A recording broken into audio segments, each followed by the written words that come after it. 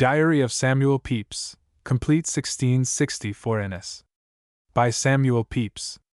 January 1663 to 1664. January 1st, went to bed between 4 and 5 in the morning with my mind in good temper of satisfaction, and slept till about 8, that many people came to speak with me. Among others one came with the best New Year's gift that ever I had, namely from Mr. Deering, with a bill of exchange drawn upon himself for the payment of L50 to Mr. Llewellyn, it being for my use with a letter of compliment. I am not resolved what or how to do in this business, but I conclude it is an extraordinary good New Year's gift, though I do not take the whole, or if I do then give some of it to Llewellyn.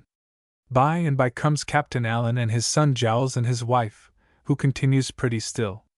They would have had me set my hand to a certificate for his loyalty, and I know not what his ability for any employment.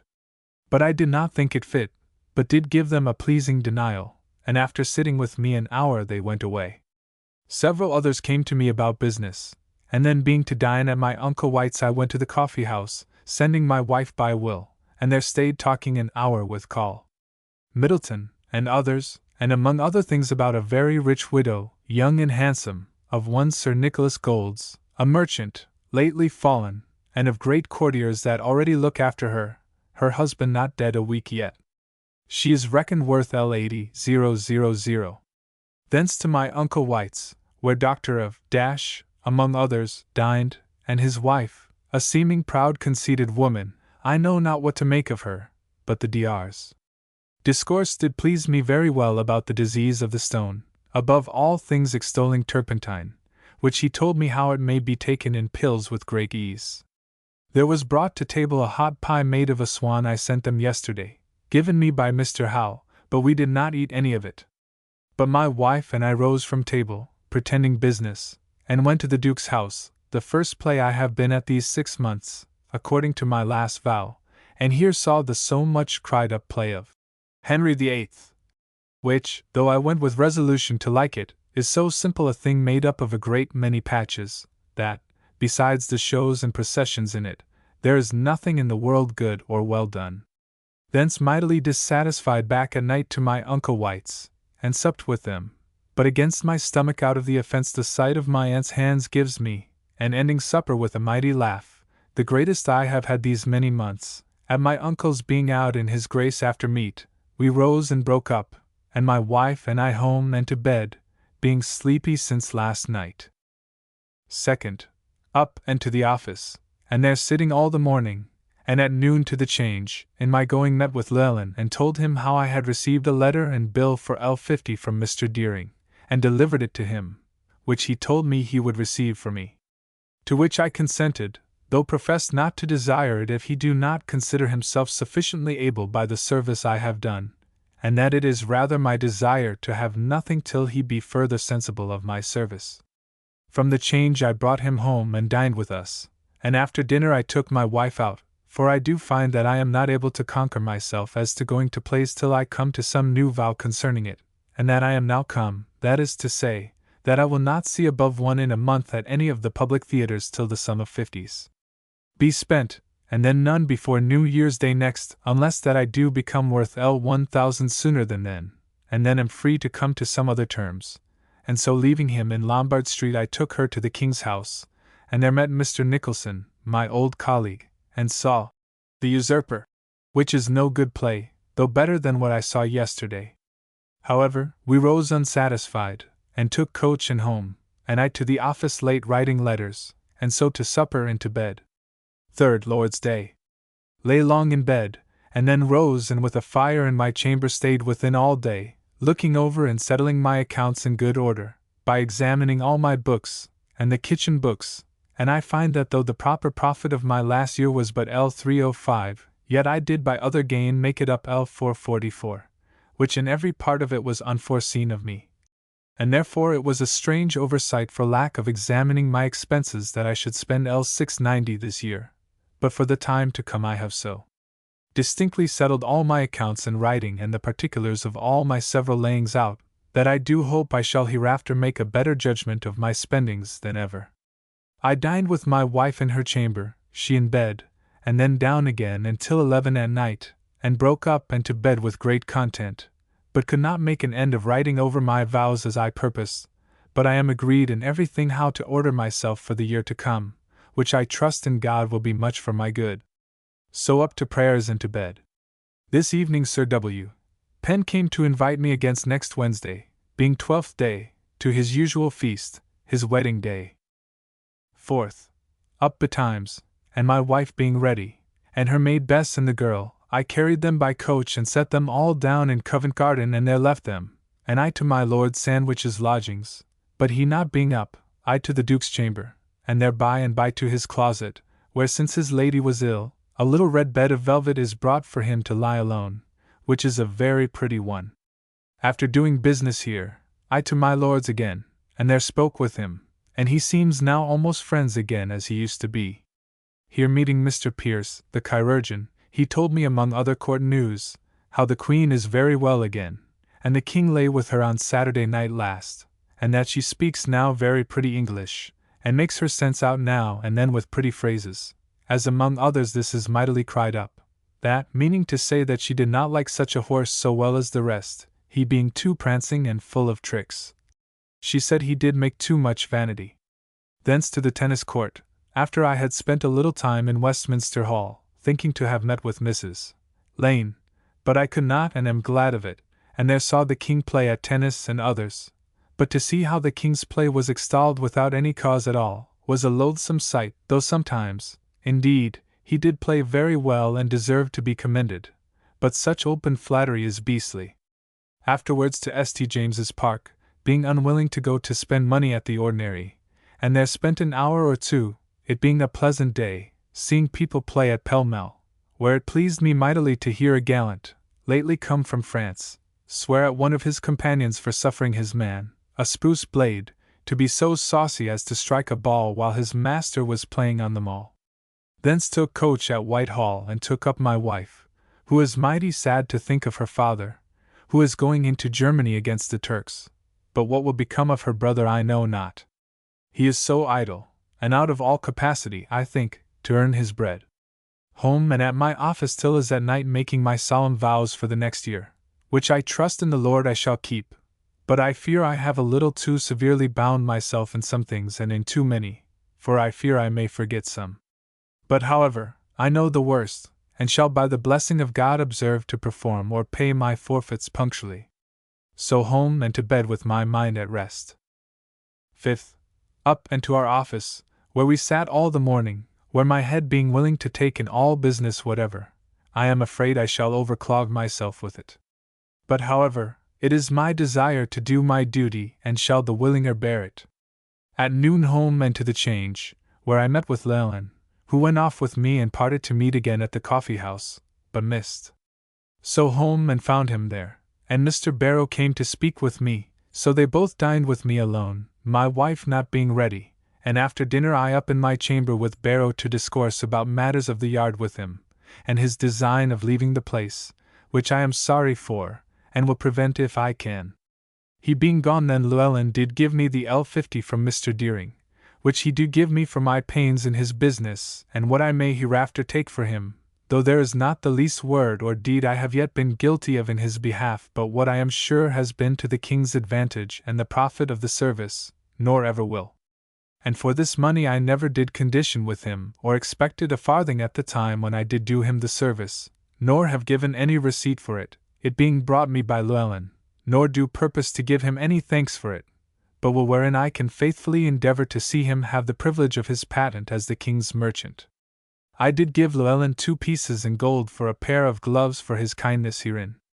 Then he being gone, I to my office, were busy till late at night, that through my room being over-confounded in business I could stay there no longer, but went home, and after a little supper to bed.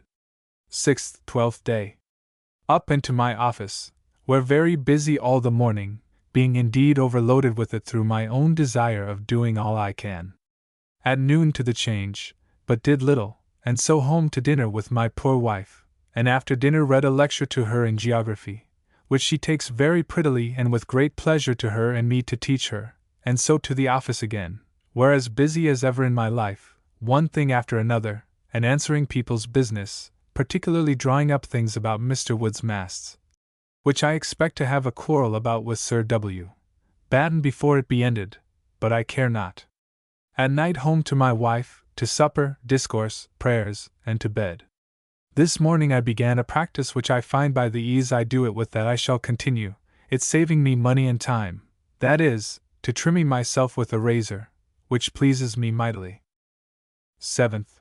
Up, putting on my best clothes into the office, where all the morning we sat busy, among other things upon Mr. Wood's performance of his contract for masts, wherein I was mightily concerned, but I think was found all along in the right, and shall have my desire in it to the King's advantage. At noon, all of us to dinner to Sir W. Penn's, where a very handsome dinner, Sir J. Lawson among others, and his lady and his daughter, a very pretty lady and of good deportment, with looking upon whom I was greatly pleased. The rest of the company of the women were all of our own house, of no satisfaction or pleasure at all. My wife was not there, being not well enough, nor had any great mind. But to see how Sir W. Penn imitates me in everything, even in his having his chimney piece in his dining room the same with that in my wife's closet, and in everything else I perceive wherein he can.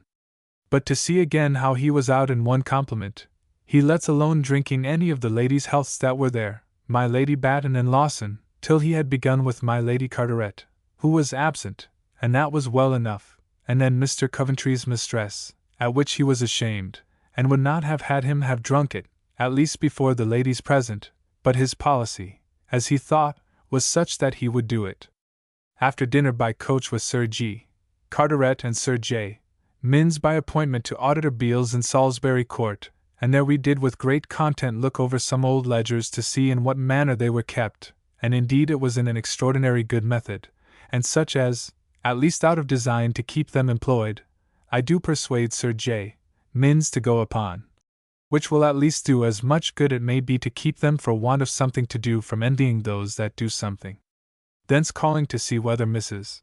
Turner was returned, which she is, and I spoke one word only to her, and away again by coach home and to my office, where late, and then home to supper and bed. 8th. Up and all the morning at my office and with Sir J. Minns, directing him and Mr. Turner about keeping of their books according to yesterday's work, wherein I shall make them work enough. At noon to the Change, and there long, and from thence by appointment took Llewellyn, Mount, and W. Simons, and Mr. Pierce, the chirurgeon, home to dinner with me and were merry. But, Lord! To hear how W.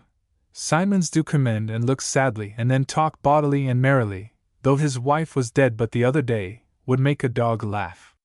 After dinner I did go in further part of kindness to Llewellyn for his kindness about Deering's L50 which he procured me the other day of him. We spent all the afternoon together, and then they to cards with my wife, who this day put on her Indian blue gown which is very pretty, where I left them for an hour, and to my office, and then to them again, and by they went away at night, and so I again to my office to perfect a letter to Mr. Coventry about department treasurers, wherein I please myself and hope to give him content and do the King's service therein. So having done, I home and to teach my wife a new lesson in the globes, and to supper and to bed. We had great pleasure this afternoon, among other things, to talk of our old passages together in Cromwell's time, and how W. Simons did make me laugh and wonder today when he told me how he had made shift to keep in good esteem and employment, through 8 governments in 1 year, the dear 1659, which were indeed, and he did name them all, and then failed unhappy in the 9th, viz. that of the King's coming in. He made good to me the story which Llewellyn did tell me the other day, of his wife upon her deathbed, how she dreamt of her uncle Scobel, and did foretell, from some discourse she had with him, that she should die 4 days thence, and not sooner, and did all along say so, and did so.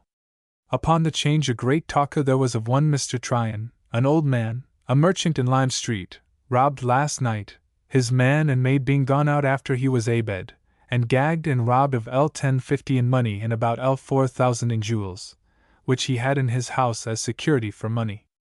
It is believed by many circumstances that his man is guilty of confederacy, by their ready going to his secret till in his desk, wherein the key of his cash chest lay. 9th. Up, my underlip being mightily swelled, I know not how but by over-rubbing it itching, and to the office, where we sat all the morning, and at noon I home to dinner, and by discourse with my wife thought upon inviting my Lord Sandwich to a dinner shortly. It will cost me at least £10 or £12, but however, some arguments of prudence I have, which however I shall think again upon before I proceed to that expense. After dinner by coach I carried my wife and Jane to Westminster, leaving her at Mr. Hunt's, and I to Westminster Hall, and there visited Mrs.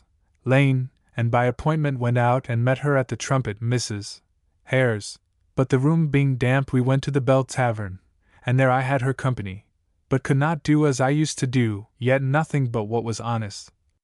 So I to talk about her having Hawley, she told me flatly no, she could not love him. I took occasion to inquire of Howlett's daughter, with whom I have a mind to meet a little to see what metal the young wench is made of, being very pretty, but she tells me she is already betrothed to Mrs. Michel's son, and she in discourse tells me more, that Mrs. Michel herself had a daughter before marriage, which is now near 30 years old, a thing I could not have believed.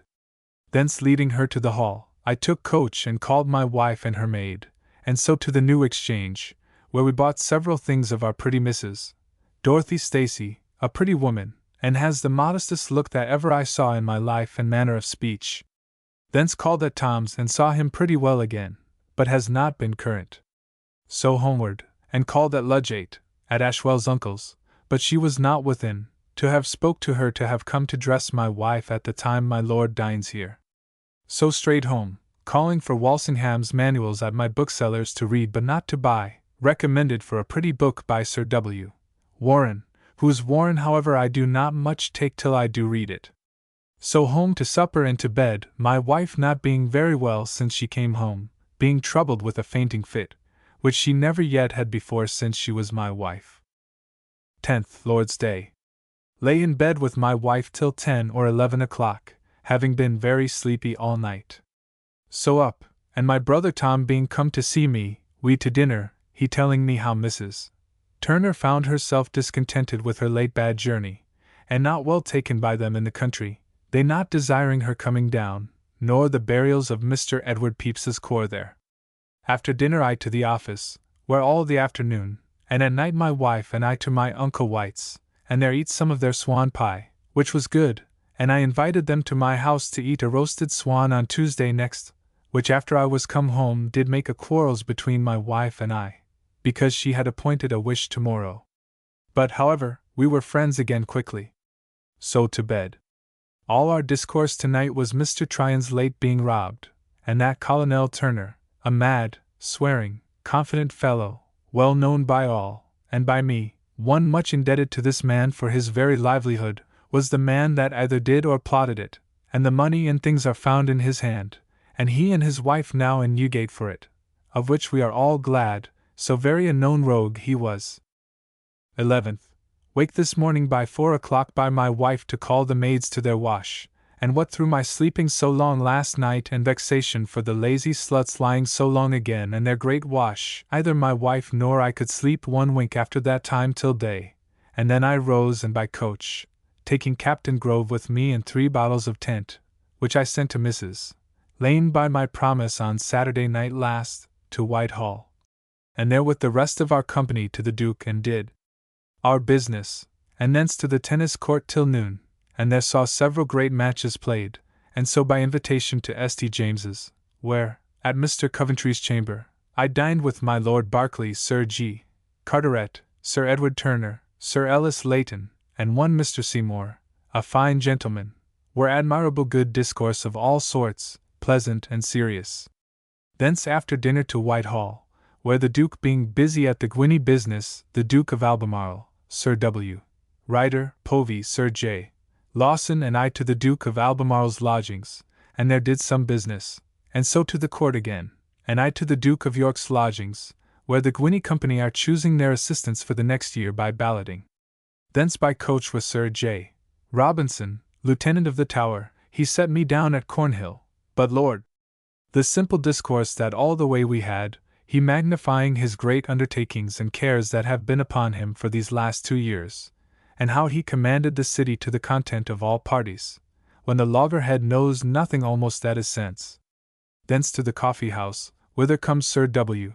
Petty and Captain Grant, and we fell in talka, besides a young gentleman, I suppose a merchant, his name Mr. Hill, that has travelled and I perceive is a master in most sorts of musique and other things, of musique, the universal character, art of memory, Granger's counterfeiting of hands and other most excellent discourses to my great content.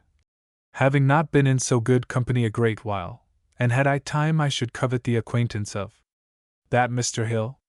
This morning I stood by the king arguing with a pretty Quaker woman, that delivered to him a desire of hers in writing. The king showed her Sir J. Minns, as a man the fittest for her quaking religion, saying that his beard was the stiffest thing about him, and again merrily said, looking upon the length of her paper, that if all she desired was of that length she might lose her desires, she modestly saying nothing till he begun seriously to discourse with her, arguing the truth of his spirit against hers, she replying still with these words, O king! And nowed him all along.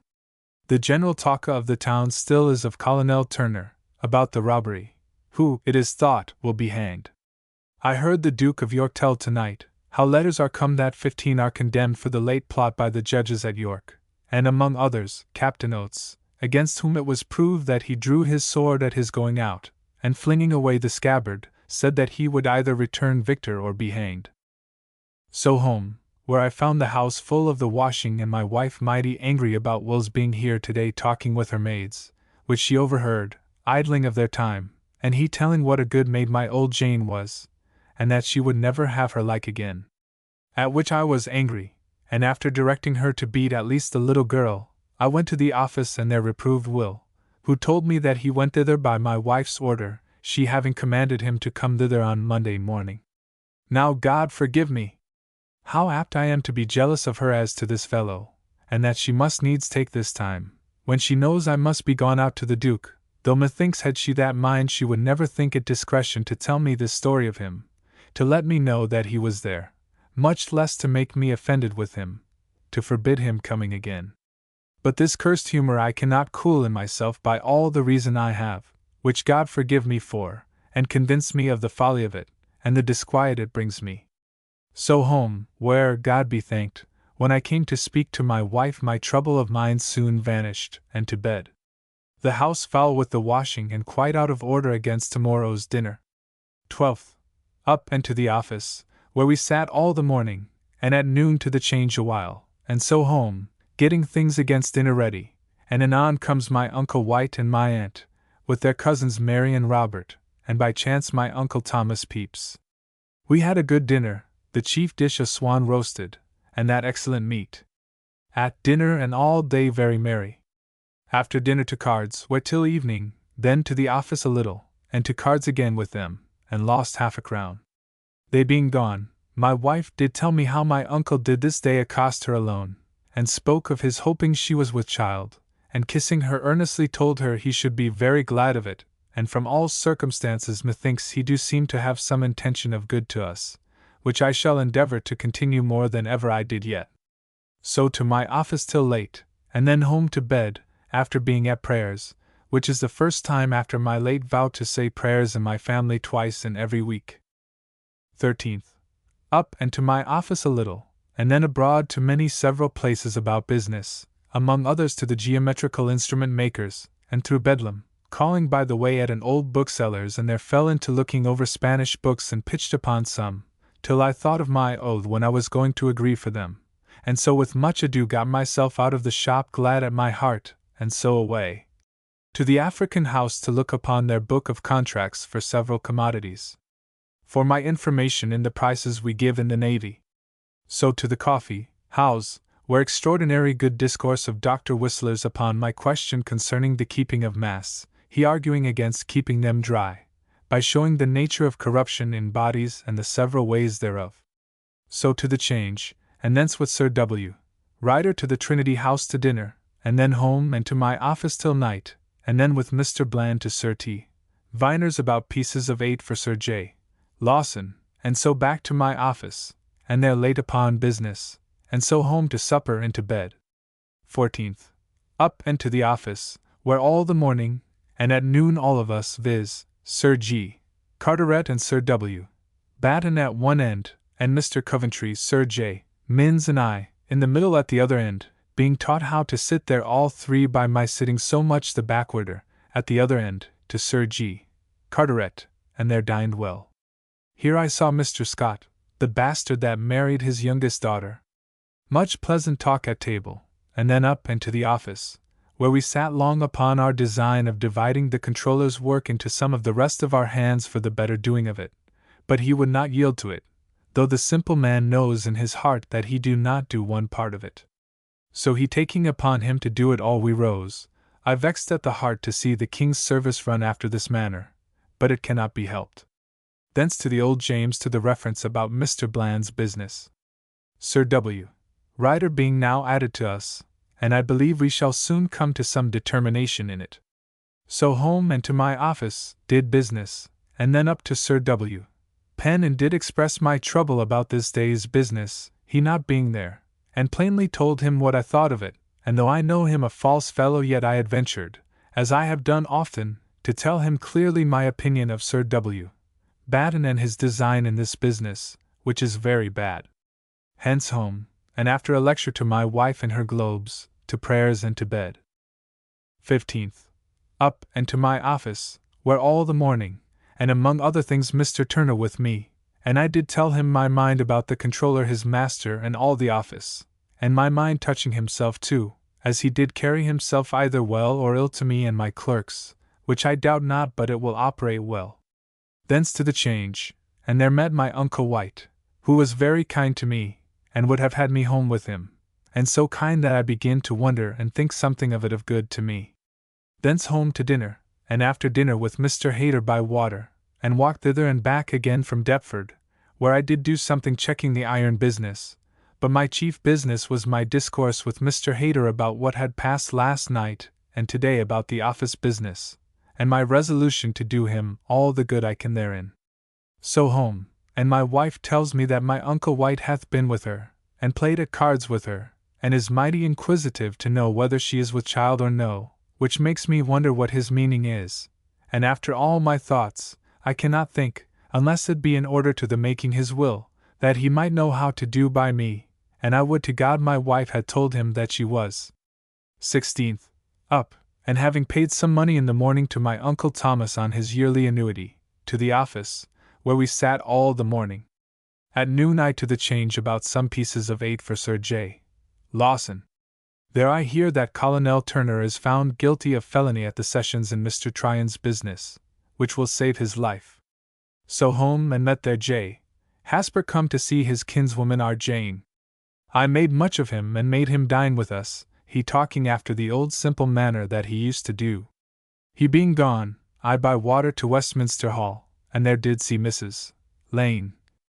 So by coach home and to my office, where Brown of the Minories brought me an instrument made of a spiral line very pretty for all questions in arithmetic almost, but it must be some use that must make me perfect in it. So home to supper and to bed, with my mind and poo troubled pour C.K. fate today, but I hope it will be la dernière de toute ma vie. 17th Lord's Day. Up, and I and my wife to church, where Pembleton appeared, which, God forgive me, did vex me, but I made nothing of it.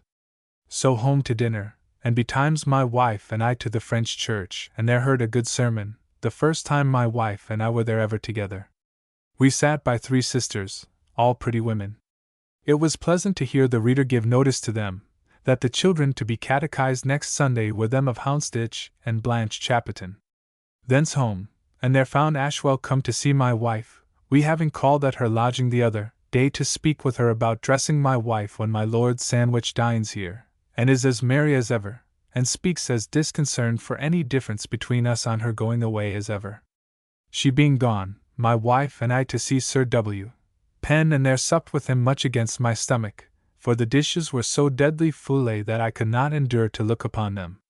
So after supper home to prayers and to bed. 18th. Up, being troubled to find my wife so ready to have me go out of doors. God forgive me for my jealousy. But I cannot forbear, though God knows I have no reason to do so, or to expect her being so true to me as I would have her. I abroad to Whitehall, where the court all in mourning for the Duchess of Savoy. We did our business with the Duke, and so I to W. How at my lord's lodgings, not seeing my lord, he being abroad, and there I advised with W. How about my having my lord to dinner at my house, who likes it well, though it troubles me that I should come to need the advice of such a boy, but for the present it is necessary.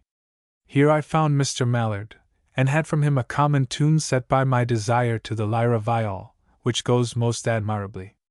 Thence home by coach to the Change, after having been at the coffee-house, where I hear Turner is found guilty of felony and burglary, and strange stories of his confidence at the bar, but yet great indiscretion in his arguing, all desirous of his being hanged. So home and found that Will had been with my wife. But, Lord! Why should I think any evil of that, and yet I cannot forbear it. But upon inquiry, though I found no reason of doubtfulness, yet I could not bring my nature to any quiet or content in my wife all day and night, nor though I went with her to divert myself at my Uncle White's, and there we played at cards till 12 at night, and went home in a great shower of rain, it having not rained a great while before. Here was one Mr. Benson, a Dutchman, played and supped with us, that pretends to sing well, and I expected great matters but found nothing to be pleased with at all. So home and to bed, yet troubled in my mind. 19th. Up, without any kindness to my wife, and so to the office, where we sat all the morning, and at noon I to the Change, and thence to Mr. Cutler's with Sir W. Ryder to dinner, and after dinner with him to the Old James upon our reference of Mr. Bland's, and having sat there upon the business half an hour, broke up, and I home and there found Madam Turner and her sister Dyke come to see us, and stayed chatting till night. And so away, and I to my office till very late, and my eyes began to fail me, and be in pain which I never felt to nowadays, which I impute to sitting up late writing and reading by candlelight. So home to supper and to bed. 20th. Up and by coach to my lord's sandwiches, and after long staying till his coming down, he not sending for me up, but it may be he did not know I was there, he came down, and I walked with him to the tennis court, and there left him, seeing the king play. At his lodgings this morning there came to him Mr. W. Montague's fine lady, which occasioned my lord's calling me to her about some business, for a friend of hers preferred to be a midshipman at sea. My lord recommended the whole matter to me. She is a fine confident lady, I think, but not so pretty as I once thought her. My lord did also seal a lease for the house he is now taking in Lincoln's Inn Fields, which stands him in 250 per annum rent. Thence by water to my brother's, whom I find not well in bed, sick, they think, of a consumption, and I fear he is not well, but do not complain, nor desire to take anything. From him I visited Mr. Honeywood, who is lame, and to thank him for his visit to me the other day, but we were both abroad. So to Mr. Commander's in Warwick Lane, to speak to him about drawing up my will, which he will meet me about in a day or two. So to the Change and walked home, thence with Sir Richard Ford, who told me that Turner is to be hanged tomorrow, and with what impudence he hath carried out his trial, but that last night, when he brought him news of his death, he began to be sober and shed some tears, and he hopes will die a penitent, he having already confessed all the thing, but says it was partly done for a joke, and partly to get an occasion of obliging the old man by his care and getting him his things again, he having some hopes of being the better by him in his estate at his death. Home to dinner, and after dinner my wife and I by water, which we have not done together many a day, that is not since last summer, but the weather is now very warm, and left her at Axe Yard, and I to Whitehall, and meeting Mr. Pierce walked with him an hour in the matted gallery. Among other things he tells me that my Lady Castlemaine is not at all set by the king, but that he do dote upon Mrs. Stewart only, and that to the leaving of all business in the world, and to the open slighting of the Queen, that he values not who sees him or stands by him while he dallies with her openly, and then privately in her chamber below, where the very sentries observe his going in and out, and that so commonly, that the Duke or any of the nobles, when they would ask where the king is, they will ordinarily say, "Is the king above or below?" meaning with Mrs. Stewart, that the king do not openly disown my Lady Castlemaine, but that she comes to court, but that my Lord Fitzharding and the Hambletons, And sometimes my Lord Sandwich, they say, have their snaps at her. But he says my Lord Sandwich will lead her from her lodgings in the darkest and obscurest manner, and leave her at the entrance into the Queen's lodgings, that he might be the least observed, that the Duke of Monmouth the King do still dote on beyond measure, insomuch that the King only, the Duke of York, and Prince Rupert, and the Duke of Monmouth, do now wear deep mourning, that is, long cloaks, for the Duchess of Savoy. So that he mourns as a prince of the blood, while the Duke of York do no more, and all the nobles of the land not so much, which gives great offence, and he says the Duke of York do consider.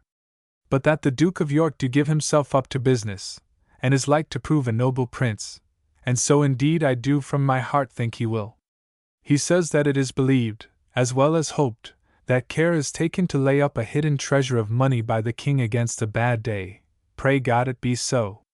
But I should be more glad that the king himself would look after business, which it seems he do not in the least.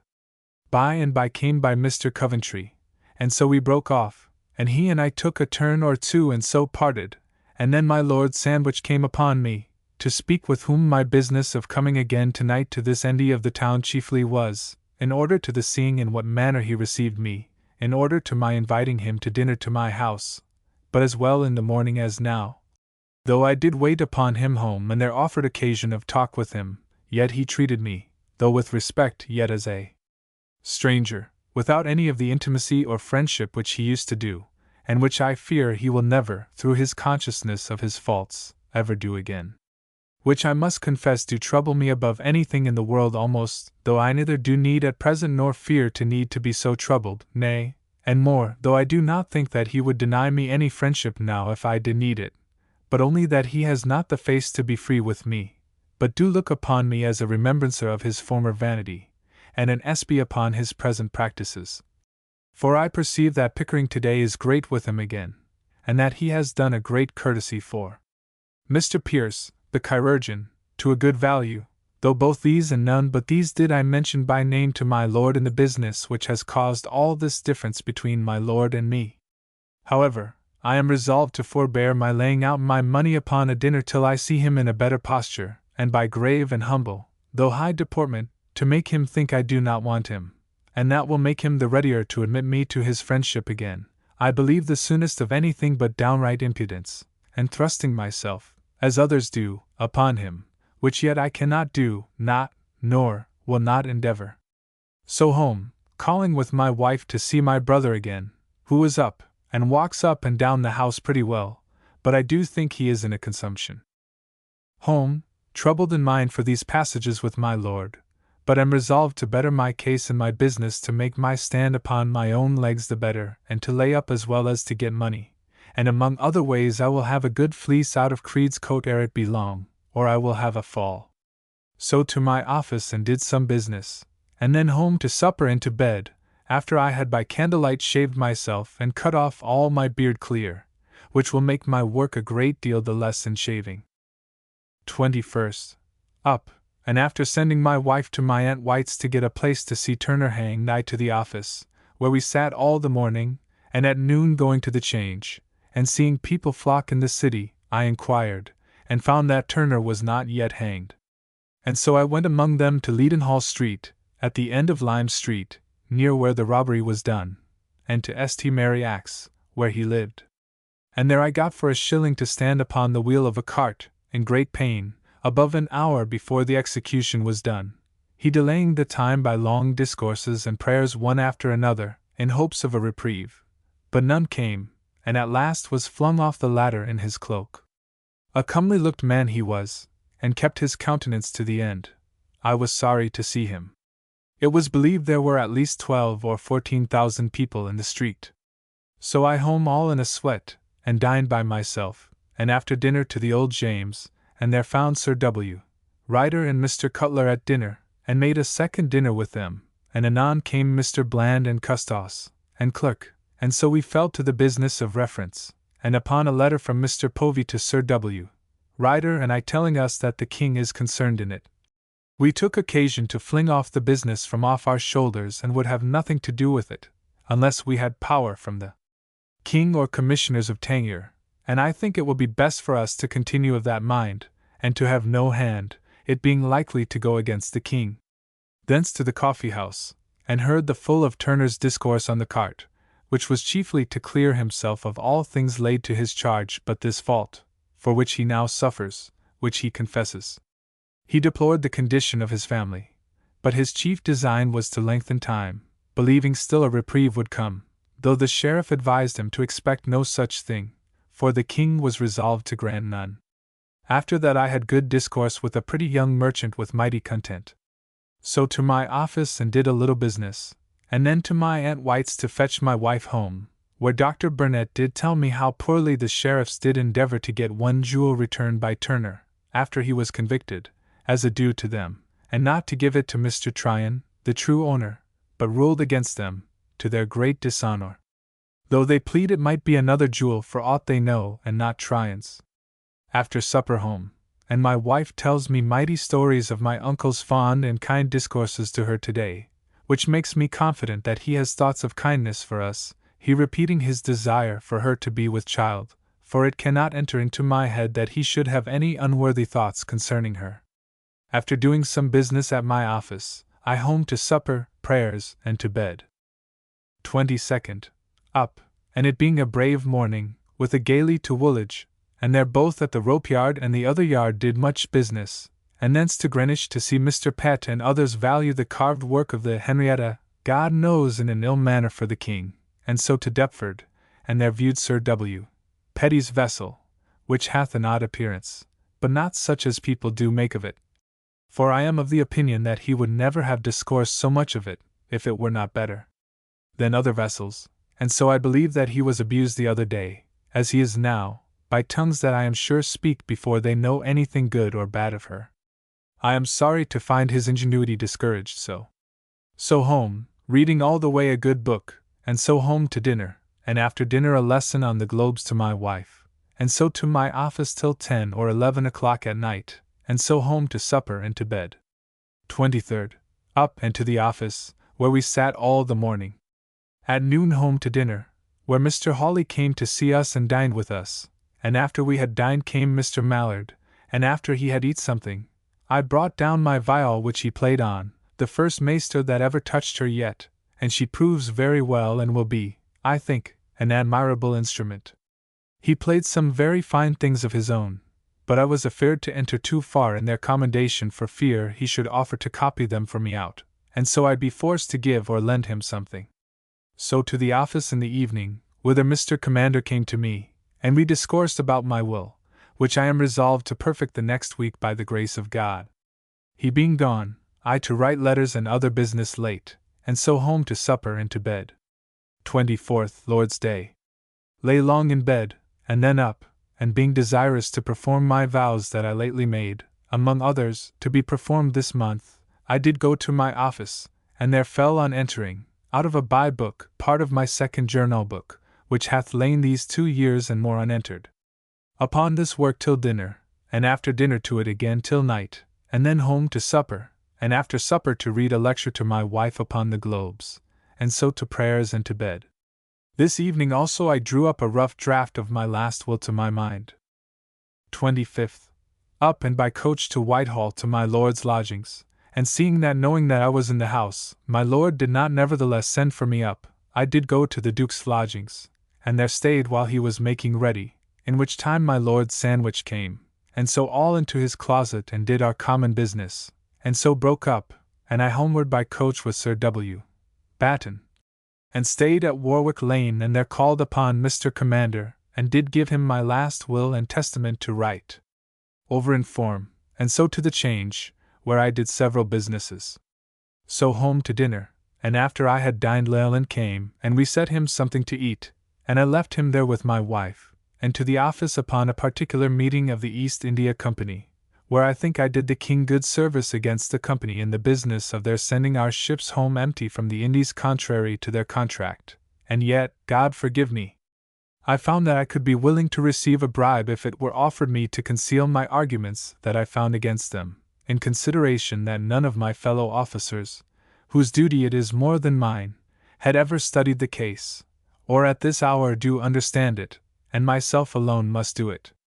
That being done, Mr. Povey and Bland came to speak with me about their business of the reference, wherein I shall have some more trouble, but cannot help it. Besides, I hope to make some good use of Mr. Povey to my advantage.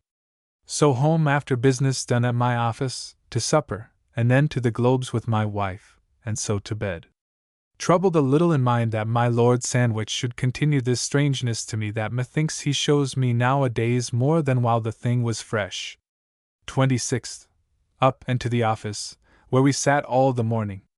At noon to the Change, after being at the coffee house, where I sat by Tom Killigrew, who told us of a fire last night in my Lady Castlemaine's lodging, where she bid L40 for one to adventure the fetching of a cabinet out, which at last was got to be done, and the fire at last quenched without doing much wrong. To Change, and there did much business, so home to dinner, and then to the office all the afternoon. And so at night my Aunt White and Mrs. Buggin came to sit with my wife, and I in to them all the evening, my uncle coming afterward, and after him Mr. Benson the Dutchman, a frank, merry man. We were very merry and played at cards till late, and so broke up and to bed in good hopes that this my friendship with my uncle and aunt will end well. 27th. Up and to the office, and at noon to the coffee house, where I sat with Sir G. Askew and Sir William Petty, who in discourse is, methinks, one of the most rational men that ever I heard speak with a tongue, having all his notions the most distinct and clear, and among other things saying, that in all his life these 3 books were the most esteemed and generally cried up for wit in the world. Religio Medici, Osborne's Advice to a Son, and Hudibras did say that in these, in the 2 first principally, the wit lies, and confirming some pretty sayings, which are generally like paradoxes, by some argument smartly and pleasantly urged, which takes with people who do not trouble themselves to examine the force of an argument, which pleases them in the delivery, upon a subject which they like, whereas, as by many particular instances of mine, and others, out of Osborne, he did really find fault and weaken the strength of many of Osborne's arguments, so as that in downright disputation they would not bear weight, at least so far, but that they might be weakened, and better found in their rooms to confirm what is there said. He shewed finely whence it happens that good writers are not admired by the present age, because there are but few in any age that do mind anything that is abstruse and curious, and so longer before any body do put the true praise, and set it on foot in the world, the generality of mankind pleasing themselves in the easy delights of the world, as eating, drinking, dancing, hunting, fencing, which we see the meanest men do the best, those that profess it. A gentleman never dances so well as the dancing master, and an ordinary fiddler makes better music for a shilling than a gentleman will do after spending 40, and so in all the delights of the world almost. Thence to the Change, and after doing much business, home, taking Commissioner Pett with me, and all alone dined together. He told me many stories of the yard, but I do know him so well, and had his character given me this morning by Hampson, as well as my own 2 of him before, that I shall know how to value anything he says either of friendship or other business. He was mighty serious with me in discourse about the consequence of Sir W. Petty's boat, as the most dangerous thing in the world, if it should be practiced by endangering our loss of the command of the seas and our trade, while the Turks and others shall get the use of them, which, without doubt, by bearing more sail will go faster than any other ships, and not being of burden, our merchants cannot have the use of them, and so will be at the mercy of their enemies. So that I perceive he is afeard that the honor of his trade will down, though, which is a truth, he pretends this consideration to hinder the growth of this invention. He being gone, my wife and I took coach and to Covent Garden, to buy a mask at the French house, Madame Sherritt's, for my wife, in the way observing the street full of coaches at the new play, The Indian Queen, which for show, they say, exceeds Henry VIII. Thence back to Mrs. Turner's and sat a while with them talking of plays and I know not what, and so called to see Tom, but not at home, though they say he is in a deep consumption, and Mrs. Turner and Dyke, and they say he will not live 2 months to an end. So home and to the office, and then to supper and to bed. 28th. Up and to the office, where all the morning sitting, and at noon upon several things to the Change, and thence to Sir G. Carteret to dinner of my own accord, and after dinner with Mr. Waite down to Deptford doing several businesses, and by land back again, it being very cold, the boat meeting me after my staying a while for him at an alehouse by Redriff Stairs. So home, and took will coming out of my doors, at which I was a little moved, and told my wife of her keeping him from the office, though God knows my base jealous head was the cause of it, which she seemed troubled at, and that it was only to discourse with her about finding a place for her brother. So I to my office late, Mr. Commander coming to read over my will in order to the engrossing it, and so he being gone I to other business, among others chiefly upon preparing matters against Creed for my profit, and so home to supper and bed, being mightily troubled with my left eye all this evening from some dirt that is got into it. 29th. Up, and after shaving myself, wherein twice now, one after another, I have cut myself much, but I think it is from the bluntness of the razor, there came Mr. Dean to me and stayed with me a while talking about Mass, wherein he prepared me in several things against Mr. Wood, and also about Sir W. Petty's boat, which he says must needs prove a folly. Though I do not think so unless it be that the King will not have it encouraged. At noon, by appointment, comes Mr. Hartlib and his wife, and a little before them Messrs. Langley and Bostock, old acquaintances of mine at Westminster, clerks, and after shewing them my house and drinking they set out by water, my wife and I with them down to Wapping on board the Crown, a merchantman, Captain Floyd, a civil person. Here was Vice Admiral Goodson, whom the more I know the more I value for a serious man and staunch. Here was Whistler the flagmaker, which vexed me, but it mattered not. Here was other sorry company and the discourse poor, so that we had no pleasure there at all, but only to see and bless God to find the difference that is now between our condition and that heretofore, when we were not only much below Hartlib in all respects, but even these two fellows above named, of whom I am now quite ashamed that ever my education should lead me to such low company, but it is God's goodness only, for which let him be praised. After dinner I broke up and with my wife home, and thence to the Fleece in Cornhill, by appointment, to meet my Lord Marlborough, a serious and worthy gentleman, who, after doing our business about the company, he and they began to talk of the state of the Dutch in India, which is like to be in a little time without any control, for we are lost there, and the Portuguese as bad. Thence to the coffee-house, where good discourse, specially of L. T. Call, Baron, touching the manners of the Turk's government, among whom he lived long. So to my Uncle White's, where late playing at cards, and so home. 30th. Up, and a sorry sermon of a young fellow I knew at Cambridge. But the day kept solemnly for the King's murder, and all day within doors making up my Brampton papers, and in the evening Mr. Commander came and we made perfect and signed and sealed my last will and testament, which is so to my mind, and I hope to the liking of God Almighty, that I take great joy in myself that it is done, and by that means my mind in a good condition of quiet. At night to supper and to bed. This evening, being in a humor of making all things even and clear in the world, I tore some old papers, among others, a romance which, under the title of Love at Shade, I begun 10 years ago at Cambridge, and at this time reading it over tonight I liked it very well, and wondered a little at myself at my vein at that time when I wrote it, doubting that I cannot do so well now if I would try.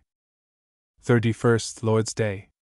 Up, and in my chamber all day long, but a little at dinner, settling all my Brampton accounts to this day in very good order, I having obliged myself by oath to do that and some other things within this month, and did also perfectly prepare a state of my estate and annexed it to my last will and testament, which now is perfect, and lastly, I did make up my monthly accounts, and find that I have gained above L50 this month clear, and so am worth L858 clear, which is the greatest sum I ever yet was master of, and also read over my usual vows, as I do every Lord's Day, but with greater seriousness than ordinary, and I do hope that every day I shall see more and more the pleasure of looking after my business and laying up of money, and blessed be God for what I have already been enabled by His grace to do. So to supper and to bed with my mind in mighty great ease and content, but my head very full of thoughts and business to dispatch this next month also, and among others to provide for answering to the exchequer for my uncle's being general receiver in the year 1647, which I am at present wholly unable to do, but I must find time to look over all his papers. February 1663 to 1664. February 1st. Up, my maids rising early this morning to washing, and being ready I found Mr. Strutt the purser below with 12 bottles of sack, and tells me, which from Sir W. Batten I had heard before, how young Jack Davis has railed against Sir W. Batten for his endeavoring to turn him out of his place, at which for the fellow's sake, because it will likely prove his ruin, I am sorry, though I do believe he is a very arch rogue. I took Strutt by coach with me to Whitehall, where I set him down, and I to my lord's, but found him gone out betimes to the wardrobe, which I am glad to see that he so attends his business, though it troubles me that my counsel to my prejudice must be the cause of it. They tell me that he goes into the country next week, and that the young ladies come up this week before the old lady. Here I hear how 2 men last night, justling for the wall about the New Exchange, did kill one another, each thrusting the other through, one of them of the King's Chapel, one cave, and the other a retainer of my Lord General Middleton's. Thence to Whitehall, where, in the Duke's chamber, the King came and stayed an hour or 2 laughing at Sir W. Petty, who was there about his boat, and at Gresham College in general, at which poor Petty was, I perceive, at some loss, but did argue discreetly, and bear the unreasonable follies of the King's objections and other bystanders with great discretion, and offered to take oddies against the King's best boats. But the King would not lay, but cried him down with words only. Gresham College he mightily laughed at, for spending time only in weighing of air, and doing nothing else since they Saturday thence to Westminster Hall, and there met with divers people, it being term time. Among others I spoke with Mrs. Lane, of whom I doubted to hear something of the effects of our last meeting about a fortnight or 3 weeks ago, but to my content did not. Here I met with Mr. Pierce, who tells me of several passages at court, among others how the King, coming the other day to his theatre to see the Indian Queen, which he commends for a very fine thing, my Lady Castlemaine was in the next box before he came, and leaning over other ladies awhile to whisper to the King, she rose out of the box and went into the King's, and set herself on the King's right hand, between the King and the Duke of York, which, he swears, put the King himself, as well as everybody else, out of countenance, and believes that she did it only to show the world that she is not out of favour yet, as was believed. Thence with Alderman Meynell by his coach to the Change, and there with several people busy, and so home to dinner, and took my wife out immediately to the King's Theatre, it being a new month, and once a month I may go, and there saw the Indian Queen acted, which indeed is a most pleasant show, and beyond my expectation, the play good, but spoiled with the rhyme, which breaks the sense. But above my expectation most, the eldest Marshal did do her part most excellently well as I ever heard woman in my life, but her voice not so sweet as Ianthe's. But however, we came home mightily contented. Here we met Mr. Pickering and his mistress, Mrs. Dalwild. He tells me that the business runs high between the Chancellor and my Lord Bristol against the Parliament, and that my Lord Lauderdale and Cooper open high against the Chancellor, which I am sorry for. In my way home I light into the coffee-house, where I heard L.T. Call Baron tell very good stories of his travels over the high hills in Asia above the clouds, how clear the heaven is above them, how thick like a mist the way is through the cloud that wets like a sponge one's clothes, the ground above the clouds all dry and parched, nothing in the world growing, it being only a dry earth, yet not so hot above as below the clouds. The stars at night most delicate bright and a fine clear blue sky, but cannot see the earth at any time through the clouds, but the clouds look like a world below you. Thence home and to supper, being hungry, and so to the office, did business, specially about Creed, for whom I am now pretty well fitted, and so home to bed. This day in Westminster Hall W. Bowyer told me that his father is dead lately, and died by being drowned in the river, coming over in the night, but he says he had not been drinking. He was taken with his stick in his hand and cloak over his shoulder, as ruddy as before he died. His horse was taken overnight in the water, hampered in the bridle, but they were so silly as not to look for his master till the next morning, that he was found drowned. 2nd. Up and to the office, where, though Candlemas Day, Mr. Coventry and Sir W. Penn and I all the morning, the others being at a survey at Deptford. At noon by coach to the Change with Mr. Coventry, thence to the coffee house with Captain Coke, who discoursed well of the good effects in some kind of a Dutch war and conquest, which I did not consider before, but the contrary, that is, that the trade of the world is too little for us too, therefore one must down, to ndly, that though our merchants will not be the better husbands by all this, yet our wool will bear a better price by vaunting of our cloths, and by that our tenants will be better able to pay rents, and our lands will be more worth, and all our own manufactures, which now the Dutch outvie us in, that he thinks the Dutch are not in so good a condition as heretofore because of want of men always, and now from the wars against the Turk more than ever. Then to the Change again, and thence off to the Sun Tavern with Sir W. Warren, and with him discoursed long, and had good advice, and hints from him, and among other things he did give me a pair of gloves for my wife wrapped up in paper, which I would not open, feeling it hard, but did tell him that my wife should thank him, and so went on in discourse. When I came home, Lord, in what pain I was to get my wife out of the room without bidding her go, that I might see what these gloves were, and by, she being gone, it proves a pair of white gloves for her and 40 pieces in good gold, which did so cheer my heart, that I could eat no victuals almost for dinner for joy to think how God do bless us every day more and more yet I hope he will upon the increase of my duty and endeavors. I was at great loss what to do, whether tell my wife of it or no, which I could hardly forbear, but yet I did and will think of it first before I do, for fear of making her think me to be in a better condition, or in a better way of getting money, than yet I am. After dinner to the office, where doing infinite of business till past at night to the comfort of my mind, and so home with joy to supper and to bed. This evening Mr. Hempson came and told me how Sir W. Batt and his master will not hear of continuing him in his employment as clerk of the survey at Chatham, from whence of a sudden he has removed him without any new or extraordinary cause, and I believe, as he himself do in part right, and J. Norman do confess for nothing but for that he was twice with me the other day and did not wait upon him. So much he fears me and all that have to do with me. Of this more in the MEM. Book of my office upon this day, there I shall find it. 3rd. Up, and after a long discourse with my cousin Thomas Pepys, the executor, I with my wife by coach to Holborn, where I light, and she to her father's, I to the Temple and several places, and so to the Change, where much business, and then home to dinner alone, and so to the Mitre Tavern by appointment, and there met by chance with W. How come to buy wine for my lord against his going down to Hinchingbroke. And I private with him a great while discoursing of my lord's strangeness to me. But he answers that I have no reason to think any such thing, but that my lord is only in general a more reserved man than he was before, to meet Sir W. Ryder and Mr. Clerk, and thereafter much ado made an end, giving Mr. Custos L202 against Mr. Bland, which I endeavored to bring down but could not, and think it is well enough ended for Mr. Bland for all that. Thence by coach to fetch my wife from her brother's, and found her gone home.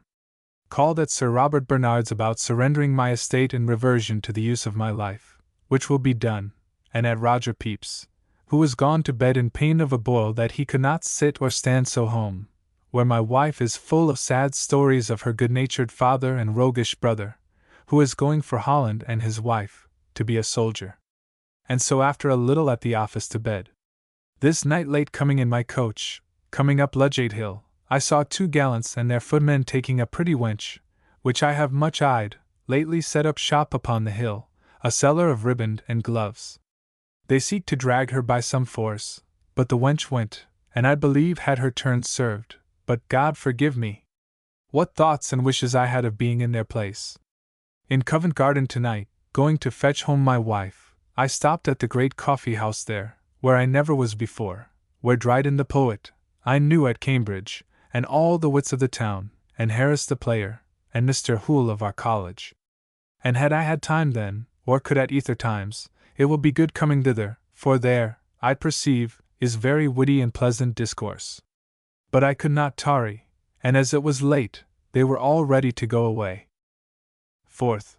Up and to the office, where after a while sitting, I left the board upon pretence of serious business, and by coach to Paul's school, where I heard some good speeches of the boys that were to be elected this year. Thence by and by with Mr. Pullen and Barnes, a great nonconformist, with several others of my old acquaintance to the Nag's Head Tavern, and there did give them a bottle of sack, and away again and I to the school, and up to hear the upper form examined, and there was kept by very many of the Mercers, Clutterbuck, a Barker, Harrington, and others, and with great respect used by them all, and had a noble dinner. Here they tell me, that in Dr. Collinswell he says that he would have a master found for the school that hath good skill in Latin, and if it could be, one that had some knowledge of the Greek, so little was Greek known here at that time. Dr. Wilkins and one Mr. Smallwood posers. After great pleasure there, and specially to Mr. Crumlum, so often to tell of my being a benefactor to the school, I to my booksellers, and there spent an hour looking over Theatrum Urbium and Flandria Illustrata, with excellent cuts, with great content. So homeward, and called at my little milliner's, where I chatted with her husband out of the way, and a mad merry slut she is.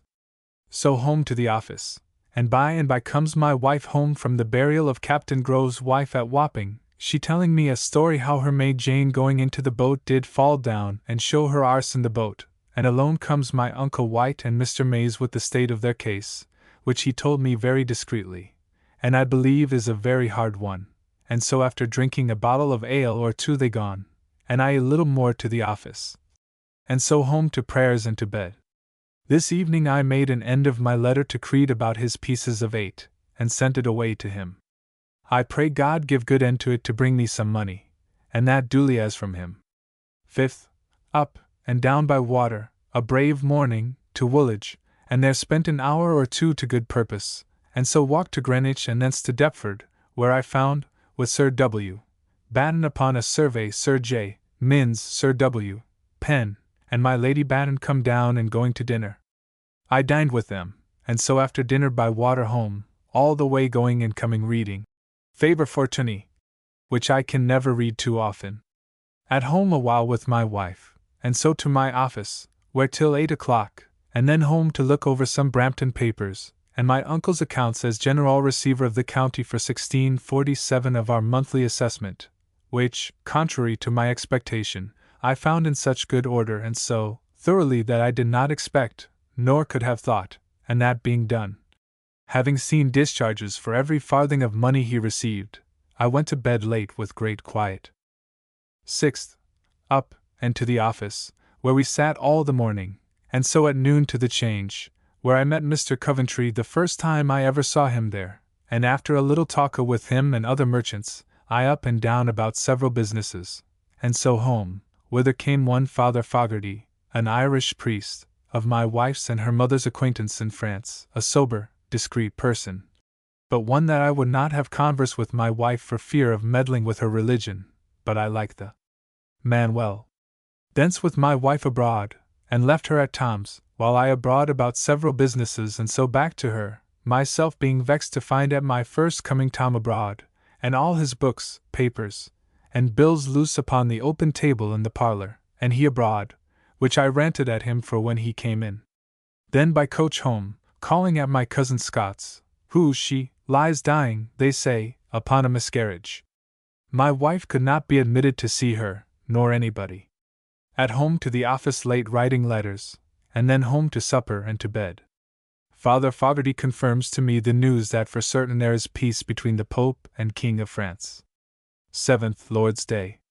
Up and to church, and thence home, my wife being ill, kept her bed all day, and I up and dined by her bedside, and then all the afternoon till late at night writing some letters of business to my father, stating of matters to him in general of great import, and other letters to ease my mind in the week days that I have not time to think of, and so up to my wife, and with great mirth read Sir W. Davenant's 2 speeches in dispraise of London and Paris, by way of reproach one to another, and so to prayers and to bed. 8th, up, and by coach called upon Mr. Phillips, and after a little talk with him away to my Lord Sandwich's, but he being gone abroad, I stayed a little and talked with Mr. Howe, and so to Westminster in term time, and there met Mr. Pierce, who told me largely how the king still do dote upon his women, even beyond all shame, and that the good queen will of herself stop before she goes sometimes into her dressing room, till she knows whether the king be there, for fear he should be, as she hath sometimes taken him, with Mrs. Stewart, and that some of the best parts of the queen's jointure are, contrary to faith, and against the opinion of my Lord Treasurer and his council, bestowed or rented, I know not how, to my Lord Fitzharding and Mrs. Stewart, and others of that crew, that the king do dote infinitely upon the Duke of Monmouth, apparently as one that he intends to have succeed him. God knows what will be the end of it. After he was gone I went and talked with Mrs. Lane about persuading her to Hawley, and think she will come on, which I wish were done, and so to Mr. Howlett and his wife, and talked about the same, and they are mightily for it, and I bid them promote it, for I think it will be for both their goods and my content. But I was much pleased to look upon their pretty daughter, which is grown a pretty maid, and will make a fine modest woman. Thence to the Change by coach, and after some business done, home to dinner, and thence to Guildhall, thinking to have heard some pleading, but there were no courts, and so to Cades the stationer, and there did look upon some pictures which he promised to give me the buying of, but I found he would have played the jack with me, but at last he did proffer me what I expected, and I have laid aside L10 or L12 worth, and will think of it. But I am loath to lay out so much money upon them. So home a little vexed in my mind to think how today I was forced to compliment W.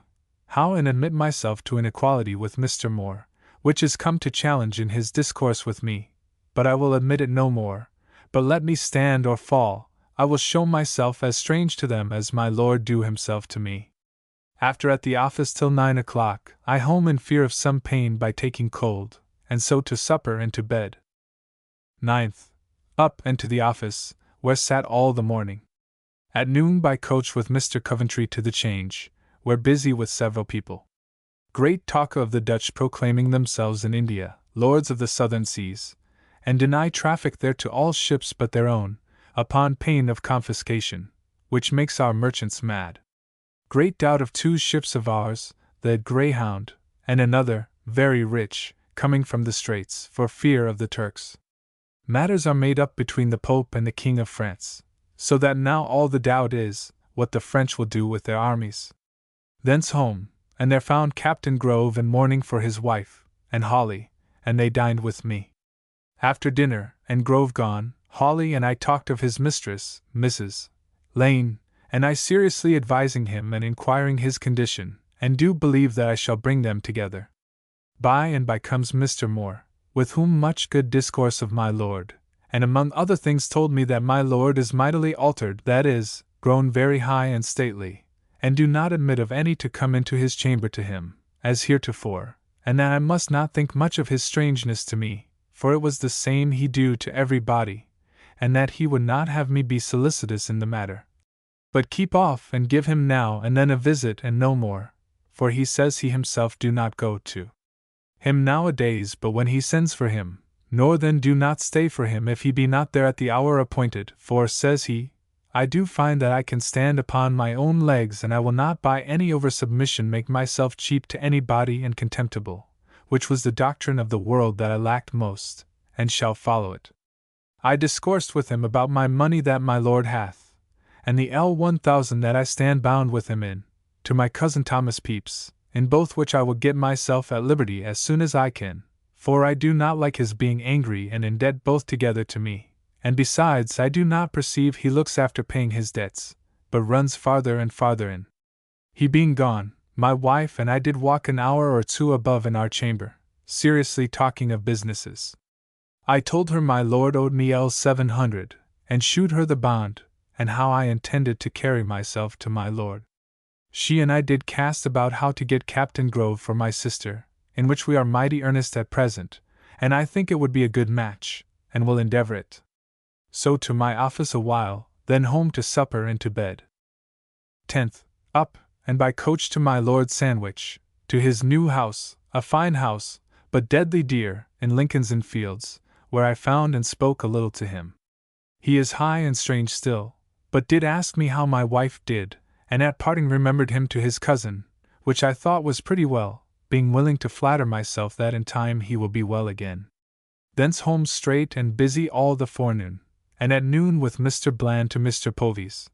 But he being at dinner and full of company, we retreated and went into Fleet Street to a friend of his, and after a long stay, he telling me the long and most perplexed story of Coronel and Bushel's business of sugars, wherein Park and Green and Mr. Bland and 40 more have been so concerned about the King of Portugal's duties, wherein every party has labored to cheat another, a most pleasant and profitable story to hear, and in the close made me understand Mr. May's business better than I did before. By and by dinner came, and after dinner and good discourse that and such as I was willing for improvement's sake to hear, I went away to Whitehall to a committee of tenure, where I took occasion to demand of Creed whether he had received my letter, and he told me yes, and that he would answer it, which makes me much wonder what he means to do with me, but I will be even with him before I have done.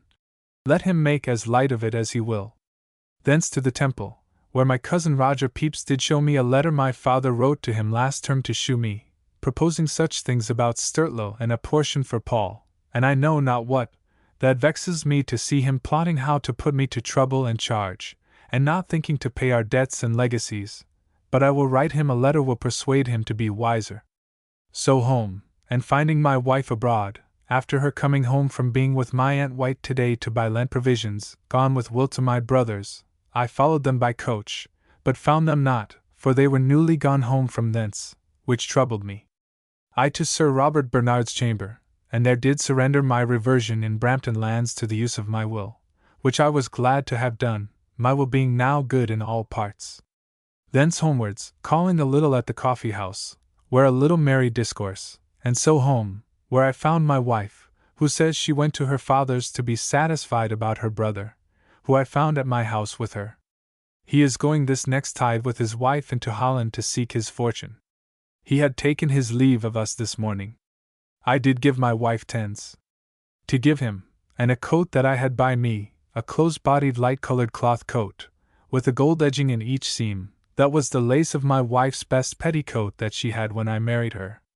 I stayed not there, but to my office, where Staines the glazier was with me till to at night making up his contract, and per man, I made him almost mad through a mistake of mine, but did afterwards reconcile all, for I would not have the man that labors to serve the king so cheap above others suffer too much.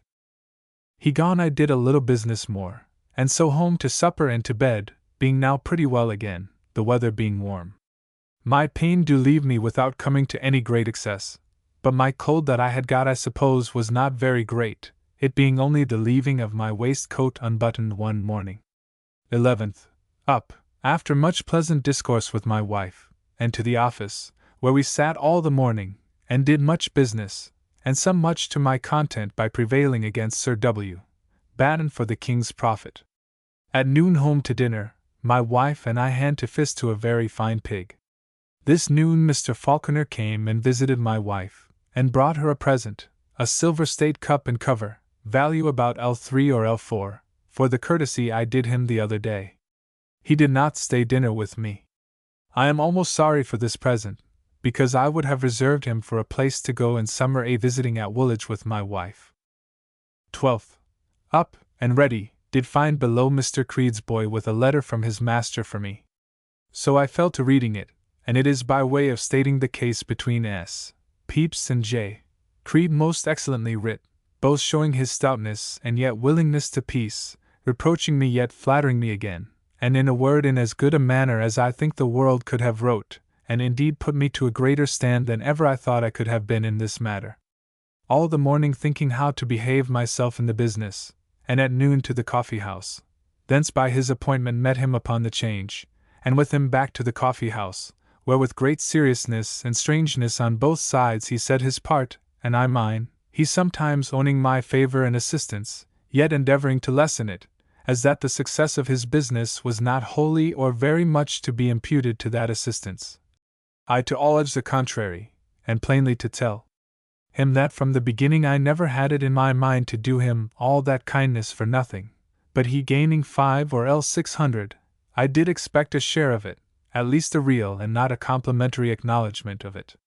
In fine, I said nothing all the while that I need fear he can do me more hurt with them than before I spoke them.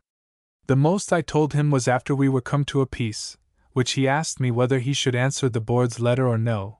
I told him he might forbear it a while and no more. Then he asked how the letter could be signed by them without their much inquiry. I told him it was as I worded it, and nothing at all else of any moment, whether my words be ever hereafter spoken of again or no, so that I have the same either better nor worse force over him that I had before, if he should not do his part. And the peace between us was this, says he after all. Well, says he, I know you will expect, since there must be some condescension, that it do become me to begin it, and therefore, says he, I do propose, just like the interstice between the death of the old and the coming in of the present king, all the time is swallowed up as if it had never been, so our breach of friendship may be as if it had never been. That I should lay aside all misapprehensions of him, or his first letter, and that he would reckon himself obliged to show the same ingenuous acknowledgment of my love and service to him as at the beginning he ought to have done, before by my first letter I did, as he well observed, put him out of a capacity of doing it, without seeming to do it servilely, and so it rests, and I shall expect how he will deal with me. After that I began to be free, and both of us to discourse of other things, and he went home with me and dined with me and my wife, and very pleasant, having a good dinner, and the opening of my lamprey, cutting a notch on one side, which proved very good. After dinner he and I to Deptford, walking all the way, where we met Sir W. Petty, and I took him back, and I got him to go with me to his vessel and discourse it over to me, which he did very well, and then walked back together to the waterside at Redriff, with good discourse all the way.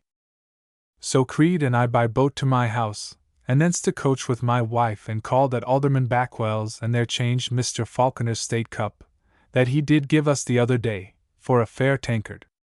The cup weighed with the fashion L 5/16, and another little cup that Joyce Norton did give us 17, both L 6/13, for which we had the tankard, which came to L 6/10, at 5s. 7d. per ounce, and 3s. in money, and with great content away thence to my brother's, Creed going away there, and my brother bringing me the old silk standard that I lodged there long ago, and then back again home, and thence, hearing that my uncle White had been at my house, I went to him to the Mitre, and there with him and Mays, Norbury, and Mr. Rawlinson till late eating some pot venison, where the crown earthen pot pleased me mightily. And then homewards and met Mr. Barrow, so back with him to the Mitre and sat talking about his business of his discontent in the yard, wherein sometimes he was very foolish and pettish, till 12 at night, and so went away, and I home and up to my wife a bed, with my mind ill at ease whether I should think that I had by this made myself a bad end by missing the certainty of L 100 which I proposed to myself so much, or a good one by easing myself of the uncertain good effect but the certain trouble and reflection which must have fallen on me if we had proceeded to a public dispute, ended besides embarking myself against my lord, who, which I had forgot, had given him his hand for the value of the pieces of 8 at his rates which were all false, which by the way I shall take heed to the giving of my lord notice of it hereafter whenever he goes out again. 13th. Up, and after I had told my wife in the morning in bed the passages yesterday with Creed, my head and heart was mightily lighter than they were before, and so up and to the office, and thence, after sitting, at 11 o'clock with Mr. Coventry to the African House, and there with Sir W. Ryder by agreement we looked over part of my Lord Peterborough's accounts, these being by Creed and Vernity. Anon down to dinner to a table which Mr. Coventry keeps here, out of his L 300 per annum as one of the assistants to the Royal Company, a very pretty dinner, and good company, and excellent discourse, and so up again to our work for an hour till the company came to having a meeting of their own. And so we broke up, and Creed and I took coach and to Reeves, the prospective glass maker. And there did indeed see very excellent microscopes, which did discover a louse or mite or sand most perfectly and largely. Being sated with that we went away, yet with a good will were it not for my obligation to have bought one, and walked to the New Exchange, and after a turn or two and talked I took coach and home, and so to my office, after I had been with my wife and saw her day's work in ripping the silk standard, which we brought home last night, and it will serve to line a bed, or for 20 uses, to our great content. And there wrote fair my angry letter to my father upon that he wrote to my cousin Roger Pepys, which I hope will make him the more careful to trust to my advice for the time to come without so many needless complaints and jealousies, which are troublesome to me because without reason. 14th Lord's Day. Up and to church alone, where a lazy sermon of Mr. Mills, upon a text to introduce catechizing in his parish, which I perceive he intends to begin. So home and very pleasant with my wife at dinner. All the afternoon at my office alone doing business, and then in the evening after a walk with my wife in the garden, she and I to my Uncle White's to supper, where Mr. Norbury, but my uncle out of tune, and after supper he seemed displeased mightily at my aunt's desiring to put off a copper kettle, which it seems with great study he had provided to boil meat in, and now she is put in the head that it is not wholesome. Which vexed him, but we were very merry about it, and by home, and after prayers to bed. 15th. Up, and carrying my wife to my lord's lodgings left her, and I to Whitehall, to the Duke, where he first put on a periwig today, but methought his hair cut short in order thereto did look very prettily of itself, before he put on his periwig. Thence to his closet, and there did our business, and thence Mr. Coventry and I down to his chamber and spent a little time, and so parted, and I took my wife homeward, I stopping at the coffee house, and thence a while to the Change, where great news of the arrival of 2 rich ships, the Greyhound and another, which they were mightily afeard of, and great insurance given, and so home to dinner, and after an hour with my wife at her globes, I to the office, where very busy till 11 at night, and so home to supper and to bed. This afternoon Sir Thomas Chamberlain came to the office to me, and showed me several letters from the East Indies, showing the height that the Dutch are come to there, showing scorn to all the English, even in our only factory there of Surrey, beating several men, and hanging the English standard St. George under the Dutch flag in scorn, saying, that whatever their masters do or say at home, they will do what they list, and will be masters of all the world there, and have so proclaimed themselves sovereign of all the South Seas, which certainly our king cannot endure, if the Parliament will give him money. But I doubt, and yet do hope they will not yet, till we are more ready for it. 16th. Up and to the office, where very busy all the morning, and most with Mr. Wood, I vexing him about his masts. At noon to the Change a little, and thence brought Mr. Barrow to dinner with me, where I had a haunch of venison roasted, given me yesterday, and so had a pretty dinner, full of discourse of his business, wherein the poor man is mightily troubled, and I pity him in it, but hope to get him some ease.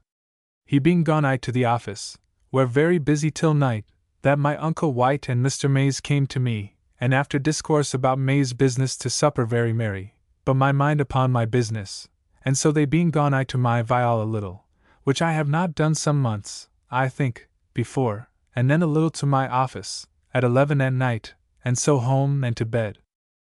17th. Up, and with my wife, setting her down by her father's in Long Acre, in so a looked a place, among all the whorehouses, that I was troubled at it, to see her go thither.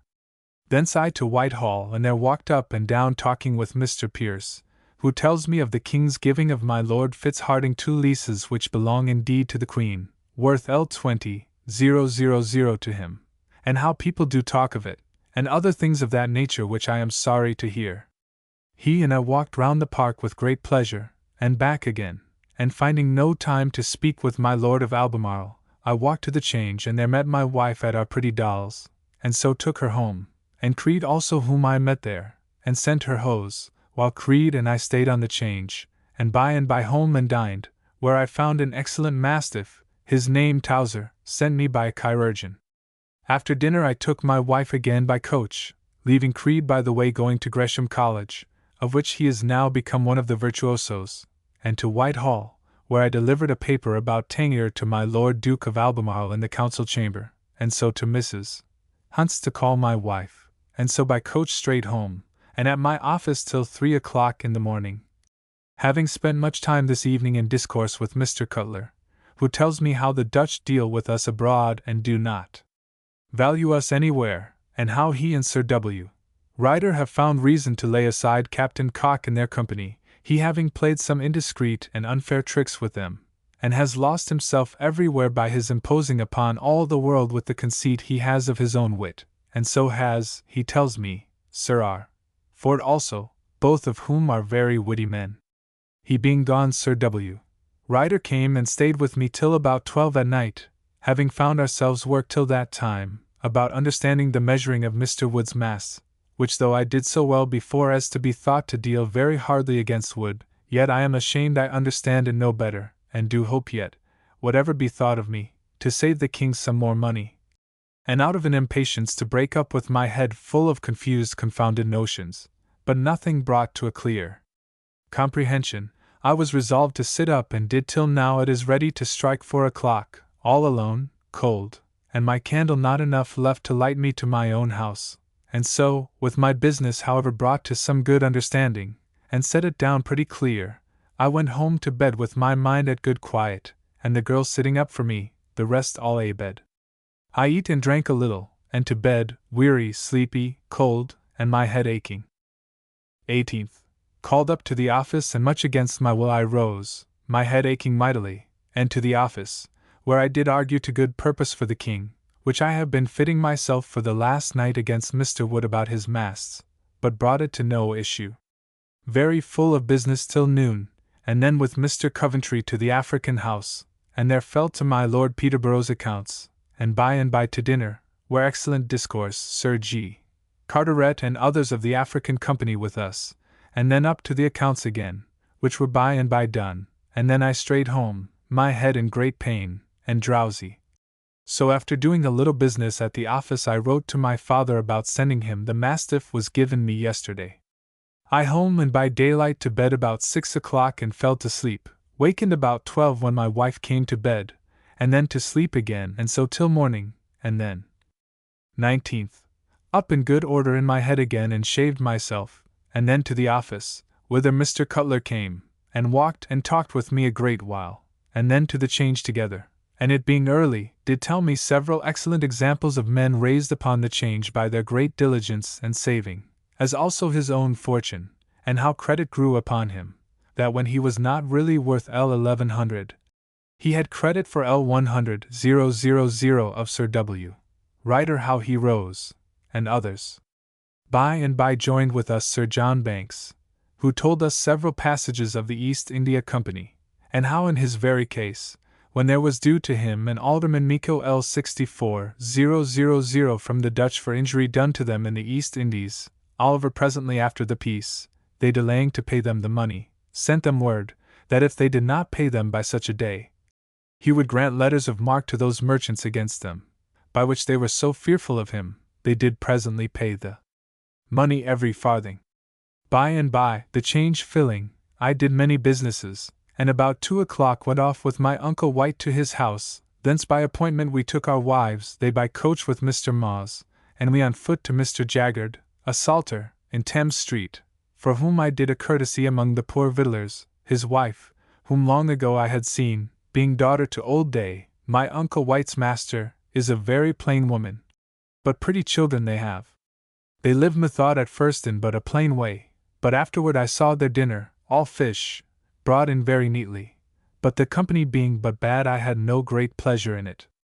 After dinner I to the office, where we should have met upon business extraordinary, but business not coming we broke up, and I thither again and took my wife, and taking a coach, went to visit my lattice Jemima and Paulina Montague, and Mrs. Elizabeth Dickering, whom we find at their father's new house in Lincoln's Inn Fields, but the house all in dirt. They received us well enough, but I did not endeavor to carry myself over familiarly with them, and so after a little stay, there coming in presently after us my Lady Abergavenny and other ladies, we back again by coach, and visited, my wife did, my she-cousin Scott, who is very ill still, and thence to Jaggard's again, where a very good supper and great store of plate, and above all after supper Mrs.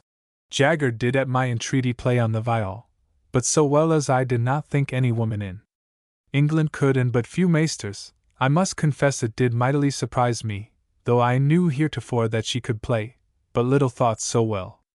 After her I set Mays to singing, but he did it so like a coxcomb that I was sick of him. About 11 at night I carried my aunt home by coach, and then home myself, having set my wife down at home by the way. My aunt tells me they are counted very rich people, worth at least 10 or 12 000, and their country house all the year long and all things livable, which mightily surprises me to think for how poor a man I took him when I did him the courtesy at our office. So after prayers to bed, pleased at nothing all the day but Mrs. Jaggard playing on the viol, and that was enough to make me bear with all the rest that did not content me.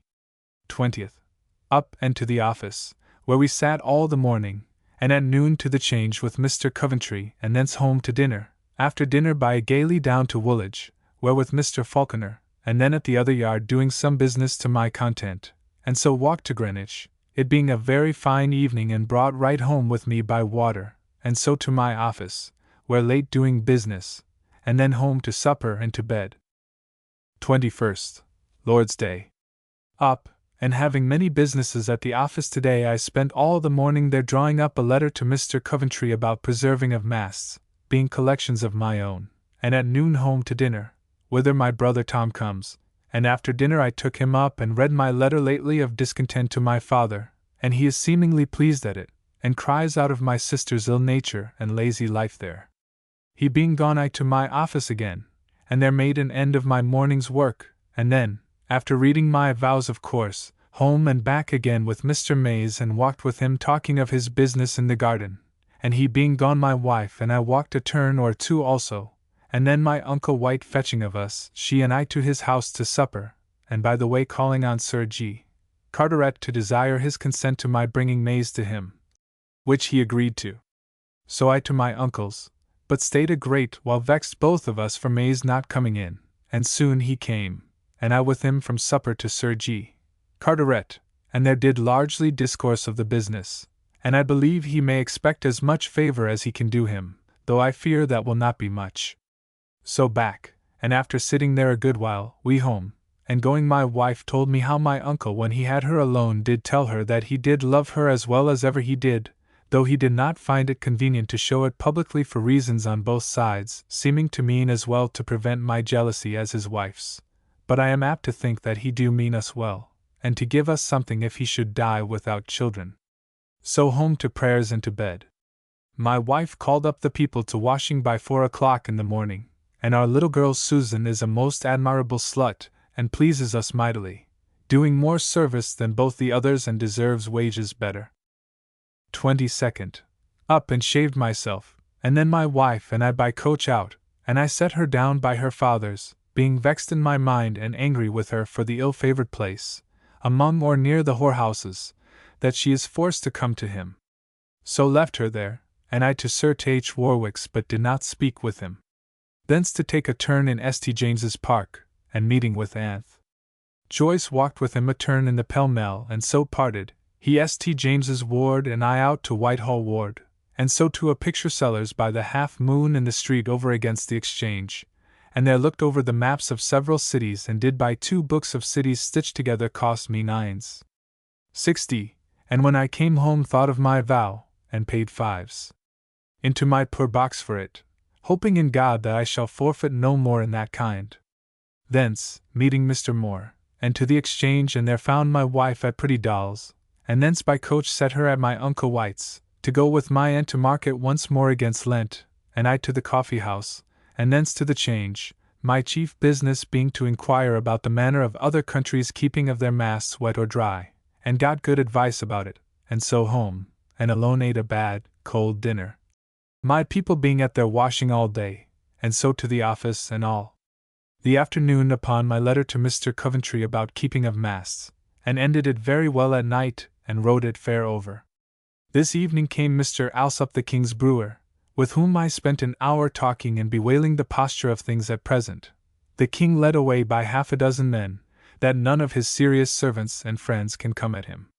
These are Lauderdale, Buckingham, Hamilton, Fitzharding, to whom he hath, it seems, given L2,000 per annum in the best part of the King's estate, and that the old Duke of Buckingham could never get of the King.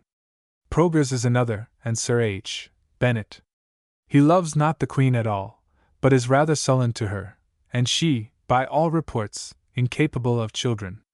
He is so fond of the Duke of Monmouth, that everybody admires it, and he says the Duke hath said that he would be the death of any man that says the King was not married to his mother, though Alsop says, it is well known that she was a common whore before the king lay with her. But it seems, he says, that the king is mighty kind to these his bastard children, and at this day will go at midnight to my Lady Castlemaine's nurse's, and take the child and dance it in his arms, that he is not likely to have his tables up again in his house, the tables at which the king dined in public. B. For the crew that are about him will not have him come to common view again, but keep him obscurely among themselves. He hath this night, it seems, ordered that the hall, which there is a ball to be in tonight before the king, be guarded, as the Queen Mother's is, by his horse guards, whereas heretofore they were by the Lord Chamberlain or Steward, and their people. But it is feared they will reduce all to the soldiery, and all other places taken away, and what is worst of all, that he will alter the present militia, and bring all to a flying army. That my Lord Lauderdale, being Middleton's enemy, and one that scorns the Chancellor even to open affronts before the king, hath got the whole power of Scotland into his hand, whereas the other day he was in a fair way to have had his whole estate, and honour, and life, voted away from him. That the king hath done himself all imaginable wrong in the business of my Lord Antrim, in Ireland, who, though he was the head of rebels, yet he by his letter owns to have acted by his fathers and mothers, and his commissions. But it seems the truth is, he hath obliged himself, upon the clearing of his estate, to settle it upon a daughter of the Queen Mother's, by my Lord Jermyn, I suppose, in marriage. Be it to whom the Queen pleases, which is a sad story. It seems the daughter of the Duke of Lennox's was, by force, going to be married the other day at Somerset House, to Harry Jermyn, but she got away and run to the king, and he says he will protect her. She is, it seems, very near akin to the king. Such mad doings there are every day among them. The rape upon a woman at Turnstile the other day, her husband being bound in his shirt, they both being in bed together, it being night, by 2 Frenchmen, who did not only lie with her but abuse her with a link, is hushed up for L. 300, being the Queen Mother's servants.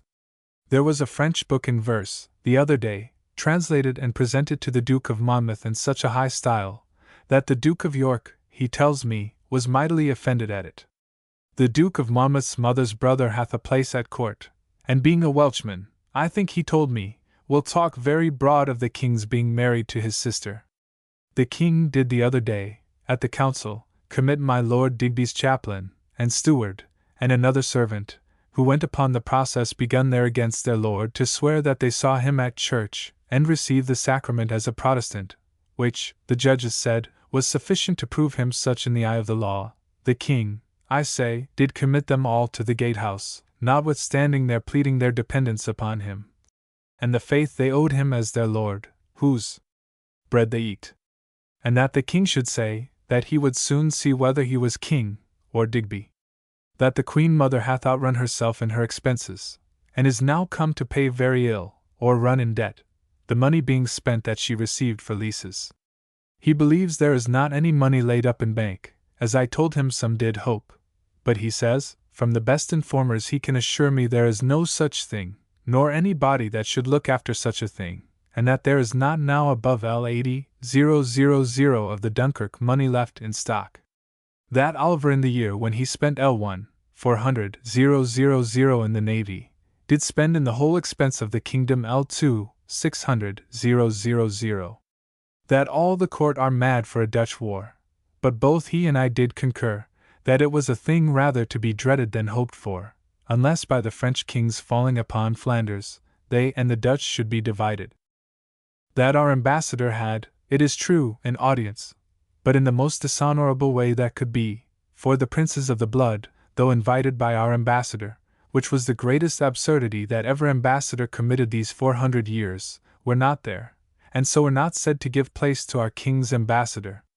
And that our king did openly say, the other day in the Privy Chamber, that he would not be hectored out of his right and preeminencies by the King of France, as great as he was. That the Pope is glad to yield to a peace with the French, as the newsbook says, upon the basest terms that ever was. That the talk which these people about our king, that I named before, have, is to tell him how neither privilege of Parliament nor city is anything, but his will is all, and ought to be so, and their discourse, it seems, when they are alone, is so base and sordid, that it makes the ears of the very gentlemen of the back stairs, I think he called them, to tingle to hear it spoke in the king's hearing, and that must be very bad indeed. That my Lord Digby did send to Lisbon a couple of priests, to search out what they could against the Chancellor concerning the match, as to the point of his knowing beforehand that the Queen was not capable of bearing children, and that something was given her to make her so. But as private as they were, when they came thither they were clapped up prisoners. That my Lord Digby endeavours what he can to bring the business into the House of Commons, hoping there to master the Chancellor, there being many enemies of his there, but I hope the contrary. That whereas the late King did mortgage Clarendon to somebody for L20,000, and this to have given it to the Duke of Albemarle, and he sold it to my Lord Chancellor, whose title of earldom is fetched from thence, the King hath this day sent his order to the Privy Seal for the payment of this L20,000 to my Lord Chancellor, to clear the mortgage. Ireland in a very distracted condition about the hard usage which the Protestants meet with, and the too good which the Catholics. And from altogether, God knows my heart, I expect nothing but ruin can follow, unless things are better ordered in a little time. He being gone, my wife came and told me how kind my Uncle White had been to her today, and that though she says that all his kindness comes from respect to her, she discovers nothing but great civility from him, yet but what she says he otherwise will tell me. But today he told her plainly that had she a child it should be his heir, and that should I or she want he would be a good friend to us. And did give my wife instructions to consent to all his wife says at any time, she being a pettish woman, which argues a design I think he has of keeping us in with his wife in order to our good sure, and he declaring her jealous of him that so he dares not come to see my wife as otherwise he would do and will endeavor to do. It looks strange putting all together, but yet I am in hopes he means well. My aunt also is mighty open to my wife, and tells her mighty plain how her husband did intend to double her portion to her at his death, as a jointure.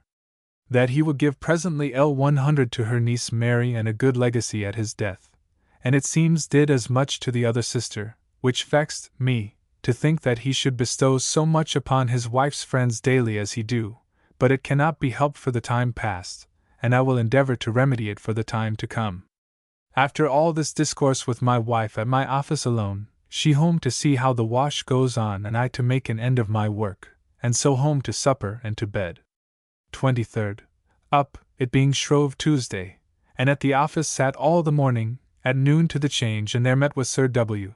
Ryder, and of a sudden knowing what I had at home, brought him and Mr. Cutler and Mr. Cook, clerk to Mr. Secretary Morris, a sober and pleasant man, and one that I knew heretofore, when he was my Lord's secretary at Dunkirk. I made much of them and had a pretty dinner for a sudden. We talked very pleasantly, and they many good discourses of their travels abroad. After dinner they gone, I to my office, where doing many businesses very late, but to my good content to see how I grow in estimation every day more and more, and have things given more oftener than I used to have formerly, as to have a case of very pretty knives with agate shafts by Mrs. Russell. So home and to bed. This day, by the blessing of God, I have lived 31 years in the world, and by the grace of God, I find myself not only in good health in everything, and particularly as to the stone, but only pain upon taking cold, and also in a fair way of coming to a better esteem and estate in the world, than ever I expected. But I pray God give me a heart to fear a fall, and to prepare for it. 24th, Ash Wednesday.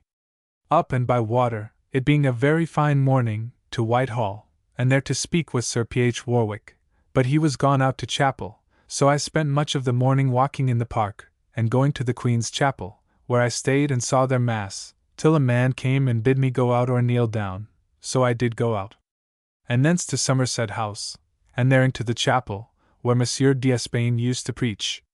But now it is made very fine, and was 10 times more crowded than the Queen's Chapel at St. James's, which I wonder at. Thence down to the garden of Somerset House, and up and down the new building, which in every respect will be mighty magnificent and costly. I stayed a great while talking with a man in the garden that was sawing of a piece of marble, and did give him 6d. to drink.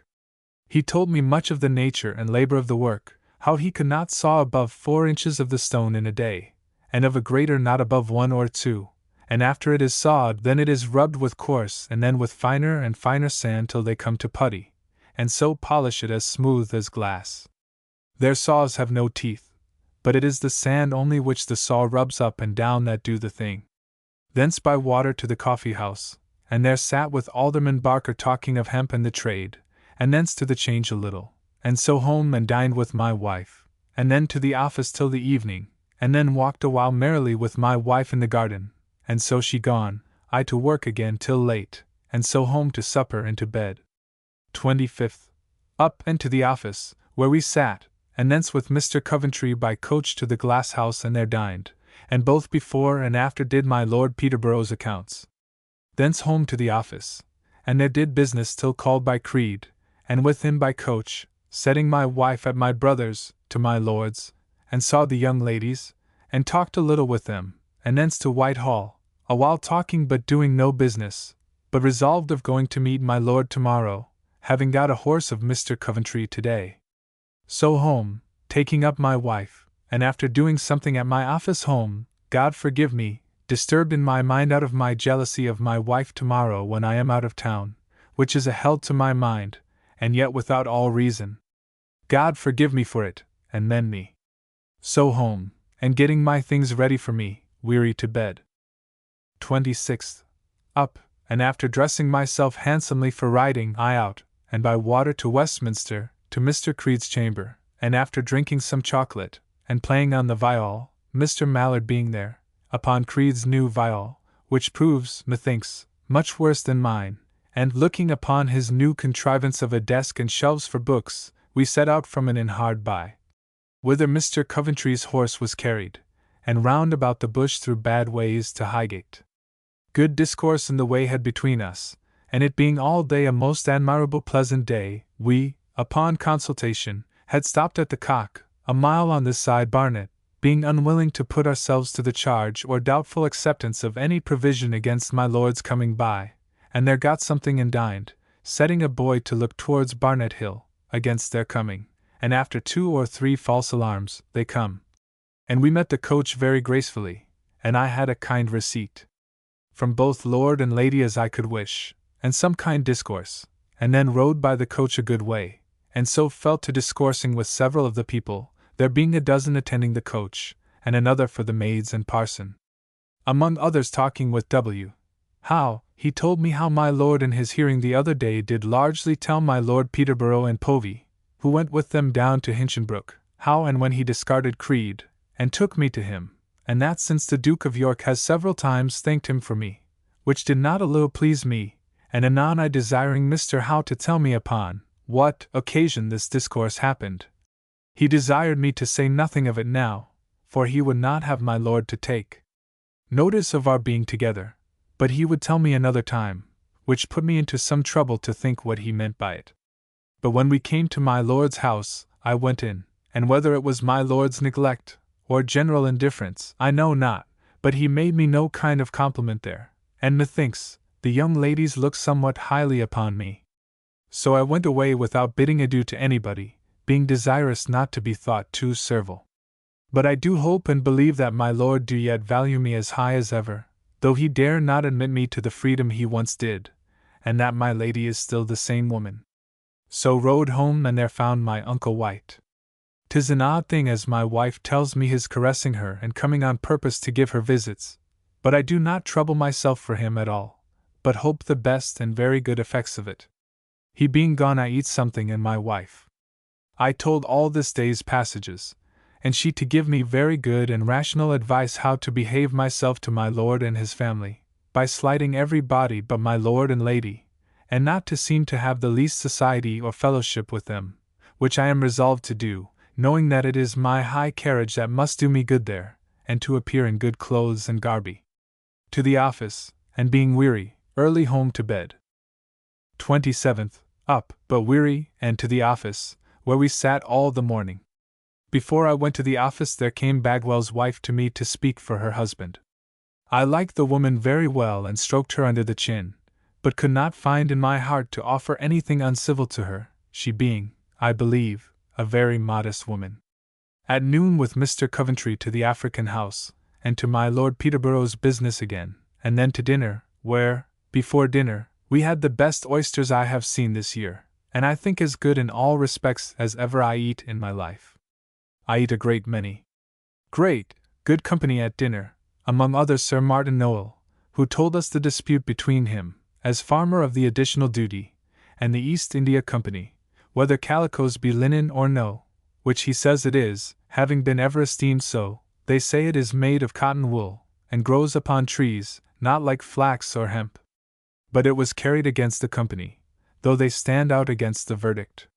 Thence home and to the office, where late, and so home to supper and to bed, and had a very pleasing and condescending answer from my poor father today in answer to my angry discontentful letter to him the other day, which pleases me mightily. 28th Lord's Day. Up and walked to Paul's, and by chance it was an extraordinary day for the readers of the Inns of Court, and all the students to come to church, it being an old ceremony not used these 25 years, upon the first Sunday in Lent. Abundance there was of students, more than there was room to seat but upon forms, and the church mighty full. One Hawkins preached, an Oxford man, a good sermon upon these words. But the wisdom from above is first pure, then peaceable.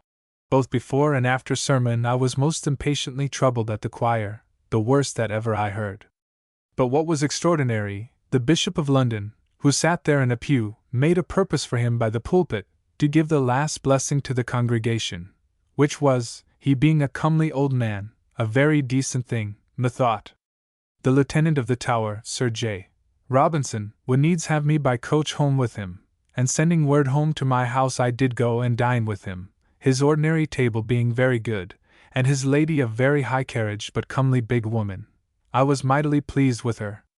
His officers of his regiment dined with him. No discourse at table to any purpose, only after dinner my lady would needs see a boy which was represented to her to be an innocent country boy brought up to town a day or two ago, and left here to the wide world, and he losing his way fell into the Tower, which my lady believes, and takes pity on him, and will keep him. But though a little boy and but young, yet he tells his tales so readily and answers all questions so wittily, that for certain he is an arch rogue, and bred in this town. But my lady will not believe it, but ordered victuals to be given him, and I think will keep him as a footboy for their eldest son. After dinner to chapel in the Tower with the lieutenant, with the keys carried before us, and the warders and gentleman porter going before us. And I sat with the lieutenant in his pew, in great state, but slept all the sermon. None, it seems, of the prisoners in the Tower that are there now, though they may, will come to prayers there. Church being done, I back to Sir John's house and there left him and home, and by to Sir W. Penn, and stayed a while talking with him about Sir J. Min's his folly in his office, of which I am sick and weary to speak of it, and how the king is abused in it, though Penn, I know, offers the discourse only like a rogue to get it out of me, but I am very free to tell my mind to him. In that case being not unwilling he should tell him again if he will or anybody else.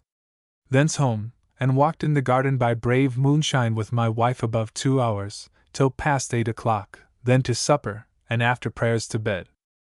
29th. Up and by coach with Sir W.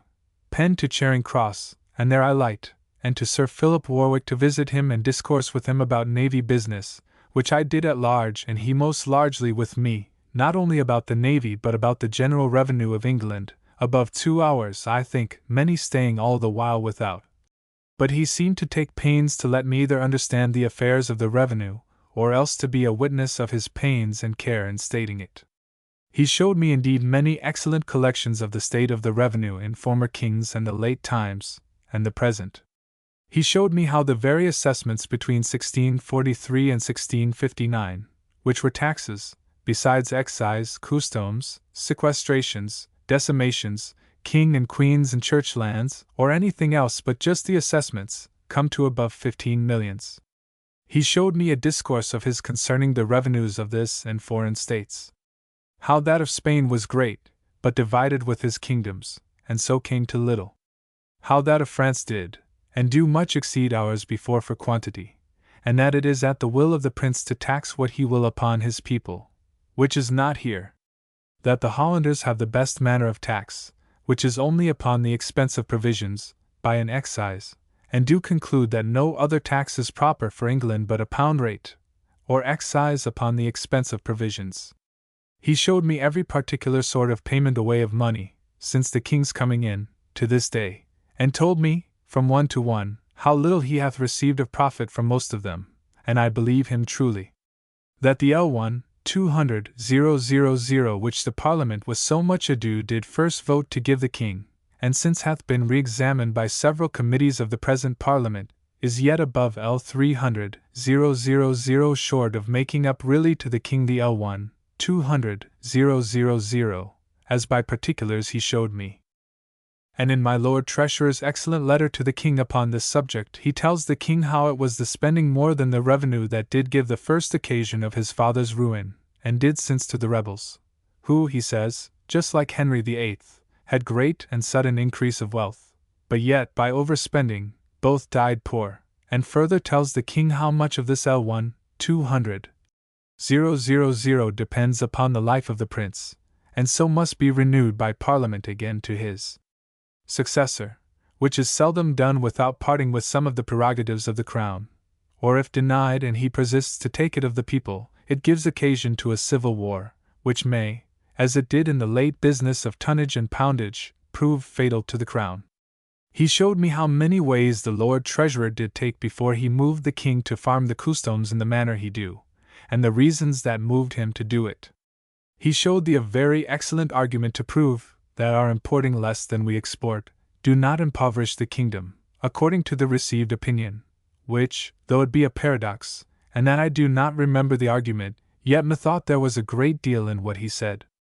And upon the whole I find him a most exact and methodical man, and of great industry, and very glad that he thought fit to show me all this, though I cannot easily guess the reason why he should do it to me, unless from the plainness that he sees I use to him in telling him how much the king may suffer for our want of understanding the case of our treasury.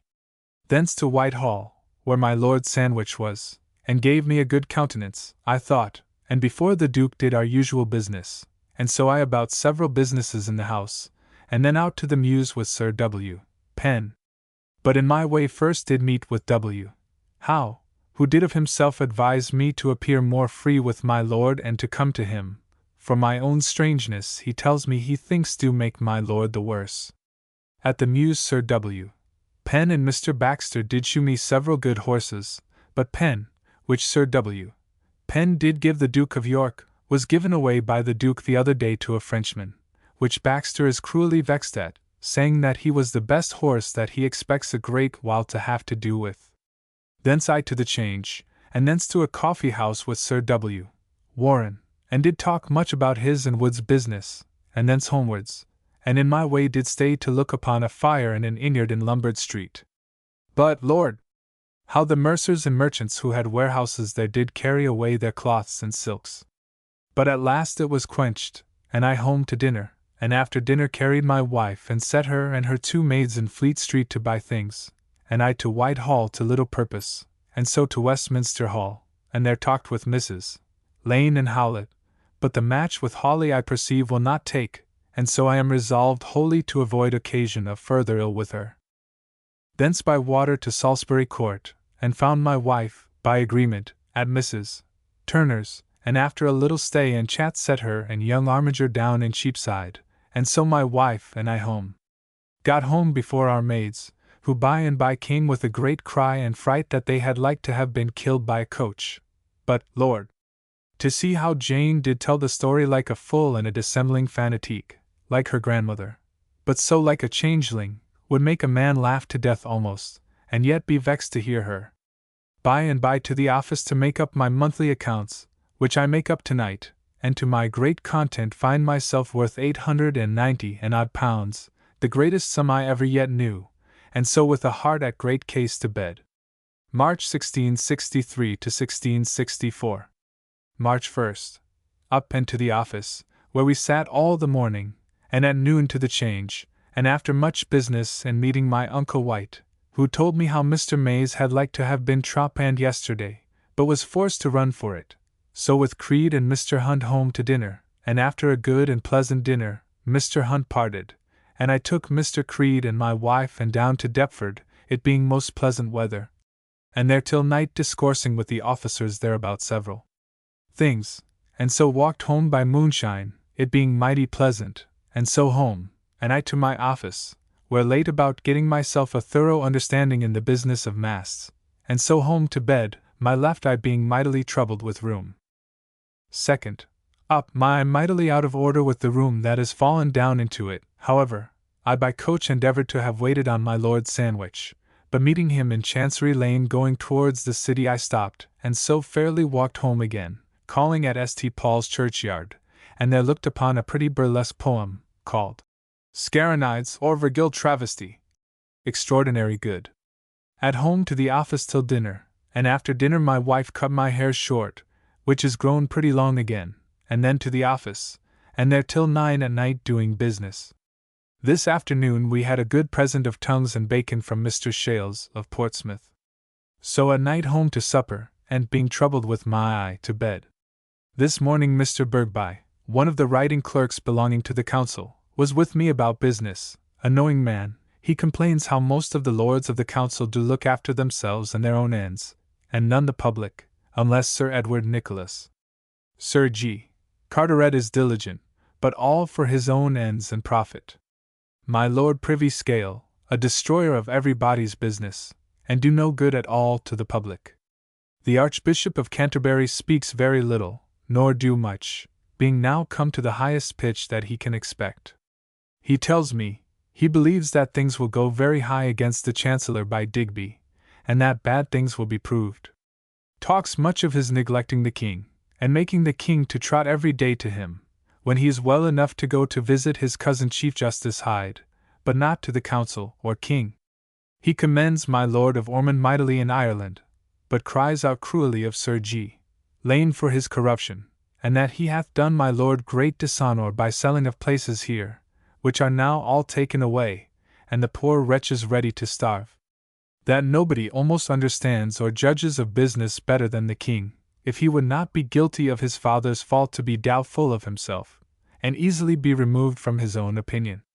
That my Lord Lauderdale is never from the King's care nor counsel, and that he is a most cunning fellow.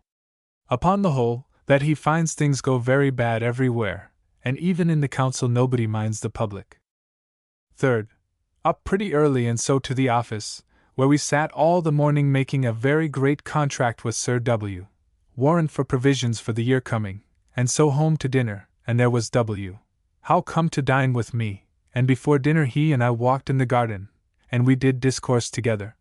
He assuring me of what he told me the other day of my Lord's speaking so highly in my commendation to my Lord Peterborough and Povey, which speaks my Lord having yet a good opinion of me, and also how well my Lord and Lady both are pleased with their children's being at my father's, and when the bigger ladies were there a little while ago, at which I am very glad. After dinner he went away, I having discoursed with him about his own proceedings in his studies, and I observe him to be very considerate, and to mind his book in order to preferring himself by my Lord's favour to something, and I hope to the outing of Creed in his secretaryship. For he tells me that he is confident my Lord do not love him nor will trust him in any secret matter, he is so cunning and crafty in all he do. So my wife and I out of doors thinking to have gone to have seen a play, but when we came to take coach, they tell us there are none this week, being the 1st of Lent. But, Lord! To see how impatient I found myself within to see a play, I being at liberty once a month to see one, and I think it is the best method I could have taken. But to my office, did very much business with several people till night, and so home, being unwilling to stay late because of my eye which is not yet well of the rheum that has fallen down into it, but to supper and to bed. Fourth, up, my eye being pretty well, and then by coach to my Lord Sandwich, with whom I spoke, walking a good while with him in his garden, which and the house is very fine, talking of my Lord Peterborough's accounts, wherein he is concerned both for the foolery as also inconvenience which may happen upon my Lord Peterborough's ill stating of his matters, so as to have his gain discovered unnecessarily. We did talk long and freely that I hope the worst is past, and all will be well. There were several people by trying a new-fashioned gun. Brought my Lord this morning, to shoot off often, one after another, without trouble or danger, very pretty. Thence to the Temple, and there taking White's boat down to Woolwich, taking Mr. Shish at Deptford in my way, with whom I had some good discourse of the navy business. At Woolwich discoursed with him and Mr. Pett about iron work and other businesses, and then walked home, and at Greenwich did observe the foundation laying of a very great house for the king, which will cost a great deal of money. So home to dinner, and my uncle White coming and he along with my wife and I by coach, and setting him down by the way going to Mr. May's we two to my Lord Sandwich's to visit my lady, with whom I left my wife discoursing, and I to Whitehall, and there being met by the Duke of York, he called me to him and discoursed a pretty while with me about the new ship's dispatch building at Woolwich. And talking of the charge did say that he finds always the best the most cheap, instancing in French guns, which in France you may buy for 4 pistoles, as good to look to as others of 16, but not the service. I never had so much discourse with the Duke before, and till now did ever fear to meet him. He found me and Mr. Prynne together talking of the chest money, which we are to blame not to look after. Thence to my lord's, and took up my wife, whom my lady hath received with her old good nature and kindness, and so homewards, and she home, I lighting by the way, and upon the change met my uncle White and told him my discourse this afternoon with Sir G. Carteret in May's business, but much to his discomfort, and after a dish of coffee home, and at my office a good while with Sir W. Warren talking with great pleasure of many businesses, and then home to supper, my wife and I had a good fowl. To supper, and then I to the office again and so home, my mind in great ease to think of our coming to so good a respect with my lord again, and my lady, and that my lady do so much cry up my father's usage of her children, and the goodness of the air there, found in the young ladies' faces at their return thence, as she says, as also my being put into the commission of the fishery. For which I must give my lord thanks, and so home to bed, having a great cold in my head and throat tonight from my late cutting my hair so close to my head, but I hope it will be soon gone again. 5th. Up and to the office, where though I had a great cold, I was forced to speak much upon a public meeting of the East India Company at our office, where our own company was full, and there was also my Lord George Berkeley, in behalf of the Company of Merchants. I suppose he is on that company, who, hearing my name, took notice of me, and condoled my cousin Edward Pepys's death, not knowing whose son I was, nor did demand it of me. We broke up without coming to any conclusion, for want of my Lord Marlborough. We broke up and I to the Change, where with several people and my uncle White to drink a dish of coffee, and so home to dinner, and then to the office all the afternoon, my eye and my throat being very bad, and my cold increasing so as I could not speak almost at all at night. So at night home to supper, that is apposite, and to bed. 6th Lord's Day. Up, and my cold continuing in great extremity I could not go out to church, but sat all day, a little time at dinner excepted, in my closet at the office till night drawing up a second letter to Mr. Coventry about the measure of Mass to my great satisfaction, and so in the evening home, and my uncle and Aunt White came to us and supped with us, were pretty merry, but that my cold put me out of humour. At night with my cold, and my eye also sore still, to bed. 7th. Up betimes, and the Duke being gone abroad today, as we heard by a messenger, I spent the morning at my office writing fair my yesterday's work till almost 2 o'clock, only Sir G. Carteret coming I went down a little way by water towards Deptford, but having more mind to have my business done I pretended business at the Change, and so went into another boat, and then, eating a bit, my wife and I by coach to the Duke's house, where we saw the unfortunate lovers. But I know not whether I am grown more curious than I was or no, but I was not much pleased with it, though I know not where to lay the fault, unless it was that the house was very empty, by reason of a new play at the other house. Yet here was my Lady Castlemaine in a box, and it was pleasant to hear an ordinary lady hard by us, that it seems did not know her before, say, being told who she was, that she was well enough. Thence home, and I ended and sent away my letter to Mr. Coventry, having first read it and had the opinion of Sir W. Warren in the case, and so home to supper and to bed, my cold being pretty well gone, but my eye remaining still snare and rheumy, which I wonder at, my right eye ailing nothing. 8th. Up with some little discontent with my wife upon her saying that she had got and used some puppy dog water, being put upon it by a desire of my Aunt White to get some for her, who hath a mind, unknown to her husband, to get some for her ugly face. I to the office, where we sat all the morning, doing not much business through the multitude of counselors, one hindering another.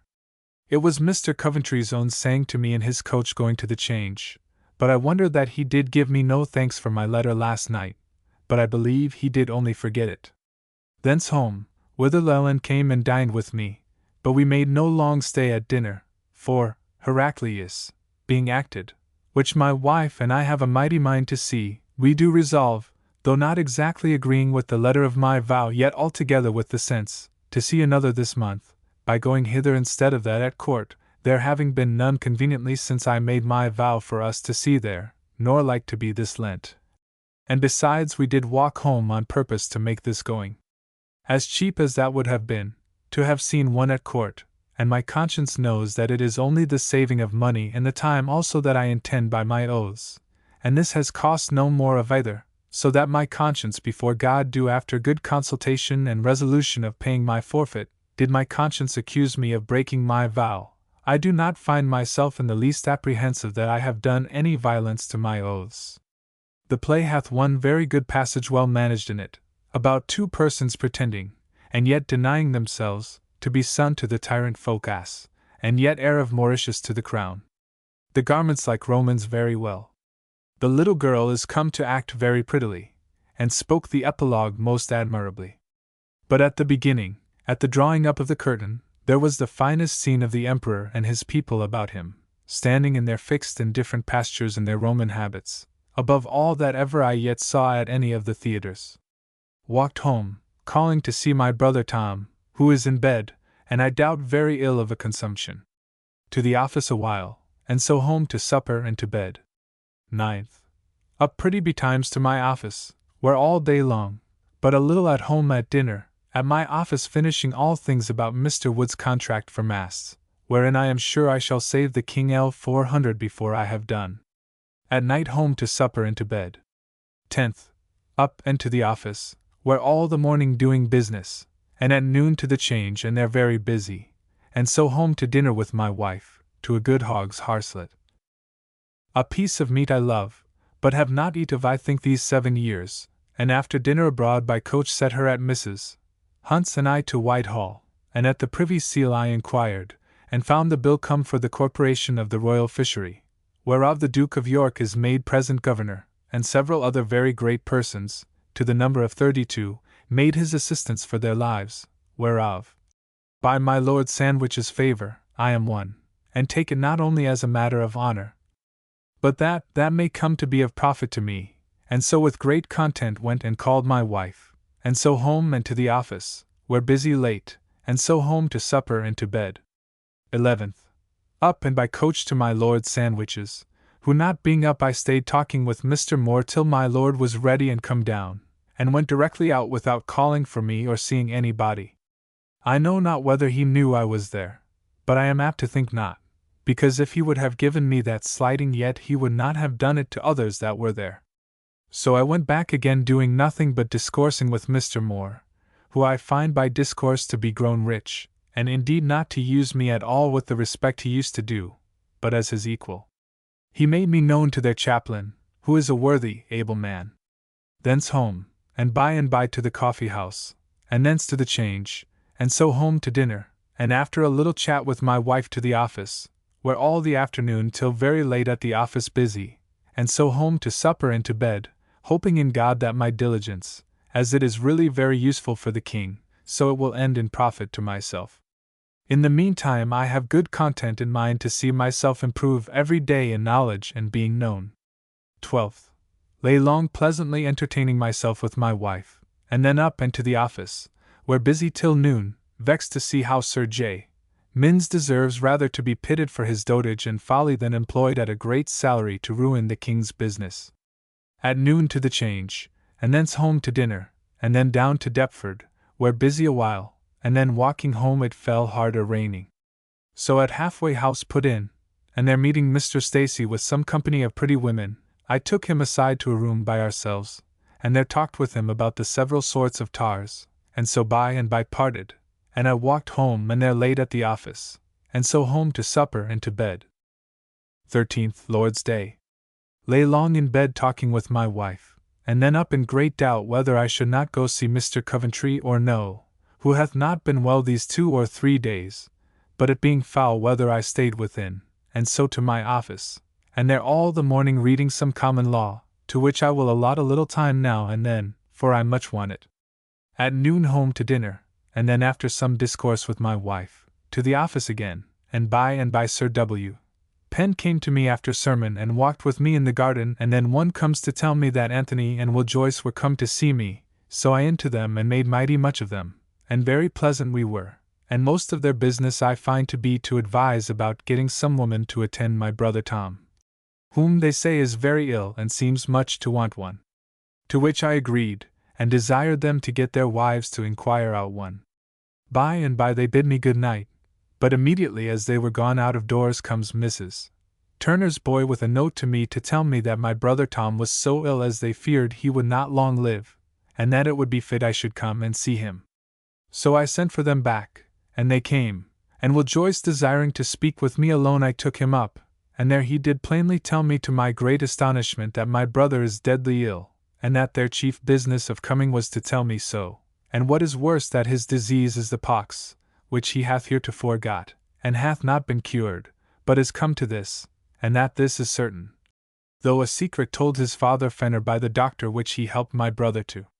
This troubled me mightily, but however I thought fit to go see him for speech of people's sake, and so walked along with them, and in our way called on my uncle Fenner, where I have not been these 12 months and more, and advised with him, and then to my brother, who lies in bed talking idle. He could only say that he knew me, and then fell to other discourse, and his face like a dying man, which Mrs.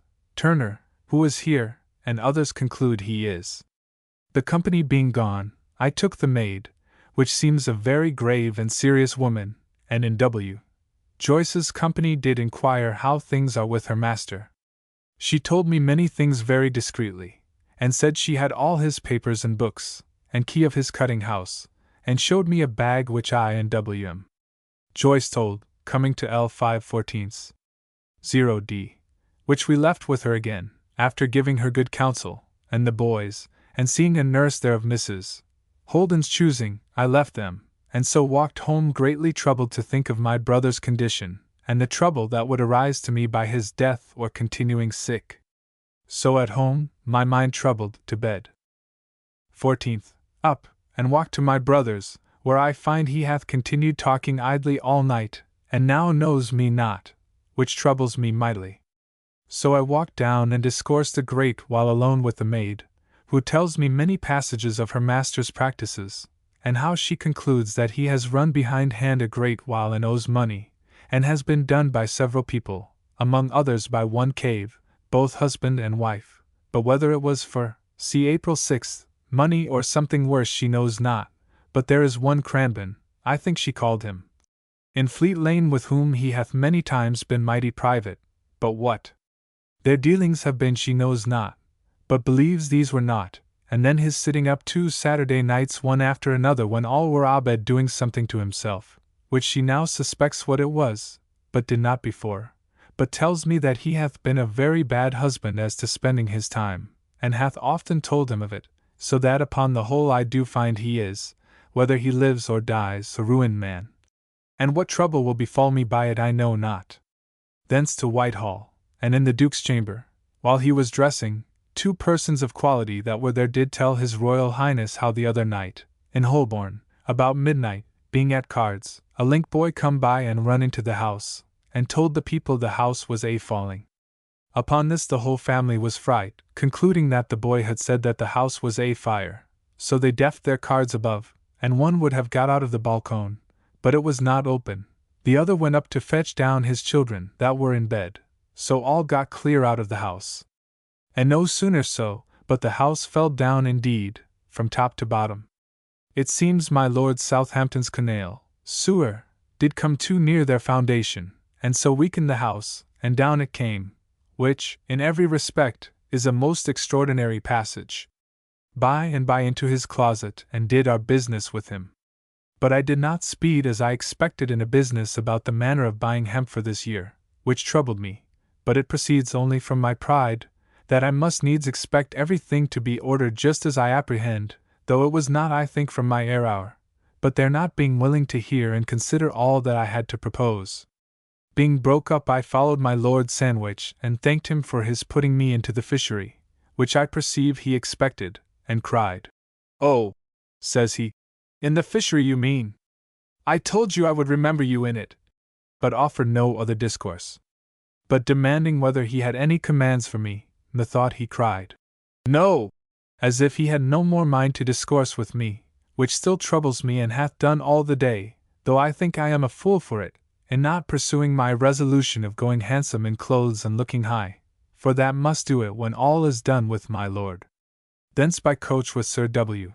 Batten to the city, and his son Castle, who talks mighty highly against Captain Taylor, calling him knave, and I find that the old boating father is led and talks just as the son do, or the son as the father would have him.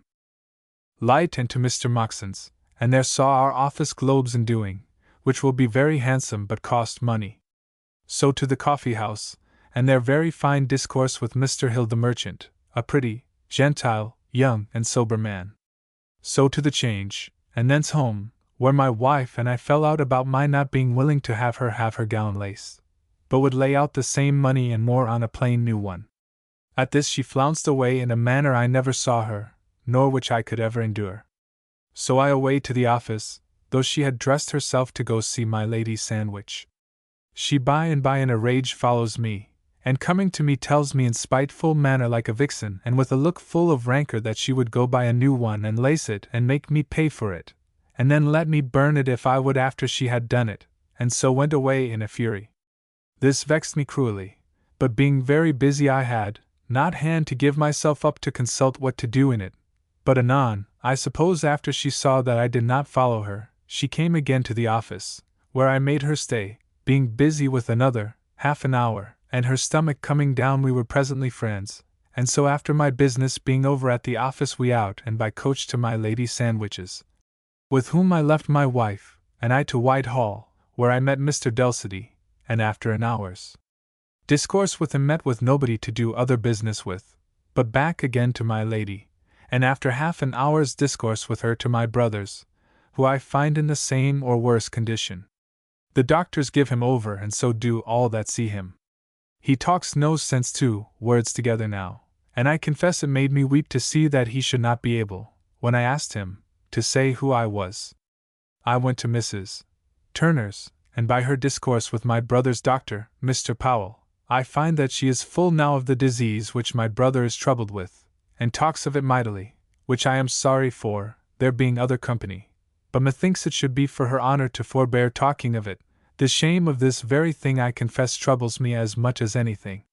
Back to my brother's and took my wife, and carried her to my Uncle Fenner's and there had much private discourse with him. He tells me of the doctor's thoughts of my brother's little hopes of recovery, and from that to tell me his thoughts long of my brother's bad husbandry, and from that to say that he believes he owes a great deal of money, as to my cousin Scott I know not how much, and Dr. Thos. Pepys L30, but that the doctor confesses that he has paid L20 of it, and what with that, and what he owes my father and me I doubt he is in a very sad condition, that if he lives he will not be able to show his head, which will be a very great shame to me. After this I went in to my aunt and my wife and Anthony Joyce and his wife, who were by chance there, and drank and so home, my mind and head troubled, but I hope it will be over in a little time one way or other. After doing a little at my office of business I home to supper and to bed. From notice that my Uncle Fenner did give my father the last week of my brother's condition, my mother is coming up to town, which also do trouble me. The business between my Lord's Chancellor and Bristol, they say, is hushed up, and the latter gone or going, by the King's license, to France. 15th. Up and to the office, where we sat all the morning, and at noon comes Madam Turner and her daughter her chief errand to tell me that she had got Dr. Wyverley, her doctor, to search my brother's mouth, where Mr. Powell says there is an ulcer, from thence he concludes that he hath had the pox. But the doctor swears that there is not, nor ever was any, and my brother being very sensible, which I was glad to hear, he did talk with him about it, and he did wholly disclaim that ever he had the disease, or that ever he said to Powell that he had it. All which did put me into great comfort as to the reproach which was spread against him. So I sent for a barrel of oysters, and they dined, and we were very merry, I being willing to be so upon this news. After dinner we took coach and to my brother's, where contrary to my expectation he continues as bad or worse, talking idle, and now not at all knowing any of us as before. Here we stayed a great while, I going up and down the house looking after things. In the evening Dr. Wyverley came again, and I sent for Mr. Powell, the doctor and I having first by ourselves searched my brother again at his privities, where he was as clear as ever he was born, and in the doctor's opinion had been ever so, and we three alone discoursed the business, where the coxcomb did give us his simple reasons for what he had said, which the doctor fully confuted, and left the fellow only saying that he should cease to report any such thing, and that what he had said was the best of his judgment from my brother's words and an ulcer, as he supposed, in his mouth. I threatened him that I would have satisfaction if I heard any more such discourse, and so good night to them too, giving the doctor a piece for his fee, but the other nothing. I to my brother again, where Madam Turner and her company, and Mrs. Croxton, my wife, and Mrs. Holding. About 8 o'clock my brother began to fetch his spittle with more pain, and to speak as much but not so distinctly, till at last the phlegm getting the mastery of him, and he beginning as we thought to rattle, I had no mind to see him die, as we thought he presently would, and so withdrew and led Mrs. Turner home, but before I came back, which was in half a quarter of an hour, my brother was dead. I went up and found the nurse holding his eyes shut, and he poor wretch lying with his chops fallen, a most sad sight, and that which put me into a present very great transport of grief and cries, and indeed it was a most sad sight to see the poor wretch lie now still and dead, and pale like a stone. I stayed till he was almost cold, while Mrs. Croxton, Holden, and the rest did strip and lay him out, they observing his corpse, as they told me afterwards, to be as clear as any they ever saw, and so this was the end of my poor brother, continuing talking idle and his lips working even to his last that his phlegm hindered his breathing, and at last his breath broke out bringing a flood of phlegm and stuff out with it. And so he died. This evening he talked among other talk a great deal of French very plain and good, as, among others, Quan un boit quan il na point d'inclination a boire il any life fait jamais de bien. I once begun to tell him something of his condition, and asked him whither he thought he should go. He in distracted manner answered me, "Why, whither should I go? There are but two ways. If I go to the bad way I must give God thanks for it, and if I go the other way I must give God the more thanks for it, and I hope I have not been so undutiful and unthankful in my life, but I hope I shall go that way." This was all the sense, good or bad, that I could get of him this day.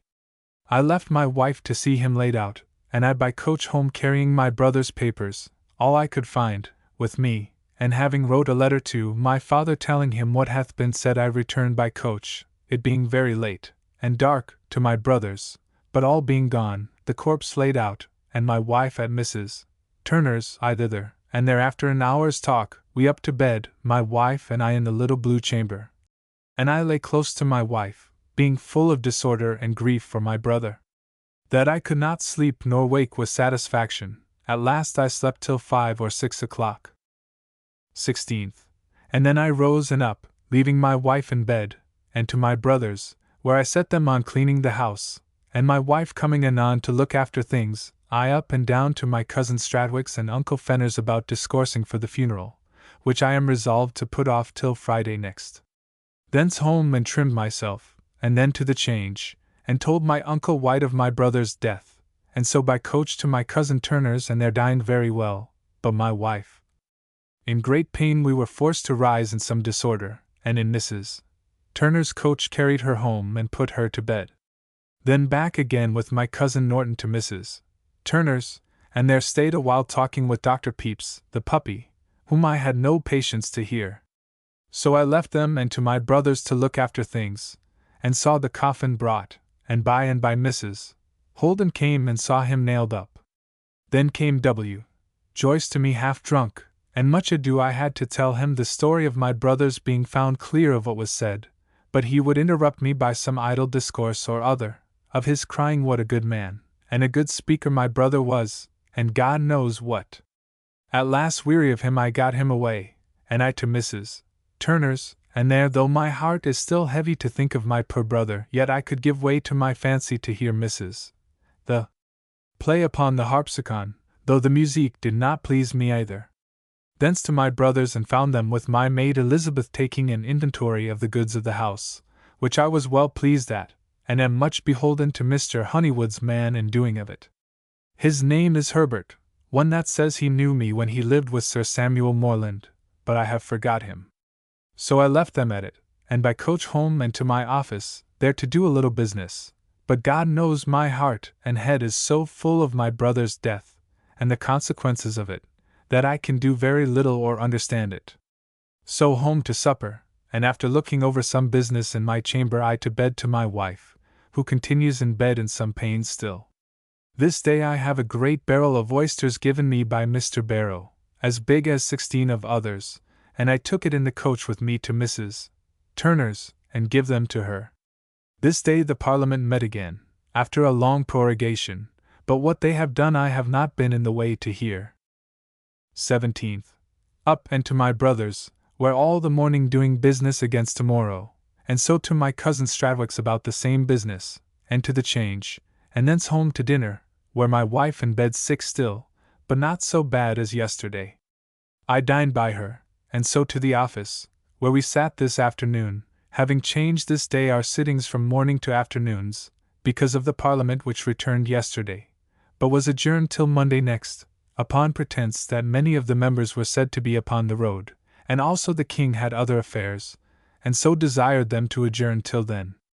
But the truth is, the King is offended at my Lord of Bristol, as they say, whom he hath found to have been all this while, pretending a desire of leave to go into France, and to have all the difference between him and the Chancellor made up, endeavouring to make factions in both houses to the Chancellor. So the King did this to keep the houses from meeting, and in the meanwhile sent a guard and a herald last night to have taken him at Wimbledon, where he was in the morning, but could not find him, at which the King was and is still mightily concerned, and runs up and down to and from the Chancellor's like a boy, and it seems would make Digby's articles against the Chancellor to be treasonable reflections against his Majesty. So that the King is very high, as they say, and God knows what will follow upon it. After office I to my brother's again, and thence to Madame Turner's, in both places preparing things against tomorrow, and this night I have altered my resolution of burying him in the churchyard among my young brothers and sisters, and bury him in the church, in the middle aisle, as near as I can to my mother's pew. This costs me 20s. more. This being all, home by coach, bringing my brother's silver tankard for safety along with me, and so to supper, after writing to my father, and so to bed. 18th. Up betimes, and walked to my brother's, where a great while putting things in order against anon, then to Madame Turner's and eat a breakfast there, and so to Wotton, my shoemaker, and there got a pair of shoes blacked on the soles against anon for me, so to my brother's and to church, and with the gravemaker chose a place for my brother to lie in, just under my mother's pew. But to see how a man's tombs are at the mercy of such a fellow, that for sixpence he would, as his own words were, I will jostle them together, but I will make room for him. Speaking of the fullness of the middle aisle, where he was to lie, and that he would, for my father's sake, do my brother that is dead all the civility he can, which was to disturb other corps that are not quite rotten, to make room for him, and methought his manner of speaking it was very remarkable, as of a thing that now was in his power to do a man a courtesy or not. At noon my wife, though in pain, comes, but at being forced to go home, she went back with me, where I dressed myself, and so did Bess, and so to my brother's again, whither, though invited, as the custom is, at 1 or 2 o'clock, they came not till 4 or 5. But at last one after another they come, many more than I bid, and my reckoning that I bid was 120, but I believe there was nearer 150. Their service was 6 biscuits apiece, and what they pleased of burnt claret. My cozen Joyce Norton kept the wine and cakes above, and did give out to them that served, who had white gloves given them. But above all, I am beholden to Mrs. Holden, who was most kind, and did take mighty pains not only in getting the house and everything else ready, but this day in going up and down to see the house filled and served, in order to mine, and their great content, I think, the men sitting by themselves in some rooms, and women by themselves in others, very close, but yet room enough. Anon to church, walking out into the street to the conduit, and so across the street, and had a very good company along with the corps. And being come to the grave as above, Dr. Pearson, the minister of the parish, did read the service for burial, and so I saw my poor brother laid into the grave, and so all broke up, and I and my wife and Madam Turner and her family to my brother's, and by fell to a barrel of oysters, cake, and cheese, of Mr. Honeywood's, with him, in his chamber and below, being too merry for so late a sad work. But, Lord! To see how the world makes nothing of the memory of a man, an hour after he is dead. And indeed, I must blame myself, for though at the sight of him dead and dying, I had real grief for a while he was in my sight, yet presently after, and ever since, I have had very little grief indeed for him. By and by, it beginning to be late, I put things in some order in the house, and so took my wife and Bess, who hath done me very good service in cleaning and getting ready everything and serving the wine and things today, and is indeed a most excellent good-natured and faithful wench, and I love her mightily, by coach home, and so after being at the office to set down the day's work home to supper and to bed. 19th. Up and to the office, where all the morning, and at noon my wife and I alone, having a good hen, with eggs, to dinner, with great content. Then by coach to my brother's, where I spent the afternoon in paying some of the charges of the burial, and in looking over his papers, among which I find several letters of my brother John's to him speaking very full words of me and my deportment to him here, and very crafty designs about Sturtlow land and God knows what, which I am very glad to know, and shall make him repent them. Anon my father and my brother John came to town by coach. I sat till night with him, giving him an account of things. He, poor man, very sad and sickly. I in great pain by a simple compressing of my cods today by putting one leg over another, as I have formerly done, which made me hasten home, and after a little at the office in great disorder home to bed. 20th, Lord's Day. Kept my bed all the morning, having laid a poultice to my cods last night to take down the tumour there which I got yesterday, which it did do, being applied pretty warm, and soon after the beginning of the swelling, and the pain was gone also. We lay talking all the while, among other things of religion, wherein I am sorry so often to hear my wife talk of her being and resolving to die a Catholic. And indeed a small matter, I believe, would absolutely turn her, which I am sorry for. Up at noon to dinner, and then to my chamber with a fire till late at night looking over my brother Thomas's papers, sorting of them, among which I find many base letters of my brother John's to him against me, and carrying on plots against me to promote Tom's having of his Banbury mistress, in base slighting terms, and in worse of my sister Paul, such as I shall take a convenient time to make my father know, and him also to his sorrow. So after supper to bed, our people rising to wash tomorrow. 21st. Up, and it snowing this morning a little, which from the mildness of the winter, and the weather beginning to be hot, and the summer to come on apace, is a little strange to us. I did not go abroad for fear of my tumour, for fear it shall rise again, but stayed within, and by my father came, poor man, to me, and my brother John.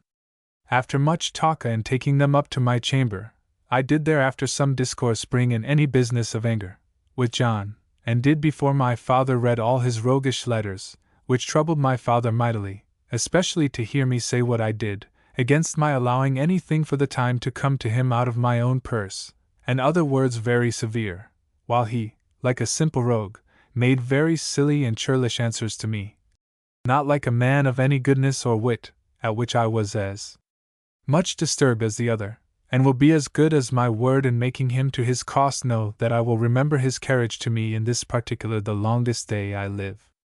It troubled me to see my poor father so troubled, whose good nature did make him, poor wretch, to yield, I believe, to comply with my brother Tom and him in part of their designs, but without any ill intent to me, or doubt of me or my good intentions to him or them, though it do trouble me a little that he should in any manner do it.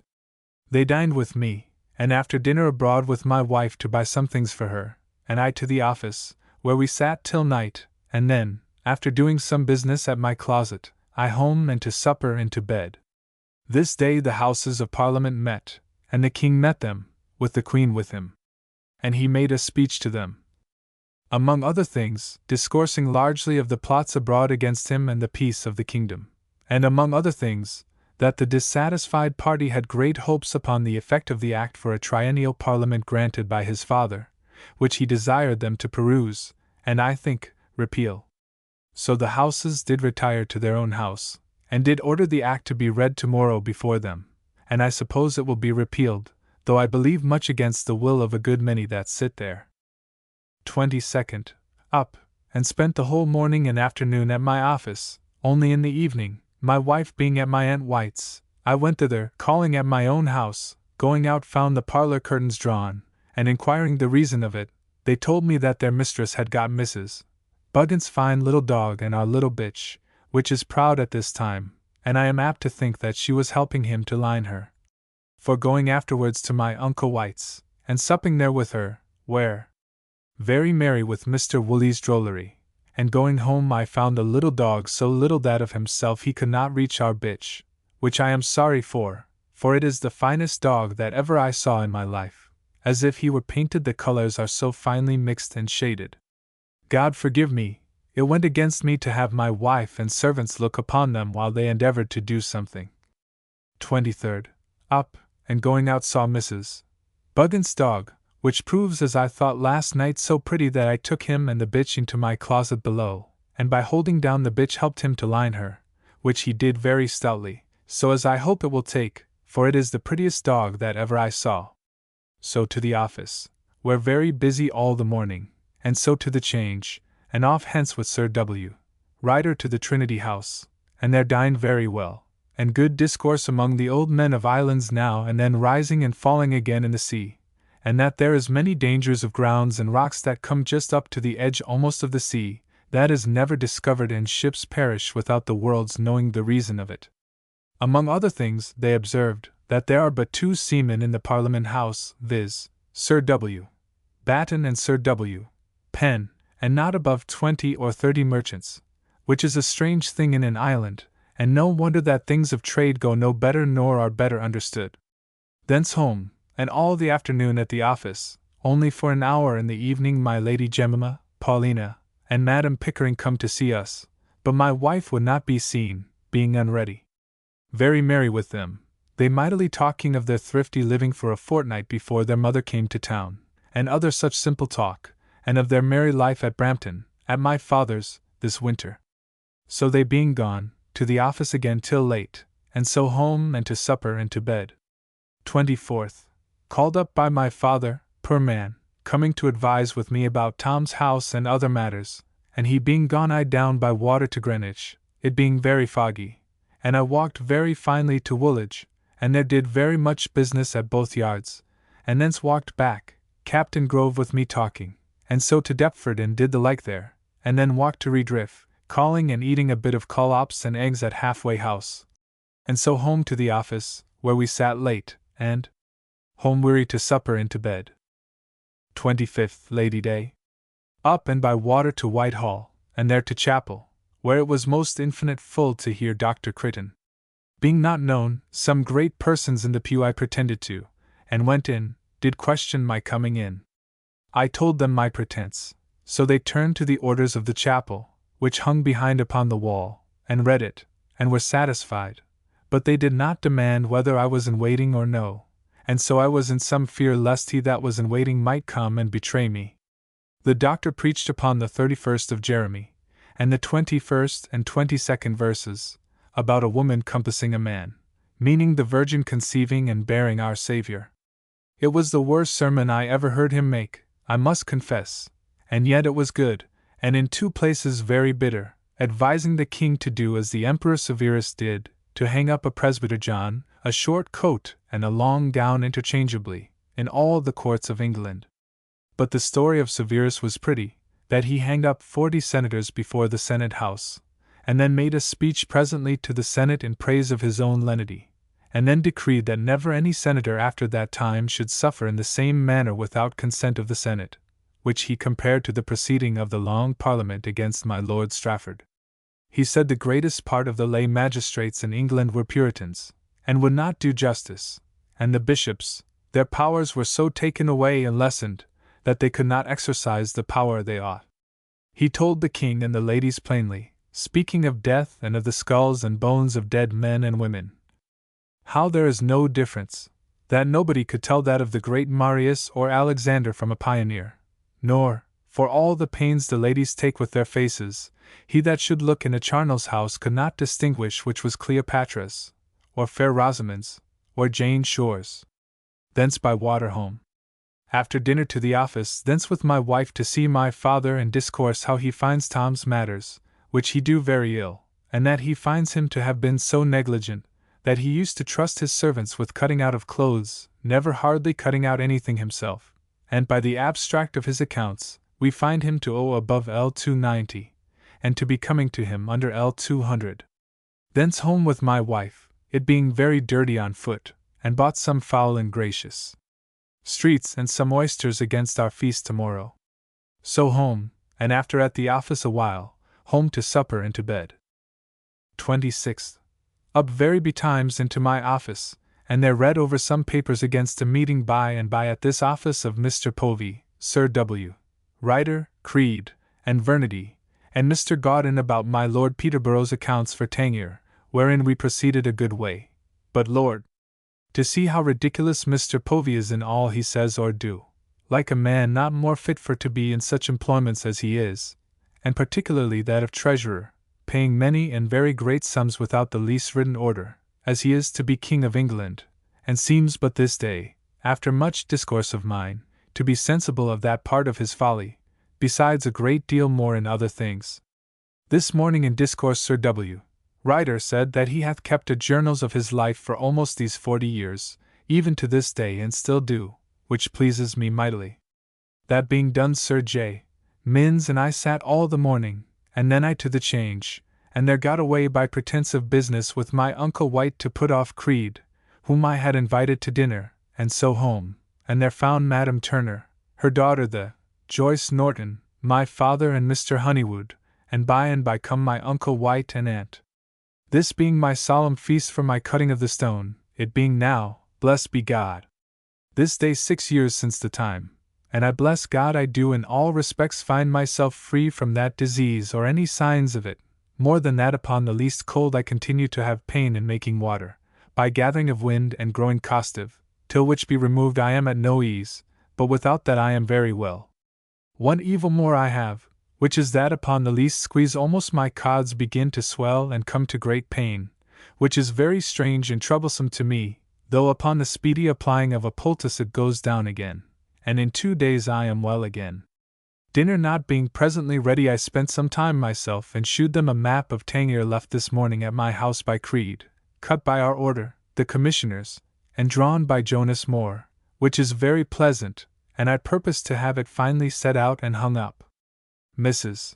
Hunt, coming to see my wife by chance, dined here with us. After dinner Sir W. Batten sent to speak with me, and told me that he had proffered our bill today in the House, and that it was read without any dissenters, and he fears not but will pass very well, which I shall be glad of.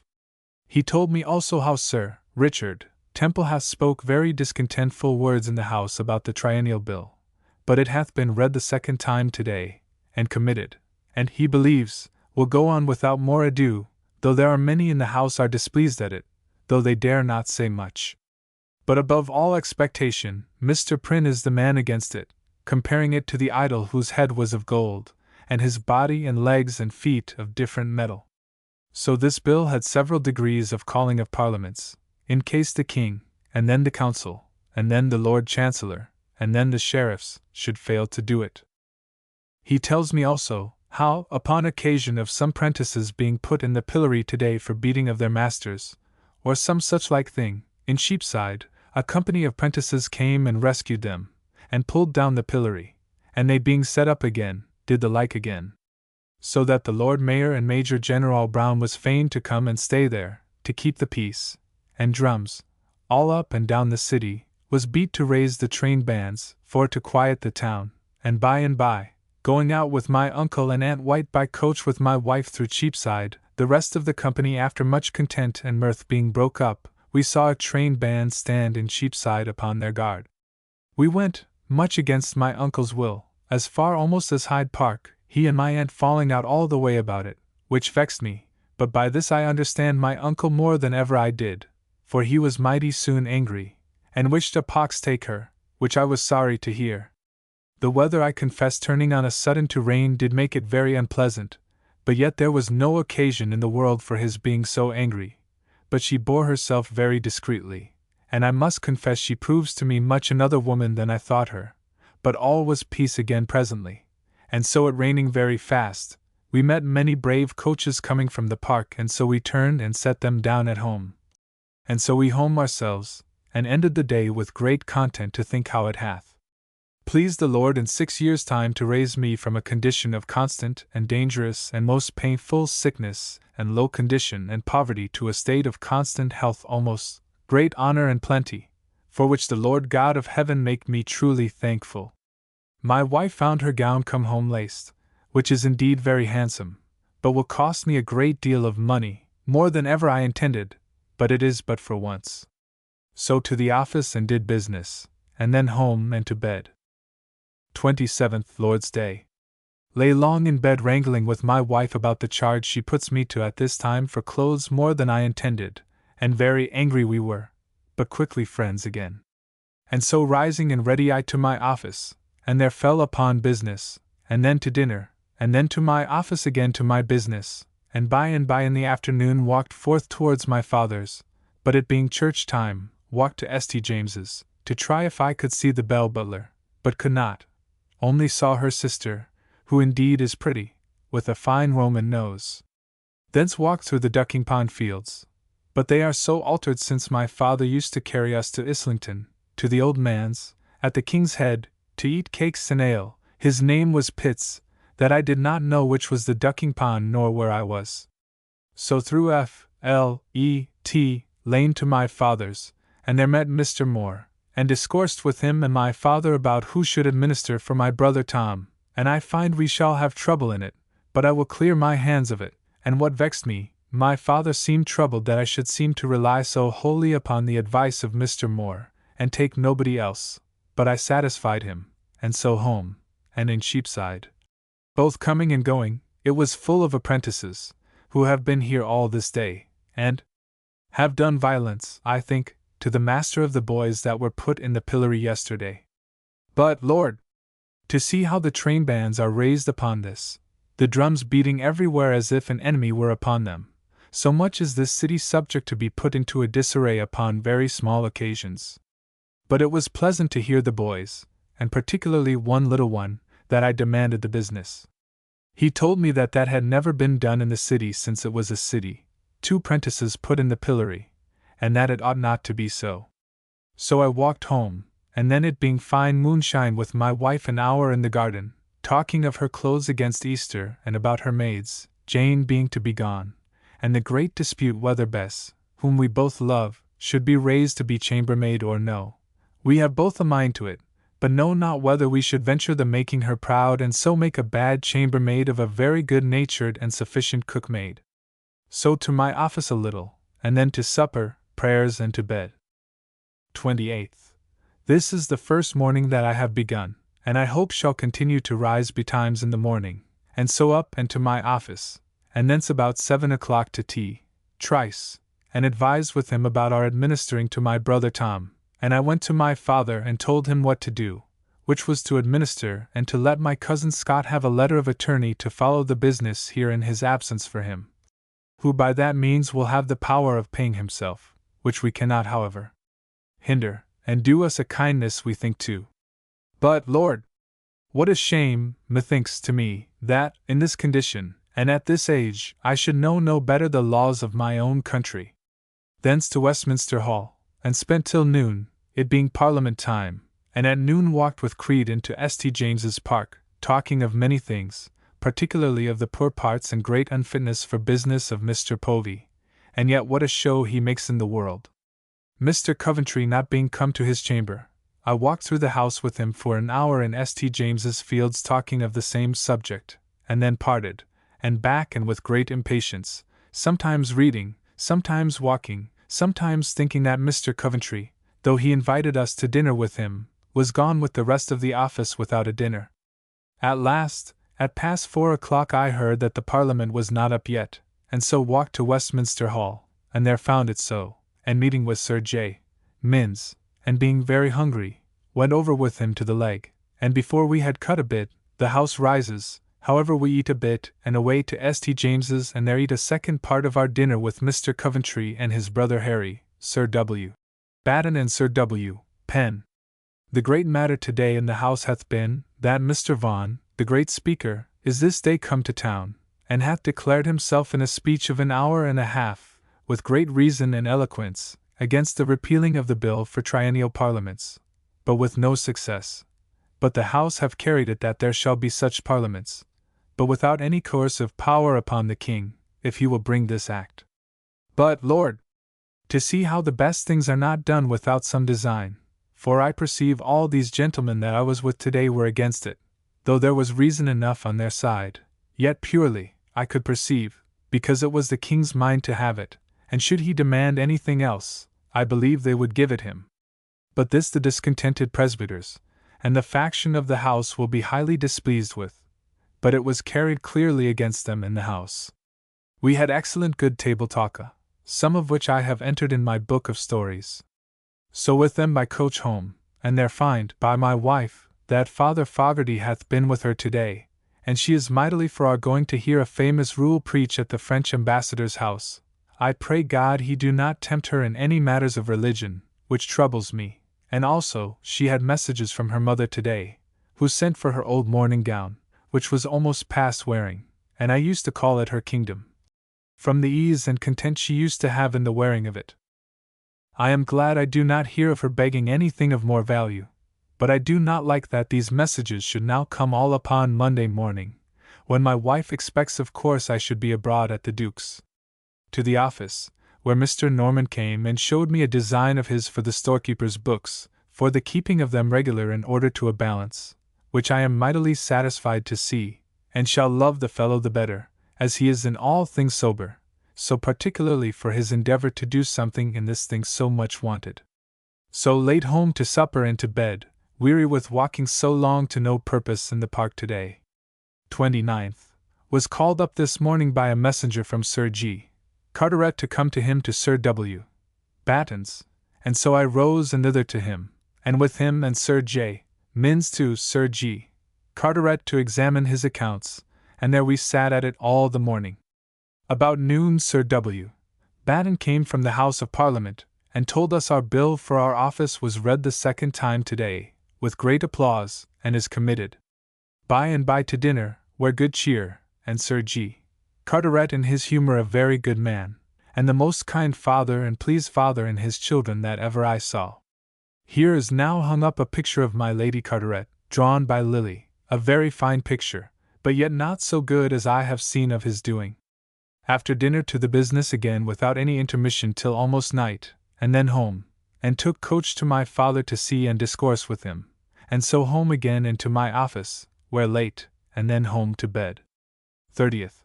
Up very betimes to my office, and thence at 7 o'clock to Sir G. Carteret, and there with Sir J. Minns made an end of his accounts, but stayed not dinner, my lady having made us drink our morning draught there of several wines, but I drank nothing but some of her coffee, which was poorly made, with a little sugar in it.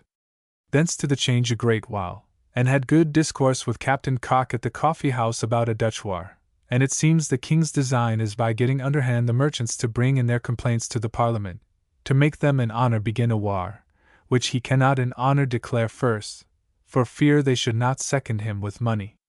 Thence homewards, staying a pretty while with my little she-milliner at the end of Birchen Lane, talking and buying gloves of her, and then home to dinner, and in the afternoon had a meeting upon the chess business. But I fear unless I have time to look after it nothing will be done, and that I fear I shall not. In the evening comes Sir W. Batten, who tells us that the committee have approved of our bill with very few amendments in words, not in matter. So to my office, where late with Sir W. Warren, and so home to supper and to bed. 31st. Up betimes, and to my office, where by and by comes Povey, Sir W.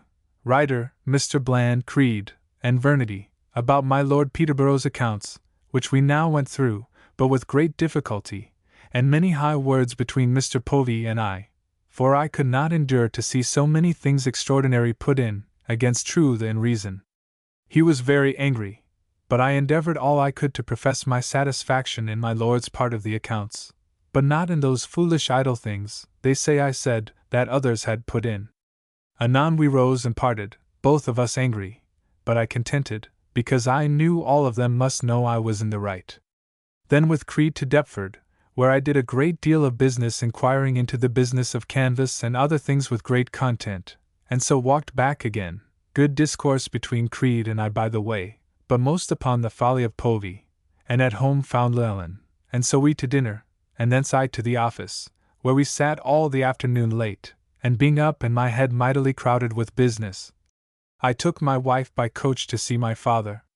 I left her at his house and went to him to an alehouse hard by, where my cousin Scott was, and my father's new tenant, Langford, a tailor, to whom I have promised my custom, and he seems a very modest, careful young man. Thence my wife coming with the coach to the alley and I home, and after supper to the making up my monthly accounts, and to my great content find myself worth above L900, the greatest sum I ever yet had. Having done my accounts, late to bed. My head of late mighty full of business, and with good content to myself in it, though sometimes it troubles me that nobody else but I should bend themselves to serve the king with that diligence, whereby much of my pains proves ineffectual. April 1664. April 1st. Up and to my office, where busy till noon, and then to the Change, where I found all the merchants concerned with the presenting their complaints to the Committee of Parliament appointed to receive them this afternoon against the Dutch. So home to dinner, and thence by coach, setting my wife down at the New Exchange, I to Whitehall, and coming too soon for the Tangier Committee walked to Mr. Blagrave for a song. I left long ago there, and here I spoke with his kinswoman, he not being within, but did not hear her sing, being not enough acquainted with her, but would be glad to have her, to come and be at my house a week now and then. Back to Whitehall, and in the gallery met the Duke of York. I also saw the Queen going to the park, and her maids of honor. She herself looks ill, and methinks Mrs. Stewart is grown fatter, and not so fair as she was, and he called me to him, and discoursed a good while with me, and after he was gone, twice or thrice stayed and called me again to him, the whole length of the house, and at last talked of the Dutch. And I perceive do much wish that the Parliament will find reason to fall out with them. He gone, I by and by found that the Committee of Tangier met at the Duke of Albemarle's, and so I have lost my labor. So with Creed to the Change, and there took up my wife and left him, and we two home, and I to walk in the garden with W. Howe, whom we took up, he having been to see us. He tells me how Creed has been questioned before the council about a letter that has been met with, wherein he is mentioned by some fanatiques as a serviceable friend to them, but he says he acquitted himself well in it, but, however, something sticks against him, he says, with my lord, at which I am not very sorry, for I believe he is a false fellow. I walked with him to Paul's, he telling me how my lord is little at home, minds his carding and little else, takes little notice of anybody, but that he do not think he is displeased, as I fear, with me, but is strange to all, which makes me the less troubled. So walked back home, and late at the office. So home and to bed. This day Mrs. Turner did lend me, as a rarity, a manuscript of one Mr. Wells, writ long ago, teaching the method of building a ship, which pleases me mightily. I was at it tonight, but durst not stay long at it, I being come to have a great pain and water in my eyes after candlelight. 2nd. Up and to my office, and afterward sat, where great contest with Sir W. Batten and Mr. Wood, and that doting fool Sir J. Minns, that says whatever Sir W. Batten says, though never minding whether to the king's profit or not. At noon to the coffee house, where excellent discourse with Sir W. Petty, who proposed it as a thing that is truly questionable, whether there really be any difference between waking and dreaming, that it is hard not only to tell how we know when we do a thing really or in a dream, but also to know what the difference is between one and the other. Thence to the change, but having at this discourse long afterwards with Sir Thomas Chamberlain, who tells me what I heard from others, that the complaints of most companies were yesterday presented to the Committee of Parliament against the Dutch, excepting that of the East India, which he tells me was because they would not be said to be the first and only cause of a war with Holland, and that it is very probable, as well as most necessary, that we fall out with that people. I went to the Change, and there found most people gone, and so home to dinner, and thence to Sir W. Warren's, and with him passed the whole afternoon, first looking over 2 ships of Captain Taylor's and Finn Pet's now in building, and am resolved to learn something of the art, for I find it is not hard and very useful, and thence to Woolwich, and after seeing Mr. Falconer, who is very ill, I to the yard, and there heard Mr. Pett tell me several things of Sir W. Batten's ill managements, and so with Sir W. Warren walked to Greenwich, having good discourse, and thence by water, it being now moonshine and 9 or 10 o'clock at night, and landed at Wapping, and by him and his man safely brought to my door, and so he home, having spent the day with him very well. So home and eat something, and then to my office a while, and so home to prayers and to bed. 3rd Lord's Day. Being weary last night lay long, and called up by W. Joyce. So I rose, and his business was to ask advice of me, he being summoned to the House of Lords tomorrow, for endeavoring to arrest my Lady Peters for a debt. I did give him advice, and will assist him. He stayed all the morning, but would not dine with me. So to my office and did business. At noon home to dinner, and being set with my wife in the kitchen my father comes and sat down there and dined with us. After dinner gives me an account of what he had done in his business of his house and goods, which is almost finished, and he the next week expects to be going down to Brampton again, which I am glad of because I fear the children of my lord that are there for fear of any discontent. He being gone I to my office, and there very busy setting papers in order till late at night, only in the afternoon my wife sent for me home, to see her new lace gown, that is her gown that is new laced, and indeed it becomes her very nobly, and is well made. I am much pleased with it. At night to supper, prayers, and to bed. 4th, up, and walked to my Lord Sandwich's, and there spoke with him about W. Joyce, who told me he would do what was fit in so tender a point. I can yet discern a coldness in him to admit me to any discourse with him. Thence to Westminster, to the Painted Chamber, and there met the 2 Joyces. Will in a very melancholy taking. After a little discourse I to the Lord's house before they sat, and stood within it a good while the Duke of York came to me and spoke to me a good while about the new ship at Woolwich. Afterwards I spoke with my Lord Berkeley and my Lord Peterborough about it. And so stayed without a good while, and saw my Lady Peters, an impudent jade, soliciting all the lords on her behalf. And at last W. Joyce was called in, and by the consequences, and what my Lord Peterborough told me, I find that he did speak all he said to his disadvantage, and so was committed to the black rod, which is very hard, he doing what he did by the advice of my Lord Peter's own steward. But the sergeant of the black rod did direct one of his messengers to take him in custody, and so he was peaceably conducted to the Swan with 2 necks, in Tuttle Street, to a handsome dining room, and there was most civilly used, my uncle Fenner, and his brother Anthony, and some other friends being with him. But who would have thought that the fellow that I should have sworn could have spoken before all the world should in this be so daunted, as not to know what he said, and now to cry like a child? I protest, it is very strange to observe. I left them providing for his stay there tonight and getting a petition against tomorrow, and so away to Westminster Hall, and meeting Mr. Coventry, he took me to his chamber, with Sir William Hickman, a member of their house, and a very civil gentleman.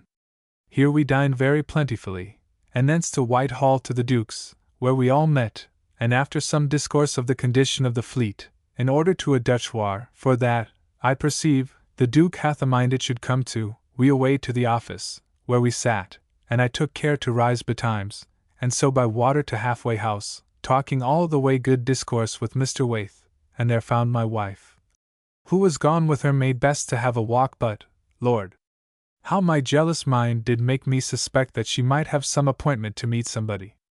But I found the poor souls coming away thence, so I took them back, and eat and drank, and then home, and after at the office a while, I home to supper and to bed. It was a sad sight, methought, today to see my Lord Peters coming out of the house fall out with his lady, from whom he is parted, about this business, saying that she disgraced him. But she hath been a handsome woman, and is, it seems, not only a lewd woman, but very high-spirited. 5th. Up very betimes, and walked to my cousin Anthony Joyce's, and thence with him to his brother Will, in Tuttle Street, where I find him pretty cheery over what he was yesterday, like a coxcomb, his wife being come to him, and having had his boy with him last night. Here I stayed an hour or two and wrote over a fresh petition, that which was drawn by their solicitor not pleasing me, and thence to the Painted Chamber, and by away by coach to my Lord Peterborough's, and there delivered the petition into his hand, which he promised most readily to deliver to the house today. Thence back, and there spoke to several lords, and so did his solicitor, one that W. Joyce hath promised L5 to if he be released. Lord Peterborough presented a petition to the house from W. Joyce, and a great dispute we hear there was in the house for and against it.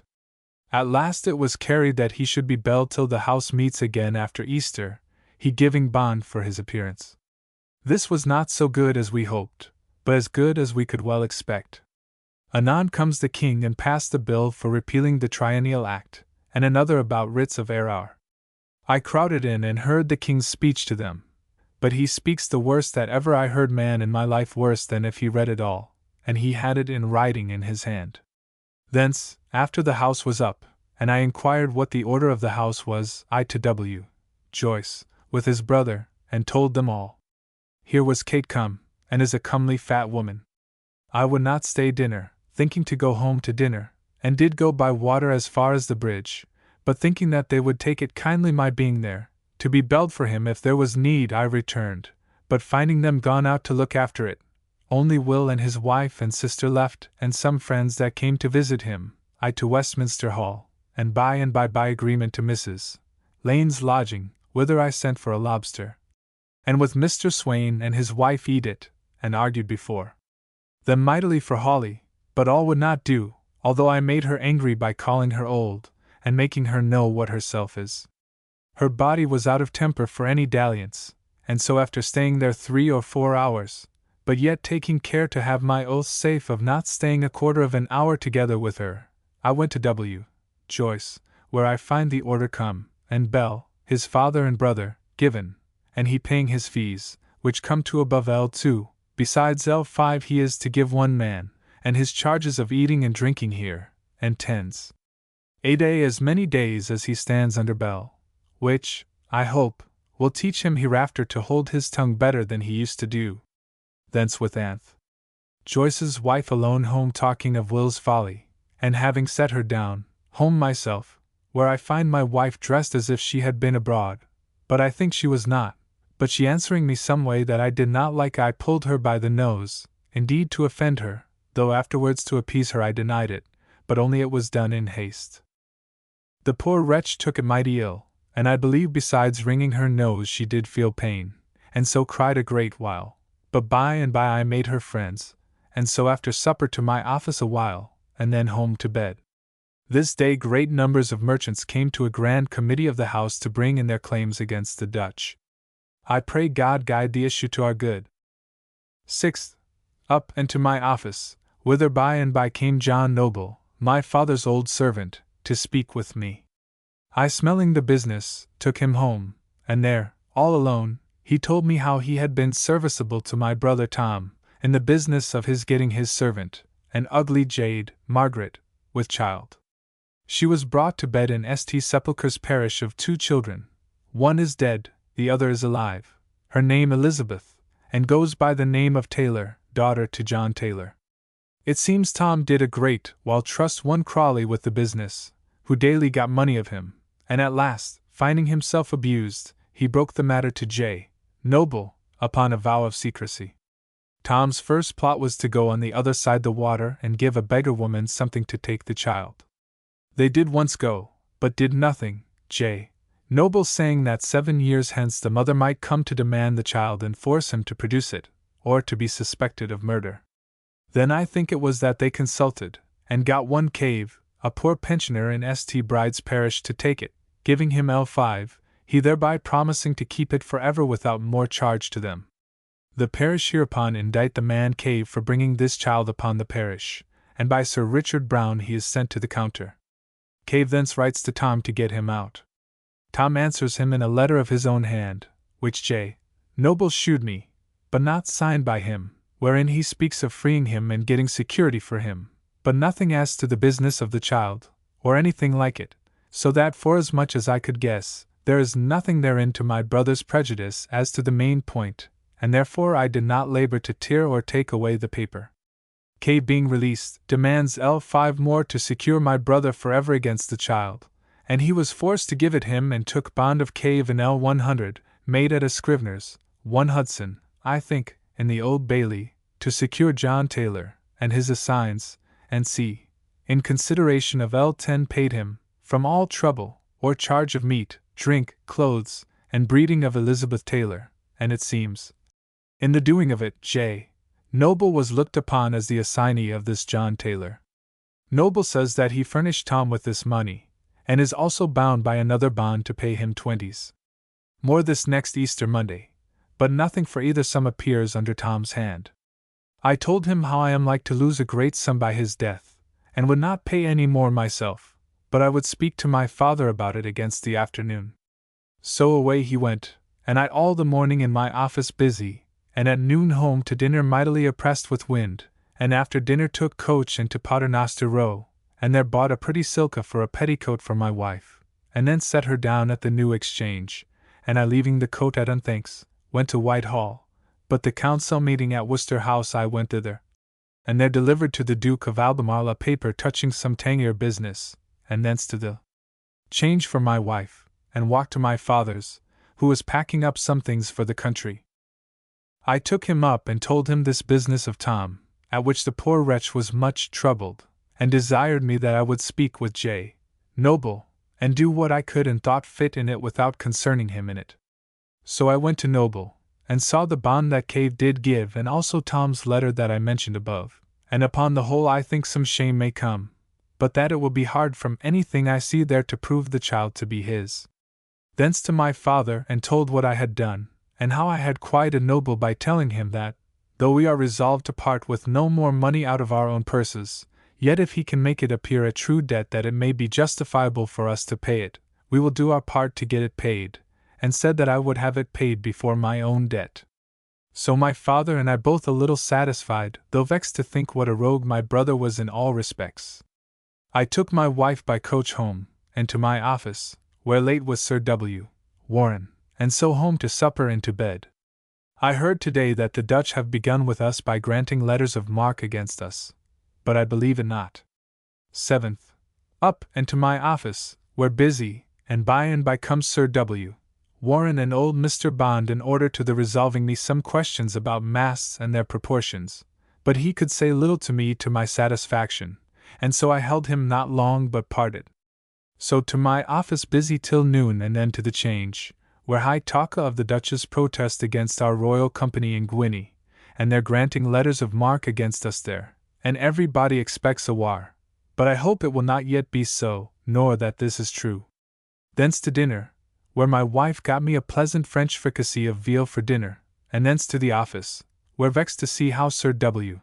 Batten ordered things this afternoon, vide my office book, for about this time I have begun, my notions and informations increasing now greatly every day, to enter all occurrences extraordinary in my office in a book by themselves. And so in the evening after long discourse and eased my mind by discourse with Sir W. Warren, I to my business late, and so home to supper and to bed. 8th. Up betimes and to the office, and anon, it begun to be fair after a great shower this morning, Sir W. Batten and I by water calling his son Castle by the way, between whom and I no notice at all of his letter the other day to me, to Deptford, and after a turn in the yard, I went with him to the almshouse to see the new building which he, with some ambition, is building of there, during his being master of Trinity House, and a good work it is, but to see how simply he answered somebody concerning setting up the arms of the corporation upon the door, that and anything else he did not deny it, but said he would leave that to the master that comes after him. There I left him and to the King's Yard again, and there made good inquiry into the business of the poop lanterns, wherein I found occasion to correct myself mightily for what I have done in the contract with the platerer, and am resolved, though I know not how, to make them to alter it, though they signed it last night, and so I took Staines home with me by boat and discoursed it, and he will come to reason when I can make him to understand it. No sooner landed but it fell a mighty storm of rain and hail, so I put into a cane shop and bought one to walk with, cost me 4s. all of one joint. So home to dinner, and had an excellent Good Friday dinner of peas porridge and apple pie. So to the office all the afternoon preparing a new book for my contracts, and this afternoon come home the office globes done to my great content. In the evening a little to visit Sir W. Penn, who hath a feeling this day or two of his old pain. Then to walk in the garden with my wife, and so to my office a while, and then home to the only Lenten supper I have had of wigs, buns or tea cakes, and ale, and so to bed. This morning betimes came to my office to me Boatswain Smith of Woolwich, telling me a notable piece of knavery of the officers of the yard and Mr. Gold in behalf of a contract made for some old ropes by Mr. Wood, and I believe I shall find Sir W. Batten of the plot, vide my office daybook. 9th. The last night, whether it was from cold I got today upon the water I know not, or whether it was from my mind being over-concerned with Staines's business of the platery of the navy, for my minds was mighty troubled with the business all night long, I did wake about 1 o'clock in the morning, a thing I most rarely do, and pissed a little with great pain, continued sleepy, but in a high fever all night, fiery hot, and in some pain. Towards morning I slept a little and waking found myself better, but with some pain, and rose I confess with my clothes sweating, and it was somewhat cold too, which I believe might do me more hurt, for I continued cold and apt to shake all the morning, but that some trouble with Sir J. Minns and Sir W. Batten kept me warm. At noon home to dinner upon tripes, and so though not well abroad with my wife by coach to her tailor's and the New Exchange, and thence to my father's and spoke one word with him, and thence home, where I found myself sick in my stomach and vomited, which I do not use to do. Then I drank a glass or two of Hippocras, and to the office to dispatch some business necessary, and so home and to bed, and by the help of Mithridates slept very well. 10th Lord's Day.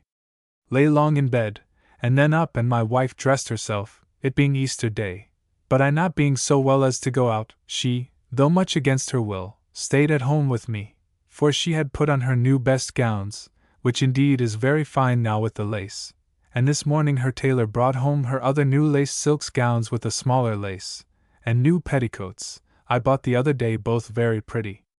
We spent the day in pleasant talks in company one with another, reading in Dr. Fuller's book what he says of the family of the Cliffords and Kingsmills, and at night being myself better than I was by taking a glister, which did carry away a great deal of wind, I after supper at night went to bed and slept well.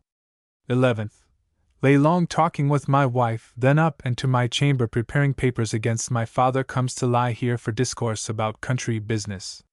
Dined well with my wife at home, being myself not yet thorough well, making water with some pain, but better than I was, and all my fear of an ague gone away. In the afternoon my father came to see us, and he gone I up to my morning's work again, and so in the evening a little to the office and to see Sir W. Batten, who is ill again, and so home to supper and to bed. 12th. Up, and after my wife had dressed herself very fine in her new lace gown, and very handsome indeed, W. How also coming to see us, I carried her by coach to my Uncle White's and set her down there, and W. How and I to the coffee house, where we sat talking about getting of him some place under my Lord of Advantage if he should go to sea, and I would be glad to get him secretary and to outcreed if I can, for he is a crafty and false rogue. thence a little to the Change, and thence took him to my uncle White's, where dined my father, poor melancholy man, that used to be as full of life as anybody, and also my aunt's brother, Mr. Sutton, a merchant in Flanders, a very sober, fine man, and Mr. Cole and his lady.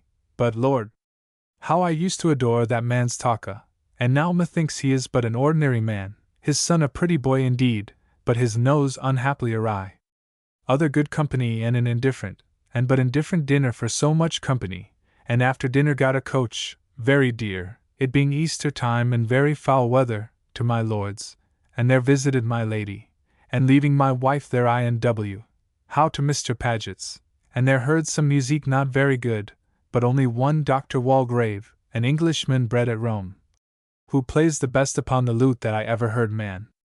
Here I also met Mr. Hill, the little merchant, and after all was done we sung. I did well enough a psalm or two of Laws.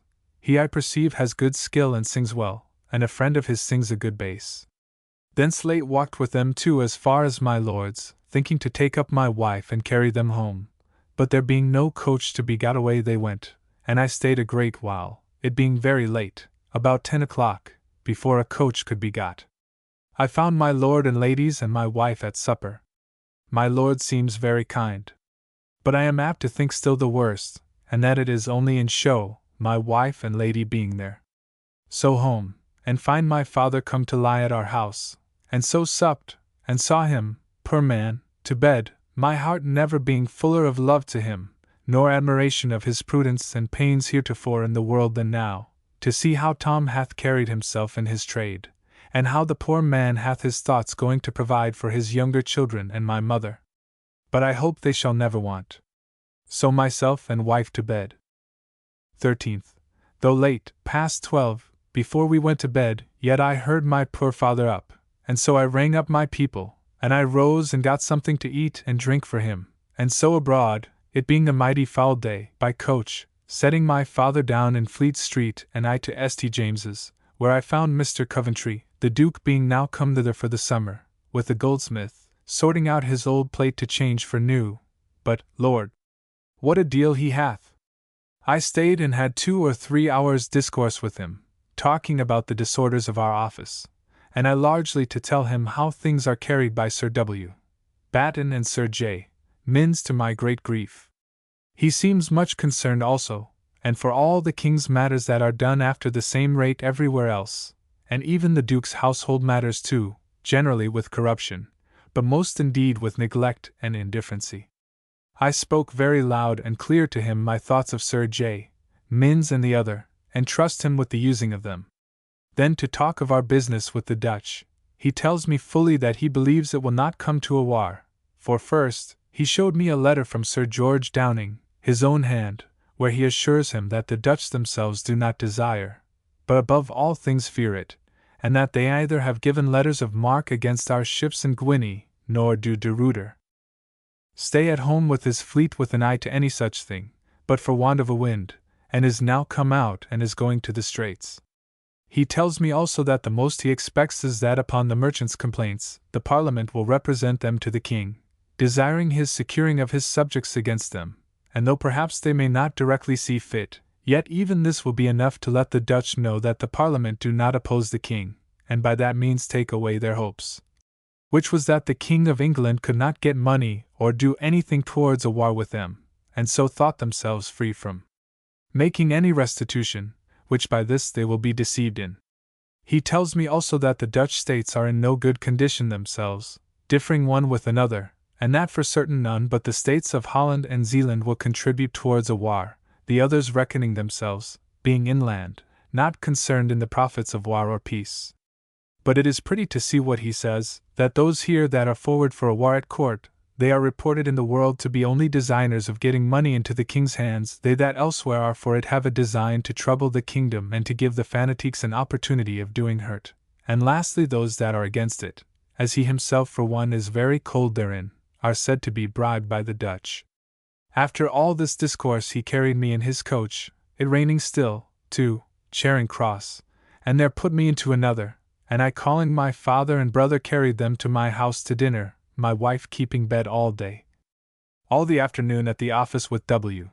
Bottom looking over his particulars about the chest of Chatham, which shows enough what a knave Commissioner Pett hath been all along, and how Sir W. Batten hath gone on in getting good allowance to himself and others out of the poor's money. Time will show all. So in the evening to see Sir W. Penn, and then home to my father to keep him company, he being to go out of town, and up late with him and my brother John till past 12 at night to make up papers of Tom's accounts fit to leave with my cousin Scott. At last we did make an end of them, and so after supper all to bed. 14th.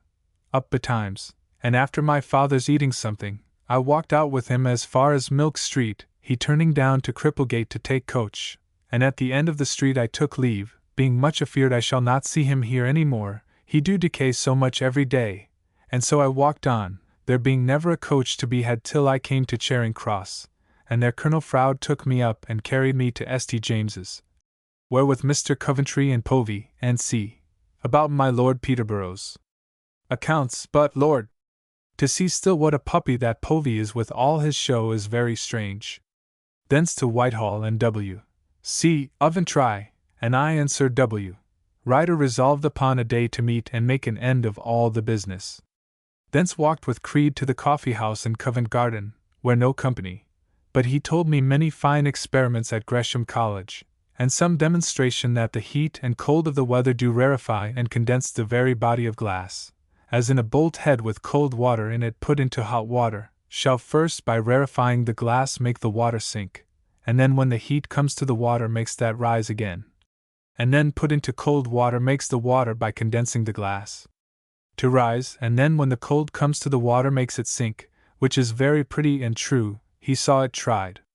Thence by coach home, and dined above with my wife by her bedside, she keeping her bed. So to the office, where a great conflict with Wood and Castle about their New England masts. So in the evening my mind a little vexed, but yet without reason, for I shall prevail, I hope, for the King's profit, and so home to supper and to bed. 15th.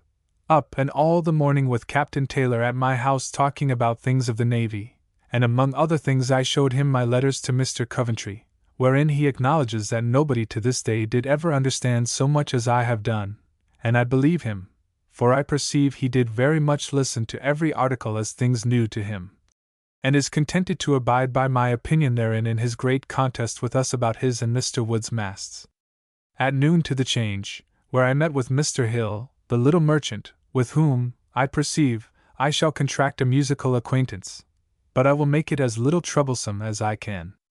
Home and dined, and then with my wife by coach to the Duke's house, and there saw the German Princess, acted by the woman herself, but never was anything so well done in earnest, worse performed in jest upon the stage, and indeed the whole play, abating the drollery of him that acts her husband, is very simple, unless here and there a witty sprinkle or two. We met and sat by Dr. Clerk. Thence homewards, calling at Madame Turner's, and then set my wife down at my Aunt White's and I to my office till late, and then at night fetched her home, and so again to my office a little, and then to supper and to bed. 16th.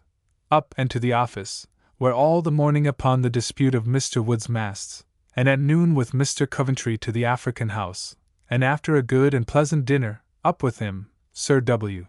Ryder, the simple Povey, of all the most ridiculous fool that ever I knew to attend to business, and Creed and Vernity, about my Lord Peterborough's accounts, but the more we look into them, the more we see of them that makes dispute, which made us break off, and so I home, and there found my wife and Bess gone over the water to Halfway House, and after them, thinking to have gone to Woolwich, but it was too late, so eat a cake and home, and thence by coach to have spoke with Tom Trice about a letter I met with this afternoon from my cousin Scott, wherein he seems to deny proceeding as my father's attorney and administering for him in my brother Tom's estate, but I find him gone out of town, and so returned vexed home and to the office, where late writing a letter to him, and so home and to bed.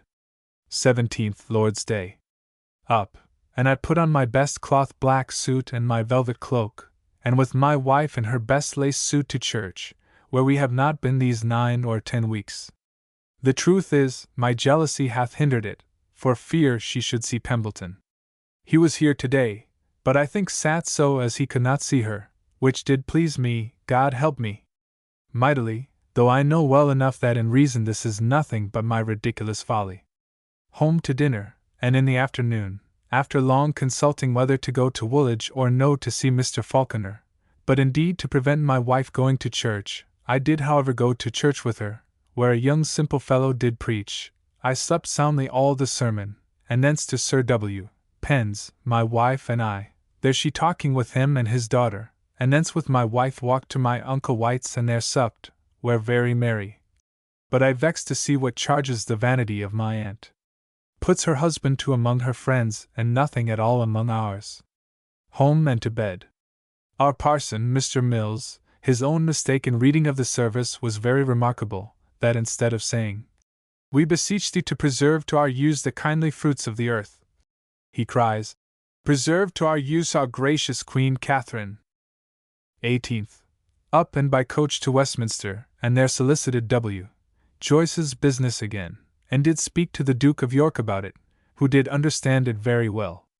I afterwards did without the house fall in company with my Lady Peters, and endeavored to mollify her, but she told me she would not, to redeem her from hell, do anything to release him, but would be revenged while she lived, if she lived the age of Methuselah.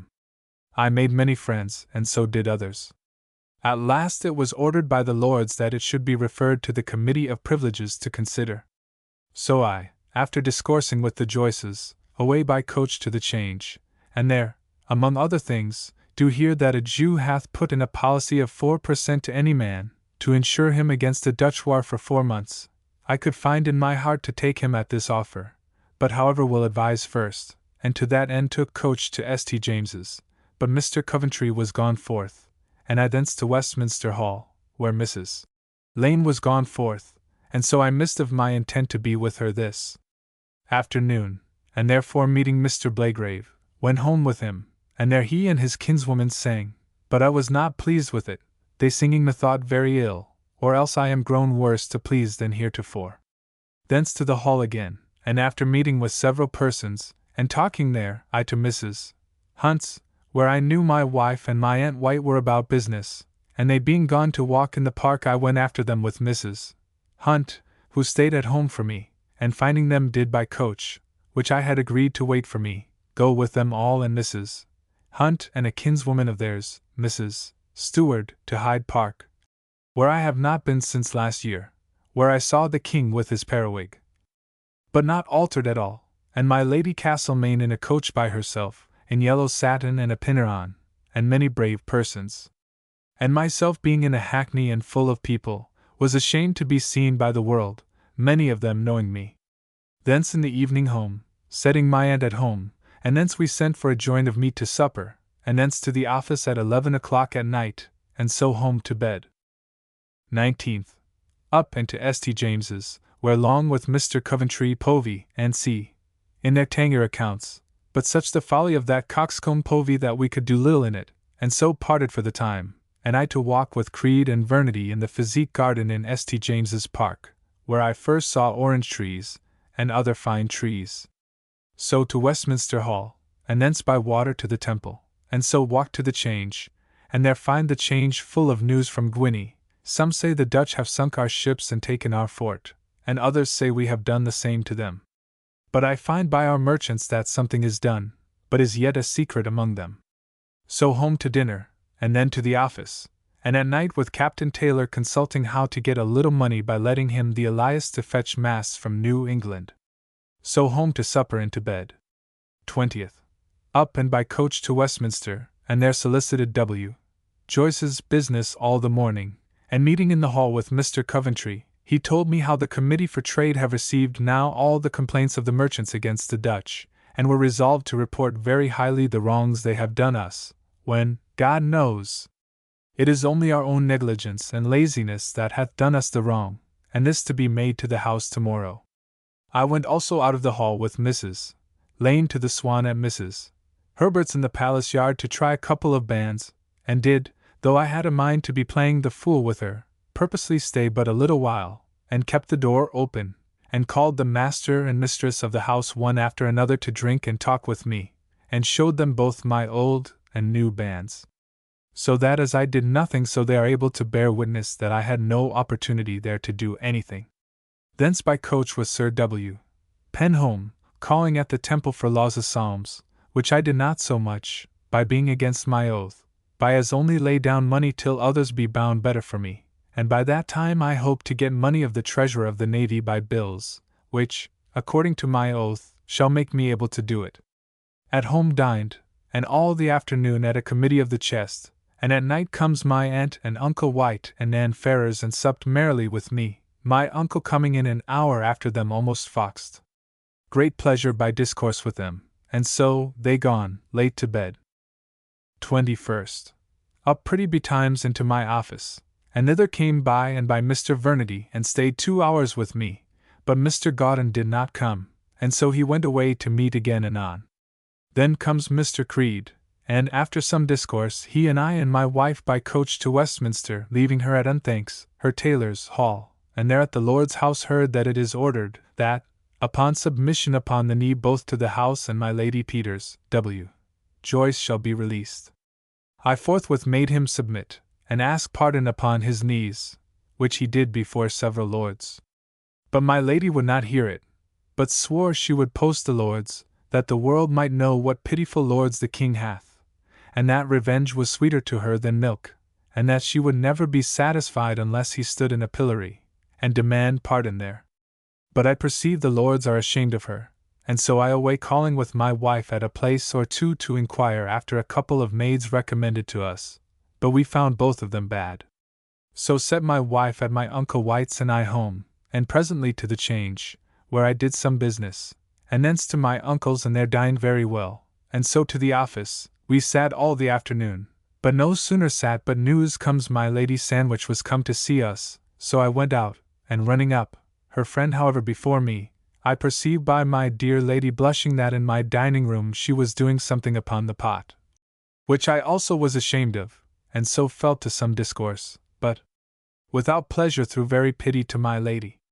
She tells me, and I find true since, that the House this day have voted that the King be desired to demand right for the wrong done us by the Dutch, and that they will stand by him with their lives' fortunes, which is a very high vote, and more than I expected. What the issue will be, God knows.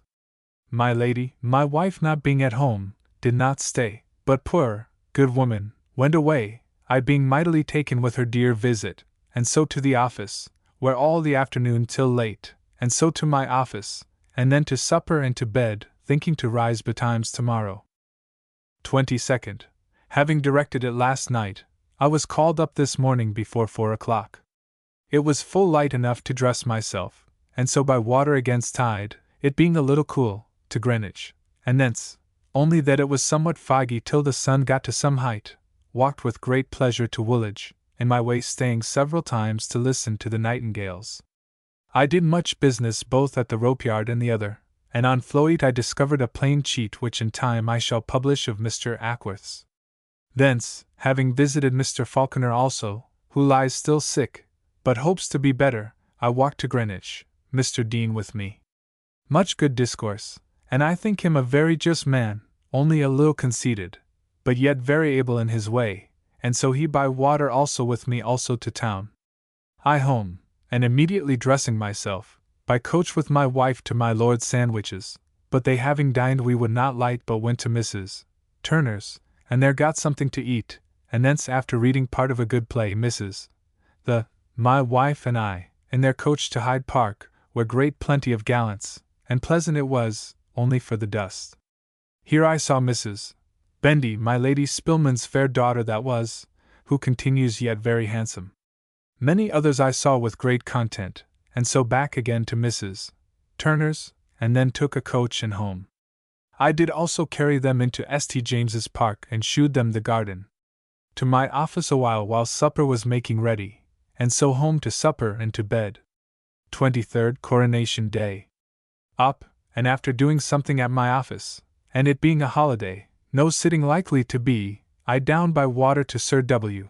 Warren's, who hath been ill, and there talked long with him good discourse, especially about Sir W. Baden's knavery and his son Castle's ill language of me behind my back, saying that I favour my fellow traitors, but I shall be even with him. So home and to the Change, where I met with Mr. Coventry, who himself is now full of talk of a Dutch war, for it seems the Lords have concurred in the Commons' vote about it, and so the next week it will be presented to the King, insomuch that he do desire we would look about to see what stores we lack, and buy what we can. Home to dinner, where I and my wife much troubled about my money that is in my Lord Sandwich's hand, for fear of his going to sea and be killed, but I will get what of it out I can. All the afternoon, not being well, at my office, and there doing much business, my thoughts still running upon a war and my money. At night home to supper and to bed. 24th Lord's Day. Up, and all the morning in my chamber setting some of my private papers in order, for I perceive that now public business takes up so much of my time that I must get time Sundays or nights to look after my own matters. Dined and spent all the afternoon talking with my wife, at night a little to the office, and so home to supper and to bed. 25th. Up, and with Sir W. Penn by coach to St. James's and there up to the Duke, and after he was ready to his closet, where most of our talk about a Dutch war, and discoursing of things indeed now for it. The Duke, which gives me great good hopes, do talk of setting up a good discipline in the fleet.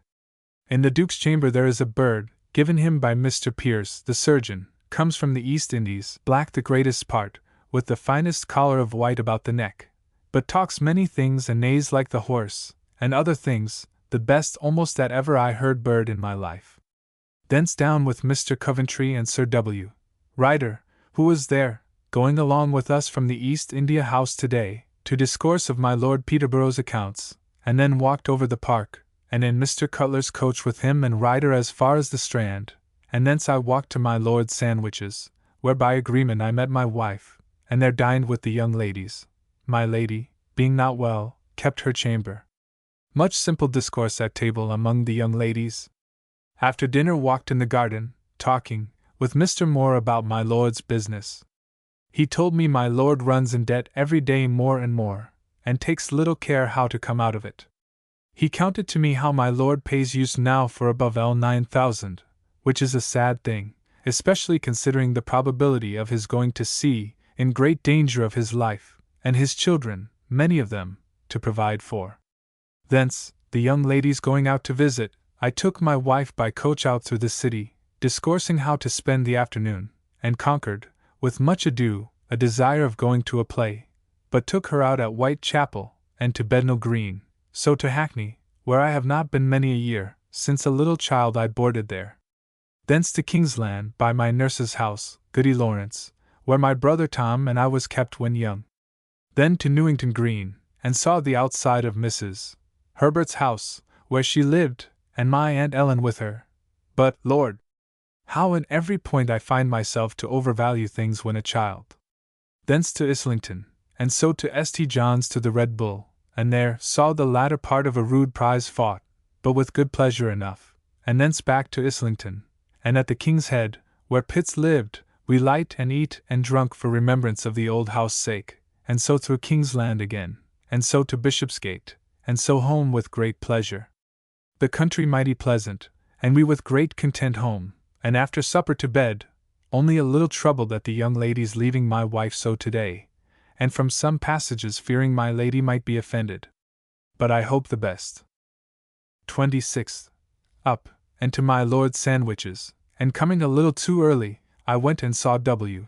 Joyce, and by comes in Anthony, they both owning a great deal of kindness received from me in their late business, and indeed I did what I could, and yet less I could not do. It has cost the poor man above L40. Besides, he is likely to lose his debt.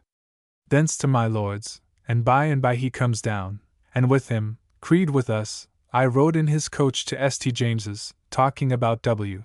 Joyce's business mighty merry, and my Lady Peters, he says, is a drunken jade, he himself having seen her drunk in the lobby of their house. I went up with him to the Duke, where methought the Duke did not shew him any so great fondness as he was wont, and methought my lord was not pleased that I should see the Duke made no more of him. Not that I know anything of any unkindness, but I think verily he is not as he was with him in his esteem. By the Duke went out and we with him through the park, and there I left him going into Whitehall, and Creed and I walked round the park, a pleasant walk, observing the birds, which is very pleasant, and so walked to the New Exchange, and there had a most delicate dish of curds and cream, and discourse with the good woman of the house, a discreet well-bred woman, and a place with great delight I shall make it now and then to go thither. Thence up, and after a turn or two in the Change, home to the Old Exchange by coach, where great news and true, I saw by written letters, of strange fires seen at Amsterdam in the air, and not only there, but in other places thereabout. The talk of a Dutch war is not so hot, but yet I fear it will come to it at last. So home and to the office, where we sat late. My wife gone this afternoon to the burial of my she-cousin Scott, a good woman, and it is a sad consideration how the Pepyses decay, and nobody almost that I know in a present way of increasing them. At night late at my office, and so home to my wife to supper and to bed. 27th. Up, and all the morning very busy with multitude of clients, till my head began to be overloaded. Towards noon I took coach and to the Parliament House door, and there stayed the rising of the House, and with Sir G. Carteret and Mr. Coventry discoursed of some tar that I have been endeavouring to buy, for the market begins apace to rise upon us, and I would be glad first to serve the King well, and next if I could I find myself now begin to cast how to get a penny myself. Home by coach with Alderman Backwell in his coach, whose opinion is that the Dutch will not give over the business without putting us to some trouble to set out a fleet, and then, if they see we go on well, will seek to salve up the matter. Upon the Change busy. Thence home to dinner, and thence to the office till my head was ready to burst with business, and so with my wife by coach, I sent her to my Lady Sandwich and myself to my cousin Roger Pepys's chamber, and there he did advise me about our exchequer business, and also about my brother John. He is put by my father upon interceding for him, but I will not yet seem the least to pardon him, nor can I in my heart. However, he and I did talk how to get him a mandamus for a fellowship, which I will endeavour. Thence to my lady's, and in my way met Mr. Sanchy, of Cambridge, whom I have not met a great while. He seems a simple fellow, and tells me their master, Dr. Rainbow, is newly made Bishop of Carlisle. To my lady's, and she not being well did not see her, but strayed home with my wife, and late to my office, concluding in the business of Wood's masts, which I have now done and I believe taken more pains in it than ever any principal officer in this world ever did in anything to no profit to this day. So weary, sleepy, and hungry, home and to bed. This day the Houses attended the King, and delivered their votes to him, upon the business of the Dutch, and he thanks them, and promises an answer in writing. 28th. Up and close at my office all the morning. To the Change busy at noon, and so home to dinner, and then in the afternoon at the office till night, and so late home quite tired with business, and without joy in myself otherwise than that I am by God's grace enabled to go through it, and one day hope to have benefit by it. So home to supper and to bed. 29th. Up betimes, and with Sir W. Ryder and Cutler to Whitehall. Ryder and I to St. James's, and there with Mr. Coventry did proceed strictly upon some fooleries of Mr. Povy's and my Lord Peterborough's accounts, which will touch him home, and I am glad of it, for he is the most troublesome impertinent man that ever I met with. Thence to the Change, and there, after some business, home to dinner, where Llewellyn and Mount came to me and dined, and after dinner my wife and I by coach to see my Lady Sandwich, where we find all the children and my lord removed, and the house so melancholy that I thought my lady had been dead, knowing that she was not well, but it seems she hath the measles, and I fear the smallpox, poor lady. It grieves me mightily, for it will be a sad hour to the family should she miscarry. Thence straight home and to the office, and in the evening comes Mr. Hill the merchant and another with him that sings well, and we sung some things, and good music it seemed to me, only my mind too full of business to have much pleasure in it. But I will have more of it. They gone, and I having paid Mr. Moxon for the work he has done for the office upon the King's Globes, I to my office, where very late busy upon Captain Taylor's bills for his masts, which I think will never off my hand. Home to supper and to bed. 30th. Up and all the morning at the office. At noon to the Change, where, after business done, Sir W. Ryder and Cutler took me to the Old James, and there did give me a good dish of mackerel, the first I have seen this year, very good, and good discourse. After dinner we fell to business about their contract for tar, in which and in another business of Sir W. Ryder's canvass, wherein I got him to contract with me.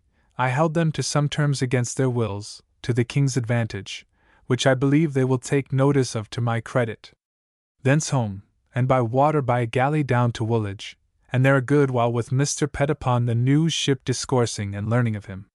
Thence with Mr. Dean to see Mr. Falconer, and there find him in a way to be well. So to the water, after much discourse with great content with Mr. Dean, and home late, and so to the office, wrote to my father among other things my continued displeasure against my brother John, so that I will give him nothing more out of my own purse, which will trouble the poor man, but however it is fit that I should take notice of my brother's ill carriage to me. Then home and till 12 at night about my month's accounts, wherein I have just kept within compass, this having been a spending month. So my people being all abed, I put myself to bed very sleepy. All the news now is what will become of the Dutch business, whether war or peace. We all seem to desire it, as thinking ourselves to have advantages at present over them. For my part, one dread it. The Parliament promises to assist the king with lives and fortunes, and he receives it with thanks and promises to demand satisfaction of the Dutch. My poor Lady Sandwich is fallen sick 3 days since of the measles. My Lord Digby's business is hushed up, and nothing made of it. He is gone, and the discourse quite ended. Never more quiet in my family all the days of my life than now, there being only my wife and I and Bess and the little girl Susan, the best wenches to our content that we can ever expect. May 1664. May 1st, Lord's Day. Lay long in bed. Went not to church, but stayed at home to examine my last night's accounts, which I find right, and that I am L908 creditor in the world, the same I was last month. Dined, and after dinner down by water with my wife and Bess with great pleasure as low as Greenwich, and so back, playing as it were leisurely upon the water to Deptford, where I landed and sent my wife up higher to land below Halfway House. I to the King's Yard, and there spoke about several businesses with the officers, and so with Mr. Waith consulting about canvass, to Halfway House where my wife was, and after eating there we broke and walked home before quite dark. So to supper, prayers, and to bed. 2nd, lay pretty long in bed. So up and by water to St. James's, and there attended the Duke with Sir W. Batten and Sir J.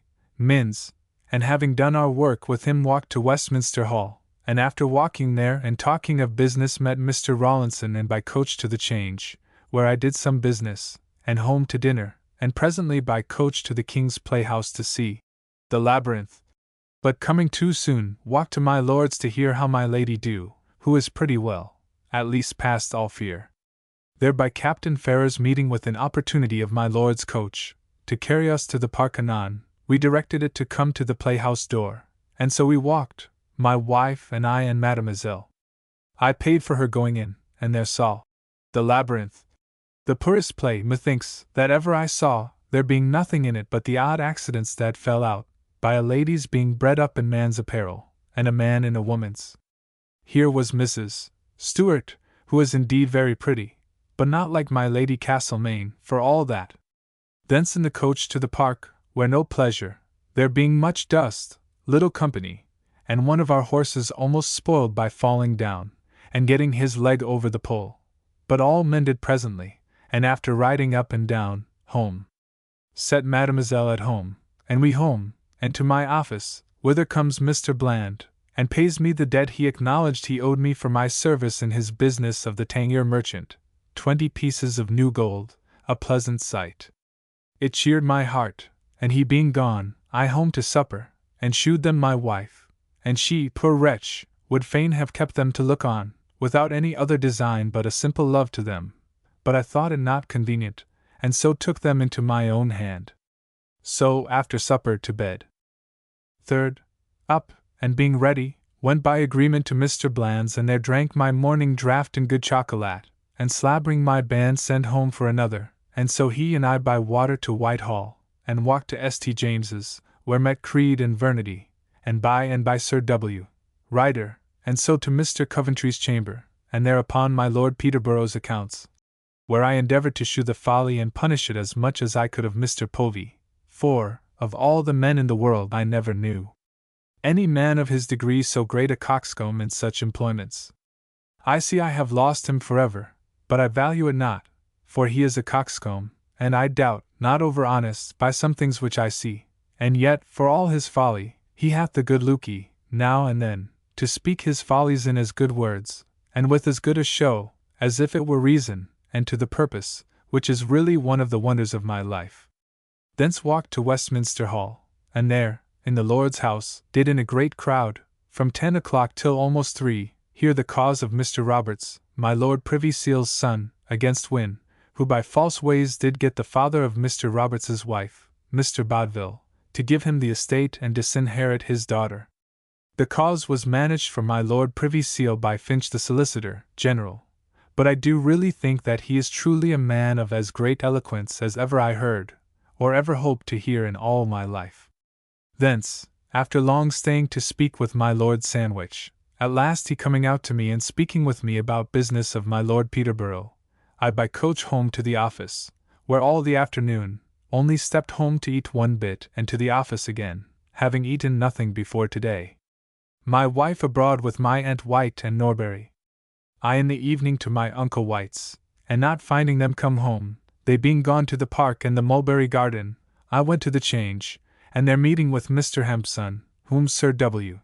Batten has lately turned out of his place, merely because of his coming to me when he came to town before he went to him, and there he told me many rogueries of Sir W. Batten. How he knows and is able to prove that Captain Cox of Chatham did give him L10 in gold to get him to certify for him at the King's coming in, and that Tom Newborn did make the poor men give him L3 to get Sir W. Batten to cause them to be entered in the yard, and that Sir W. Batten had oftentimes said, "By God, Tom, you shall get something and I will have some on't." His present clerk that is come in Norman's room has given him something for his place, that they live high and, as Sir Francis Clerk's lady told his wife, do lack money as well as other people, and have bribes of a piece of satin and cabinets, and other things from people that deal with him, and that hardly any body goes to see or hath anything done by Sir W. Batten but it comes with a bribe, and that this is publicly true that his wife was a whore, and that he had libels flung within his doors for a cuckold as soon as he was married, that he received L100 in money and in other things to the value of L50 more of Hempson, and that he intends to give him back but L50, that he hath abused the chest and hath now some L1000 by him of it.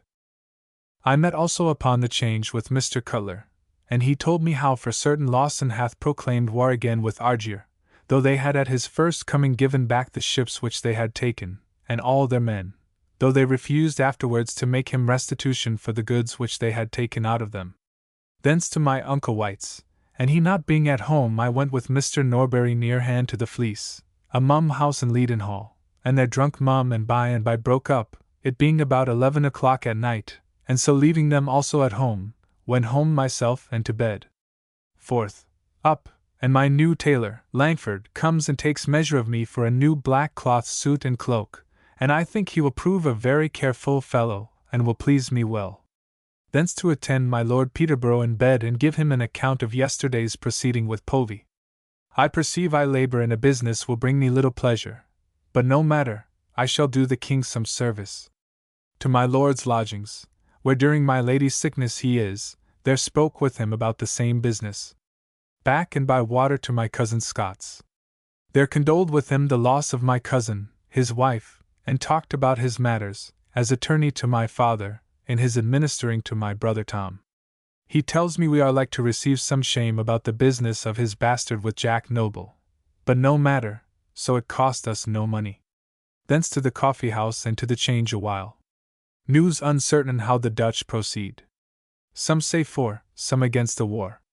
The plague increases at Amsterdam.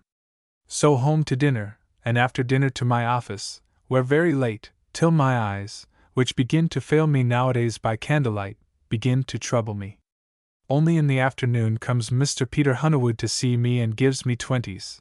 His and his friends' pence for my brother John, which, God forgive my pride, methinks I think myself too high to take of him, but it is an ungrateful pitch of pride in me, which God forgive. Home at night to supper and to bed. 5th. Up betimes to my office, busy, and so abroad to change some plate for my father to send today by the carrier to Brampton, but I observe and do fear it may be to my wrong that I change spoons of my Uncle Robert's into new and set AP upon them, that thereby I cannot claim them hereafter, as it was my brother Tom's practice. However, the matter of this is not great, and so I did it. So to the change, and meeting Sir W. Warren, with him to a tavern, and there talked, as we used to do, of the evils the King suffers in our ordering of business in the Navy, as Sir W. Batten now forces us by his knavery. So home to dinner, and to the office, where all the afternoon, and thence betimes home, my eyes beginning every day to grow less and less able to bear with long reading or writing, though it be by daylight, which I never observed till now. So home to my wife, and after supper to bed. 6th. This morning up and to my office, where Simpson my joiner came to work upon altering my closet, which I alter by setting the door in another place, and several other things to my great content. Busy at it all day, only in the afternoon home, and there, my books at the office being out of order, wrote letters and other businesses. So at night with my head full of the business of my closet home to bed, and strange it is to think how building do fill my mind and put out all other things out of my thoughts. 7th. Betimes at my office with the joiners, and giving order for other things about it. By and by we sat all the morning. At noon to dinner, and after dinner comes Dean of Woolwich, and I spent, as I had appointed, all the afternoon with him about instructions which he gives me to understand the building of a ship, and I think I shall soon understand it. In the evening a little to my office to see how the work goes forward there, and then home and spent the evening also with Mr. Dean, and had a good supper, and then to bed, he lying at my house. 8th Lord's Day. This day my new tailor, Mr. Langford, brought me home a new black cloth suit and cloak lined with silk moire, and he being gone, who pleases me very well with his work and I hope will use me pretty well, then Dean and I to my chamber, and there we repeated my yesterday's lesson about ships all the morning, and I hope I shall soon understand it. At noon to dinner, and strange how in discourse he cries up chemistry from some talk he has had with an acquaintance of his, a chymist, when, poor man, he understands not one word of it. But I discern very well that it is only his good nature, but in this of building ships he hath taken great pains, more than most builders I believe have. After dinner he went away, and my wife and I to church, and after church to Sir W. Penn, and there sat and talked with him, and the perfidious rogue seems, as he do always, mightily civil to us, though I know he hates and envies us. So home to supper, prayers, and to bed. 9th. Up and to my office all the morning, and there saw several things done in my work to my great content, and at noon home to dinner, and after dinner in Sir W. Penn's coach he set my wife and I down at the New Exchange, and after buying some things we walked to my Lady Sandwich's, who, good lady, is now, thanks be to God, so well as to sit up, and sent to us, if we were not afeard to come up to her. So we did, but she was mightily against my wife's coming so near her, though, poor wretch, she is as well as ever she was, as to the measles, and nothing can I see upon her face. There we sat talking with her above 3 hours, till 6 o'clock, of several things with great pleasure, and so away, and home by coach, buying several things for my wife in our way, and so after looking what had been done in my office today, with good content home to supper and to bed. But strange, how I cannot get anything to take place in my mind while my work lasts at my office. This day my wife and I in our way to Paternoster Road to buy things called upon Mr. Holliard to advise upon her drying up her issue in her leg, which inclines of itself to dry up, and he admits of it that it should be dried up. 10th. Up and at my office looking after my workmen all the morning, and after the office was done did the same at night, and so home to supper and to bed. 11th. Up and all day, both forenoon and afternoon, at my office to see it finished by the joiners and washed and everything in order, and indeed now my closet is very convenient and pleasant for me. My Uncle White came to me to my office this afternoon to speak with me about Mr. Mays's business again, and from me went to my house to see my wife. And strange to think that my wife should by and by send for me after he was gone to tell me that he should begin discourse of her want of children and his also, and how he thought it would be best for him and her to have one between them. And he would give her 500 either in money or jewels beforehand, and make the child his heir. He commended her body, and discoursed that for all he knew the thing was lawful. She says she did give him a very warm answer, such as he did not excuse himself by saying that he said this in jest, but told her that since he saw what her mind was he would say no more to her of it, and desired her to make no words of it. It seemed he did say all this in a kind of counterfeit laugh, but by all words that passed, which I cannot now so well set down, it is plain to me that he was in good earnest, and that I fear all his kindness is but only his lust to her. What to think of it of a sudden I know not, but I think not to take notice yet of it to him till I have thought better of it. So with my mind and head a little troubled I received a letter from Mr. Coventry about a mast for the Duke's yacht, which with other business makes me resolve to go betimes to Woolwich tomorrow. So to supper and to bed. 12th. Up by 4 o'clock and by water to Woolwich, where did some business and walked to Greenwich, good discourse with Mr. Dean best part of the way. There met by appointment Commissioner Pett, and with him to Deptford, where did also some business, and so home to my office, and at noon Mrs. Hunt and her cousin's child and maid came and dined with me. My wife sick, in bed. I was troubled with it, but however could not help it, but attended them till after dinner, and then to the office and there sat all the afternoon, and by a letter to me this afternoon from Mr. Coventry I saw the first appearance of a war with Holland. So home, and betimes to bed because of rising tomorrow. 13th. Up before 3 o'clock, and a little after upon the water, it being very light as at noon, and a bright sun rising. But by and by a rainbow appeared, the first that ever in a morning I saw, and then it fell raining a little, but held up again, and I to Woolwich, where before all the men came to work I with Mr. Dean spent 2 hours upon the news ship, informing myself in the names and natures of many parts of her to my great content, and so back again, without doing anything else, and, after shifting myself away to Westminster, looking after Mr. Mays's business and others. In the Painted Chamber I heard a fine conference between some of the two houses upon the bill for conventicles.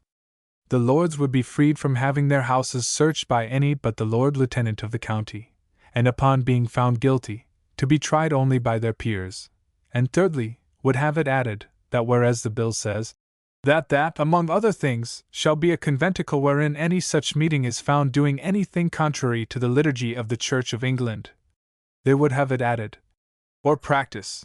The Commons to the Lords said, that they knew not what might hereafter be found out which might be called the practice of the Church of England, for there are many things may be said to be the practice of the Church, which were never established by any law, either common, statute, or canon, as singing of psalms, binding up prayers at the end of the Bible, and praying extempore before and after sermon, and though these are things indifferent, yet things for aught they at present know may be started, which may be said to be the practice of the Church which would not be fit to allow.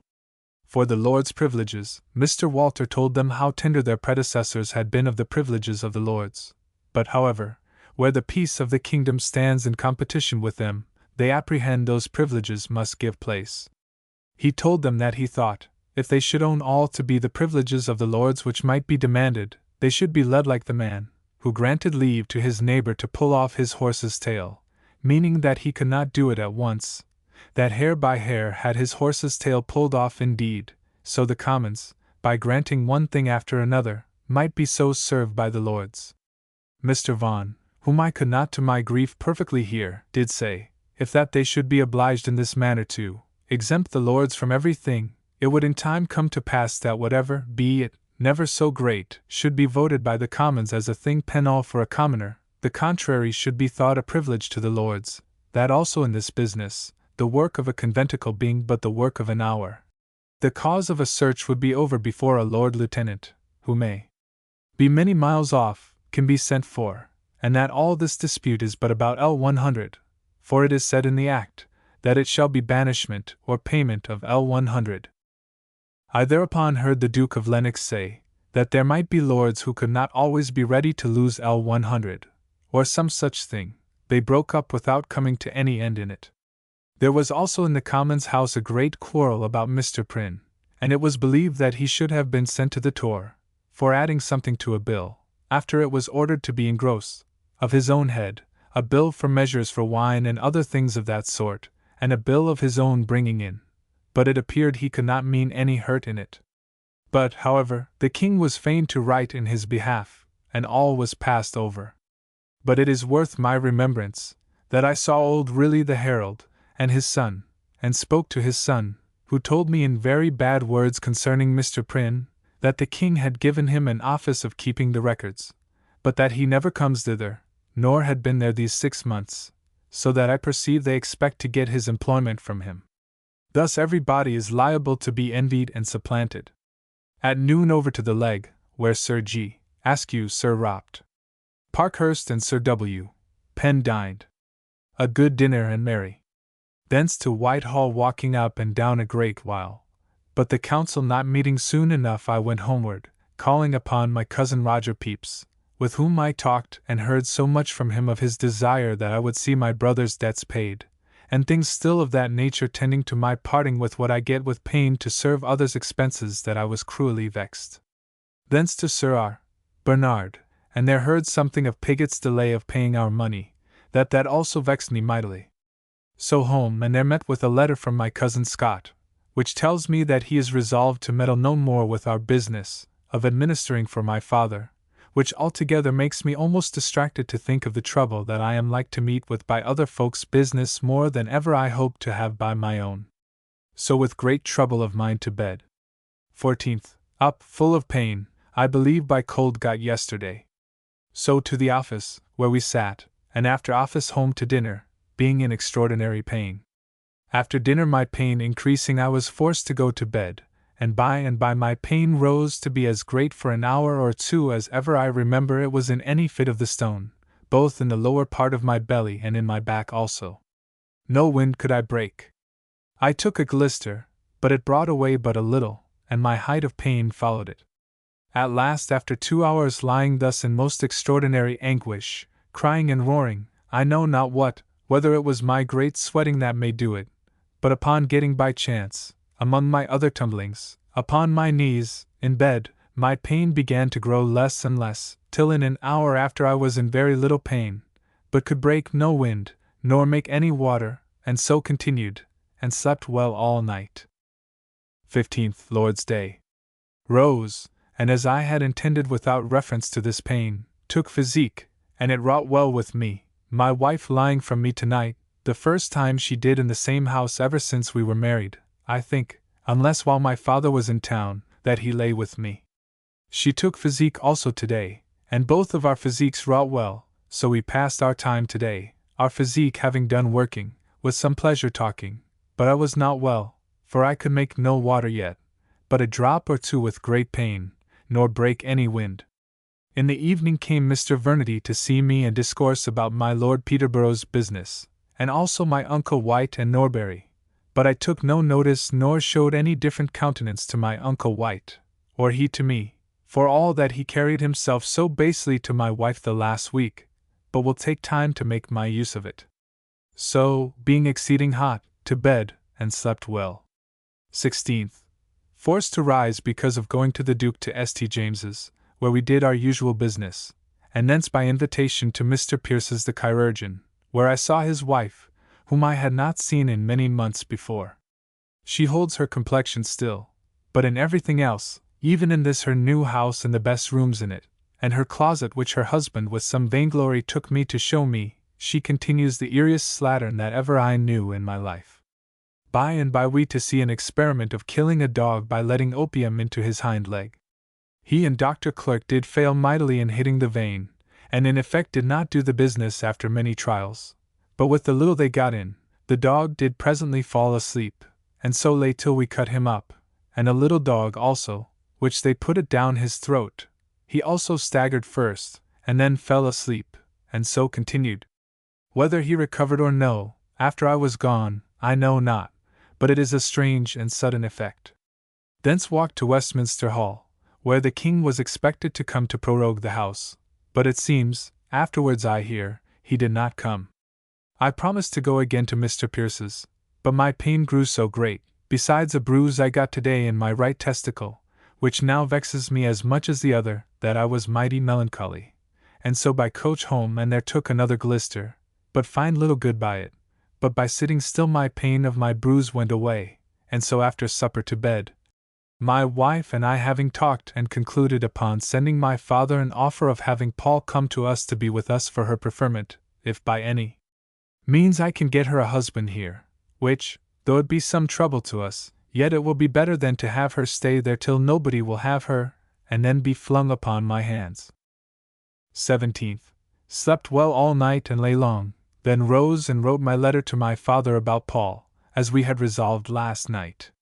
So to dinner and then to the office, finding myself better than I was, and making a little water, but not yet breaking any great store of wind, which I wonder at, for I cannot be well till I do it. After office home and to supper and with good ease to bed, and endeavored to tie my hands that I might not lay them out of bed, by which I believe I have got cold, but I could not endure it. 18th. Up and within all the morning, being willing to keep as much as I could within doors, but receiving a very wakening letter from Mr. Coventry about fitting of ships, which speaks something like to be done, I went forth to the office, there to take order in things, and after dinner to Whitehall to a committee of tenure, but did little. So home again and to Sir W. Penn, who, among other things of haste in this new order for ships, is ordered to be gone presently to Portsmouth to look after the work there.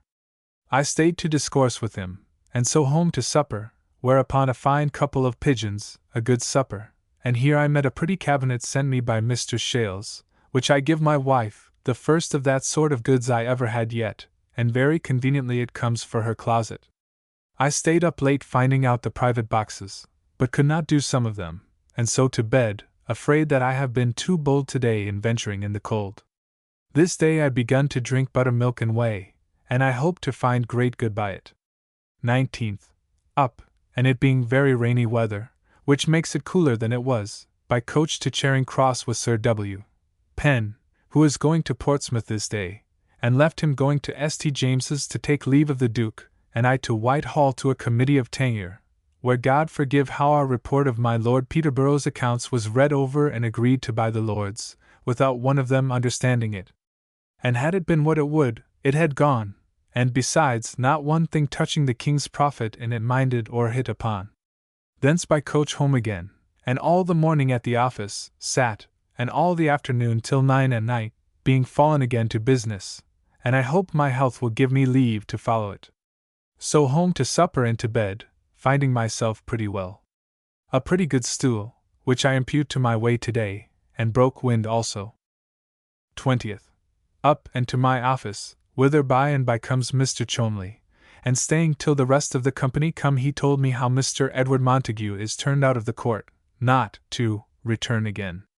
His fault, I perceive, was his pride, and most of all his affecting to seem great with the Queen, and it seems indeed had more of her than anybody else, and would be with her talking alone 2 or 3 hours together, insomuch that the lords about the king, when he would be jesting with them about their wives, would tell the king that he must have a care of his wife too, for she hath now the gallant.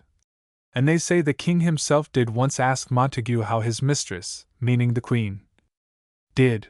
He grew so proud, and despised everybody, besides suffering nobody, he or she, to get or do anything about the Queen, that they all labored to do him a good turn.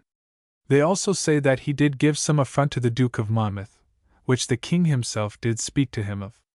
But strange it is that this man should, from the greatest negligence in the world, come to be the miracle of attendance, so as to take all offices from everybody, either men or women, about the Queen. Insomuch that he was observed as a miracle, but that which is the worst, that which in a wise manner performed, would turn to his greatest advantage, was by being so observed employed to his greatest wrong, the world concluding that there must be something more than ordinary to cause him to do this. So he is gone, nobody pitying but laughing at him, and he pretends only that he is gone to his father, that is sick in the country. By and by comes Povey, Creed, and Vernedy, and so to their accounts, wherein more trouble and vexation with Povey. That being done, I sent them going and myself fell to business till dinner. So home to dinner very pleasant. In the afternoon to my office, where busy again, and by came a letter from my father so full of trouble for discontents there between my mother and servants, and such troubles to my father from hence from cave that hath my brother's bastard that I know not what in the world to do, but with great trouble, it growing night, spent some time walking, and putting care as much as I could out of my head, with my wife in the garden, and so home to supper and to bed. 21st.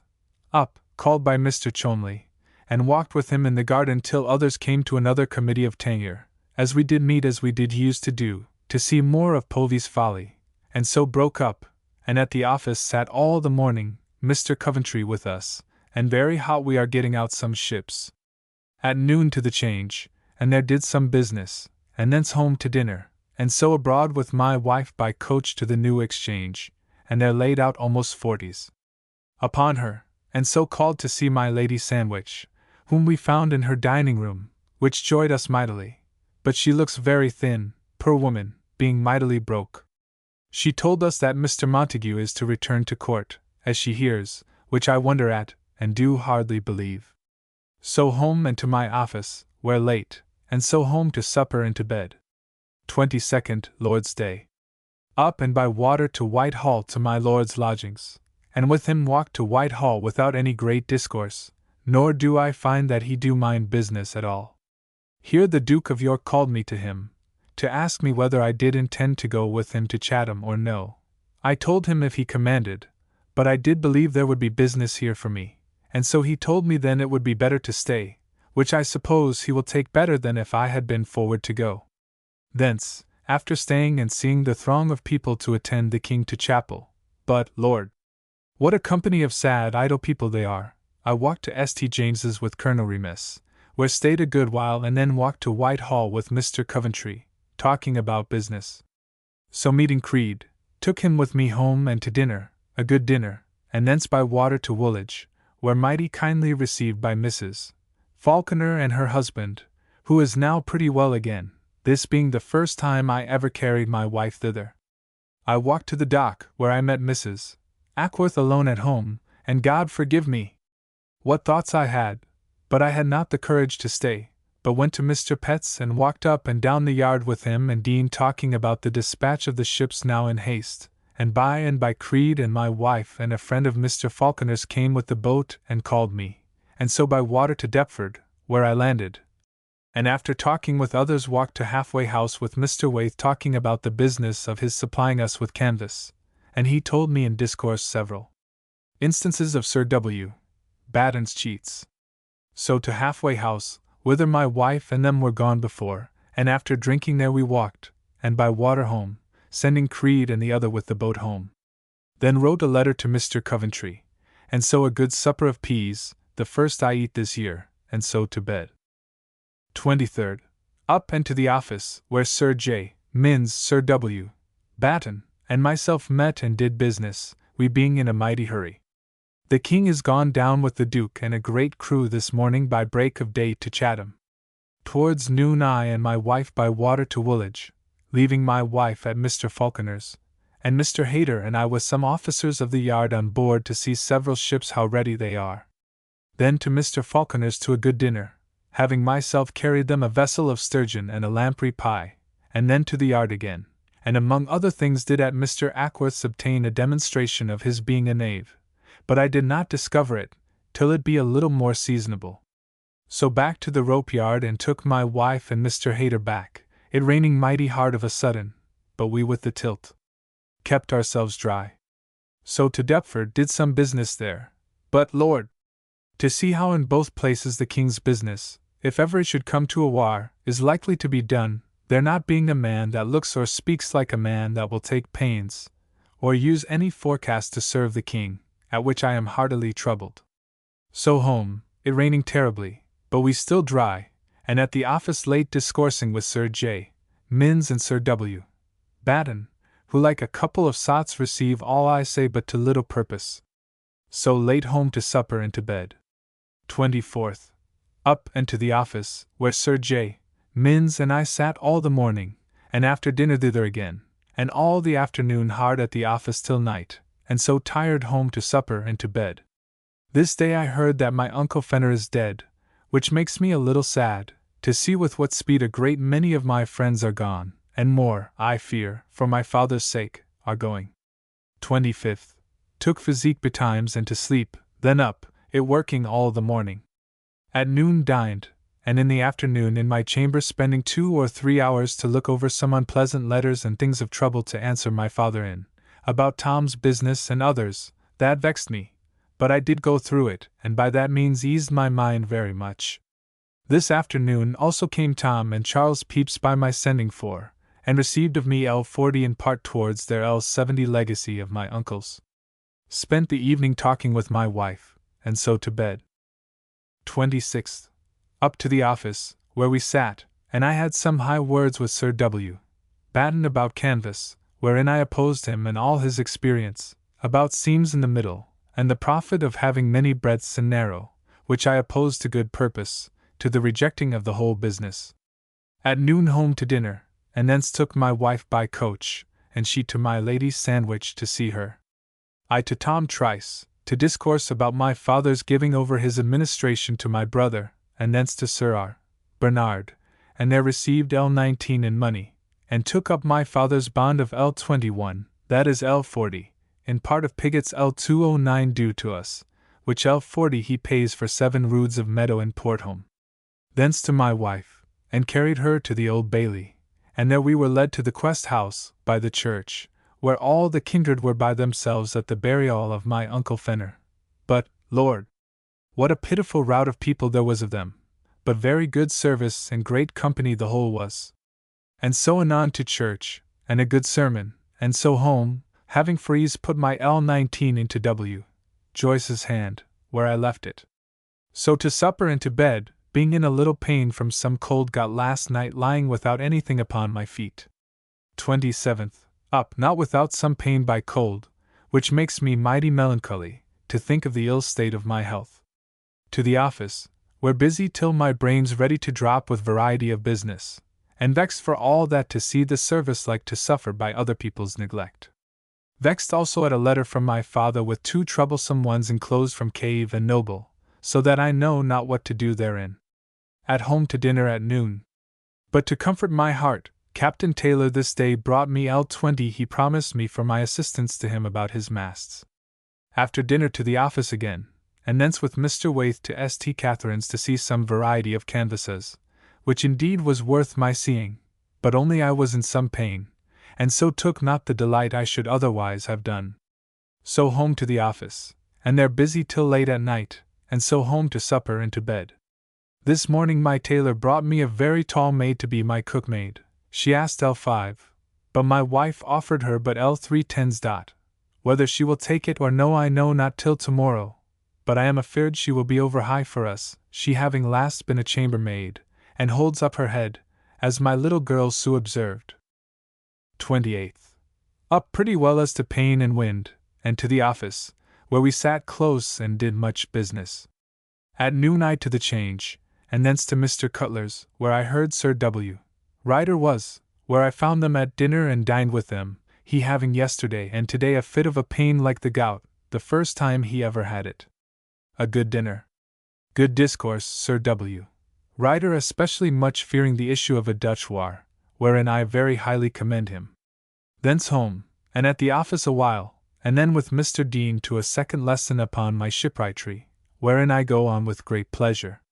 He being gone I to the office late, and so home to supper and to bed. But, Lord! To see how my very going to the Change, and being without my gown, presently brought me wind and pain, till I came home and was well again. But I am come to such a pass that I shall not know what to do with myself, but I am apt to think that it is only my legs that I take cold in from my having so long worn a gown constantly. 29th, Whitsunday. King's Birth and Restoration Day. Up, and having received a letter last night desiring it from Mr. Coventry, I walked to St. James's, and there he and I did long discourse together of the business of the office, and the war with the Dutch, and he seemed to argue mightily with the little reason that there is for all this. For first, as to the wrong we pretend they have done us, that of the East Indies, for their not delivering of Polran, it is not yet known whether they have failed or no, that of their hindering the Leopard cannot amount to above L3000 if true, that of the Guinea Company, all they had done us did not amount to above L200 or L300 he told me truly, and that now, from what Holmes, without any commission, hath done in taking an island and 2 forts, hath set us much in debt to them, and he believes that Holmes will have been so puffed up with this, that he by this time hath been enforced with more strength than he had then, hath, I say, done a great deal more wrong to them. He do, as to the effect of the war, tell me clearly that it is not any skill of the Dutch that can hinder our trade if we will, we having so many advantages over them, of winds, good ports, and men, but it is our pride, and the laziness of the merchant. He seems to think that there may be some negotiation which may hinder a war this year, but that he speaks doubtfully, as unwilling I perceive to be thought to discourse any such thing. The main thing he desired to speak with me about was, to know whether I do understand my Lord Sandwich's intentions as to going to sea with this fleet, saying, that the Duke, if he desires it, is most willing to it, but thinking that 12 ships is not a fleet fit for my Lord to be troubled to go out with, he is not willing to offer it to him till he hath some intimations of his mind to go, or not. He spoke this with very great respect as to my Lord, though methinks it is strange they should not understand one another better at this time than to need another's mediation. Thence walked over the park to Whitehall, Mr. Povey with me, and was taken in a very great shower in the middle of the park that we were very wet. So up into the house and with him to the King's closet, whither by and by the King came, my Lord Sandwich carrying the sword. A bishop preached, but he speaking too low for me to hear behind the King's closet, I went forth and walked and discoursed with Colonel Reams, who seems a very willing man to be informed in his business of canvass, which he is undertaking to strike in with us to serve the navy. By and by my Lord Sandwich came forth, and called me to him, and we fell into discourse a great while about his business, wherein he seems to be very open with me, and to receive my opinion as he used to do, and I hope I shall become necessary to him again. He desired me to think of the fitness, or not, for him to offer himself to go to sea, and to give him my thoughts in a day or 2. Thence after sermon among the ladies on the Queen's side, where I saw Mrs. Stewart, very fine and pretty, but far beneath my Lady Castlemaine. Thence with Mr. Povey home to dinner, where extraordinary cheer. And after dinner up and down to see his house. And in a word, methinks, for his perspective upon his wall in his garden, and the springs rising up with the perspective in the little closet, his room floored above with woods of several colors, like but above the best cabinet work I ever saw, his grotto and vault, with his bottles of wine, and a well therein to keep them cool, his furniture of all sorts, his bath at the top of his house, good pictures, and his manner of eating and drinking, do surpass all that ever I did see of one man in all my life. Thence walked home and found my Uncle White and Mr. Rawlinson, who supped with me. They being gone, I to bed, being in some pain from my being so much abroad today, which is a most strange thing that in such warm weather the least air should get cold and wind in me. I confess it makes me mighty sad and out of all content in the world. 30th. Lay long, the bells ringing, it being holiday, and then up and all the day long in my study at home studying of ship-making with great content till the evening, and then came Mr. Howe and sat and then supped with me. He is a little conceited, but will make a discreet man. He being gone, a little to my office, and then home to bed, being in much pain from yesterday's being abroad, which is a consideration of mighty sorrow to me. 31st. Up, and called upon Mr. Holliard, with whom I advised and shall fall upon some course of doing something for my disease of the wind, which grows upon me every day more and more. Thence to my Lord Sandwich's, and while he was dressing I below discoursed with Captain Cook, and I think if I do find it fit to keep a boy at all I had as good be supplied from him with one as anybody. By and by up to my Lord, and to discourse about his going to sea, and the message I had from Mr. Coventry to him. He wonders, as he well may, that this course should be taken, and he every day with the Duke, who, nevertheless, seems most friendly to him, who hath not yet spoke one word to my lord of his desire to have him go to sea.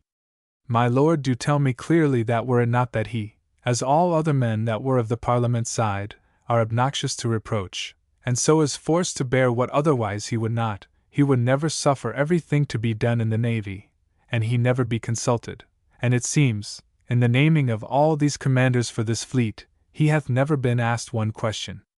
But we concluded it wholly inconsistent with his honor not to go with this fleet, nor with the reputation which the world hath of his interest at court, and so he did give me commission to tell Mr. Coventry that he is most willing to receive any commands from the Duke in this fleet, were it less than it is, and that particularly in this service.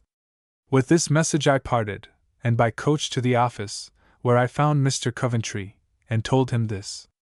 Methinks, I confess, he did not seem so pleased with it as I expected, or at least could have wished, and asked me whether I had told my lord that the Duke do not expect his going, which I told him I had. But now whether he means really that the Duke, as he told me the other day, do think the fleet too small for him to take, or that he would not have him go, I swear I cannot tell. But methinks other ways might have been used to put him by without going in this manner about it, and so I hope it is out of kindness indeed. Dined at home, and so to the office, where a great while alone in my office, nobody near, with Bagwell's wife of Deptford, but the woman seems so modest that I durst not offer any courtship to her, though I had it in my mind when I brought her in to me. But I am resolved to do her husband a courtesy, for I think he is a man that deserves very well. So abroad with my wife by coach to St. James's, to one Lady Pulteney's, where I found my lord, I doubt, at some vain pleasure or other. I did give him a short account of what I had done with Mr. Coventry, and so left him, and to my wife again in the coach, and with her to the park, but the Queen being gone by the park to Kensington, we stayed not but straight home and to supper, the first time I have done so this summer, and so to my office doing business, and then to my monthly accounts, where to my great comfort I find myself better than I was still the last month. And now come to L 9:30.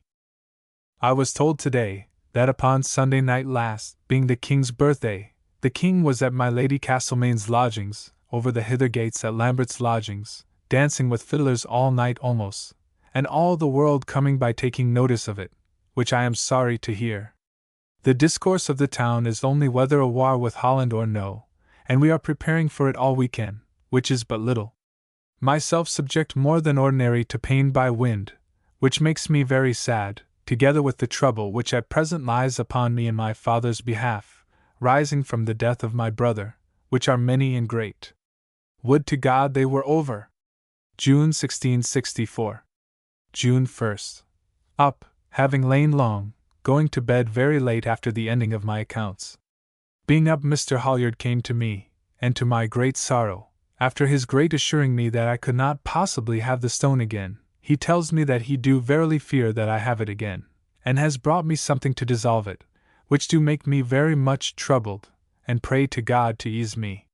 He gone, I down by water to Woolwich and Deptford to look after the dispatch of the ships, all the way reading Mr. Spencer's Book of Prodigies, which is most ingeniously writ, both for matter and style. Home at noon, and my little girl got me my dinner, and I presently out by water and landed at Somerset Stairs, and thence through Covent Garden, where I met with Mr. Southwell, Sir W. Penn's friend, who tells me the very sad news of my Lord Teviot's, and 19 more commission officers being killed at Tangier by the Moors, by an ambush of the enemy upon them, while they were surveying their lines, which is very sad, and, he says, afflicts the King much. Thence to W. Joyce's, where by appointment I met my wife, but neither of them at home, and she and I to the King's house, and saw The Silent Woman, but methought not so well done or so good a play as I formerly thought it to be, or else I am nowadays out of humor. Before the play was done, it fell such a storm of hail, that we in the middle of the pit were fain to rise, and all the house in a disorder, and so my wife and I out and got into a little alehouse, and stayed there an hour after the play was done before we could get a coach, which at last we did, and by chance took up Joyce Norton and Mrs. Bowles, and set them at home, and so home ourselves, and I, after a little to my office, so home to supper and to bed. Second, up and to the office, where we sat all the morning, and then to the Change, where after some stay by coach with Sir J. Minns and Mr. Coventry to St. James's, and there dined with Mr. Coventry very finely, and so over the park to Whitehall to a committee of Tangier about providing provisions, money, and men for Tangier. At it all the afternoon, but it is strange to see how poorly and brokenly things are done of the greatest consequence, and how soon the memory of this great man is gone, or, at least, out of mind by the thoughts of who goes next, which is not yet known. My Lord of Oxford, Muskerry, and several others are discoursed of. It seems my Lord Teviot's design was to go 1.5 miles out of the town, to cut down a wood in which the enemy did use to lie in ambush. He had sent several spies, but all brought word that the way was clear, and so might be for any body's discovery of an enemy before you are upon them. There they were all snapped, he and all his officers, and about 200 men, as they say, there being left now in the garrison but 4 captains. This happened the 3d of May last, being not before that day 12th of his entering into his government there, but at his going out in the morning he said to some of his officers, Gentlemen, let us look to ourselves, for it was this day 3 years that so many brave Englishmen were knocked on the head by the Moors, when Fiennes made his sally out. Here till almost night, and then home with Sir J. Minns by coach, and so to my office a while, and home to supper and bed, being now in constant pain in my back, but whether it be only wind or what it is the Lord knows, but I fear the worst. 3rd. Up still in a constant pain in my back, which much afflicts me with fear of the consequence of it. All the morning at the office, we sat at the office extraordinary upon the business of our stores, but, Lord, what a pitiful account the surveyor makes of it grieves my heart. This morning before I came out I made a bargain with Captain Taylor for a ship for the commissioners for Tangier, wherein I hope to get L40, or L50, to the Change, and thence home and dined, and then by coach to Whitehall, sending my wife to Mrs. Hunt's. At the committee for Tangier all the afternoon, where a sad consideration to see things of so great weight managed in so confused a manner as it is, so as I would not have the buying of an acre of land bought by the Duke of York and Mr. Coventry, for aught I see, being the only 2 that do anything like men. Prince Rupert do nothing but swear and laugh a little, with an oath or 2, and that's all he do. Thence called my wife and home, and I laid at my office, and so home to supper and to bed, pleased at my hopes of gains by today's work, but very sad to think of the state of my health. 4th. Up and to St. James's by coach, after a good deal of talk before I went forth with J. Noble, who tells me that he will secure us against Cave, that though he knows, and can prove it, yet nobody else can prove it, to be Tom's child, that the bond was made by one Hudson, a scrivener, next to the Fountain Tavern, in the Old Bailey, that the children were born, and christened, and entered in the parish book of St. Sepulchres, by the name of Anne and Elizabeth Taylor, and he will give us security against Cave if we pay him the money. And then up to the Duke, and was with him giving him an account how matters go, and of the necessity there is of a power to praise a seaman, without which we cannot really raise men for this fleet of 12 sail, besides that it will assert the king's power of pressing, which at present is somewhat doubted, and will make the Dutch believe that we are in earnest. Thence by water to the office, where we sat till almost 2 o'clock. This morning Captain Farrar came to the office to tell me that my lord hath given him a promise of Young's place in the wardrobe, and hearing that I pretend a promise to it he comes to ask my consent, which I denied him, and told him my lord may do what he pleases with his promise to me, but my father's condition is not so as that I should let it go if my lord will stand to his word, and so I sent him going, myself being troubled a little at it. After office I with Mr. Coventry by water to St. James's and dined with him, and had excellent discourse from him. So to the committee for Tangier all afternoon, where still the same confused doings, and my Lord Fitzharding now added to the committee, which will signify much. It grieves me to see how brokenly things are ordered.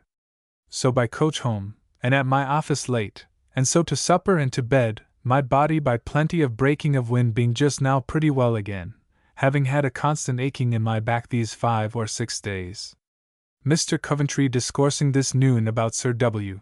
Batten, what a sad fellow he is, told me how the king told him the other day how Sir W.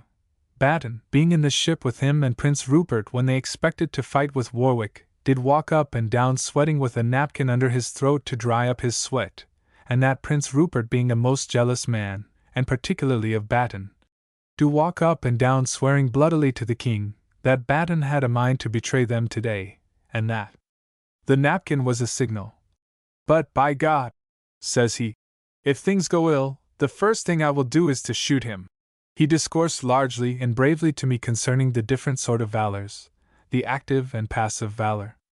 For the latter, he brought as an instance General Blake, who, in the defending of Taunton and Lyme for the Parliament, did through his stubborn sort of valor defend it the most opiniastrament that ever any man did anything, and yet never was the man that ever made any attack by land or sea, but rather avoided it on all, even fair occasions.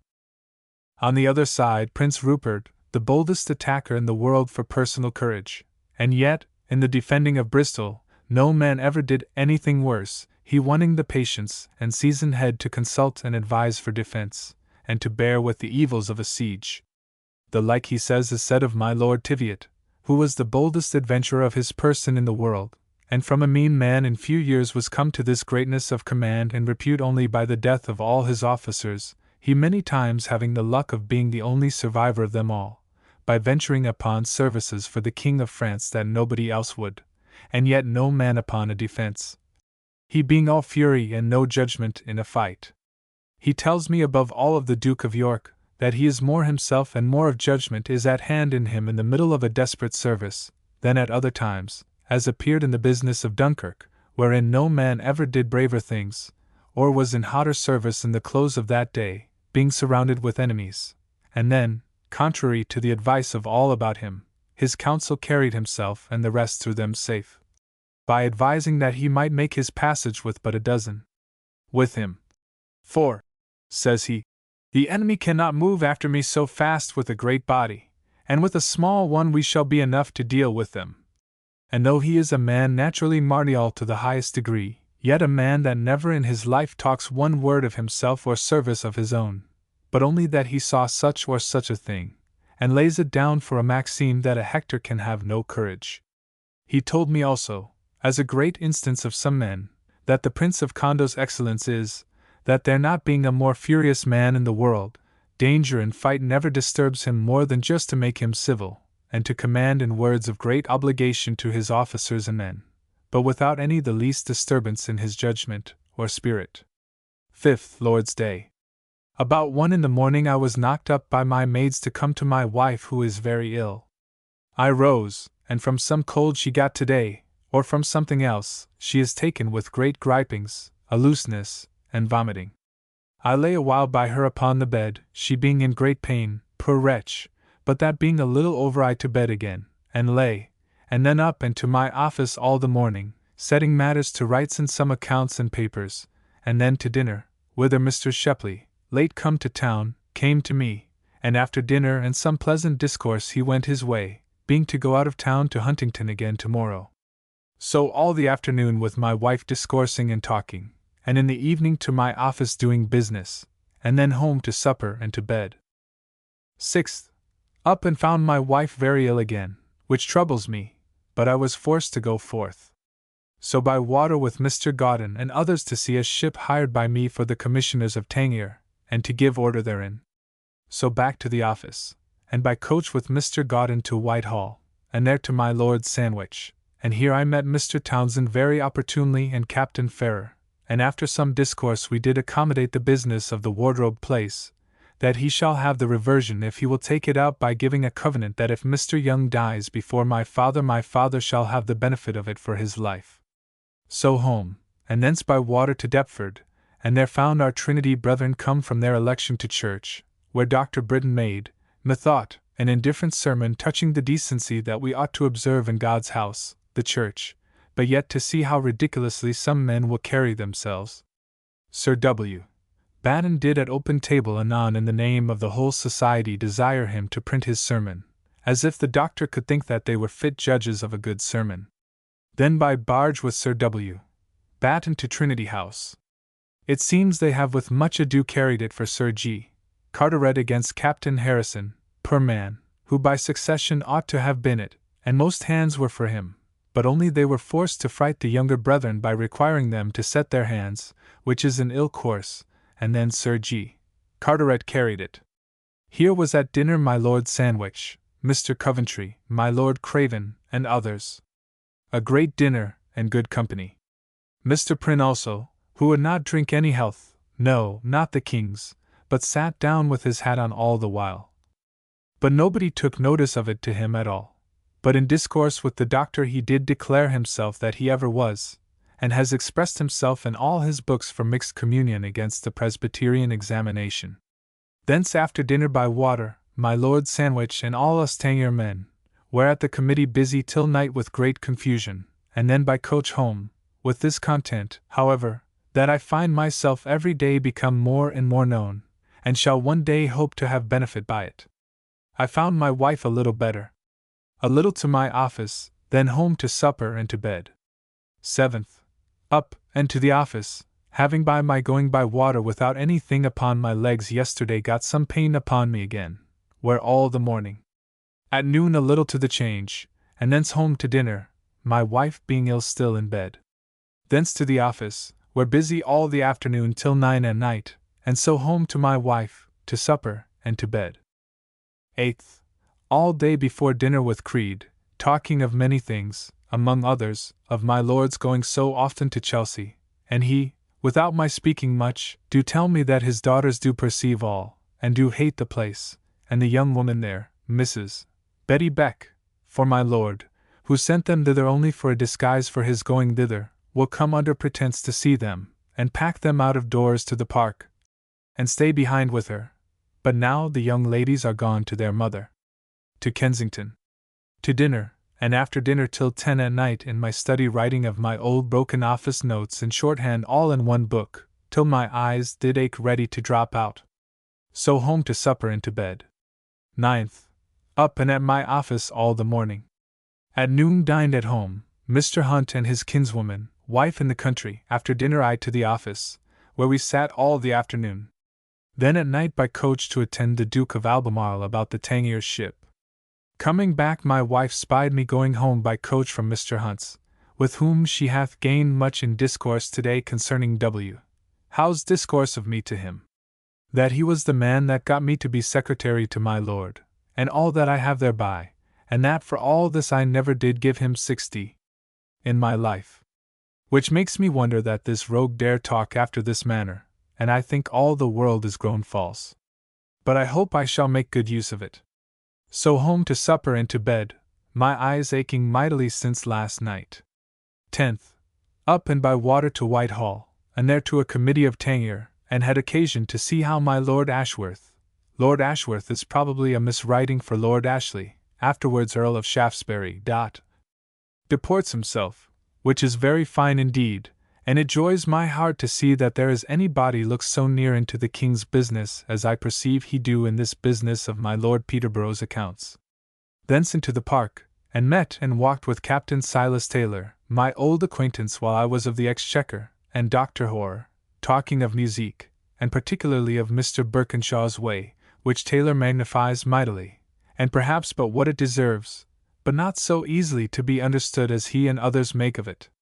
Thence home by water, and after dinner abroad to buy several things, as a map, and powder, and other small things, and so home to my office, and in the evening with Captain Taylor by water to our Tangier's ship, and so home, well pleased, having received L26 profit today of my bargain for this ship, which comforts me mightily, though I confess my heart, what with my being out of order as to my health, and the fear I have of the money my lord oweth me and I stand indebted to him in, is much cast down of late.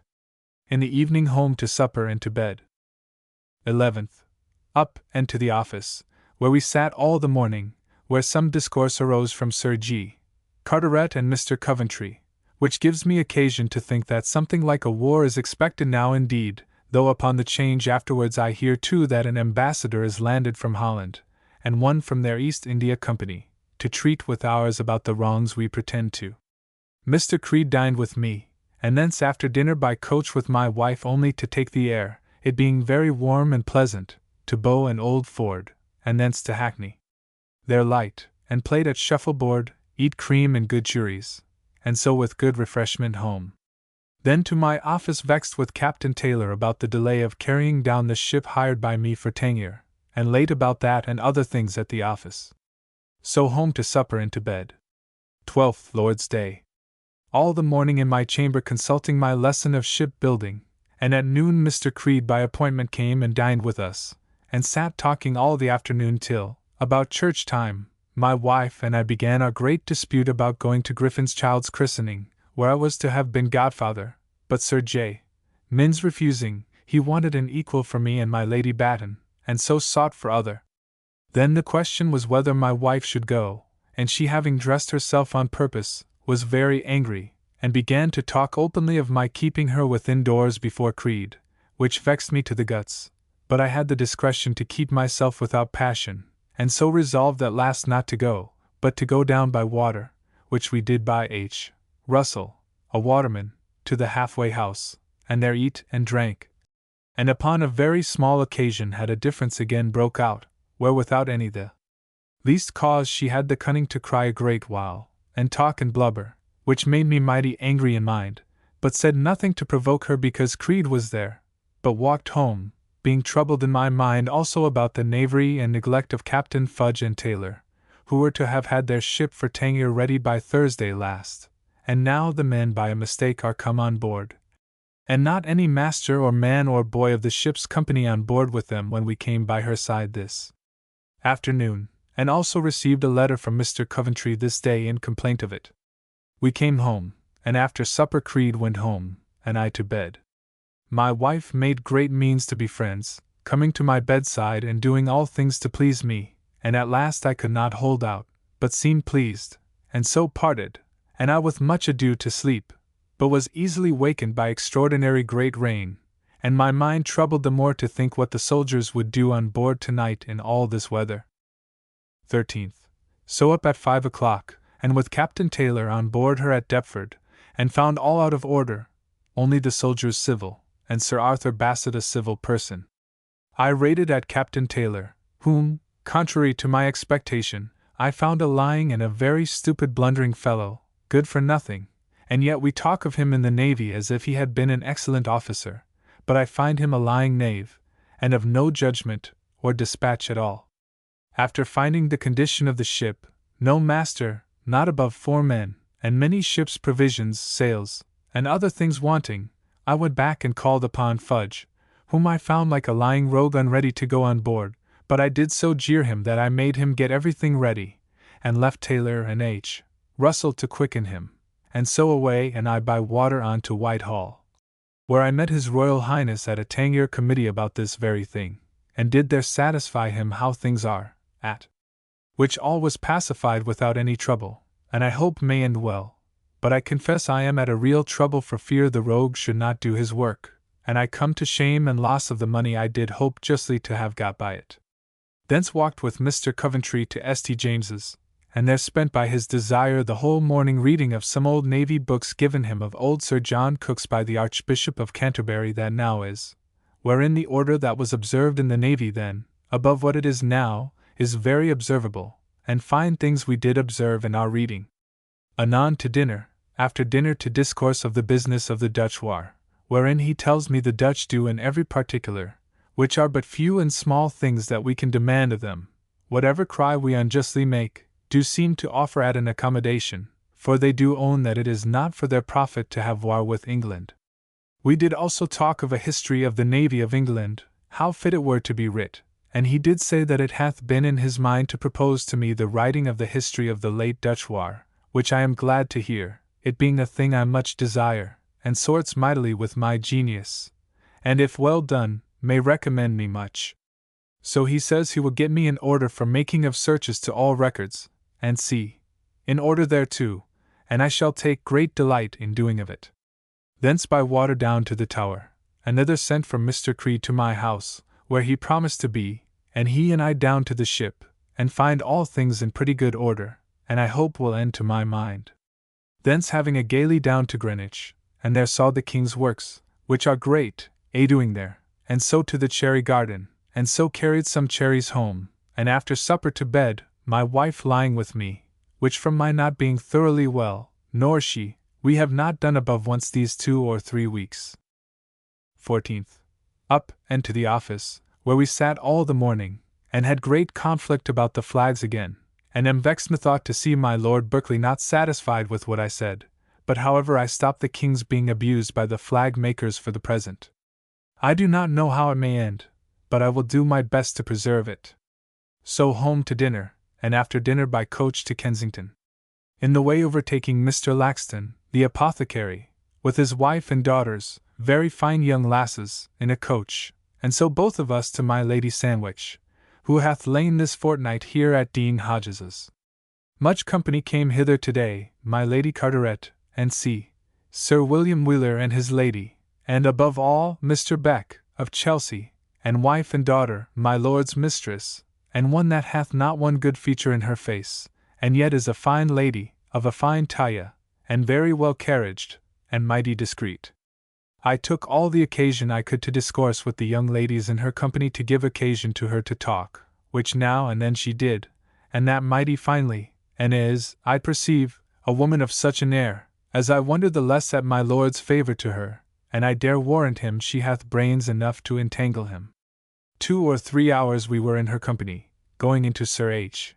Finch's garden, and seeing the fountain, and singing there with the ladies, and a mighty fine cool place it is, with a great laver of water in the middle and the bravest place for musique I ever heard. After much mirtha, discoursing to the ladies in defence of the city against the country or court, and giving them occasion to invite themselves tomorrow to me to dinner, to my venison pasty, I got their mother's leave, and so good night, very well pleased with my day's work, and above all, that I have seen my lord's mistress. So home to supper, and a little at my office, and to bed. 15th. Up and by appointment with Captain Witham, the captain that brought the news of the disaster at Tangier, where my Lord Teviot was slain, and Mr. took her to Bears Quay, and there saw and more afterward at the several granaries several parcels of oats, and strange it is to hear how it will heat itself if laid up green and not often turned. We came not to any agreement, but did cheapen several parcels, and thence away, promising to send again to them. So to the victualling office, and then home. And in our garden I got Captain Witham to tell me the whole story of my Lord Teviot's misfortune, for he was upon the guard with his horse near the town, when at a distance he saw the enemy appear upon a hill, 1.5 miles off, and made up to them, and with much ado escaped himself. But what became of my lord he neither knows nor thinks that anybody but the enemy can tell. Our loss was about 400. But he tells me that the greater wonder is that my Lord Teviot met no sooner with such a disaster, for every day he did commit himself to more probable danger than this, for now he had the assurance of all his scouts that there was no enemy thereabouts, whereas he used every day to go out with 2 or 3 with him, to make his discoveries, in greater danger. And yet the man that could not endure to have anybody else to go a step out of order to endanger himself. He concludes him to be the man of the hardest fate to lose so much honor at one blow that ever was. His relation being done he parted, and so I home to look after things for dinner. And anon at noon comes Mr. Creed by chance, and by the 3 young ladies, Lord Sandwich's daughters. And very merry we were with our pasty, very well baked, and a good dish of roasted chickens, peas, lobsters, strawberries. And after dinner to cards, and about 5 o'clock, by water down to Greenwich, and up to the top of the hill, and there played upon the ground at cards. And so to the Cherry Garden, and then by water singing finely to the bridge, and there landed, and so took boat again, and to Somerset House. And by this time, the tide being against us, it was past 10 of the clock, and such a troublesome passage, in regard of my Lady Paulina's fearfulness, that in all my life I never did see any poor wretch in that condition. Being come hither, there waited for them their coach, but it being so late, I doubted what to do how to get them home. After half an hour's stay in the street, I sent my wife home by coach with Mr. Creed's boy, and myself and Creed in the coach home with them. But, Lord! The fear that my Lady Paulina was in every step of the way, and indeed at this time of the night it was no safe thing to go that road, so that I was even afeard myself, though I appeared otherwise. We came safe, however, to their house, where all were abed, we knocked them up, my lady and all the family being in bed. So put them into doors, and leaving them with the maids, bade them good night, and then into the town, Creed and I, it being about 12 o'clock and past, and to several houses, inns, but could get no lodging, all being in bed. At the last house, at last, we found some people drinking and roaring, and there got in, and after drinking, got an ill bed, where 16th.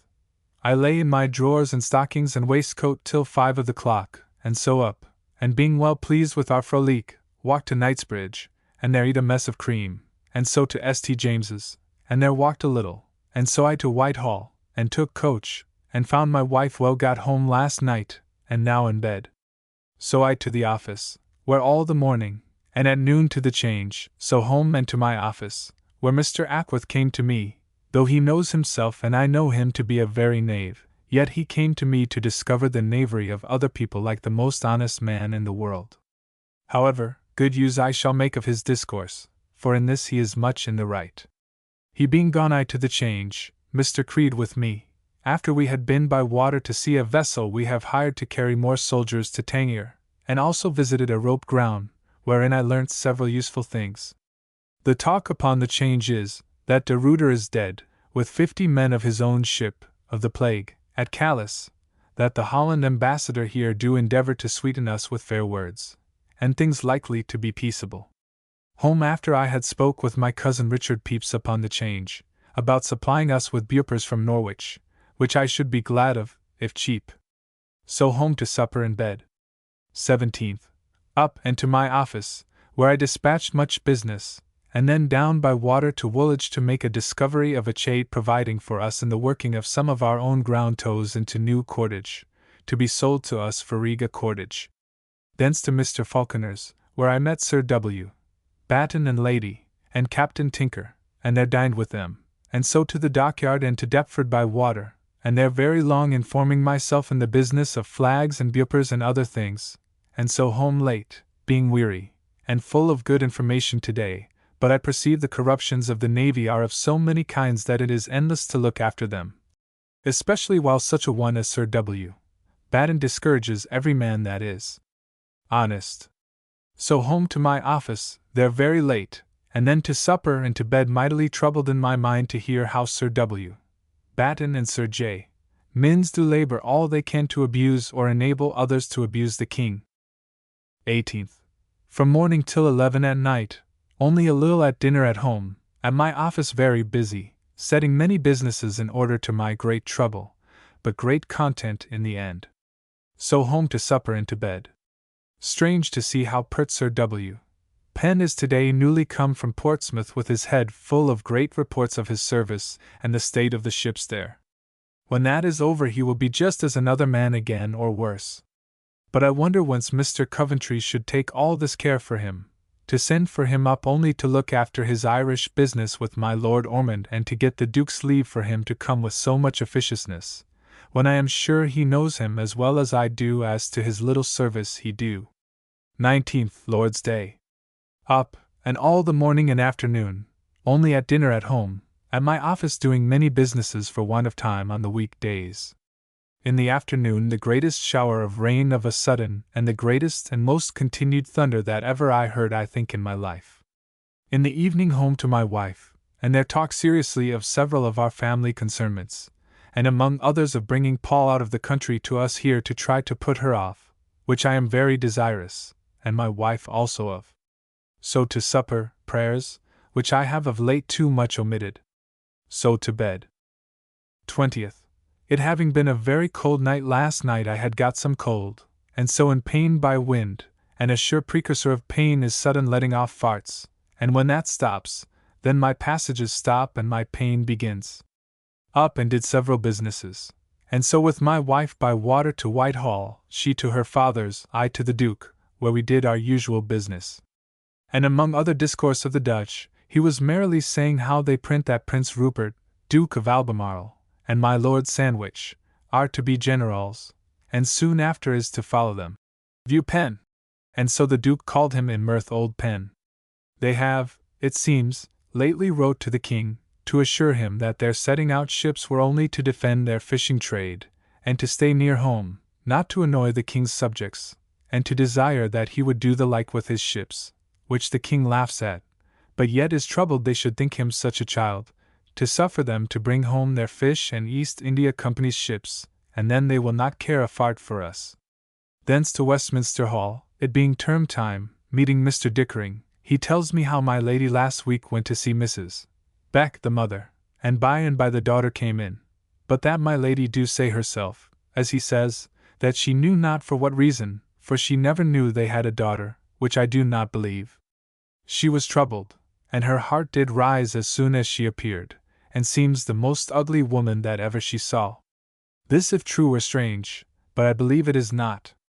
Thence to my lord's lodgings, and were merry with the young ladies, who make a great story of their appearing before their mother the morning after we carried them, the last week, home so late, and that their mother took it very well, at least without any anger.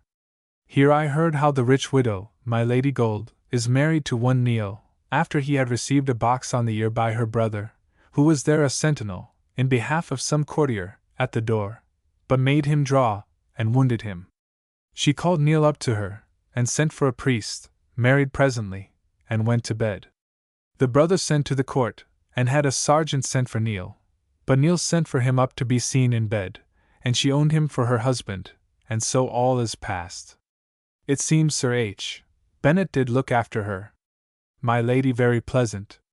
After dinner came in Sir Thomas Crewe and Mr. Sidney, lately come from France, who is grown a little, and a pretty youth he is, but not so improved as they did give him out to be, but like a child still. But yet I can perceive he hath good parts and good inclinations. Thence with Creed, who dined here, to Westminster to find out Mr. Hawley, and did, but he did not accept of my offer of his being steward to my lord at sea. Thence alone to several places about my law businesses, and with good success. At last I to Mr. Townsend at the wardrobe, and received kind words from him to be true to me against Captain Ferris his endeavours to get the place from my father, as my lord hath promised him. Here met Will Howe, and he went forth with me, and by water back to Whitehall to wait on my lord, who is come back from Hinchinbroke, where he has been about 4 or 5 days. But I was never more vexed to see how an over-officious visit is received, for he received me with as little concernment as in the middle of his discontent, and a fool I am to be of so servile a humour, and vexed with that consideration I took coach home, and could not get it off my mind all night. To supper and to bed, my wife finding fault with Bess for her calling upon Jane that lived with us, and there heard Mrs. Harper and her talk ill of us, and not told us of it. With which I was also vexed, and told her soundly of it till she cried, poor wench, and I hope without dissimulation, and yet I cannot tell. However, I was glad to see in what manner she received it, and so to sleep. 21st. Being weary yesterday with walking I sleep long, and at last up and to the office, where all the morning. At home to dinner, Mr. Dean with me. After dinner I to Whitehall, setting down my wife by the way, to a committee of Tangier, where the Duke of York, I perceive, do attend the business very well, much better than any man there or most of them, and my mind, eased of some trouble I lay under for fear of his thinking ill of me from the bad success in the setting forth of these Crewe men to Tangier. Thence with Mr. Creed, and walked in the park, and so to the New Exchange, meeting Mr. Moore, and he with us. I shewed him no friendly look, but he took no notice to me of the wardrobe business, which vexes me. I perceive by him my lord's business of his family and estate goes very ill, and runs in debt mightily. I would to God I were clear of it, both as to my own money and the bond of L1000, which I stand debtor for him in, to my cousin Thomas Pepys. Thence by coach home and to my office a little, and so to supper and to bed. 22nd. Up and I found Mr. Creed below, who stayed with me a while, and then I to business all the morning. At noon to the Change and Coffee House, where great talk of the Dutch preparing of 60 sail of ships. The plague grows mightily among them, both at sea and land. From the Change to dinner to Trinity House with Sir W. Ryder and Cutler, where a very good dinner. Here Sir G. Askew dined also, who I perceive desires to make himself known among the seamen. Thence home, There coming to me my Lord Peterborough's solicitor with a letter from him to desire present dispatch in his business of freight, and promises me L50, which is good news, and I hope to do his business readily for him. This much rejoiced me. All the afternoon at his business, and late at night comes the solicitor again, and I with him at 9 o'clock to Mr. Povey's, and there acquainted him with the business. The money he won't pay without warrant, but that will be got done in a few days. So home by coach and to bed. 23rd. Up, and to the office, and there we sat all the morning. So to the Change, and then home to dinner and to my office, where till 10 at night very busy, and so home to supper and to bed. My cousin, Thomas Pepys, was with me yesterday, and I took occasion to speak to him about the bond I stand bound for my Lord Sandwich to him in L1000. I did very plainly, obliging him to secrecy, tell him how the matter stands, yet with all duty to my lord my resolution to be bound for whatever he desires me for him, yet that I would be glad he had any other security. I perceive by Mr. Moore today that he hath been with my lord, and my lord how he takes it I know not, but he is looking after other security, and I am mighty glad of it. W. How was with me this afternoon, to desire some things to be got ready for my lord against his going down to his ship, which will be soon, for it seems the king and both the queens intend to visit him. The Lord knows how my lord will get out of this charge, for Mr. Moore tells me today that he is L10,000 in debt, and this will, with many other things that daily will grow upon him, while he minds his pleasure, as he do, set him further backward. But it was pretty this afternoon to hear W. how mince the matter, and say that he do believe that my lord is in debt L2000 or L3000, and then corrected himself and said, no, not so, but I am afraid he is in debt L1000.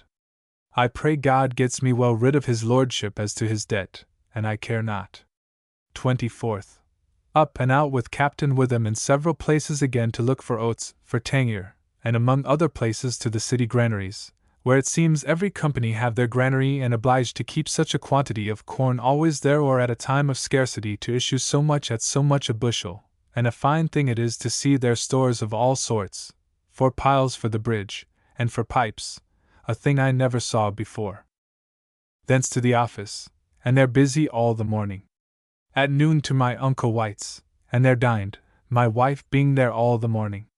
After dinner to Whitehall, and there met with Mr. Pierce, and he showed me the Queen's bedchamber, and her closet, where she had nothing but some pretty pious pictures, and books of devotion, and her holy water at her head as she sleeps, with her clock by her bedside, wherein a lamp burns that tells her the time of the night at any time. Thence with him to the park, and there met the Queen coming from chapel, with her maids of honor, all in silver lace gowns again, which is new to me, and that which I did not think would have been brought up again. Thence he carried me to the king's closet, where such variety of pictures, and other things of value and rarity, that I was properly confounded and enjoyed no pleasure in the sight of them, which is the only time in my life that ever I was so at a loss for pleasure, in the greatest plenty of objects to give it me. Thence home, calling in many places and doing abundance of errands to my great content, and at night weary home, where Mr. Creed waited for me, and he and I walked in the garden, where he told me he is now in a hurry fitting himself for sea, and that it remains that he deals as an ingenious man with me in the business I would have, which he will do before he goes. But I perceive he will have me do many good turns for him first, both as to his bills coming to him in this office, and also in his absence at the Committee of Tangier, which I promise, and as he acquits himself to me I will willingly do. I would I knew the worst of it, what it is he intends, that so I may either quit my hands of him or continue my kindness still to him. 25th. We stayed late, and he lay with me all night and rose very merry talking. An excellent company he is, that is the truth of it, and a most cunning man. He being gone I to the office, where we sat all the morning. At noon to dinner, and then to my office busy, and by home with Mr. Dean to a lesson upon raising a bend of timbers. And he being gone I to the office, and there came Captain Taylor, and he and I home, and I have done all very well with him as to the business of the last trouble, so that come what will come my name will be clear of any false dealing with him. So to my office again late, and then to bed. 26th Lord's Day. Up, and Sir J. Min set me down at my lord's sandwiches, where I waited till his coming down. When he came, too, could find little to say to me but only a general question or two, and so goodbye. Here his little daughter, my Lady Catherine, was brought, who is lately come from my father's at Brampton, to have her cheek looked after, which is and hath long been sore. But my lord will rather have it be as it is, with a scar in her face, than endanger it being worse by tampering. He being gone, I went home, a little troubled to see he minds me no more, and with creed called at several churches, which, God knows, are supplied with very young men, and the churches very empty. So home and at our own church looked in, and there heard one preach whom Sir W. Penn brought, which he desired us yesterday to hear, that had been his chaplain in Ireland, a very silly fellow. So home and to dinner, and after dinner a frolic took us. We would go this afternoon to the Hope. So my wife dressed herself, and with good victuals and drink, we took boat presently, and the tide with us got down, but it was night, and the tide spent by the time we got to Gravesend, so there we stopped, but went not on shore, only creed, to get some cherries, and send a letter to the Hope, where the fleet lies. And so, it being rainy, and thundering mightily, and lightning, we returned. By and by the evening turned mighty clear and moonshine. We got with great pleasure home, about 12 o'clock, which did much please us, Creed telling pretty stories in the boat. He lay with me all night. 27th. Up, and he and I walked to Paul's churchyard, and there saw Sir Harry Spilman's book, and I bespoke it and others, and thence we took coach, and he to my lord's and I to St. James's, where we did our usual business, and thence I home and dined, and then by water to Woolwich, and there spent the afternoon till night under pretence of buying Captain Blackman's house and grounds. And viewing the ground took notice of clothier's cordage with which he, I believe, thinks to cheat the king. That being done I by water home, it being night first, and there I find our new maid Jane come, a cook maid. So to bed. 28th. Up, and this day put on a half-shirt first this summer, it being very hot, and yet so ill-tempered I am grown, that I am afeard I shall catch cold, while all the world is ready to melt away. To the office all the morning, at noon to dinner at home, then to my office till the evening, then out about several businesses, and then by appointment to the Change, and thence with my uncle White to the Mum House, and there drinking. He do complain of his wife most cruel as the most troublesome woman in the world, and how she will have her will, saying she brought him a portion and God knows what. By which, with many instances more, I perceive they do live a sad life together. Thence to the Mitre, and there comes Dr. Burnett to us and Mr. Mays. But the meeting was chiefly to bring the doctor and me together, and there I began to have his advice about my disease, and then invited him to my house, and I am resolved to put myself into his hands. Here very late, but I drank nothing, nor will, though he do advise me to take care of cold drinks. So home and to bed. 29th. Up, and Mr. Shepley came to me, who is lately come to town. Among other things I hear by him how the children are sent for away from my father's, but he says without any great discontent. I am troubled there should be this occasion of difference, and yet I am glad they are gone, lest it should have come to worse. He tells me how my brave dog I did give him, going out betimes one morning to Huntington, was set upon by 5 other dogs, and worried to pieces, of which I am a little, and he the most sorry I ever saw man for such a thing. Forth with him and walked a good way talking, then parted and I to the Temple, and to my cousin Roger Pepys, and thence by water to Westminster to see Dean Honeywood, whom I had not visited a great while. He is a good-natured, but a very weak man, yet a dean, and a man in great esteem. Thence walked to my lord's sandwiches, and there dined my lord there. He was pleasant enough at table with me, but yet without any discourse of business, or any regard to me when dinner was over, but fell to cards, and my lady and I sat 2 hours alone, talking of the condition of her families being greatly in debt, and many children now coming up to provide for. I did give her my sense very plain of it, which she took well and carried further than myself, to the bemoaning their condition, and remembering how finely things were ordered about 6 years ago, when I lived there and my lord at sea every year. Thence home, doing several errands by the way. So to my office, and there till late at night, Mr. Commander coming to me for me to sign and seal the new draft of my will, which I did do, I having altered something upon the death of my brother Tom. So home to supper and to bed.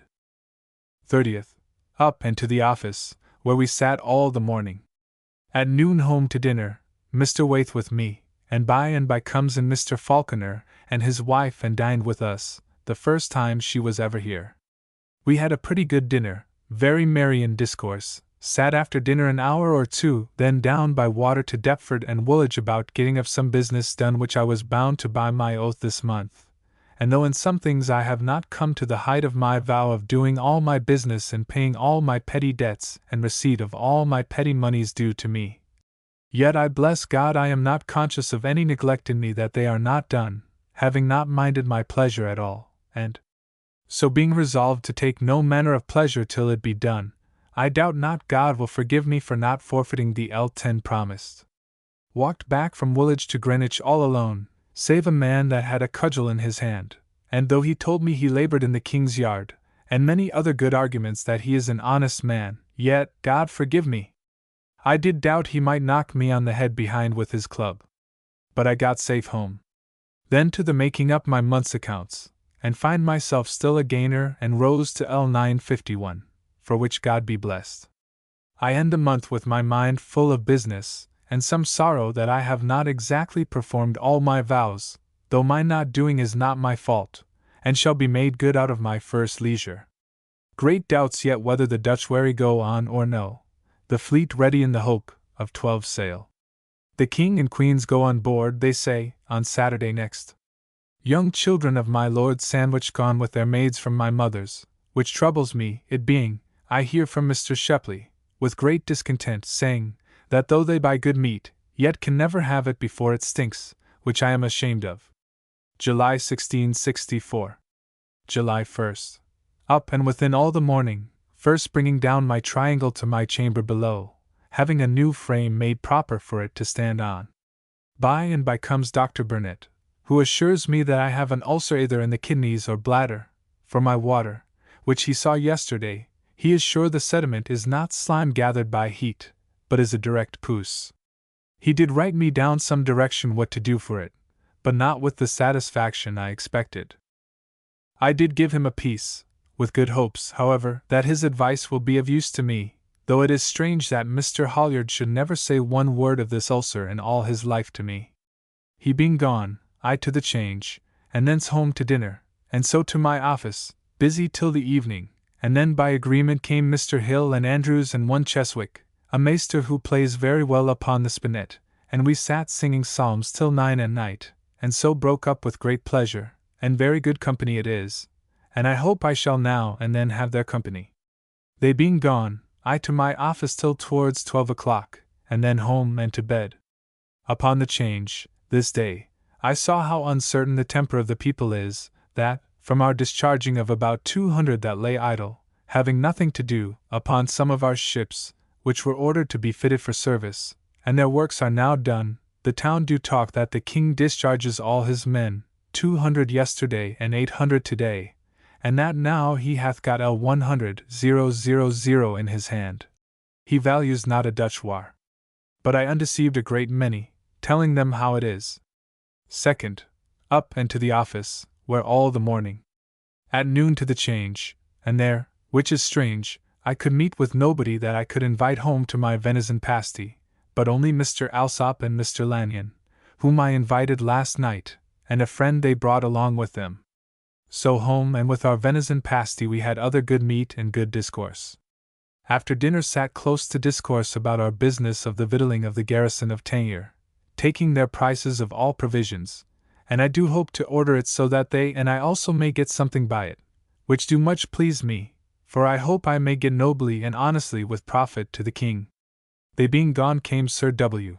Warren, and he and I discoursed long about the business of masts, and then in the evening to my office, where late writing letters, and then home to look over some Brampton papers, which I am under an oath to dispatch before I spend 1/2 hour in any pleasure or go to bed before 12 o'clock, to which, by the grace of God, I will be true. Then to bed. When I came home I found that tomorrow being Sunday I should gain nothing by doing it tonight, and tomorrow I can do it very well and better than tonight. I went to bed before my time, but with a resolution of doing the thing to better purpose tomorrow. 3rd Lord's Day. Up and ready, and all the morning in my chamber looking over and settling some Brampton businesses. At noon to dinner, where the remains of yesterday's venison and a couple of brave green geese, which we are fain to eat alone, because they will not keep, which troubled us. After dinner I close to my business, and before the evening did end it with great content, and my mind eased by it. Then up and spent the evening walking with my wife talking, and it thundering and lightning all the evening, and this year have had the most of thunder and lightning they say of any in man's memory, and so it is, it seems, in France and everywhere else. So to prayers and to bed. 4th, up, and many people with me about business, and then out to several places, and so at noon to my Lord Crewe's, and there dined and very much made of there by him. He offered me the selling of some land of his in Cambridgeshire, a purchase of about L1000, and if I can compass it I will. After dinner I walked homeward, still doing business by the way, and at home find my wife this day of her own accord to have lain out 25s upon a pair of pendants for her ears, which did vex me and brought both me and her to very high and very foolish words from her to me, such as trouble me to think she should have in her mouth, and reflecting upon our old differences, which I hate to have remembered, I vowed to break them, or that she should go and get what she could for them again. I went with that resolution out of doors. The poor wretch afterwards in a little while did send out to change them for her money again. I followed Bess her messenger at the change, and there did consult and sent her back. I would not have them changed, being satisfied that she yielded. So went home, and friends again as to that business, but the words I could not get out of my mind, and so went to bed at night discontented, and she came to bed to me, but all would not make me friends, but sleep and rise in the morning angry. This day the King and the Queen went to visit my Lord Sandwich and the Fleet, going forth in the Hope. 5th, up and to the office, where all the morning. At noon to the change a little, then with W. Howe home and dined. So after dinner to my office, and there busy till late at night, having had among other things much discourse with young Gregory about the chess business, wherein Sir W. Batten is so great a knave, and also with Alsop and Lanyon about the Tangier victualling, wherein I hope to get something for myself. Late home to supper and to bed, being full of thoughts of a sudden resolution this day taken upon the change of going down to-morrow to the Hope. 6th, up very betimes, and my wife also, and got us ready, and about 8 o'clock, having got some bottles of wine and beer and neat's tongues, we went to our barge at the Tor, where Mr. Pierce and his wife, and a kinswoman and his sister, and Mrs. Clerk and her sister and cousin were to expect us, and so set out for the Hope, all the way down playing at cards and other sports, spending our time pretty merry. Come to the Hope about 1 and there showed them all the ships, and had a collation of anchovies, gammon, and sea, and after an hour's stay or more, embarked again for home, and so to cards and other sports till we came to Greenwich, and there Mrs. Clerk and my wife and I on shore to an alehouse, for them to do their business, and so to the barge again, having shown them the King's pleasure boat, and so home to the bridge, bringing night home with us. And it rained hard, but we got them on foot. To the Bear, and there put them into a boat, and I back to my wife in the barge, and so to the Tower Wharf and home, being very well pleased today with the company, especially Mrs. Pierce, who continues her complexion as well as ever, and hath, at this day, I think, the best complexion that ever I saw on any woman, young or old, or child either, all days of my life. Also Mrs. Clerk's kinswoman sings very prettily, but is very confident in it. Mrs. Clerk herself witty, but spoils all in being so conceited and making so great a flutter with a few fine clothes and some bad tawdry things worn with them. But the charge of the barge lies heavy upon me, which troubles me, but it is but once, and I may make Pierce do me some courtesy as great. Being come home, I weary to bed with sitting. The reason of Dr. Clerk's not being here was the King's being sick last night, and let blood, and so he durst not come away today. 7th, up, and this day begun, the first day this year, to put off my linen waistcoat, But it happening to be a cool day, I was afraid of taking cold, which troubles me, and is the greatest pain I have in the world to think of my bad temper of my health. At the office all the morning.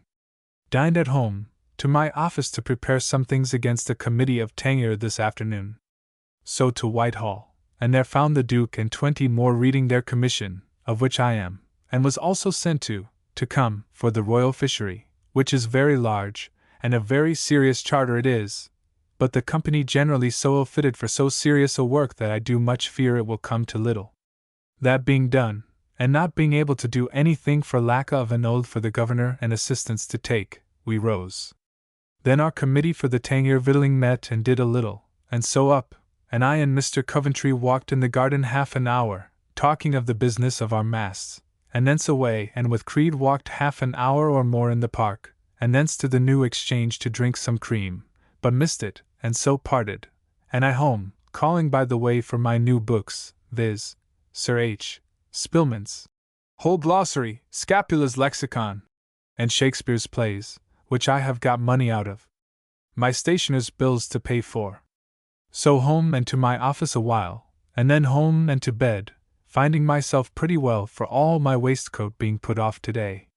The king is pretty well today, though let blood the night before yesterday. 8th.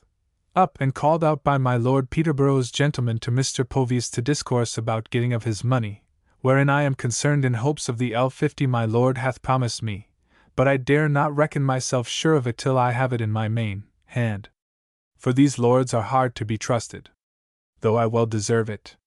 I stayed at Pepys for his coming in, and there looked over his stables and everything, but notwithstanding all the times I have been there I do yet find many fine things to look on. Thence to Whitehall a little, to hear how the king do, he not having been well these 3 days. I find that he is pretty well again. So to Paul's churchyard about my books, and to the binders and directed the doing of my Chaucer. Though they were not full neat enough for me, but pretty well it is, and thence to the class makers to have it clasped and bossed. So to the Change and home to dinner, and so to my office till 5 o'clock, and then came Mr. Hill and Andrews, and we sung an hour or two.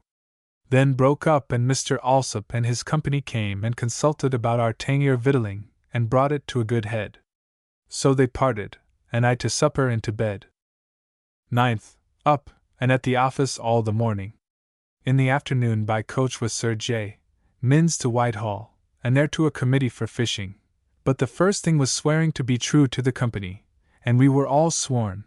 But a great dispute we had, which, methought, is very ominous to the company. Some, that we should swear to be true to the best of our power, and others to the best of our understanding, and carried in the last.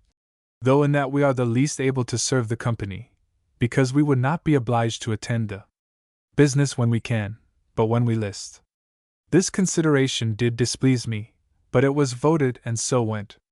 We did nothing else, but broke up till a committee of Gwinny was set and ended, and then met again for tenure, and there I did my business about my Lord Peterborough's order and my own for my expenses for the garrison lately. So home, by the way calling for my Chaucer and other books, and that is well done to my mind, which pleased me well. So to my office till late writing letters, and so home to my wife to supper and bed, where we have not lain together because of the heat of the weather a good while, but now against her going into the country. 10th Lord's Day. Up and by water, towards noon, to Somerset House, and walked to my Lord Sandwich's, and there dined with my lady and the children. And after some ordinary discourse with my lady, after dinner took our leaves and my wife hers, in order to her going to the country tomorrow. But my lord took not occasion to speak one word of my father or mother about the children at all, which I wonder at, and begin I will not. Here my lady showed us my Lady Castlemaine's picture, finely done, given my lord, and a most beautiful picture it is. Thence with my Lady Jemima and Mr. Sidney to St. Giles's church, and there heard a long, poor sermon. Thence set them down, and in their coach to Kate Joyce's christening, where much company, good service of sweetmeats, and after an hour's stay, left them, and in my lord's coach, his noble, rich coach, home, and there my wife fell to putting things in order against her going tomorrow, and I to read, and so to bed, where I not well, and so had no pleasure at all with my poor wife. 11th. But betimes up this morning, and getting ready, we by coach to Holborn, where, at 9 o'clock, they set out, and I and my man will on horseback, by my wife, to Barnet, a very pleasant day, and there dined with her company, which was very good, a pretty gentlewoman with her, that goes but to Huntington, and a neighbour to us in town. Here we stayed 2 hours and then parted for all together, and my poor wife I shall soon want, I am sure. Thence I and Will to see the Wells, half a mile off. And there I drank 3 glasses, and went and walked and came back and drunk 2 more.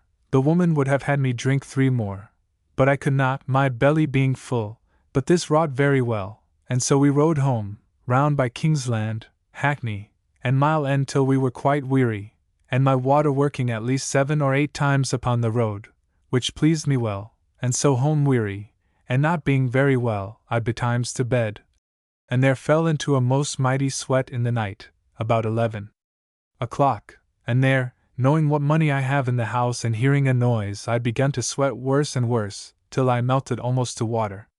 I rung, and could not in half an hour make either of the wenches hear me, and this made me fear the more, lest they might be gaga, and then I begun to think that there was some design in a stone being flung at the window over our stairs this evening, by which the thieves meant to try what looking there would be after them, and know our company. These thoughts and fears I had, and do hence apprehend the fears of all rich men that are covetous, and have much money by them. At last Jane rose, and then I understand it was only the dog wants a lodging and so made a noise. So to bed, but hardly slept, at last did, and so till morning. 12th. And so rose, called up by my Lord Peterborough's gentleman about getting his lord's money today of Mr. Povey, wherein I took such order that it was paid, and I had my L50 brought me, which comforts my heart. We sat at the office all the morning, then at home.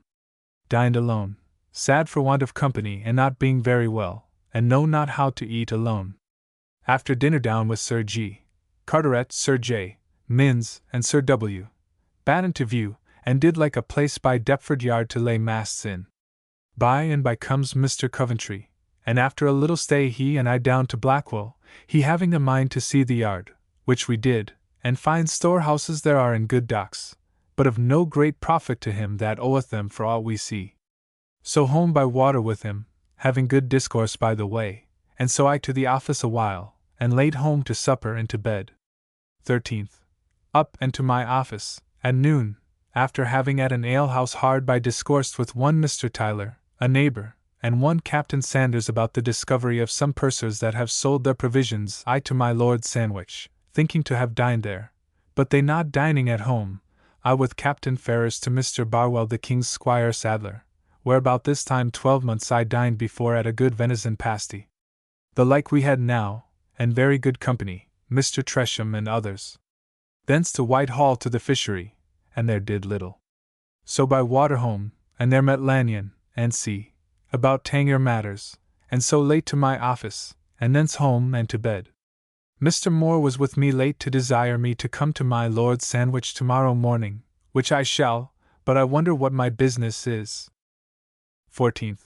My mind being doubtful what the business should be, I rose a little after 4 o'clock, and abroad. Walked to my lord's, and nobody up, but the porter rose out of bed to me, so I back again to Fleet Street, and there bought a little book of law, and thence, hearing a psalm sung, I went into St. Dunstan's, and there heard prayers read, which, it seems, is done there every morning at 6 o'clock, a thing I never did do at a chapel, but the college chapel, in all my life. Thence to my lord's again, and my lord being up, was sent for up, and he and I alone. He did begin with a most solemn profession of the same confidence in and love for me that he ever had, and then told me what a misfortune was fallen upon me and him, in me, by a displeasure which my Lord Chancellor did show to him last night against me, in the highest and most passionate manner that ever any man did speak, even to the not hearing of anything to be said to him, but he told me that he did say all that could be said for a man as to my faithfulness and duty to his lordship, and did me the greatest right imaginable. And what should the business be, but that I should be forward to have the trees in Clarendon Park marked and cut down, which he, it seems, hath bought of my Lord Albemarle, when, God knows, I am the most innocent man in the world in it, and did nothing of myself, nor knew of his concernment therein, but barely obeyed my Lord Treasurer's warrant for the doing thereof. And said that I did most ungentlemanlike with him, and had justified the rogues in cutting down a tree of his, and that I had sent the various fanatique Dean, that is in England, to mark them, on purpose to provoke him. All which, I did assure my lord, was most properly false, and nothing like it true, and told my lord the whole passage. My lord do seem most nearly affected.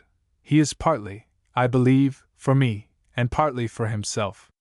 So he advised me to wait presently upon my lord, and clear myself in the most perfect manner I could, with all submission and assurance that I am his creature both in this and all other things, and that I do own that all I have is derived through my Lord Sandwich from his lordship. So, full of horror, I went, and found him busy in trials of law in his great room, and it being sitting day, durst not stay, but went to my lord and told him so, whereupon he directed me to take him after dinner, and so away I home, leaving my lord mightily concerned for me. I to the office, and there sat busy all the morning. At noon to the Change, and from the Change over with Alsop and the others to the Pope's Head Tavern, and there stayed a quarter of an hour, and concluded upon this, that in case I got them no more than 3s per week per man I should have of them but L150 per ann, but to have it without any adventure or charge, but if I got them 3s 2d, then they would give me L300 in the like manner. So I directed them to draw up their tender in a line or two against the afternoon, and to meet me at Whitehall. So I left them, and I to my Lord Chancellor's, and there coming out after dinner I accosted him, telling him that I was the unhappy Pepys that had fallen into his high displeasure, and come to desire him to give me leave to make myself better understood to his lordship, assuring him of my duty and service. He answered me very pleasingly, that he was confident upon the score of my Lord Sandwich's character of me, but that he had reason to think what he did, and desired me to call upon him some evening. I named tonight, and he accepted of it. So with my heart light I to Whitehall, and thereafter understanding by a stratagem, and yet appearing wholly desirous not to understand Mr. Gauden's price when he desired to show it me, I went down and ordered matters in our tender so well that at the meeting by and by I was ready with Mr. Gauden's and his. Both directed him a letter to me to give the board their 2 tenders. But there being none but the General Monk and Mr. Coventry and Povey and I did not think fit to expose them to view now, but put it off till Saturday, and so with good content rose. Thence I to the Half Moon, against the Change, to acquaint Lanyon and his friends of our proceedings, and thence to my Lord Chancellor's, and there heard several trials, wherein I perceive my lord is a most able and ready man. After all done, he himself called, "Come, Mr. Pepys, you and I will take a turn in the garden." So he was led downstairs, having the gout, and there walked with me, I think, above an hour, talking most friendly, yet cunningly. I told him clearly how things were, how ignorant I was of his lordship's concernment in it, how I did not do nor say one word singly, but what was done was the act of the whole board. He told me by name that he was more angry with Sir G. Carteret than with me, and also with the whole body of the board. But thinking who it was of the board that knew him least, he did place his fear upon me, but he finds that he is indebted to none of his friends there. I think I did thoroughly appease him, till he thanked me for my desire and pains to satisfy him, and upon my desiring to be directed who I should of his servants advise with about this business, he told me nobody, but would be glad to hear from me himself. He told me he would not direct me in anything, that it might not be said that the Lord Chancellor did labor to abuse the King, or, as I offered, direct the suspending the report of the purveyors, but I see what he means, and I will make it my work to do him service in it. But, Lord, to see how he is incensed against poor Dean, as a fanatique rogue, and I know not what, and what he did was done in spite to his lordship, among all his friends and tenants. He did plainly say that he would not direct me in anything, for he would not put himself into the power of any man to say that he did so, and so, but plainly told me as if he would be glad I did something. Lord, to see how we poor wretches dare not do the King good service for fear of the greatness of these men. He named Sir G. Carteret, and Sir J. Minns, and the rest, and that he was as angry with them all as me. But it was pleasant to think that, while he was talking to me, comes into the garden Sir G. Carteret, and my lord avoided speaking with him, and made him and many others stay expecting him, while I walked up and down above an hour, I think, and would have me walk with my hat on. And yet, after all this, there has been so little ground for this his jealousy of me, that I am sometimes afeard that he do this only in policy to bring me to his side by scaring me, or else, which is worse, to try how faithful I would be to the king, but I rather think the former of the two. I parted with great assurance how I acknowledged all I had to come from his lordship, which he did not seem to refuse, but with great kindness and respect parted. So I by coach home, calling at my lord's, but he not within. At my office late, and so home to eat something, being almost starved for want of eating my dinner today, and so to bed, my head being full of great and many businesses of import to me. 15th. Up, and to my lord's sandwiches, where he sent for me up, and I did give my lord an account of what had passed with my lord chancellor yesterday, with which he was well pleased, and advised me by all means to study in the best manner I could to serve him in this business. After this discourse ended, he began to tell me that he had now pitched upon his day of going to sea upon Monday next, and that he would now give me an account how matters are with him. He told me that his work now in the world is only to keep up his interest at court, having little hopes to get more considerably, he saying that he hath now about L8,000 per annum. It is true, he says, he oweth about L10,000, but he hath been at great charges in getting things to this pass in his estate, besides his building and good goods that he hath bought. He says he hath now evened his reckonings at the wardrobe till Michaelmas last, and hopes to finish it to Lady Day before he goes. He says now there is due to L7,000 to him there, if he knew how to get it paid, besides L2,000 that Mr. Montague do owe him. As to his interest, he says that he hath had all the injury done him that ever man could have by another bosom friend that knows all his secrets by Mr. Montague, but he says that the worst of it all is past, and he gone out and hated his very person by the king, and he believes the more upon the score of his carriage to him, nay, that the Duke of York did say a little while since in his closet, that he did hate him because of his ungrateful carriage to my lord of Sandwich. He says that he is as great with the Chancellor, or greater than ever in his life. That with the king he is the like, and told me an instance, that whereas he formerly was of the private counsel to the king before he was last sick, and that by the sickness an interruption was made in his attendance upon him, the king did not constantly call him, as he used to do, to his private counsel, only in businesses of the sea and the like, but of late the king did send a message to him by Sir Harry Bennet, to excuse the king to my lord that he had not of late sent for him as he used to do to his private counsel, for it was not out of any distaste, but to avoid giving offence to some others whom he did not name. But my lord supposes it might be Prince Rupert, or it may be only that the king would rather pass it by an excuse than be thought unkind, but that now he did desire him to attend him constantly, which of late he hath done, and the king never more kind to him in his life than now. The Duke of York, as much as is possible, and in the business of late, when I was to speak to my lord about his going to sea, he says that he finds the Duke did it with the greatest ingenuity and love in the world. And whereas, says my lord, here is a wise man hard by that thinks himself so, and would be thought so, and it may be is in a degree so, naming by and by my Lord Crewe, would have had me condition with him that neither Prince Rupert nor any body should come over his head, and I know not what. The Duke himself hath caused in his commission, that he be made admiral of this, and what other ships or fleets shall hereafter be put out after these, which is very noble.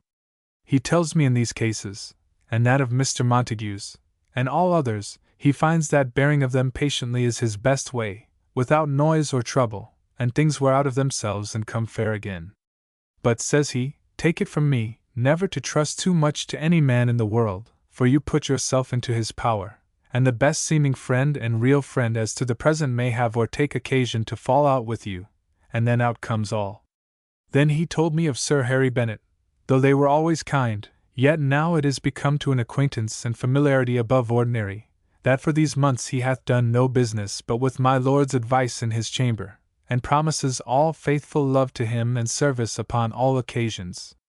My lord says that he hath the advantage of being able by his experience to help and advise him, and he believes that chiefly do invite Sir Harry to this manner of treating him. Now, says my lord, the only and the greatest embarrass that I have in the world is how to behave myself to Sir H. Bennet and my Lord Chancellor, in case that there do lie anything under the embers about my Lord Bristol, which nobody can tell, for then, says he, I must appear for one or other, and I will lose all I have in the world rather than desert my Lord Chancellor, so that, says he, I know not for my life what to do in that case. For Sir H. Bennet's love is come to the height, and his confidence, that he hath given my lord a character, and will oblige my lord to correspond with him. This, says he, is the whole condition of my estate and interests, which I tell you, because I know not whether I shall see you again or no. Then as to the voyage, he thinks it will be of charge to him, and no profit, but that he must not now look after nor think to increase, but study to make good what he hath, that what is due to him from the wardrobe or elsewhere may be paid, which otherwise would fail, and all a man hath be but small content to him. So we seemed to take leave one of another, my lord of me, desiring me that I would write to him and give him information upon all occasions and matters that concern him, which, put together with what he preambled with yesterday, makes me think that my lord do truly esteem me still, and desires to preserve my service to him, which I do bless God for. In the middle of our discourse my Lady Crewe came in to bring my lord word that he hath another son. My lady being brought to bed just now, I did not think her time had been so nigh, but she's well brought to bed, for which God be praised. And send my lord to study the laying up of something the more. Then with Creed to St. James's, and missing Mr. Coventry, to Whitehall, where, staying for him in one of the galleries, there comes out of the chair-room Mrs. Stewart, in a most lovely form, with her hair all about her ears, having her picture taking there. There was the king and 20 more, I think, standing by all the while, and a lovely creature she in this dress seemed to be. Thence to the change by coach, and so home to dinner, and then to my office. In the evening Mr. Hill, Andrews and I to my chamber to sing, which we did very pleasantly, and then to my office again, where very late, and so home. With my mind I bless God in good state of ease and body of health, only my head at this juncture very full of business, how to get something. Among others what this rogue Creed will do before he goes to sea, for I would fain be rid of him, and see what he means to do, for I will then declare myself his firm friend or enemy. 16th. Up in the morning, my head mightily confounded with the great deal of business I have upon me to do. But to the office, and there dispatched Mr. Creed's business pretty well about his bill, but then there comes W. How for my lord's bill of imprest for L500 to carry with him this voyage, and so I was at a loss how to carry myself in it, Creed being there, but there being no help I delivered it to them both, and let them contend, when I perceived they did both endeavor to have it, but W. How took it, and the other had the discretion to suffer it. But I think I cleared myself to Creed that it passed not from any practice of mine. At noon rose and did some necessary business at the Change. Thence to Trinity House to a dinner which Sir G. Carteret makes there as maester this year.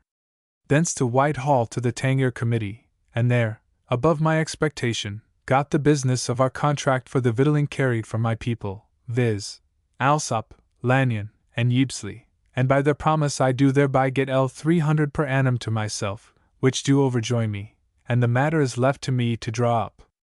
Mr. Lewis was in the gallery and is mightily amazed at it, and I believe Mr. Gaudin will make some stir about it, for he wrote to Mr. Coventry today about it to argue why he should for the king's convenience have it, but Mr. Coventry most justly did argue freely for them that served cheapest. Thence walked a while with Mr. Coventry in the gallery, and first find that he is mighty cold in his present opinion of Mr. Peter Pett for his flagging and doing things so lazily there, and he did also surprise me with a question why Dean did not bring in their report of the timber of Clarendon. What he means thereby I know not, but at present put him off, nor do I know how to steer myself, but I must think of it, and advise with my Lord Sandwich. Thence with Creed by coach to my Lord Sandwich's, and there I got Mr. Moore to give me my lord's hand for my receipt of L109 more of my money of Sir G. Carteret, so that then his debt to me will be under L500, I think. This do ease my mind also. Thence carried him and W. Howe into London, and set them down at Sir G. Carteret to receive some money, and I home, and they're busy very late, and so home to supper and to bed, with my mind in pretty good ease, my business being in a pretty good condition everywhere. 17th Lord's Day. All the morning at my office doing business there, it raining hard. So dined at home alone. After dinner walked to my lord's, and there found him and much other guests at table at dinner, and it seems they have christened his young son today, called him James. I got a piece of cake. I got my lord to sign and seal my business about my selling of Brampton land, which though not so full as I would, yet is as full as I can at present.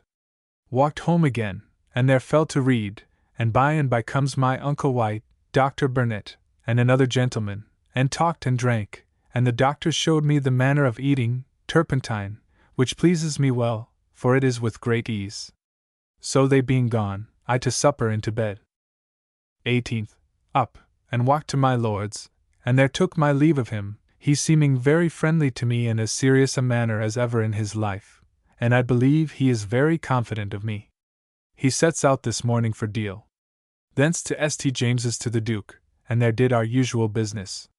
He discourses very freely of a war with Holland, to begin about winter, so that I believe we shall come to it.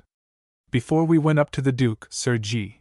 Carteret and I did talk together in the park about my Lord Chancellor's business of the timber, he telling me freely that my Lord Chancellor was never so angry with him in all his life, as he was for this business, in great passion, and that when he saw me there, he knew what it was about, and plots now with me how we may serve my lord, which I am mightily glad of, and I hope together we may do it.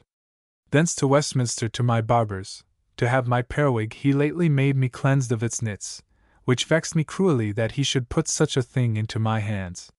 Here meeting his maid Jane, that has lived with them so long, I talked with her, and sending her of an errand to Dr. Clerk's, did meet her, and took her into a little alehouse in Brewer's Yard, and there did sport with her, without any knowledge of her though, and a very pretty innocent girl she is. Thence to my Lord Chancellor's, but he being busy I went away to the Change, and so home to dinner. By comes Creed, and I out with him to Fleet Street, and he to Mr. Povy's, I to my Lord Chancellor's, and missing him again walked to Povy's, and there saw his new perspective in his closet. Povy, to my great surprise and wonder, did here attack me in his own and Mr. Bland's behalf that I should do for them both for the new contractors for the victualling of the garrison. Which I am ashamed that he should ask of me, nor did I believe that he was a man that did seek benefit in such poor things.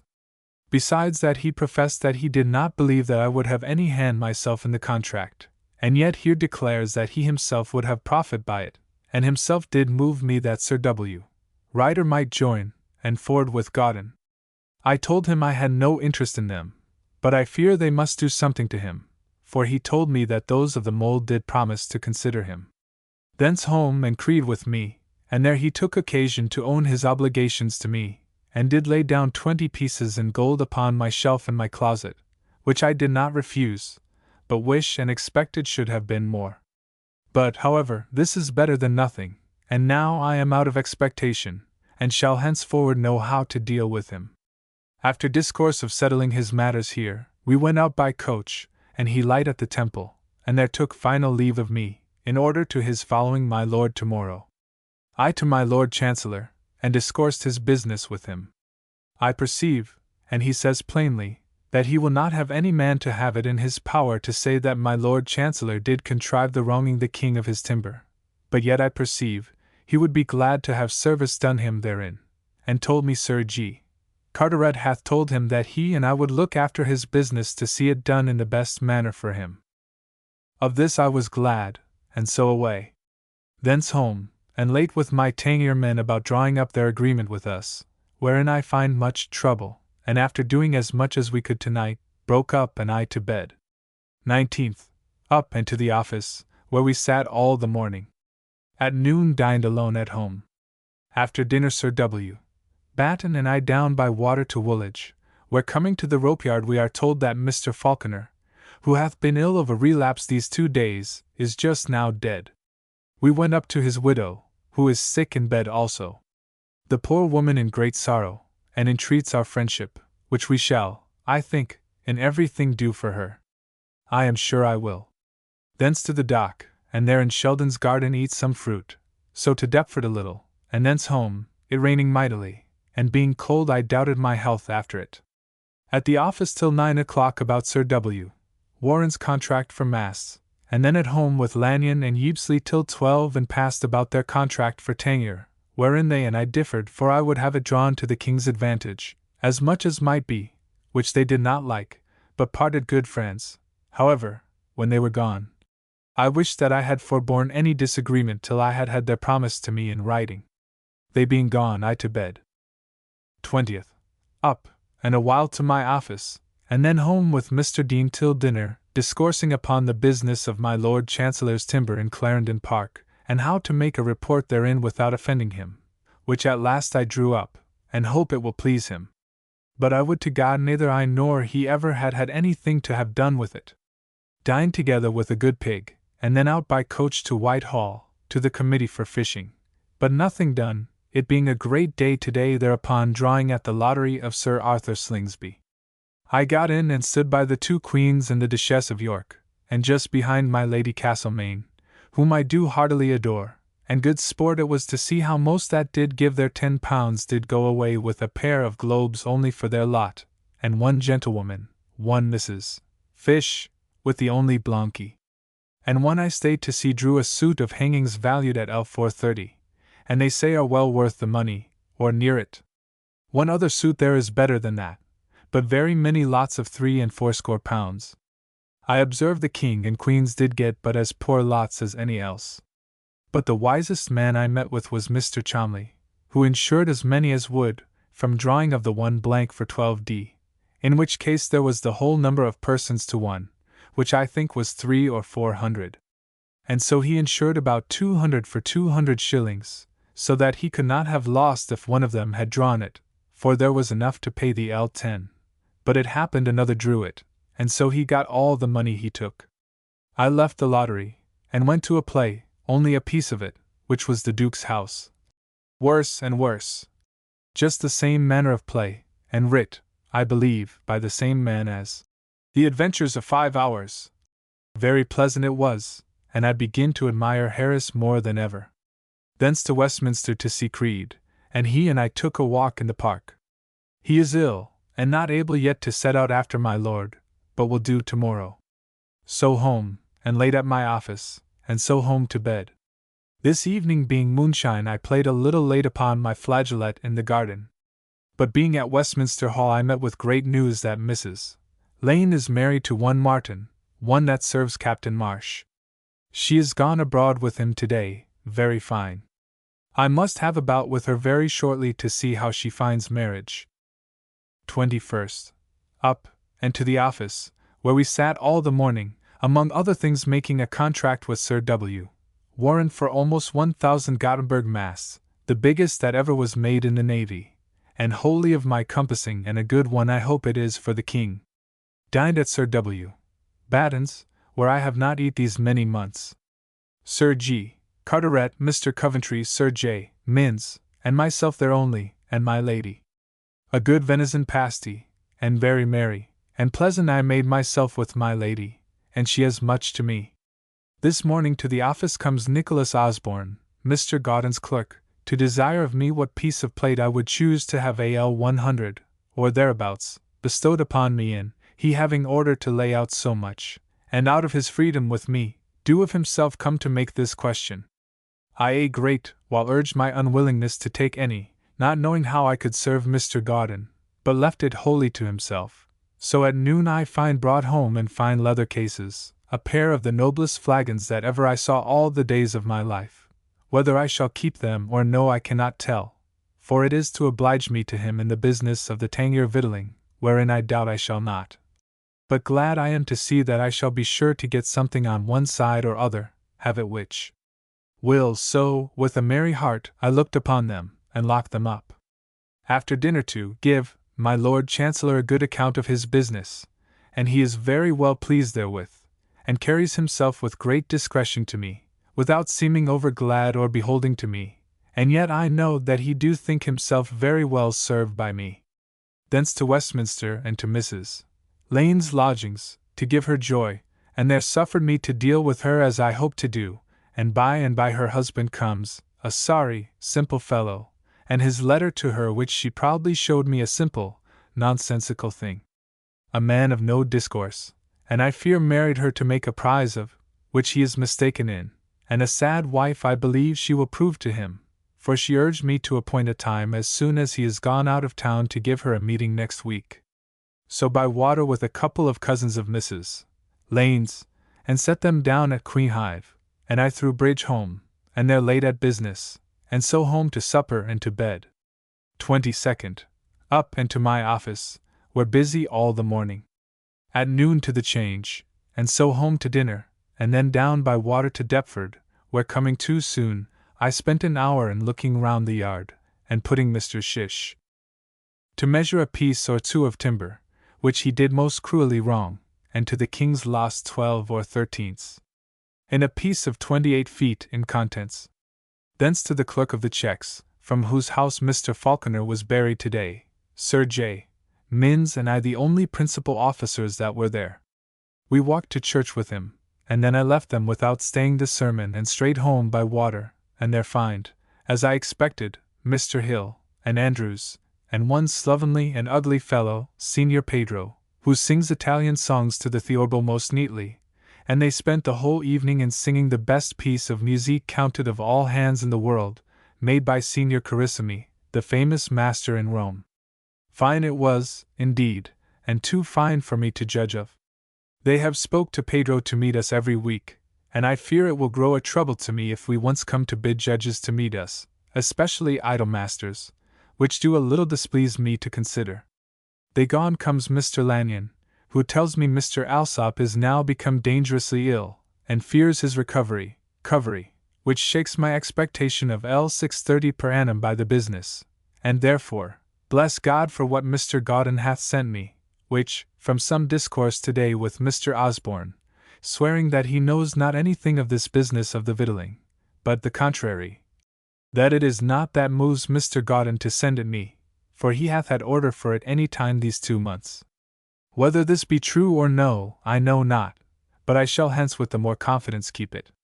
To supper and to the office a little, and to walk in the garden, the moon shining bright, and fine warm fair weather, and so home to bed. 23rd. Up, and all the morning at the office. At noon to the Change, where I took occasion to break the business of my Lord Chancellor's timber to Mr. Coventry in the best manner I could. He professed to me, that till Sir G. Carteret did speak of it at the table, after our officers were gone to survey it, he did not know that my Lord Chancellor had anything to do with it, but now he says that he had been told by the Duke that Sir G. Carteret had spoke to him about it, and that he had told the Duke that, were he in my Lord Chancellor's case, if he were his father, he would rather fling away the gains of 2 or L3000 than have it said that the timber, which should have been the King's, if it had continued the Duke of Albemarle's, was concealed by us in favor of my Lord Chancellor, for, says he is a great man, and all such as he, and he himself particularly, have a great many enemies that would be glad of such an advantage against him. When I told him it was strange that Sir J. Minns and Sir G. Carteret, that knew my Lord Chancellor's concernment therein, should not at first inform us, he answered me that for Sir J. Minns, he is looked upon to be an old good companion, but by nobody at the other end of the town as any man of business, and that my Lord Chancellor, he dares say, never did tell him of it, only Sir G. Carteret, he do believe, must needs know it, for he and Sir J. Shaw are the greatest confidants he hath in the world. So for himself, he said, he would not mince the matter, but was resolved to do what was fit, and stand upon his own legs therein, and that he would speak to the Duke that he and Sir G. Carteret might be appointed to attend my Lord Chancellor in it. All this disturbs me mightily. I know not what to say to it, nor how to carry myself therein, for a compliance will discommend me to Mr. Coventry, and a discompliance to my Lord Chancellor. But I think to let it alone, or at least meddle in it as little more as I can. From thence walked toward Westminster, and being in an idle and wanton humour, walked through Fleet Alley, and there stood a most pretty wench at one of the doors, so I took a turn or two, but what by sense of honour and conscience I would not go in, but much against my will took coach and away to Westminster Hall, and there light of Mrs. Lane, and plotted with her to go over the water.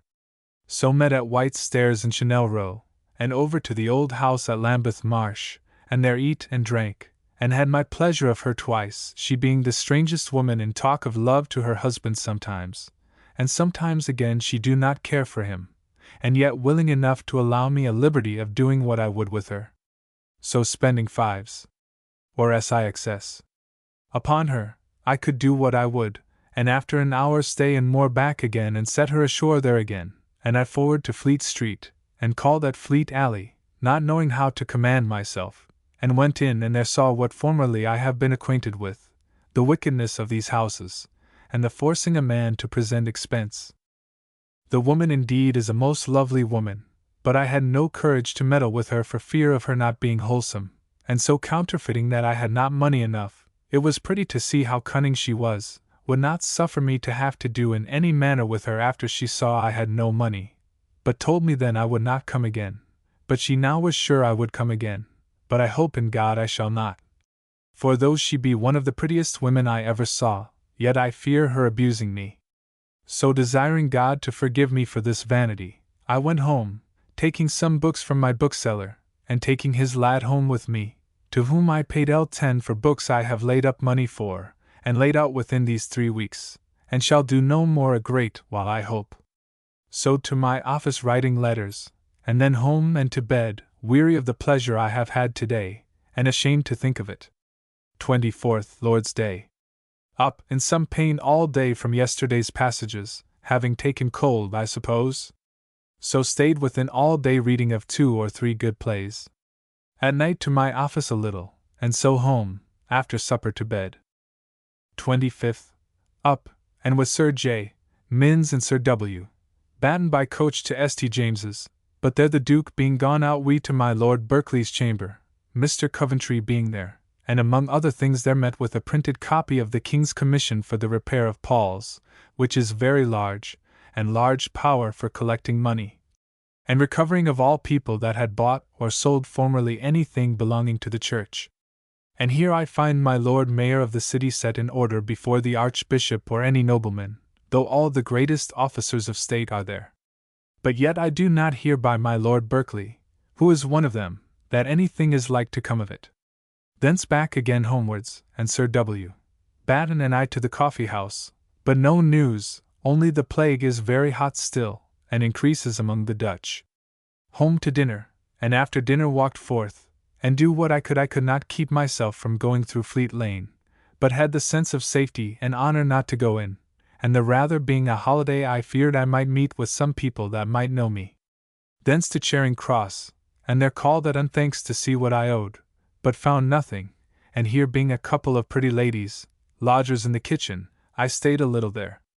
Thence to my barber Gervis, who this day buries his child, which it seems was born without a passage behind, so that it never voided anything in the week or fortnight that it has been born. Thence to Mr. Reeves, it coming just now in my head to buy a microscope, but he was not within, so I walked all round that end of the town among the loathsome people and houses, but, God be thanked, had no desire to visit any of them.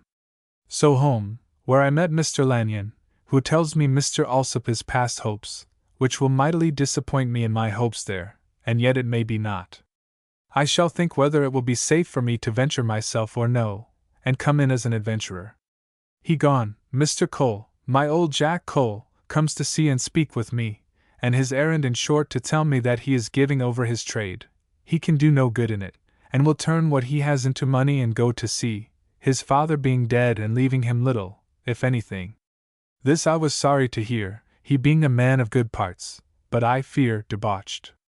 I promised him all the friendship I can do him, which will end in little, though I truly mean it, and so I made him stay with me till 11 at night, talking of old school stories, and very pleasing ones, and truly I find that we did spend our time and thoughts then otherwise than I think boys do now, and I think as well as methinks that the best are now. He supped with me, and so away, and I to bed. And strange to see how we are all divided that were bred so long at school together, and what various fortunes we have run, some good, some bad. 26th. All the morning at the office, at noon to Anthony Joyce's, to our gossip's dinner. I had sent 1.5 dozen of bottles of wine thither, and paid my double share besides, which is 18s. Very merry we were, and when the women were merry and rose from table, I above with them, ne'er a man but I began discourse of my not getting of children, and prayed them to give me their opinions and advice, and they freely and merrily did give me these 10, among them: 1. Do not hug my wife too hard nor too much. 2. Eat no late suppers. 3. Drink juice of sage. 4. Tent and toast. 5. Wear cool holland drawers. 6. Keep stomach warm and back cool. 7. Upon query whether it was best to do at night or morn, they answered me either one nor other, but when we had most mind to it. 8. Wife not to go too straight-laced. 9. Myself to drink mum and sugar. 10. Mrs. Ward did give me, to change my place. The 3rd, 4th, 6th, 7th, and 10th they all did seriously declare, and lay much stress upon them as rules fit to be observed indeed, and especially the last, to lie with our heads where our heels do, or at least to make the bed high at feet and low at head. Very merry all, as much as I could be in such sorry company. Great discourse of the fray yesterday in Moorfields, how the butchers at first did beat the weavers, between whom there hath been ever an old competition for mastery, but at last the weavers rallied and beat them. At first the butchers knocked down all for weavers that had green or blue aprons, till they were fain to pull them off and put them in their breeches. At last the butchers were fain to pull off their sleeves, that they might not be known, and were soundly beaten out of the field, and some deeply wounded and bruised, till at last the weavers went out triumphing, calling L100 for a butcher. I to Mr. Reeves to see a microscope, he having been with me today morning, and there chose one which I will have. Thence back and took up young Mrs. Harmon, a pretty bred and pretty humored woman whom I could love well, though not handsome, yet for her person and carriage, and black. By the way met her husband going for her, and set them both down at home, and so home to my office a while, and so to supper and bed. 27th. Up, and after some discourse with Mr. Duke, who is to be secretary to the fishery, and is now secretary to the Committee for Trade, who I find a very ingenious man, I went to Mr. Povey's, and there heard a little of his empty discourse, and fain he would have Mr. Gauden been the victualler for Tangier, which none but a fool would say to me when he knows he hath made it his request to me to get him something of these men that now do it. Thence to St. James's, but Mr. Coventry being ill and in bed I did not stay, but to Whitehall a little, walked up and down, and so home to fit papers against this afternoon, and after dinner to the Change a little, and then to Whitehall, where anon the Duke of York came, and a committee we had of Tangier, where I read over my rough draft of the contract for Tangier victualling, and acquainted them with the death of Mr. Alsop, which Mr. Lanyon had told me this morning, which is a sad consideration to see how uncertain a thing our lives are, and how little to be presumed of in our greatest undertakings. The words of the contract approved of, and I home, and there came Mr. Lanyon to me and brought my neighbor, Mr. Andrews, to me, whom he proposes for his partner in the room of Mr. Alsop, and I like well enough of it. We read over the contract together, and discoursed it well over and so parted, and I am glad to see it once over in this condition again, for Mr. Lanyon and I had some discourse today about my share in it, and I hope if it goes on to have my first hopes of L300 per and they gone, I to supper and to bed. This afternoon came my great store of coals in, being to chaldron, so that I may see how long they will last me. 28th. At the office all the morning, dined, after change, at home, and then abroad, and seeing the bondman upon the posts, I consulted my oaths and find I may go safely this time without breaking it. I went thither, notwithstanding my great desire to have gone to Fleet Alley, God forgive me, again. There I saw it acted. It is true, for want of practice, they had many of them forgot their parts a little, but Betterton and my poor Ianthe outdo all the world. There is nothing more taking in the world with me than that play. Thence to Westminster to my barber's, and strange to think how when I find that Jervis himself did intend to bring home my periwig, and not Jane his maid, I did desire not to have it at all, for I had a mind to have her bring it home. I also went to Mr. Blagrave's about speaking to him for his kinswoman to come live with my wife, but they are not come to town, and so I home by coach and to my office, and then to supper and to bed. My present posture is thus: my wife in the country and my maid Bess with her, and all quiet there. I am endeavoring to find a woman for her to my mind, and above all one that understands music, especially singing. I am the willinger to keep one because I am in good hopes to get 2 or 300 per annum extraordinary by the business of the victualling of Tangier, and yet Mr. Alsop, my chief hopes, is dead since my looking after it, and now Mr. Lanyon, I fear, is falling sick too. I am pretty well in health, only subject to wind upon any cold, and then immediate and great pains. All our discourse is of a Dutch war, and I find it is likely to come to it, for they are very high and desire not to compliment us at all, as far as I hear, but to send a good fleet to Guinea to oppose us there. My Lord Sandwich newly gone to sea, and I think, fallen into his very good opinion again, at least he did before his going, and by his letter since, show me all manner of respect and confidence. I am overjoyed in hopes that upon this month's account I shall find myself worth L1000, besides the rich present of 2 silver and gilt flagons which Mr. Gaudin did give me the other day. I do now live very prettily at home, being most seriously, quietly, and neatly served by my 2 maids Jane and the girl Sue, with both of whom I am mightily well pleased. My greatest trouble is the settling of Brampton estate, that I may know what to expect, and how to be able to leave it when I die, so as to be just to my promise to my Uncle Thomas and his son. The next thing is this cursed trouble my brother Tom is likely to put us to by his death, forcing us to law with his creditors, among others Dr. Tom Pepys, and that with some shame as trouble, and the last how to know in what manner as to saving or spending my father lives, lest they should run me in debt as one of my uncle's executors, and I never the wiser nor better for it. But in all this I hope shortly to be at leisure to consider and inform myself well. 29th. At the office all the morning dispatching of business, at noon to the Change after dinner, and thence to Tom Trice about Dr. Pepys's business, and thence it raining turned into Fleet Alley, and there was with Cock an hour or so. The jade, whether I would not give her money or not enough, she would not offer to invite to do anything, but on the contrary saying she had no time, which I was glad of, for I had no mind to meddle with her, but had my end to see what a cunning jade she was, to see her impudent tricks and ways of getting money and raising the reckoning by still calling for things, that it come to 6 or 7 shillings presently. So away home, glad I escaped without any inconvenience, and there came Mr. Hill, Andrews and Senior Pedro, and great store of music we had, but I begin to be weary of having a master with us, for it spoils, methinks, the ingenuity of our practice. After they were gone comes Mr. Bland to me, sat till 11 at night with me, talking of the garrison of Tangier, and serving them with pieces of 8. A mind he hath to be employed there, but dares not desire any courtesy of me, and yet would fain engage me to be for him, for I perceive they do all find that I am the busy man to see the king have right done him by inquiring out other bidders. Being quite tired with him, I got him gone, and so to bed. 30th. All the morning at the office, at noon to the Change, where great talk of a rich present brought by an East India ship from some of the princes of India, worth to the king L70,000 in 2 precious stones.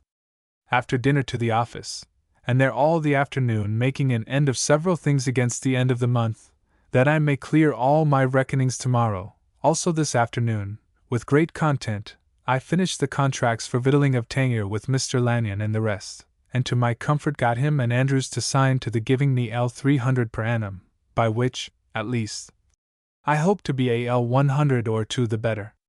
Wrote many letters by the post to ease my mind of business, and to clear my paper of minutes, as I did lately oblige myself to clear everything against the end of the month. So at night with my mind quiet and contented to bed. This day I sent a side of venison and 6 bottles of wine to Kate Joyce. 31st Lord's Day. Up and to church, where I have not been these many weeks. So home, and thither, inviting him yesterday, comes Mr. Hill, at which I was a little troubled, but made up all very well, carrying him with me to Sir J. Min's, where I was invited and all our families to a venison pasty.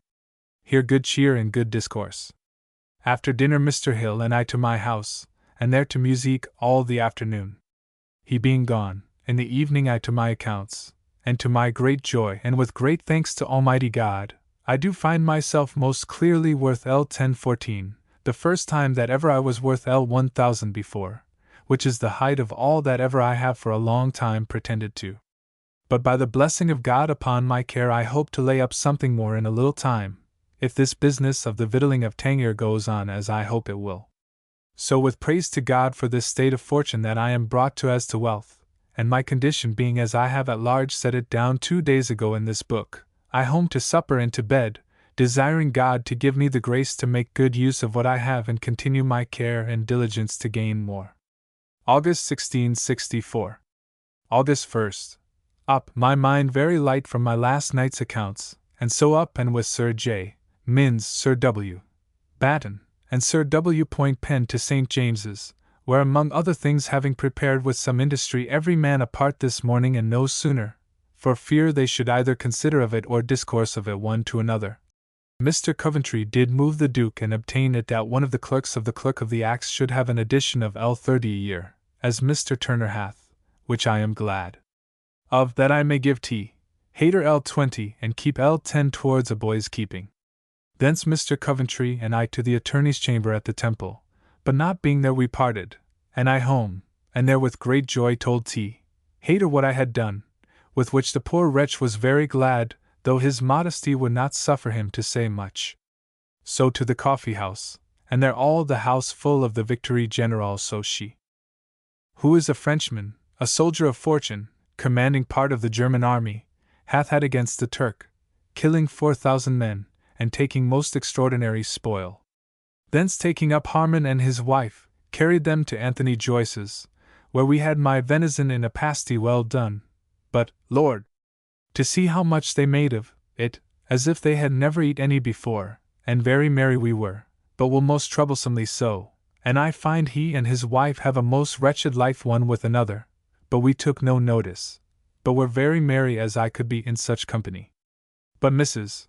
Harmon is a very pretty humoured wretch, whom I could love with all my heart, being so good and innocent company. Thence to Westminster to Mr. Blagrave's, and there, after singing a thing or two over, I spoke to him about a woman for my wife, and he offered me his kinswoman, which I was glad of, but she is not at present well, but however I hope to have her. Thence to my Lord Chancellor's, and thence with Mr. Coventry, who appointed to meet me there, and with him to the Attorney General, and there with Sir P.H. Warwick consulted of a new commission to be had through the Broad Seal to enable us to make this contract for Tangier victualling. So home, and there talked long with Will about the young woman of his family which he spoke of for to live with my wife, but though she hath very many good qualities, yet being a neighbour's child and young and not very staid, I dare not venture of having her, because of her being able to spread any report of our family upon any discontent among the heart of our neighbours. So that my dependence is upon Mr. Blagrave, and so home to supper and to bed. Last night, at 12 o'clock, I was waked with knocking at Sir W. Penn's door, and what was it but people's running up and down to bring him word that his brother, who hath been a good while, it seems, sick, is dead. 2nd. At the office all the morning.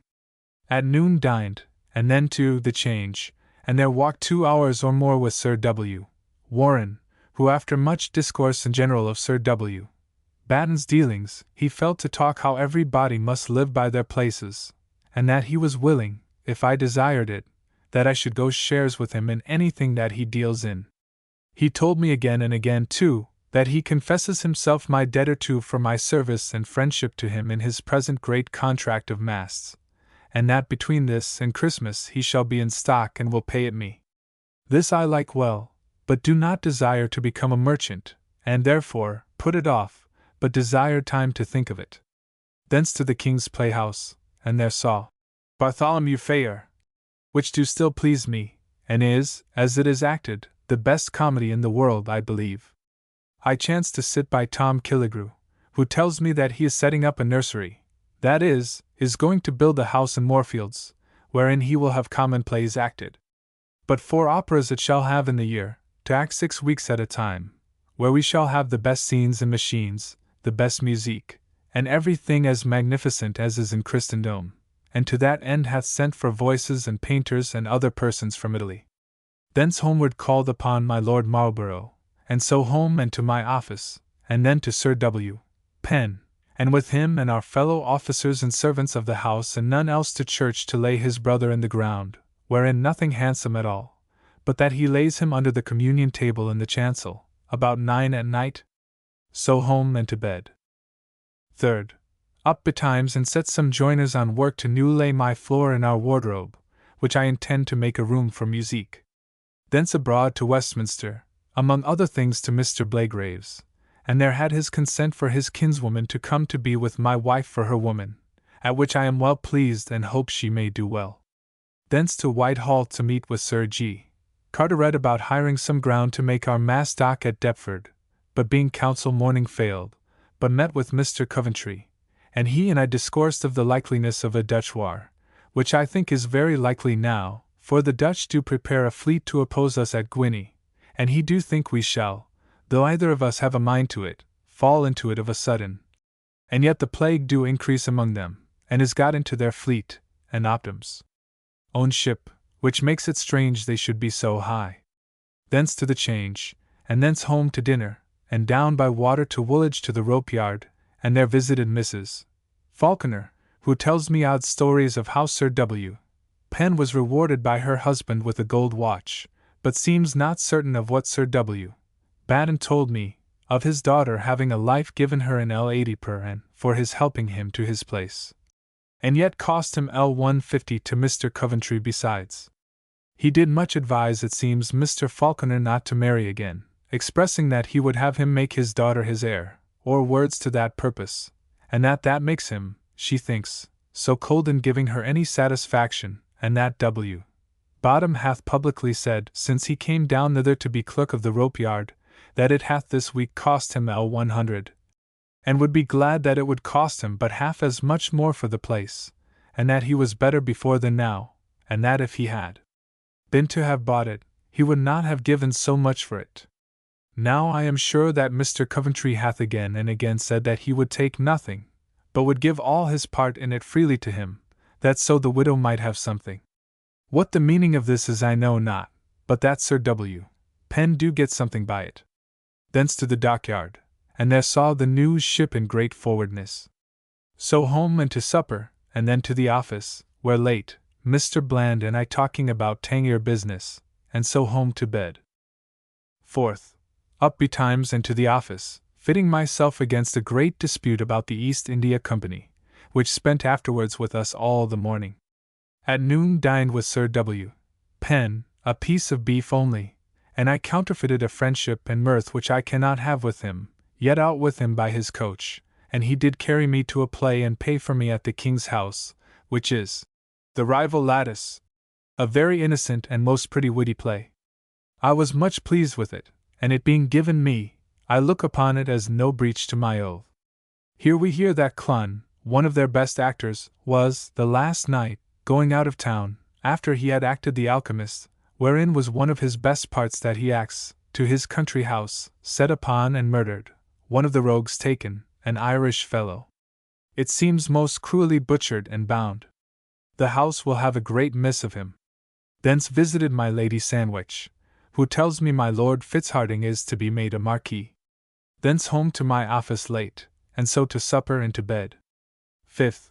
Up very betimes and set my plaister to work about whiting and colouring my music room, which having with great pleasure seen done, about 10 o'clock I dressed myself, and so mounted upon a very pretty mare, sent me by Sir W. Warren, according to his promise yesterday. And so through the city, not a little proud, God knows, to be seen upon so pretty a beast, and to my cousin W. Joyce's, who presently mounted too, and he and I out of town toward Highgate, in the way, at Kentish Town, showing me the place and manner of Clun's being killed and laid in a ditch, and yet was not killed by any wounds, having only one in his arm, but bled to death through his struggling. He told me, also, the manner of it, of his going home so late, from drinking with his whore, and manner of having it found out.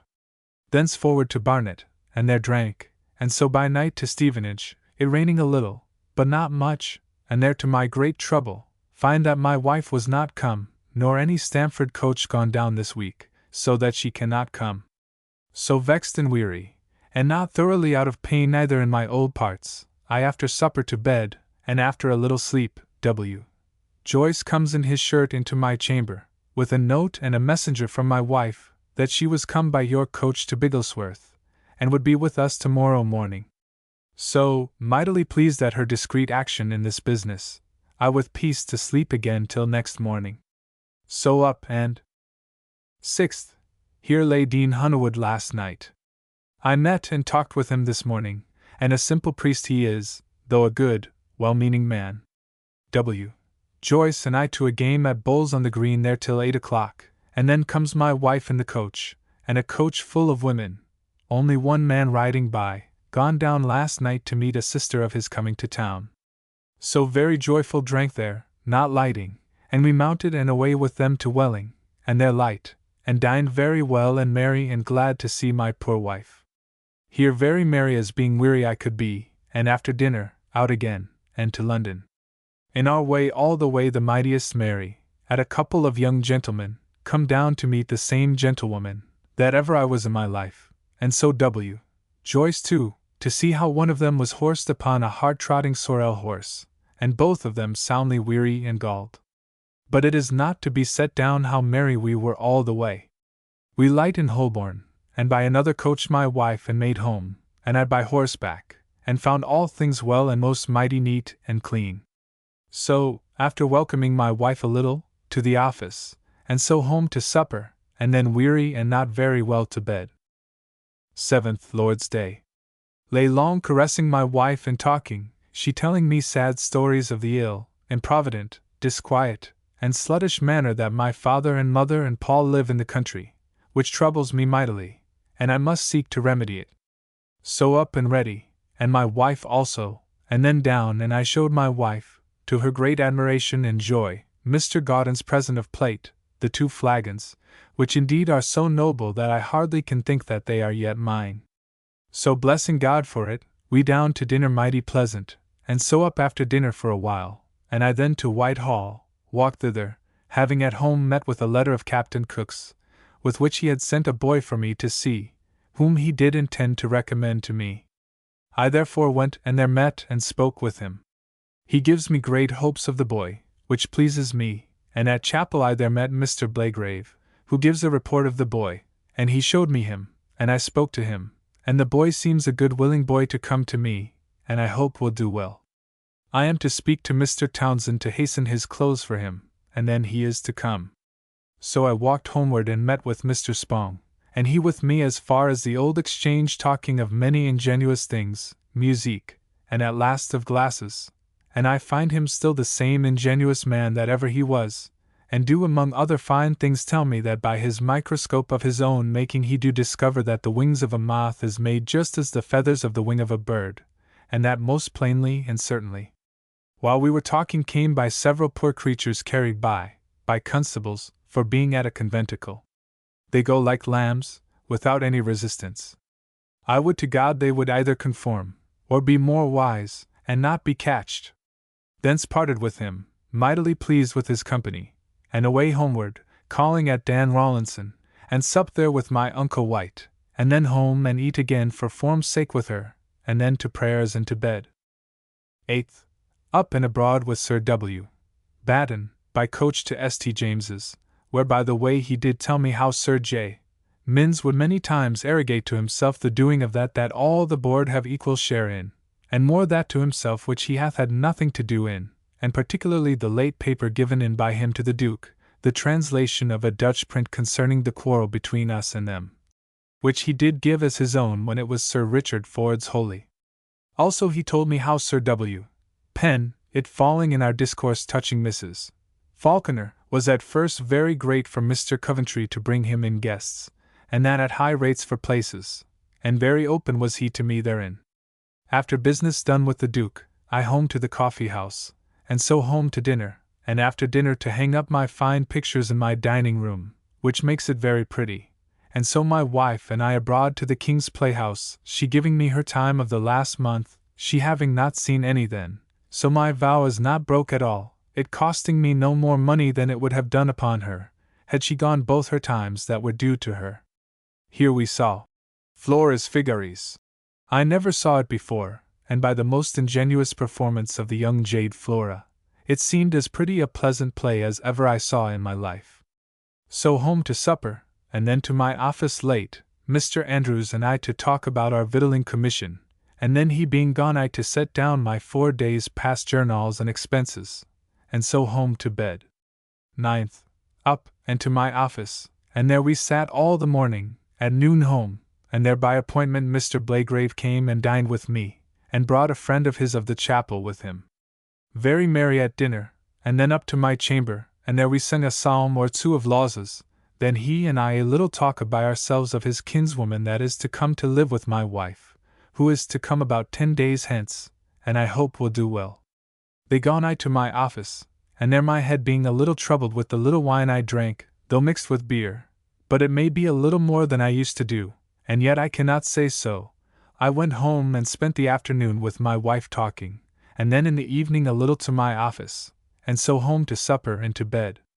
This day comes the news that the Emperor hath beat the Turk, killed the Grand Vizier and several great basses, with an army of 80,000 men killed and routed, with some considerable loss of his own side, having lost 3 generals, and the French forces all cut off almost, which is thought as good a service to the Emperor as beating the Turk almost, for had they conquered they would have been as troublesome to him. 10th. Up, and being ready, abroad to do several small businesses, among others to find out one to engrave my tables upon my new sliding rule with silver plates, it being so small that Brown that made it cannot get one to do it. So I find out Cocker, the famous writing master, and get him to do it, and I set an hour by him to see him design it all, and strange it is to see him with his natural eyes to cut so small at his first designing it, and read it all over, without any missing, when for my life I could not, with my best skill, read one word or letter of it, but it is use. But he says that the best light for his life to do a very small thing by, contrary to Chaucer's words to the sun, that he should lend his light to them that small seals grave, it should be by an artificial light of a candle, set to advantage, as he could do it. I find the fellow, by his discourse, very ingenious, and among other things, a great admirer and well read in all our English poets, and undertakes to judge of them all, and that not impertinently. Well pleased with his company and better with his judgment upon my rule, I left him and home, whither Mr. Dean by agreement came to me and dined with me, and by chance Gunner Batters's wife. After dinner Dean and I had great discourse again about my Lord Chancellor's timber, out of which I wish I may get well. Thence I to Cocker's again, and sat by him with good discourse again for an hour or two, and then left him, and by agreement with Captain Silas Taylor, my old acquaintance at the Exchequer, to the post officer to hear some instrument musique of Mr. Birchenshaw's before my Lord Brunkard and Sir Robert Murray. I must confess, whether it be that I hear it but seldom, or that really voice is better, but so it is that I found no pleasure at all in it, and the thought 2 voices were worth 20 of it. So home to my office a while, and then to supper and to bed. 11th. Up, and through pain, to my great grief forced to wear my gown to keep my legs warm. At the office all the morning, and there a high dispute against Sir W. Batten and Sir W. Penn about the breadth of canvas again, they being for the making of it narrower, I and Mr. Coventry and Sir J. Minns for the keeping it broader. So home to dinner, and by comes Mr. Creed, lately come from the Downs, and dined with me. I show him a good countenance, but love him not for his base ingratitude to me. However, abroad carried my wife to buy things at the New Exchange, and so to my Lady Sandwich's, and there merry, talking with her a great while, and so home, whither comes Cocker with my rule, which he hath engraved to admiration, for goodness and smallness of work, it cost me 14s. The doing, and mightily pleased I am with it. By and by, he gone, comes Mr. Moore and stayed talking with me a great while about my lord's businesses, which I fear will be in a bad condition for his family if my lord should miscarry at sea. He gone, I late to my office, and cannot forbear admiring and consulting my new rule, and so home to supper and to bed. This day, for a wager before the king, my lords of Castlehaven and Arran, a son of my lord of Ormonds, they two alone did run down and kill a stout buck in St. James's Park. 12th. Up, and all the morning busy at the office with Sir W. Warren about a great contract for New England Mass, where I was very hard with him, even to the making him angry, but I thought it fit to do it as well as just for my own, and the king's behalf. At noon to the change a little, and so to dinner and then out by coach, setting my wife and maid down, going to Stevens the silversmith to change some old silver lace and to go buy new silk lace for a petticoat. I to Whitehall and did much business at a Tangier committee, where, among other things, speaking about propriety of the houses there, and how we ought to let the Portugueses I have right done them, as many of them as continue, or did sell the houses while they were in possession, and something further in their favor, the Duke in an anger I never observed in him before, did cry, says he, "All the world rides us, and I think we shall never ride anybody." Thence home, and though late, yet Pedro being there, he sang a song and parted. I did give him fives, but find it burdensome, and so will break up the meeting. At night is brought home our poor Fancy, which to my great grief continues lame still, so that I wish she had not been brought ever home again, for it troubles me to see her. 13th. Up, and before I went to the office comes my tailor with a coat I have made to wear within doors, purposely to come no lower than my knees, for by my wearing a gown within doors comes all my tenderness about my legs. There comes also Mr. Reeve, with a microscope and scotoscope.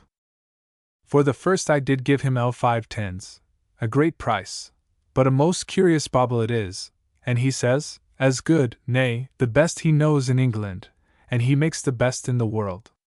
The other he gives me, and is of value, and a curious curiosity it is to look objects in a dark room with. Mightily pleased with this I to the office, where all the morning. There offered by Sir W.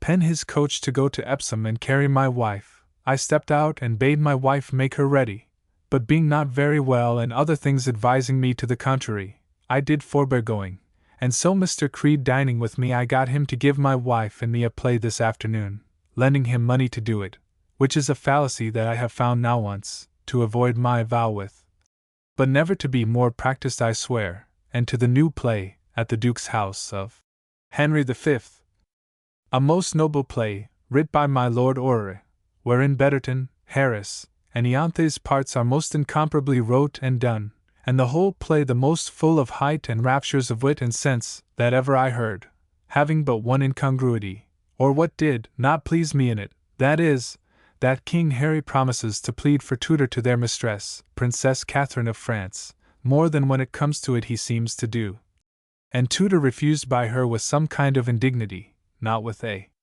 difficulty and honor that it ought to have been done into him. Thence home and to my office, wrote by the post, and then to read a little in Dr. Power's book of discovery by the microscope to enable me a little how to use and what to expect from my glass. So to supper and to bed. 14th Lord's Day. After long lying discoursing with my wife, I up, and comes Mr. Holliard to see me, who concurs with me that my pain is nothing but cold in my legs breathing wind, and got only by my using to wear a gown, and that I am not at all troubled with any ulcer, but my thickness of water comes from my overheat in my back. He gone, comes Mr. Herbert, Mr. Hunterwood's man, and dined with me, a very honest, plain, well-meaning man, I think him to be, and by his discourse and manner of life, the true emblem of an old ordinary serving man. After dinner up to my chamber and made an end of Dr. Power's book of the microscope, very fine and to my content, and then my wife and I with great pleasure, but with great difficulty before we could come to find the manner of seeing anything by my microscope. At last did with good content, though not so much as I expect when I come to understand it better. By and by comes W. Joyce, in his silka suit, and cloak lined with velvet, stayed talking with me, and I very merry at it. He supped with me, But a cunning, crafty fellow he is, and dangerous to displease, for his tongue spares nobody. After supper I up to read a little, and then to bed. 15th. Up, and with Sir J. Minns by coach to St. James's, and there did our business with the Duke, who tells us more and more signs of a Dutch war, and how we must presently set out a fleet for Guinea, for the Dutch are doing so, and there I believe the war will begin. Thence home with him again, in our way he talking of his cures abroad, while he was with the king as a doctor, and above all men the pox. And among others Sir J. Denham he told me he had cured, after it was come to an ulcer all over his face, to a miracle. To the coffee house and so to the change a little, and then home to dinner with Creed, whom I met at the coffee house, and after dinner by coach set him down at the Temple, and I and my wife to Mr. Blagrave's. They being none of them at home, I to the hall, leaving her there, and thence to the Trumpet, whither came Mrs. Lane, and there begins a sad story how her husband, as I feared, proves not worth a farthing, and that she is with child and undone, if I do not get him a place. I had my pleasure here of her, and she, like an impudent jade, depends upon my kindness to her husband, but I will have no more to do with her, let her brew as she has baked, seeing she would not take my counsel about Holly. After drinking we parted, and I to Blagrave's, and there discoursed with Mrs. Blagrave about her kinswoman, who it seems is sickly even to franticness sometimes, and among other things chiefly from love and melancholy upon the death of her servant equals lover. Insomuch that she telling us almost simply and innocently I fear she will not be able to come to us with any pleasure, which I am sorry for I think she would have pleased us very well. In comes he, and so to sing a song and his niece with us, but she sings very meanly. So through the hall and thence by coach home, calling by the way at Charing Cross, and there saw the great Dutchman that is come over, under whose arm I went with my hat on, and could not reach higher than his eyebrows with the tip of my fingers, reaching as high as I could. He is a comely and well-made man, and his wife a very little, but pretty comely Dutchwoman. It is true, he wears pretty high-heeled shoes, but not very high, and do generally wear a turban, which makes him show yet taller than really he is, though he is very tall, as I have said before. Home to my office, and then to supper, and then to my office again late, and so home to bed, my wife and I troubled that we do not speed better in this business of her woman. 16th. Wakened about 2 o'clock this morning with the noise of thunder, which lasted for an hour, with such continued lightnings, not flashes, but flames, that all the sky and air was light, and that for a great while, not a minute's space between new flames all the time, such a thing as I never did see, nor could have believed had ever been in nature. And being put into a great sweat with it, could not sleep till all was over. And that accompanied with such a storm of rain as I never heard in my life. I expected to find my house in the morning overflowed with the rain breaking in, and that much hurt must needs have been done in the city with this lightning. But I find not one drop of rain in my house, nor any news of hurt done. But it seems it has been here and all up and down the country hereabouts the like tempest, Sir W. Batten saying much of the greatness thereof at Epsom. Up and all the morning at the office. At noon busy at the change about one business or other, and thence home to dinner, and so to my office all the afternoon very busy, and so to supper anon, and then to my office again a while, collecting observations out of Dr. Power's book of microscopes, and so home to bed, very stormy weather tonight for wind. This day we had news that my Lady Pen is landed and coming hither, so that I hope the family will be in better order and more neat than it hath been. 17th. Up, and going to Sir W. Batten to speak to him about business, he did give me 3 bottles of his Epsom water, which I drank and it wrought well with me, and did give me many good stools, and I found myself mightily cooled with them and refreshed. Thence I to Mr. Hunawood and my father's old house, but he was gone out, and there I stayed talking with his man Herbert, who tells me how Langford and his wife are very foul-mouthed people, and will speak very ill of my father, calling him old rogue in reference to the hard pennyworths he sold him of his goods when the rogue need not have bought any of them. So that I am resolved he shall get no more money by me, but it vexes me to think that my father should be said to go away in debt himself, but that I will cause to be remedied whatever comes of it. Thence to my Lord Crewe, and there with him a little while. Before dinner talked of the Dutch war, and find that he do much doubt that we shall fall into it without the money or consent of Parliament, that is expected, or the reason of it that is fit to have for every war. Dined with him, and after dinner talked with Sir Thomas Crewe, who told me how Mr. Edward Montague is forever blown up, and now quite out with his father again, to whom he pretended that his going down was, not that he was cast out of the court, but that he had leave to be absent a month, but now he finds the truth. Thence to my Lady Sandwich, where by agreement my wife dined, and after talking with her I carried my wife to Mr. Pierce's and left her there, and so to Captain Cook's, but he was not at home, but I there spoke with my boy Tom Edwards, and directed him to go to Mr. Townsend, with whom I was in the morning, to have measure taken of his clothes to be made him there out of the wardrobe, which will be so done. And then I think he will come to me. Thence to Whitehall, and after long staying there was no committee of the fishery as was expected. Here I walked long with Mr. Pierce, who tells me the king do still sup every night with my Lady Castlemaine, who he believes has lately slunk a great belly away, for from very big she is come to be down again. Thence to Mrs. Pierce's, and with her and my wife to see Mrs.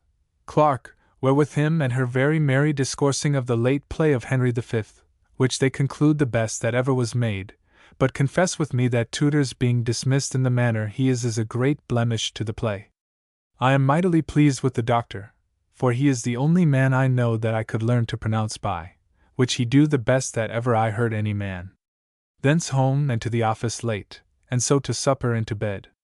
My Lady Penn came hither first tonight to Sir W. Penn's lodgings.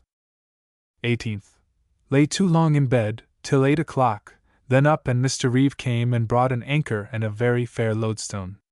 He would have had me bought it, and a good stone it is, but when he saw that I would not buy it he said he would leave it for me to sell for him. By and by he comes to tell me that he had present occasion for L6 to make up a sum, and that he would pay me in a day or two, but I had the unusual wit to deny him, and so by and by we parted, and I to the office, where busy all the morning sitting. Dined alone at home, my wife going today to dine with Mrs. Pierce, and thence with her and Mrs. Clerk to see a new play, The Court's Secret. I busy all the afternoon, toward evening to Westminster, and there in the hall a while, and then to my barber, willing to have any opportunity to speak to Jane, but wanted it. So to Mrs. Pierce's, who was come home, and she and Mrs. Clerk busy at cards, so my wife being gone home, I home, calling by the way at the wardrobe, and met Mr. Townsend, Mr. Moore, and others at the tavern thereby, and thither I to them and spoke with Mr. Townsend about my boy's clothes, which he says shall be soon done, and then I hope I shall be settled when I have one in the house that is musical. So home and to supper, and then a little to my office, and then home to bed. My wife says the play she saw is the worst that ever she saw in her life. 19th. Up and to the office, where Mr. Coventry and Sir W. Penn and I sat all the morning hiring of ships to go to Guinea, where we believe the war with Holland will first break out. At noon dined at home, and after dinner my wife and I to Sir W. Penn's, to see his lady, the first time, who is a well-looked, fat, short, old Dutchwoman, but one that hath been heretofore pretty handsome, and is now very discreet, and I believe, hath more wit than her husband. Here we stayed talking a good while, and very well pleased I was with the old woman at first visit. So away home, and I to my office, my wife to go see my Aunt White, newly come to town. Creed came to me, and he and I out, among other things, to look out a man to make a case, for to keep my stone, that I was cut of, in, and he to buy Daniel's history, which he did, but I missed of my end. So parted upon Ludgate Hill, and I home and to the office, where busy till supper, and home to supper to a good dish of fritters, which I bespoke, and were done much to my mind. Then to the office a while again, and so home to bed. The news of the Emperor's victory over the Turks is by some doubted, but by most confessed to be very small, though great, of what was talked, which was 80,000 men to be killed and taken of the Turks' side. 20th. Up and to the office a while, but this day the Parliament meeting only to be adjourned to November, which was done. Accordingly, we did not meet, and so I forth to bespeak a case to be made to keep my stone in, which will cost me 25s. Thence I walked to Cheapside, there to see the effect of a fire there this morning, since 4 o'clock, which I find in the house of Mr. Bois, that married Dr. Fuller's niece, who are both out of town, leaving only a maid and man in town. It begun in their house, and hath burned much and many houses backward, though none forward, and that in the great uniform pile of buildings in the middle of Cheapside. I am very sorry for them, for the doctor's sake. Thence to the Change, and so home to dinner.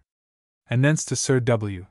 Batten's, whither Sir Richard Ford came, the sheriff, who hath been at this fire all the while, and he tells me, upon my question, that he and the mayor were there, as it is their duties to be, not only to keep the peace, but they have power of commanding the pulling down of any house or houses, to defend the whole city. By and by comes in the common crier of the city to speak with him, and when he was gone, says he, "You may see by this man the constitution of the magistracy of this city, that this fellow's place, I dare give him, if he will be true to me, L1000 for his profits every year, and expect to get L500 more to myself thereby. When," says he, "I and myself am forced to spend many times as much." By and by came Mr. Coventry, and so we met at the office, to hire ships for Guinea, and that done broke up. I to Sir W. Batten's, there to discourse with Mrs. Falconer, who hath been with Sir W. Penn this evening, after Mr. Coventry had promised her half what W. Bottom had given him for his place, but Sir W. Penn, though he knows that, and that Mr. Bottom hath said that his place hath cost him L100 and would L100 more, yet is he so high against the poor woman that he will not hear to give her a farthing, but it seems do listen after a lease where he expects Mr. Falconer hath put in his daughter's life. And he is afraid that that is not done, and did tell Mrs. Falconer that he would see it, and know what is done therein in spite of her, when, poor wretch, she neither do nor can hinder him the knowing it.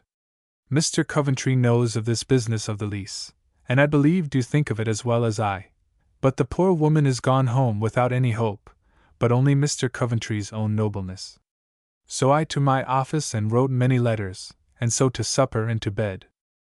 21st Lord's Day.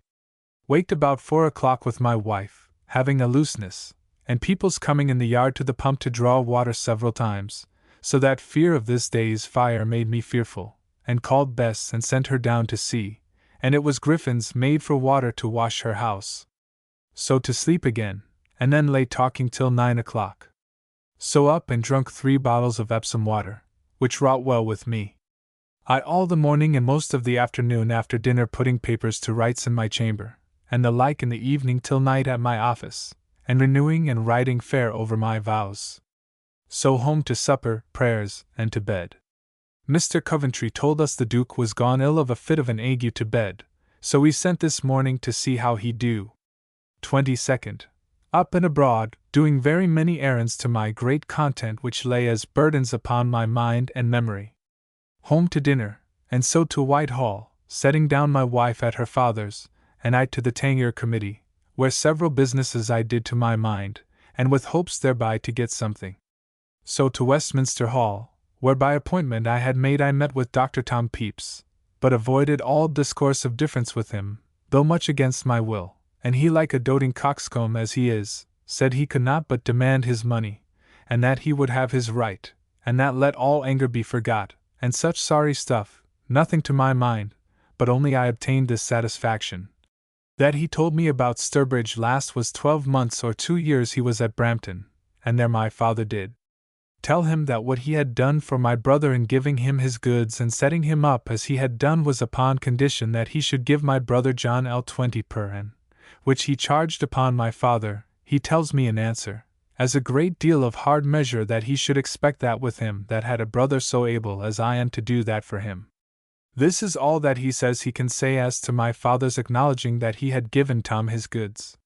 He says his brother Roger will take his oath that my father hath given him thanks for his counsel for his giving of Tom his goods and setting him up in the manner that he hath done, but the former part of this he did not speak fully so bad nor as certain what he could say. So we walked together to my cousin Joyce's, where my wife stayed for me, and then I home and her by coach, and so to my office, then to supper and to bed. 23rd. Lay long talking with my wife, and angry a while about her desiring to have a French maid all of a sudden, which I took to arise from yesterday's being with her mother. But that went over in friends again, and so she be well qualitied, I care not much whether she be French or no, so a Protestant. Thence to the office, and at noon to the Change, where very busy getting ships for Guinea and for Tangier. So home to dinner, and then abroad all the afternoon doing several errands, to comply with my oath of ending many businesses before Bartholomew's Day, which is 2 days hence. Among others I went into New Bridewell, in my way to Mr. Cole, and there I saw the new model, and it is very handsome. Several at work, among others, one pretty whore brought in last night, which works very lazily. I did give them 60 to drink, and so away to Gray's Inn, but missed Mr. Cole, and so homeward called at Harmon's, and there bespoke some chairs for a room, and so home, and busy late, and then to supper and to bed.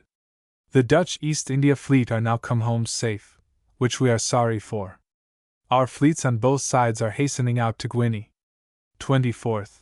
Up by 6 o'clock, and to my office with Tom Hayter dispatching business in haste. At 9 o'clock to Whitehall about Mr. Mays's business at the council, which stands in an ill condition still. Thence to Gray's Inn, but missed of Mr. Cole the lawyer, and so walked home, calling among the joiners in Wood Street to buy a table and bade in many places, but did not buy it till I come home to see the place where it is to stand, to judge how big it must be. So after change home and a good dinner, and then to Whitehall to a committee of the fishery, where my Lord Craven and Mr. Gray mightily against Mr. Creed's being joined in the warrant for secretary with Mr. Duke. However, I did get it put off till the Duke of York was there, and so broke up doing nothing.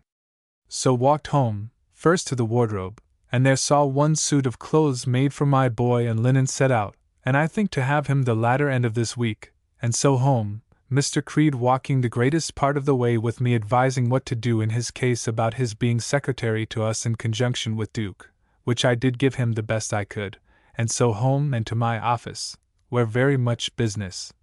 And then home to supper and to bed. 25th.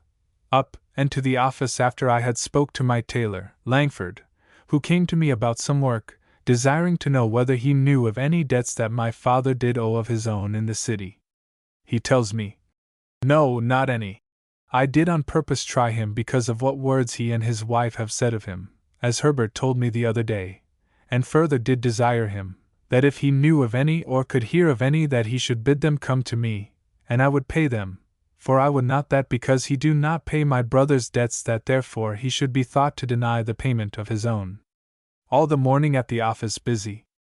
At noon to the Change, among other things busy to get a little by the hire of a ship for Tangier. So home to dinner, and after dinner comes Mr. Cook to see me. It is true he was kind to me at sea in carrying messages to and fro to my wife from sea, but I did do him kindnesses too, and therefore I matter not much to compliment, or make any regard of his thinking me to slight him as I do for his folly about my brother Tom's mistress. After dinner and some talk with him, I to my office. There busy, till by and by Jack Noble came to me to tell me that he had Cave in prison, and that he would give me and my father good security that neither we nor any of our family should be troubled with the child, for he could prove that he was fully satisfied for him, and that if the worst came to the worst, the parish must keep it. That Cave did bring the child to his house, but they got it carried back again, and that thereupon he put him in prison. When he saw that I would not pay him the money, nor made anything of being secured against the child, he then said that then he must go to law, not himself, but come in as a witness for Cave against us. I could have told him that he could bear witness that Cave is satisfied, or else there is no money due to himself, but I let alone any such discourse, only getting as much out of him as I could. I perceive he is a rogue, and hath inquired into everything and consulted with Dr. Pepys, and that he thinks as Dr. Pepys told him that my father if he could would not pay a farthing of the debts, and yet I made him confess that in all his lifetime he never knew my father to be asked for money twice, nay, not once, all the time he lived with him, and that for his own debts he believed he would do so still. But he meant only for those of Tom. He said now that Randall and his wife and the midwife could prove from my brother's own mouth that the child was his, and that Tom had told them the circumstances of time, upon November 5th at night, that he got it on her. I offered him if he would secure my father against being forced to pay the money again I would pay him, which at first he would do, give his own security, and when I asked more than his own he told me yes he would, and those able men, subsidy men. But when we came by and by to discourse of it again he would not then do it, but said he would take his course, and join with Cave and release him, and so we parted. However, this vexed me so as I could not be quiet, but took coach to go speak with Mr. Cole, but met him not within, so back, buying a table by the way, and at my office late, and then home to supper and to bed, my mind disordered about this roguish business. In everything else, I thank God, well at ease. 26th. Up by 5 o'clock, which I have not been many a day, and down by water to Deptford, and there took in Mr. Pumpfield the rope maker, and down with him to Woolwich to view Clothier's cordage, which I found bad and stopped the receipt of it. Thence to the rope yard, and there among other things discoursed with Mrs. Falconer, who tells me that she has found the writing, and Sir W. Penn's daughter is not put into the lease for her life as he expected, and I am glad of it. Thence to the dockyard, and there saw the new ship in very great forwardness, and so by water to Deptford a little, and so home and shifting myself, to the Change, and there did business, and thence down by water to Whitehall, by the way, at the Three Cranes, putting into an alehouse and eat a bit of bread and cheese. There I could not get into the park, and so was fain to stay in the gallery over the gate to look to the passage into the park, into which the king hath forbid of late anybody's coming, to watch his coming that had appointed me to come, which he did by and by with his lady and went to Gardiner's Lane, and there instead of meeting with one that was handsome and could play well, as they told me. She is the ugliest beast and plays so basely as I never heard anybody, so that I should loathe her. Being in my house. However, she took us by and showed us indeed some pictures at one Huysmans, a picture drawer, a Dutchman, which is said to exceed Lilly, and indeed there is both of the queens and maids of honor, particularly Mrs. Stewart's in a buff doublet like a soldier, as good pictures, I think, as ever I saw. The queen is drawn in one like a shepherdess, in the other like St. Catherine, most like and most admirably. I was mightily pleased with this sight indeed, and so back again to their lodgings, where I left them. But before I went this mare that carried me, whose name I know not but that they call him Sir John, a pitiful fellow, whose face I have long known but upon what score I know not, but he could have the confidence to ask me to lay down money for him to renew the lease of his house, which I did give ear to there because I was there receiving a civility from him, but shall not part with my money. There I left them, and I by water home, where at my office busy late, then home to supper, and so to bed. This day my wife tells me Mr. Penn, Sir William's son, is come back from France, and come to visit her. A most modish person, grown, she says, a fine gentleman. 27th. Up and to the office, where all the morning. At noon to the Change, and there almost made my bargain about a ship for Tangier, which will bring me in a little profit with Captain Taylor. Off the Change with Mr. Cutler and Sir W. Ryder to Cutler's house, and there had a very good dinner, and 2 or 3 pretty young ladies of their relations there. Thence to my casemaker for my stone case, and had it to my mind, and cost me 24s, which is a great deal of money, but it is well done and pleases me. So doing some other small errands I home, and there find my boy, Tom Edwards, come, sent me by Captain Cook, having been bred in the King's Chapel these 4 years. I propose to make a clerk of him, and if he deserves well, to do well by him. Spent much of the afternoon to set his chamber in order, and then to the office leaving him at home, and late at night after all business was done I called Will and told him my reason of taking a boy, and that it is of necessity, not out of any unkindness to him, nor should be to his injury, and then talked about his landlord's daughter to come to my wife, and I think it will be. So home and find my boy a very scold boy, that talks innocently and impertinently, but at present it is a sport to us, and in a little time he will leave it. So sent him to bed, he saying that he used to go to bed at 8 o'clock, and then all of us to bed, myself pretty well pleased with my choice of a boy. All the news this day is, that the Dutch are, with 22 sail of ships of war, cruising up and down about Ostend, at which we are alarmed. My Lord Sandwich is come back into the Downs with only 8 sail, which is or may be a prey to the Dutch, if they knew our weakness and inability to set out any more speedily. 28th Lord's Day. Up the first time I have had great while. Home to dined, and with my boy alone to church, anybody to attend me to church at dinner, and there met Creed, who, and we married together, as his learning is such and judgment that I cannot but be pleased with it. After dinner I took him to church, into our gallery, with me, but slept the best part of the sermon, which was a most silly one. So he and I to walk to the Change a while, talking from one pleasant discourse to another, and so home, and thither came my uncle White and aunt, and supped with us mighty merry. And Creed lay with us all night, and so to bed, very merry to think how Mr. Hollyard, who came in this evening to see me, makes nothing, but proving as a most clear thing that Rome is Antichrist. 29th. Up betimes, intending to do business at my office by 5 o'clock, but going out met at my door Mr. Hughes come to speak with me about office business, and told me that as he came this morning from Deptford he left the King's Yard a fire. So I presently took a boat and down, and there found, by God's providence, the fire out. But if there had been any wind it must have burned all our stores, which is a most dreadful consideration. But leaving all things well I home, and out abroad doing many errands, Mr. Creed also out, and my wife to her mother's, and Creed and I met at my Lady Sandwich's and there dined. But my lady is become as handsome, I think, as ever she was, and so good and discreet a woman I know not in the world. After dinner I to Westminster to Jervis's a while, and so doing many errands by the way, and necessary ones, I home, and thither came the woman with her mother which I will recommends to my wife. I like her well, and I think will please us.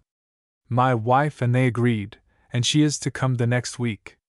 At which I am very well contented, for then I hope we shall be settled, but I must remember that, never since I was housekeeper, I ever lived so quietly, without any noise or one angry word almost, as I have done since my present maids Bess, Jane, and Susan came and were together. Now I have taken a boy and am taking a woman, I pray God we may not be worse, but I will observe it. After being at my office a while, home to supper and to bed. 30th. Up and to the office, where sat long, and at noon to dinner at home. After dinner comes Mr. Penn to visit me, and stayed an hour talking with me. I perceive something of learning he hath got, but a great deal, if not too much, of the vanity of the French garby and affected manner of speech and gait. I fear all real profit he hath made of his travel will signify little. So, he gone, I to my office and there very busy till late at night, and so home to supper and to bed. 31st. Up by 5 o'clock and to my office, where T. Hayter and Will met me, and so we dispatched a great deal of my business as to the ordering my papers and books which were behindhand. All the morning very busy at my office. At noon home to dinner, and there my wife hath got me some pretty good oysters, which is very soon and the soonest, I think, I ever eat any. After dinner I up to hear my boy play upon a lute, which I have this day borrowed of Mr. Hunt, and indeed the boy would, with little practice, play very well upon the lute, which pleases me well. So by coach to the Tanger Committee, and there have another small business by which I may get a little small matter of money. Stayed but little there, and so home and to my office, where late casting up my monthly accounts, and blessed be God, find myself worth L1020, which is still the most I ever was worth. So home and to bed. Prince Rupert I hear this day is to go to command this fleet going to Guinea against the Dutch. I doubt few will be pleased with his going, being accounted an unhappy man. My mind at good rest, only my father's troubles with Dr. Pepys and my brother Tom's creditors in general do trouble me. I have got a new boy that understands music well, as coming to me from the King's Chapel, and I hope will prove a good boy, and my wife and I are upon having a woman, which for her content I am contented to venture upon the charge of again, and she is one that will finds out for us, and understands a little music, and I think will please us well, only her friends live too near us. Pretty well in health, since I left off wearing of a gown within doors all day, and then go out with my legs into the cold, which brought me daily pain. September 1664. September 1st. A sad rainy night, up and to the office, where busy all the morning. At noon to the Change, and thence brought Mr. Pierce, the surgeon, and Creed, and dined very merry and handsomely. But my wife not being well of those she not with us, and we cut up the great cake Moorcock lately sent us, which is very good. They gone I to my office, and they're very busy till late at night, and so home to supper and to bed. 2nd. Up very betimes and walked, my boy with me, to Mr. Cole's, and after long waiting below, he being under the barber's hands, I spoke with him, and he did give me much hopes of getting my debt that my brother owed me, and also that things would go well with my father. But going to his attorneys, that he directed me to, they tell me both that though I could bring my father to a confession of a judgment, yet he knowing that there are specialties out against him, he is bound to plead his knowledge of them to me before he pays me, or else he must do it in his own wrong. I took a great deal of pains this morning in the thorough understanding hereof, and hope that I know the truth of our case, though it be but bad, yet better than to run spending money and all to no purpose. However, I will inquire a little more. Walked home, doing very many errands by the way to my great content, and at the Change met and spoke with several persons about serving us with pieces of 8 at Tangier. So home to dinner above stairs, my wife not being well of those in bed. I dined by her bedside, but I got her to rise and abroad with me by coach to Bartholomew Fair, and our boy with us, and there shewed them and myself the dancing on the ropes, and several other the best shows. But pretty it is to see how our boy carries himself so innocently clownish as would make one laugh.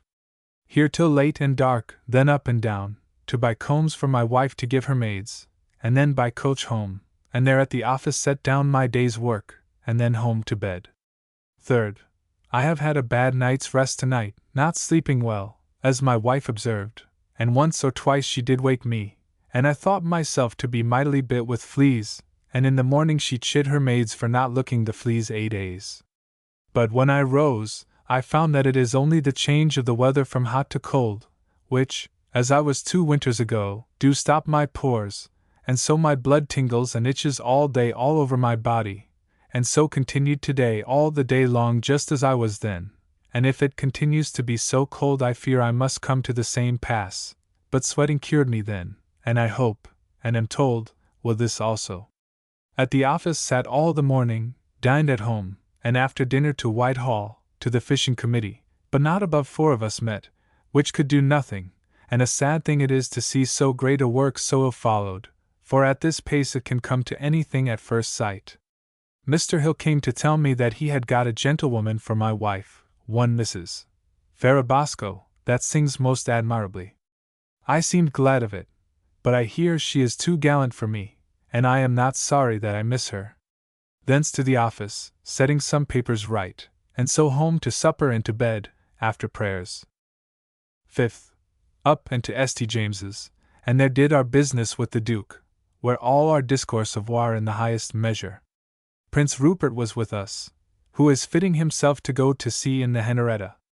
And afterwards in Whitehall I met him and Mr. Grey, and he spoke to me, and in other discourse says he, God damn me, I can answer but for one ship, and in that I will do my part, for it is not in that as in an army, where a man can command everything. By and by to a committee for the fishery, the Duke of York there, where, after Duke was made secretary, we fell to name a committee, whereof I was willing to be one, because I would have my hand in the business, to understand it and be known in doing something in it, and so, after cutting out work for the committee, we rose, and I to my wife to unthanks, and with her from shop to shop, laying out near L10 this morning in clothes for her. And so I to the Change, where a while, and so home and to dinner, and thither came W. Bowyer and dined with us, but strange to see how he could not endure onions and sauce to lamb, but was overcome with the sight of it, and so was forced to make his dinner of an egg or 2. He tells us how Mrs. Lane is undone by her marrying so bad, and desires to speak with me, which I know is wholly to get me to do something for her to get her husband a place, which he is in no wise fit for. After dinner down to Woolwich with a Gailey, and then to Deptford, and so home, all the way reading Sir J. Suck L. Ing's Aglora. which, methinks, is but a mean play, nothing of design in it. Coming home, it is strange to see how I was troubled to find my wife, but in a necessary compliment, expecting Mr. Penn to see her, who had been there and was by her people denied, which, he having been 3 times, she thought not fit he should be any more. But yet even this did raise my jealousy presently and much vex me. However, he did not come, which pleased me, and I to supper, and to the office till 9 o'clock or thereabouts, and so home to bed. My Aunt James had been here today with Kate Joyce twice to see us. The second time my wife was at home, and they it seems are going down to Brampton, which I am sorry for the charge that my father will be put to. But it must be borne with, and my mother has a mind to see them, but I do condemn myself mightily for my pride and contempt of my aunt and kindred that are not so high as myself, that I have not seen her all this while, nor invited her all this while. 6th. Up and to the office, where we sat all the morning. At noon home to dinner, then to my office, and there waited, thinking to have had Bagwell's wife come to me about business, that I might have talked with her, but she came not. So I to Whitehall by coach with Mr. Andrews, and there I got his contract for the victualling of Tangier signed and sealed by us there, so that all the business is well over, and I hope to have made a good business of it, and to receive L100 by it the next week, for which God be praised. Thence to W. Joyce's and Anthony's, to invite them to dinner to meet my Aunt James at my house, and the rather because they are all to go down to my father the next week, and so I would be a little kind to them before they go. So home, having called upon Doll, our pretty change woman, for a pair of gloves trimmed with yellow ribbon, to match the petticoat my wife bought yesterday, which cost me 20s, but she is so pretty that, God forgive me, I could not think it too much, which is a strange slavery that I stand in to beauty, that I value nothing near it. So going home, and my coach stopping in Newgate Market over against a poulterer's shop, I took occasion to buy a rabbit, but it proved a deadly old one when I came to eat it, as I did do after an hour being at my office, and after supper again there till past 11 at night. So home, and to bed. This day Mr. Coventry did tell us how the Duke did receive the Dutch ambassador the other day, by telling him that, whereas they think us in jest, he believes that the Prince, Rupert, which goes in this fleet to Guinea, will soon tell them that we are in earnest, and that he himself will do the like here, in the head of the fleet here at home, and that for the merchants, which he told the Duke there were in England, which did hope to do themselves good by the King's being at war, says he, the English have ever united all this private difference to attend forain, and that Cromwell, notwithstanding the merchants in his time, which were the Cavaliers, did never find them interrupt him in his foreign businesses, and that he did not doubt but to live to see the Dutch as fearful of provoking the English, under the government of a king, as he remembers them to have been under that of a Cokin. I writ all this story to my Lord Sandwich tonight into the Downs, it being very good and true, word for word from Mr. Coventry today. 7th. Lay long today, pleasantly discoursing with my wife about the dinner we are to have for the Joyces, a day or 2 hence. Then up and with Mr. Margetts to Limehouse to see his ground and ropeyard there, which is very fine, and I believe we shall employ it for the navy, for the King's grounds are not sufficient to supply our defence if a war comes. Thence back to the Change, where great talk of the forwardness of the Dutch, which puts us all to a stand, and particularly myself for my Lord Sandwich, to think him to lie where he is for a sacrifice, if they should begin with us. So home and Creed with me, and to dinner, and after dinner I out to my office, taking in Bagwell's wife, who I knew waited for me, but company came to me so soon that I could have no discourse with her, as I intended, of pleasure. So anon abroad with Creed walked to Bartholomew Fair, this being the last day, and there saw the best dancing on the ropes that I think I ever saw in my life, and so all say, and so by coach home, where I find my wife hath had her head dressed by her woman, Mercer, which is to come to her tomorrow, but my wife being to go to a christening tomorrow, she came to do her head up tonight. So a while to my office, and then to supper and to bed. 8th. Up and to the office, where busy all the morning. At noon dined at home, and I by water down to Woolwich by a galley, and back again in the evening. All haste made in setting out this Guinea fleet, but yet not such as will ever do the king's business if we come to a war. My wife this afternoon being very well dressed by her new woman, Mary Mercer, a decayed merchant's daughter that will helps us to, did go to the christening of Mrs. Mills, the parson's wife's child, where she never was before. After I was come home Mr. Povey came to me and took me out to supper to Mr. Bland's, who is making now all haste to be gone for Tangier. Here pretty Mary, and good discourse, feigned to admire the knowledge and experience of Mrs. Bland, who I think as good a merchant as her husband. I went home and there find Mercer, whose person I like well, and I think will do well, at least I hope so. So to my office a while and then to bed. 9th. Up, and to put things in order against dinner.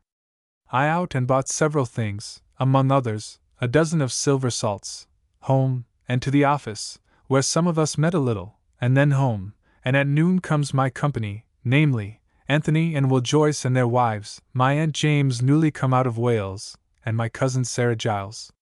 Her husband did not come, and by her I did understand afterwards, that it was because he was not yet able to pay me the 40s. She had borrowed a year ago of me. I was as merry as I could, giving them a good dinner, but W. Joyce did so talk, that he made everybody else dumb, but only laugh at him.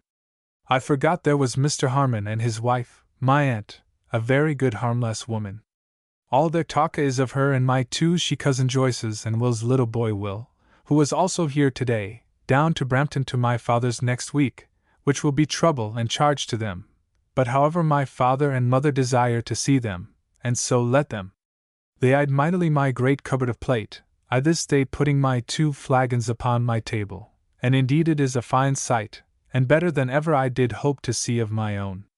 Mercer dined with us at table, this being her first dinner in my house.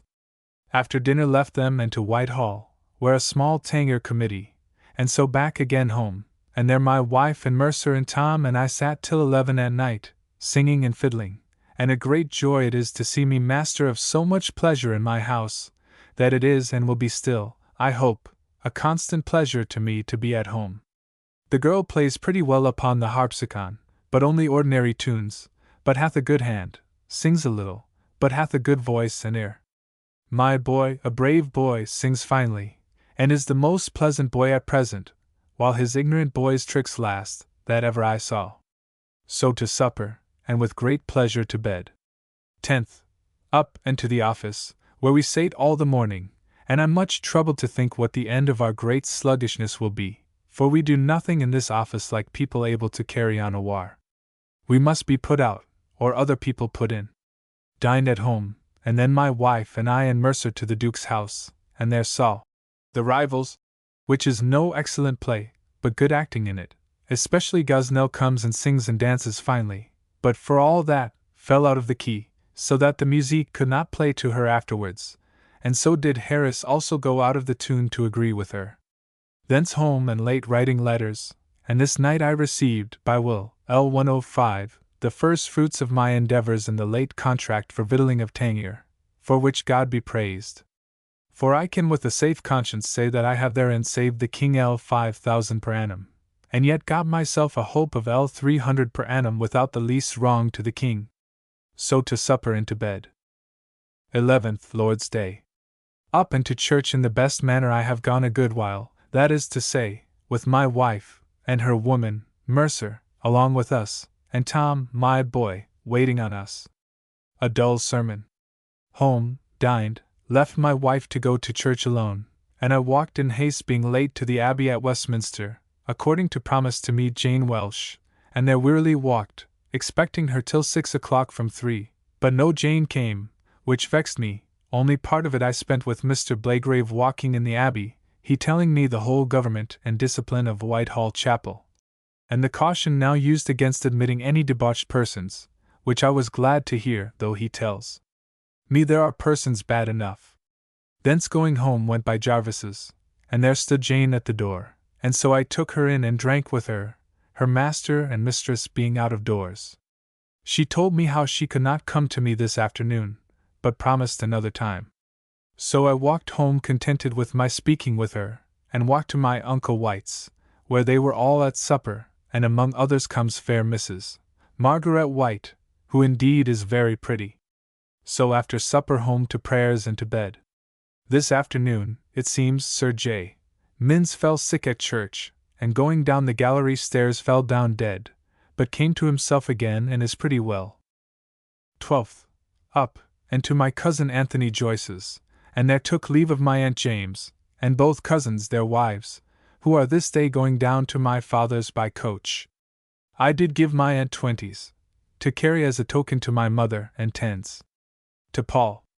Thence by coach to St. James's, and there did our business as usual with the Duke, and saw him with great pleasure play with his little girl, afterwards Queen Mary too, like an ordinary private father of a child.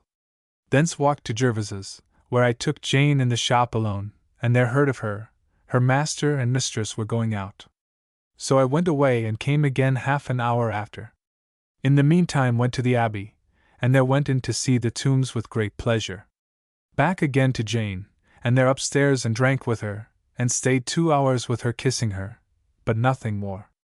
Anon took boat and by water to the neat houses over against Foxhall to have seen Greatorex dive, which Jervis and his wife were gone to see, and there I found them, and did it the rather for a pretence for my having been so long at their house, but being disappointed of some necessaries to do it I stayed not, but back to Jane, but she would not go out with me.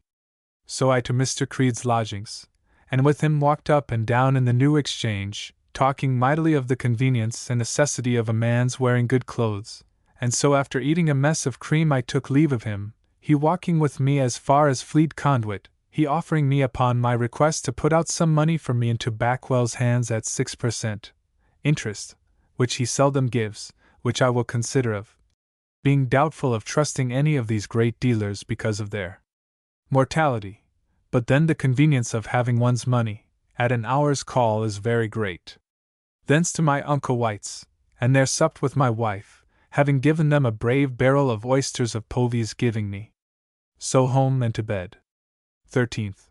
Up and to the office, where sat busy all morning, dined at home and after dinner to Fishmongers' Hall, where we met the first time upon the Fishery Committee, and many good things discoursed of concerning making of farthings, which was proposed as a way of raising money for this business, and then that of lotteries. But with great confusion. But I hope we shall fall into greater order. So home again into my office, where after doing business home and to a little musique, after supper, and so to bed. 14th. Up, and wanting some things that should be laid ready for my dressing myself I was angry, and one thing after another made my wife give Bess warning to be gone, which the jade, whether out of fear or ill nature or simplicity I know not, but she took it and asked leave to go forth to look a place, and did, which vexed me to the heart, she being as good a natured wench as ever we shall have, but only forgetful. At the office all the morning and at noon to the Change, and there went off with Sir W. Warren and took occasion to desire him to lend me L100, which he said he would let the have with all his heart presently, as he had promised me a little while ago to give me for my pains in his 2 great contracts for Mass L100, and that this should be it. To which end I did move it to him, and by this means I hope to be possessed of the L100 presently within 2 or 3 days. So home to dinner, and then to the office, and down to Blackwell by water to view a place found out for laying of masts, and I think it will be most proper. So home and there find Mr. Penn come to visit my wife, and stayed with them till sent for to Mr. Bland's, whither by appointment I was to go to supper, and against my will left them together, but God knows, without any reason of fear in my conscience of any evil between them, but such is my natural folly. Being thither come they would needs have my wife, and so Mr. Bland and his wife, the first time she was ever at my house or my wife at hers, very civilly went forth and brought her and W. Penn, and there Mr. Povey, and we supped nobly and very merry, it being to take leave of Mr. Bland, who is upon going soon to Tangier. So late home and to bed. 15th. At the office all the morning, then to the Change, and so home to dinner, where Llewellyn dined with us, and after dinner many people came in and kept me all the afternoon, among other the master and wardens of Chirurgeons' Hall, who stayed arguing their cause with me. I did give them the best answer I could, and after their being 2 hours with me parted, and I to my office to do business, which is much on my hands, and so late home to supper and to bed. 16th. Up betimes and to my office, where all the morning very busy putting papers to rights. And among other things Mr. Godden coming to me, I had a good opportunity to speak to him about his present, which hitherto hath been a burden to me, that I could not do it, because I was doubtful that he meant it as a temptation to me to stand by him in the business of Tangier victualling, but he clears me it was not, and that he values me and my proceedings therein very highly, being but what became me, and that what he did was for my old kindnesses to him in dispatching of his business. Which I was glad to hear, and with my heart in good rest and great joy parted, and to my business again. At noon to the Change, where by appointment I met Sir W.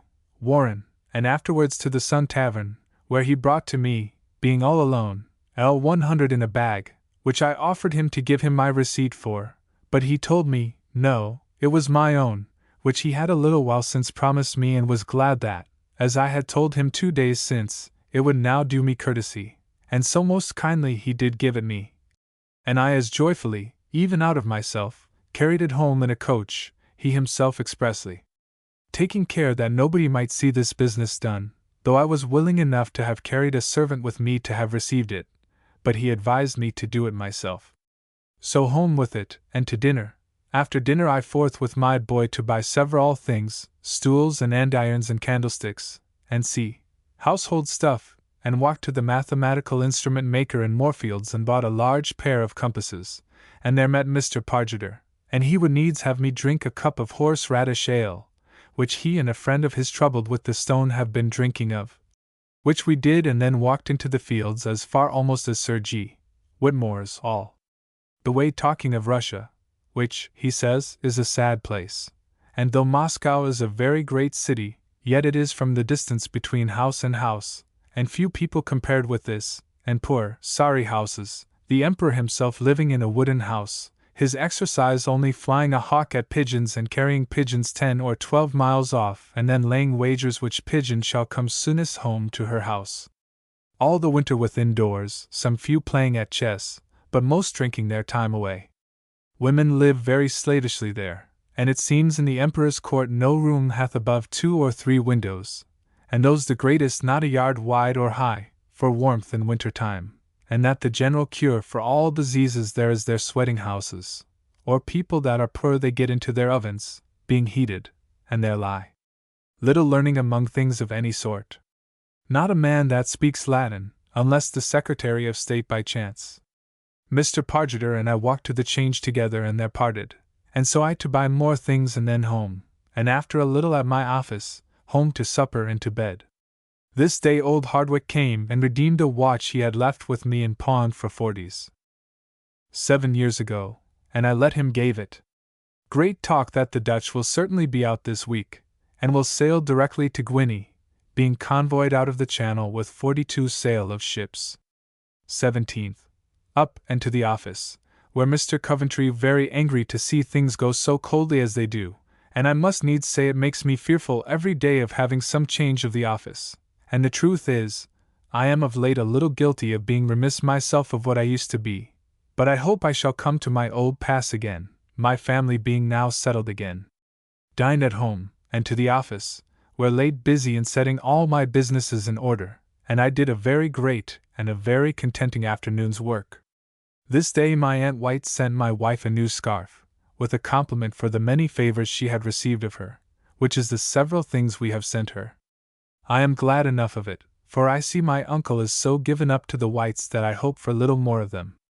So home to supper and to bed. 18th Lord's Day. Up and to church all of us. At noon comes Anthony and W. Joyce, their wives being in the country with my father, and dined with me very merry as I can be in such company. After dinner walked to Westminster, tiring them by the way, and so left them, Anthony in Cheapside and the other in the Strand, and there spent all the afternoon in the cloisters as I had agreed with Jane Welsh, but she came not, which vexed me, staying till 5 o'clock, and then walked homeward, and by coach to the Old Exchange, and thence to my Aunt White's, and invited her and my uncle to supper, and so home, and by they came. And we eat a brave barrel of oysters. Mr. Povey sent me this. morning, and very merry at supper, and so to prayers and to bed. Last night it seems my Aunt White did send my wife a new scarf, laced, as a token for her many givings to her.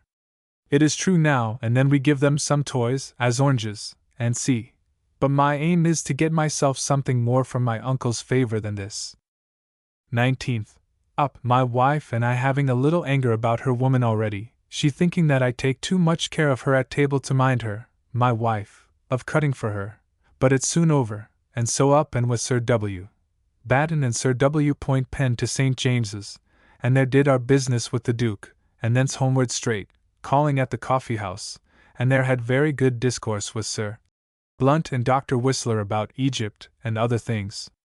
So home to dinner, my wife having put on today her winter new suit of moire, which is handsome, and so after dinner I did give her L15 to lay out in linen and necessaries for the house and to buy a suit for Paul, and I myself to Whitehall to a Tangier committee, where Colonel Reams hath brought us so full and methodical an account of all matters there, that I never have nor hope to see the like of any public business while I live again. The committee up, I to Westminster to Jervis's, and spoke with Jane, who I find cold and not so desirous of a meeting as before, and it is no matter, I shall be the freer from the inconvenience that might follow thereof, besides offending God Almighty and neglecting my business. So by coach home and to my office, where late, and so to supper and to bed. I met with Dr. Pierce today, who, speaking of Dr. Fraser's being so earnest to have such a one Collins, go chirurgeon to the prince's person will have him go in his terms and with so much money put into his hands, he tells me, when I was wondering that Fraser should order things with the prince in that confident manner, that Fraser is so great with my Lady Castlemaine, and Stuart, and all the ladies at court, in helping to slip their caps when there is occasion, and with the great men in curing of their claps that he can do what he please with the king, in spite of any man, and upon the same score with the prince, they all having more or less occasion to make use of him. Sir G. Carteret tells me this afternoon that the Dutch are not yet ready to set out, and by that means do lose a good wind which would carry them out and keep us in, and moreover he says that they begin to boggle in the business, and he thinks may offer terms of peace for all this, and seems to argue that it will be well for the king too, and I pray God send it. Colonel Reams did, among other things, this day tell me how it is clear that, if my Lord Teviot had lived, he would have quite undone Tangier, or designed himself to be master of it. He did put the king upon most great, chargeable, and unnecessary works there, and took the course industriously to deter all other merchants but himself to deal there, and to make both king and all others pay what he pleased for all that was brought thither. 20th. Up and to the office, where we sat all the morning, at noon to the Change, and there met by appointment with Captain Points, who hath some place, or title to a place, belonging to gaming, and so I discoursed with him about the business of our improving of the lotteries, to the king's benefit, and that of the fishery, and had some light from him in the business, and shall, he says, have more in writing from him. So home to dinner, and then abroad to the fishing committee at Fishmongers' Hall, and there sat and did some business considerable, and so up and home, and there late at my office doing much business, and I find with great delight that I am come to my good temper of business again. God continue me in it. So home to supper, it being washing day, and to bed. 21st. Up, and by coach to Mr. Povey's, and there got him to signal the payment of Captain Taylor's bills for the remainder of freight for the Eagle, wherein I shall be gainer about L30, thence with him to Westminster by coach to Houseman's, Huysman, the great picture drawer, and saw again very fine pictures, and have his promise, for Mr. Povey's sake, to take pains in what picture I shall set him about. And I think to have my wife's. But it is a strange thing to observe and fit for me to remember that I am at no time so unwilling to part with money as when I am concerned in the getting of it most, as I thank God of late I have got more in this month, viz. near 0250, than ever I did in half a year before in my life, I think. Thence to Whitehall with him, and so walked to the Old Exchange and back to Povey's to dinner, where great and good company, among others Sir John Skeffington, whom I knew at Magdalen College, a fellow commoner, my fellow pupil, but one with whom I had no great acquaintance, he being then, God knows, much above me. Here I was afresh delighted with Mr. Povy's house and pictures of perspective, being strange things to think how they do delude one's eye, that methinks it would make a man doubtful of swearing that ever he saw anything. Thence with him to St. James's, and so to Whitehall to a Tangier committee, and hope I have light of another opportunity of getting a little money if Sir W. Warren will use me kindly for deals to Tangier, and with the hopes went joyfully home, and there received Captain Taylor's money, received by will today, out of which, as I said above, I shall get above L30. So with great comfort to bed, after supper. By discourse this day I have great hopes from Mr. Coventry that the Dutch, and we shall not fall out. 22nd. Up and at the office all the morning. To the Change at noon, and among other things discoursed with Sir William Warren what I might do to get a little money by carrying of deals to Tangier, and told him the opportunity I have there of doing it, and he did give me some advice, though not so good as he would have done at any other time of the year, but such as I hope to make good use of, and get a little money by. So to Sir G. Carteret to dinner, and he and I and Captain Cock all alone, and good discourse, and thence to a committee of Tangier at Whitehall, and so home, where I found my wife not well, and she tells me she thinks she is with child, but I neither believe nor desire it. But God's will be done. So to my office late, and home to supper and to bed, having got a strange cold in my head, by flinging off my hat at dinner, and sitting with the wind in my neck. 23rd. My cold and pain in my head increasing, and the palate of my mouth falling, I was in great pain all night. My wife also was not well, so that a maid was fain to sit up by her all night. Lay long in the morning, at last up, and amongst others comes Mr. Fuller, that was the wit of Cambridge, and prevaricator. In my time, and stayed all the morning with me discoursing, and his business to get a man discharged, which I did do for him. Dined with Little Hart at noon, in the afternoon against my will to the office, where Sir G. Carteret and we met about an order of the council for the hiring him a house, giving him L1000 fine, and L70 per annum for it. Here Sir J. Minns took occasion, in the most childish and most unbeseeming manner, to reproach us all, but most himself, that he was not valued as comptroller among us, nor did anything but only set his hand to paper, which is but too true, and every body had a palace, and he no house to lie in, and wished he had but as much to build him a house with, as we have laid out in carved work. It was to no end to oppose, but all bore it, and after laughed at him for it. So home, and late reading The Siege of Rhodes, to my wife, and then to bed, my head being in great pain and my palate still down. 24th. Up and to the office, where all the morning busy, then home to dinner, and so after dinner comes one Phillips, who is concerned in the lottery, and from him I collected much concerning that business. I carried him in my way to Whitehall and set him down at Somerset House. Among other things he told me that Monsieur Dupuy, that is so great a man at the Duke of York's, and this man's great opponent, is a knave and by quality but a tailor. To the Tangier Committee, and there I opposed Colonel Legg's estimate of supplies of provisions to be sent to Tangier till all were ashamed of it, and he fain after all his good husbandry and seeming ignorance, and joy to have the king's money saved, yet afterwards he discovered all his design to be to keep the furnishing of these things to the officers of the ordnance, but Mr. Coventry seconded me.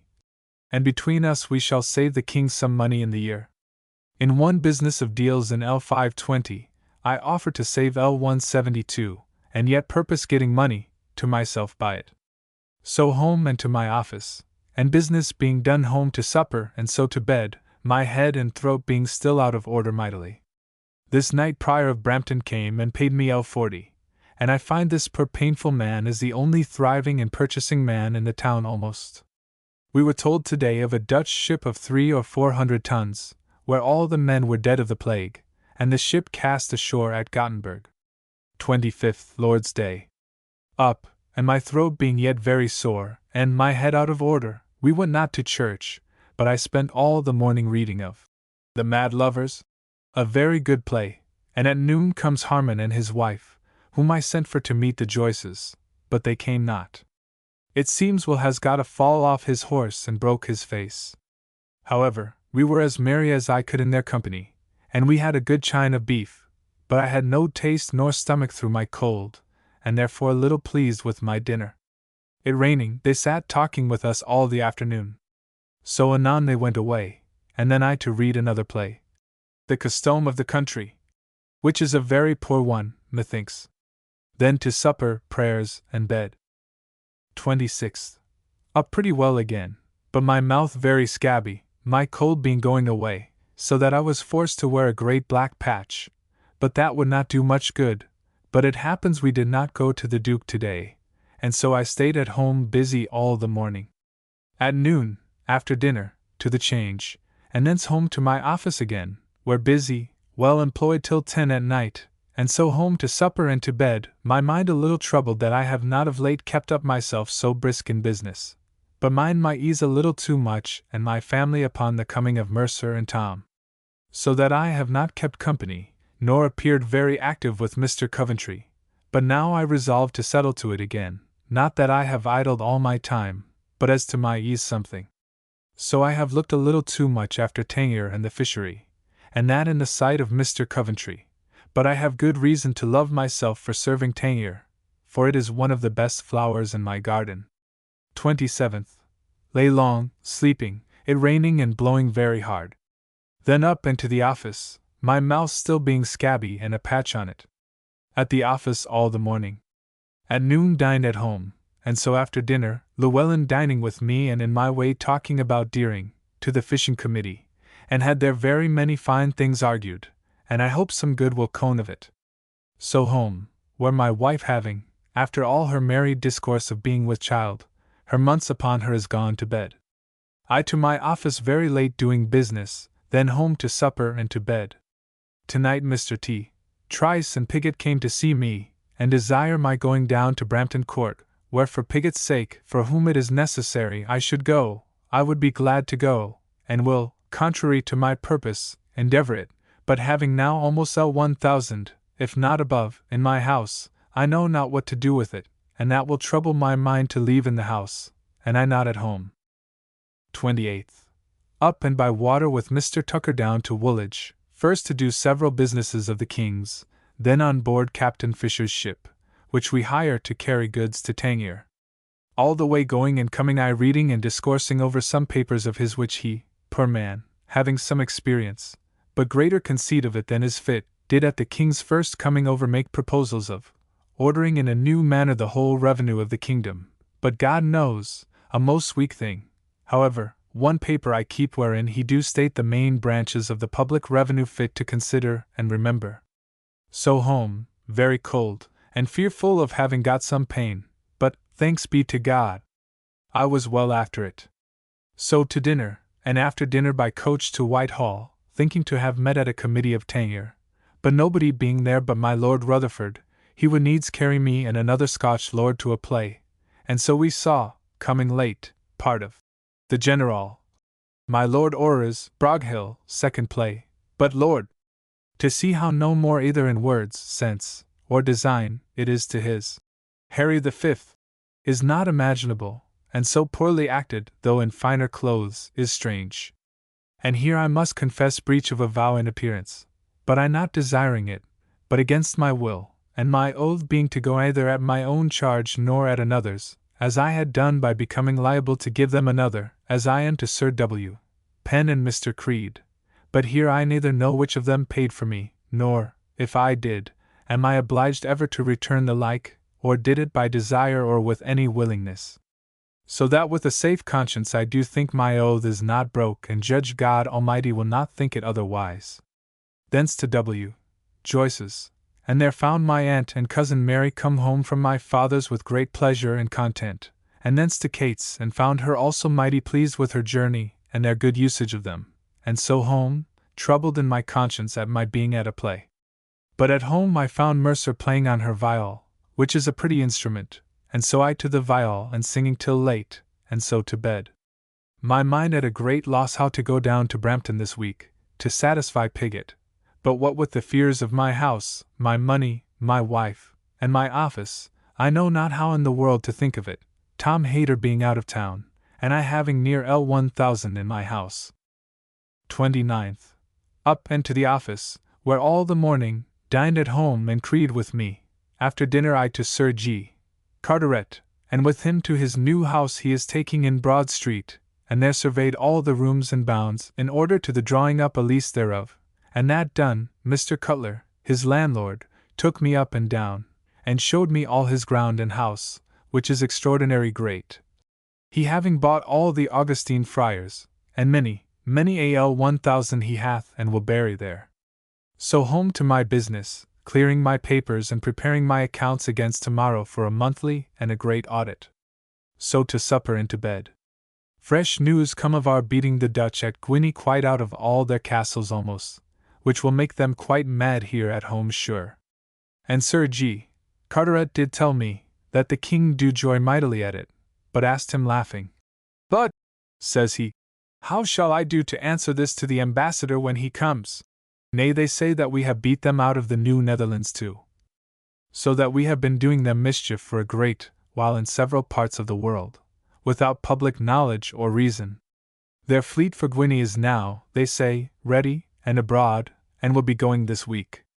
Coming home tonight, I did go to examine my wife's house accounts, and finding things that seemed somewhat doubtful, I was angry though she did make it pretty plain, but confess that when she do miss a sum, she do add something to other things to make it, and upon my being very angry, she do protest she will here lay up something for herself to buy her a necklace with, which mad me and do still trouble me.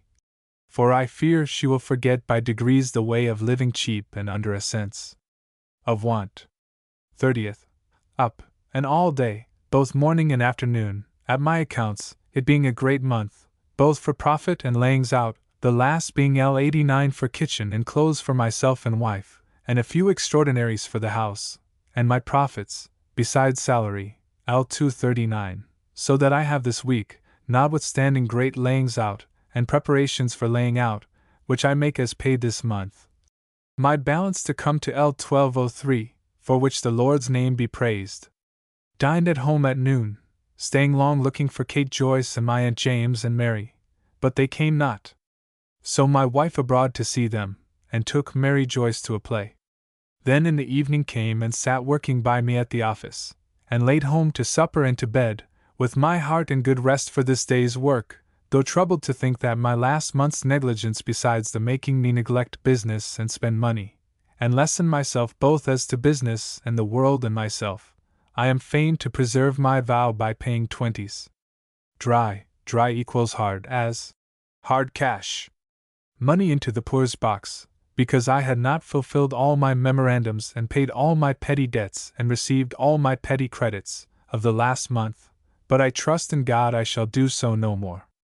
October 1664. October 1st. Up and at the office both forenoon and afternoon very busy, and with great pleasure in being so. This morning Mrs. Lane, now Martin, like a foolish woman, came to the horseshoe hard by, and sent for me while I was at the office, to come to speak with her by a note sealed up, I know to get me to do something for her husband, but I sent her an answer that I would see her at Westminster, and so I did not go, and she went away, poor soul. At night home to supper, weary, and my eyes sore with writing and reading, and to bed. We go now on with great vigor in preparing against the Dutch, who, they say, will now fall upon us without doubt upon this high news come of our beating them so wholly in Guinea. 2nd, Lord's Day. My wife not being well to go to church, I walked with my boy through the city, putting in at several churches, among others at Bishopsgate, and there saw the picture usually put before the King's Book, put up in the church, but very ill painted, though it were a pretty piece to set up in a church. I intended to have seen the Quakers, who, they say, do meet every Lord's Day at the mouth at Bishopsgate, but I could see none stirring, nor was it fit to ask for the place, so I walked over Moorfields, and thence to Clerkenwell Church, and there, as I wished, sat next pew to the fair butler, who indeed is a most perfect beauty still, and one I do very much admire myself for my choice of her for a beauty, she having the best lower part of her face that ever I saw all days of my life. After church I walked to my Lady Sandwich's, through my Lord Southampton's new buildings in the fields behind Gray's Inn, and indeed, they are a very great and a noble work. So I dined with my lady, and the same innocent discourse that we used to have, only after dinner, being alone, she asked me my opinion about Creed, whether he would have a wife or no, and what he was worth, and proposed Mrs. Right for him, which, she says, she heard he was once inquiring after. She desired I would take a good time and manner of proposing it, and I said I would, though I believed he would love nothing but money, and much was not to be expected there, she said.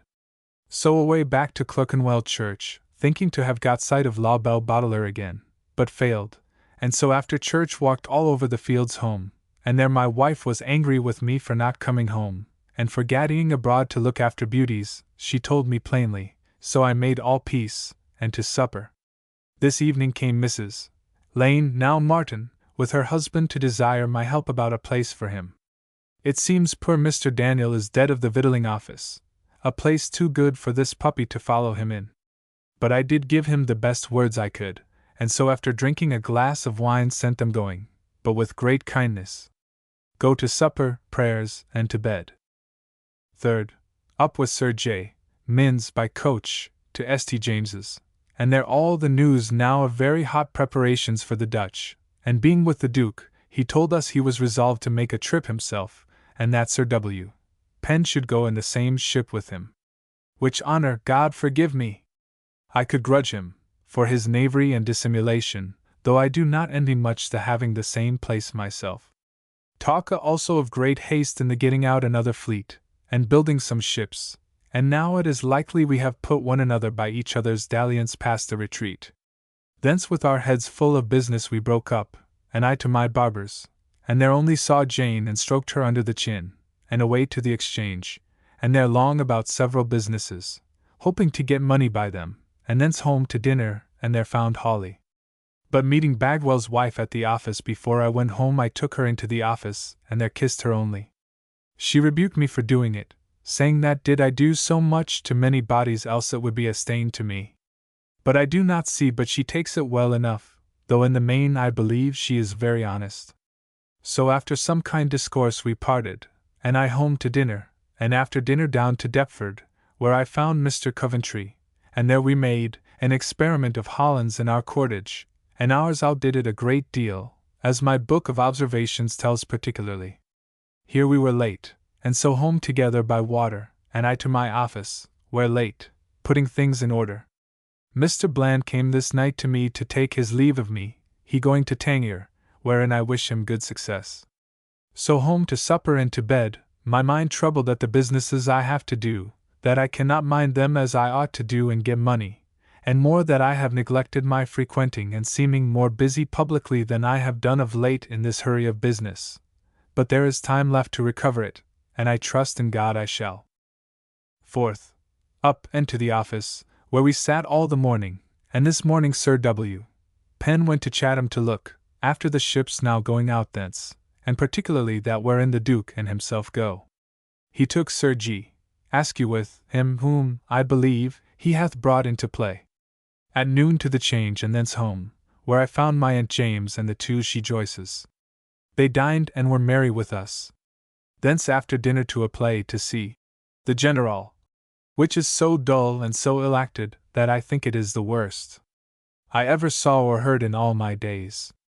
I happened to sit near to Sir Charles Sidley, who I find a very witty man, and he did at every line take notice of the dullness of the poet and badness of the action, that most pertinently, which I was mightily taken with, and among others whereby Altemeyer's command Claremont, the General, is commanded to rescue his rival, whom she loved, Lucider, he, after a great deal of demur, broke out.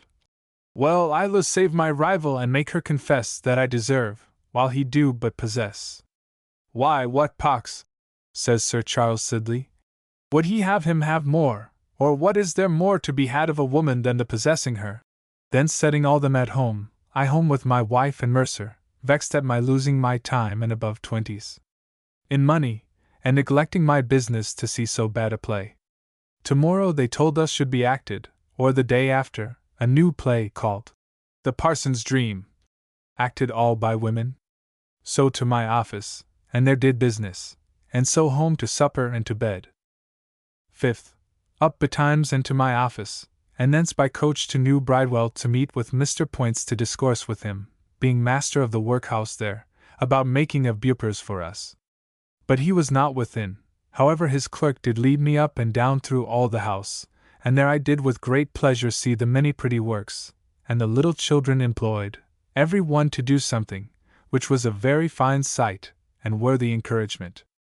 I cast away a crown among them, and so to the change and among the linen wholesale drapers to inquire about calicoes, to see what can be done with them for the supplying our want of bupers for flags, and I think I shall do something therein to good purpose for the king. So to the coffee house, and there fell in discourse with the secretary of the virtuosi of Gresham College, and had very fine discourse with him. He tells me of a new invented instrument to be tried before the college anon, and I intend to see it.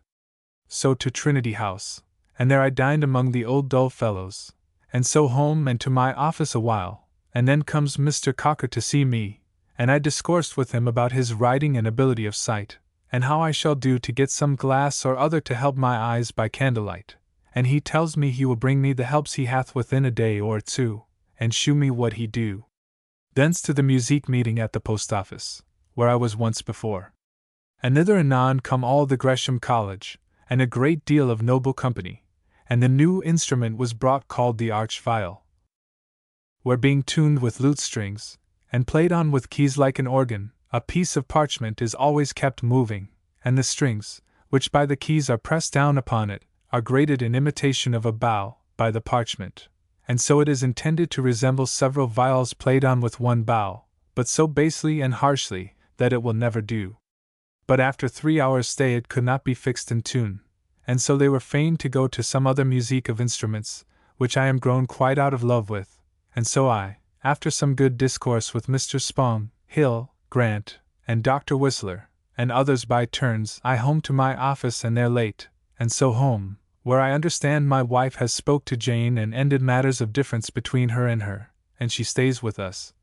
Which I am glad of, for her fault is nothing but sleepiness and forgetfulness, otherwise a good-natured, quiet, well-meaning, honest servant, and one that will do as she is bid, so one called upon her, and will see her do it.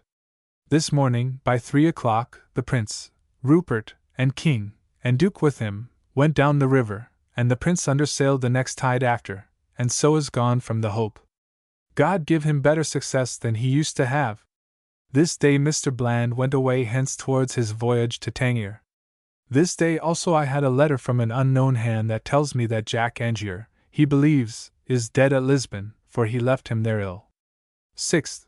Up and to the office, where busy all the morning, among other things about this of the flags and my bringing in of calicoes to oppose Young and Whistler.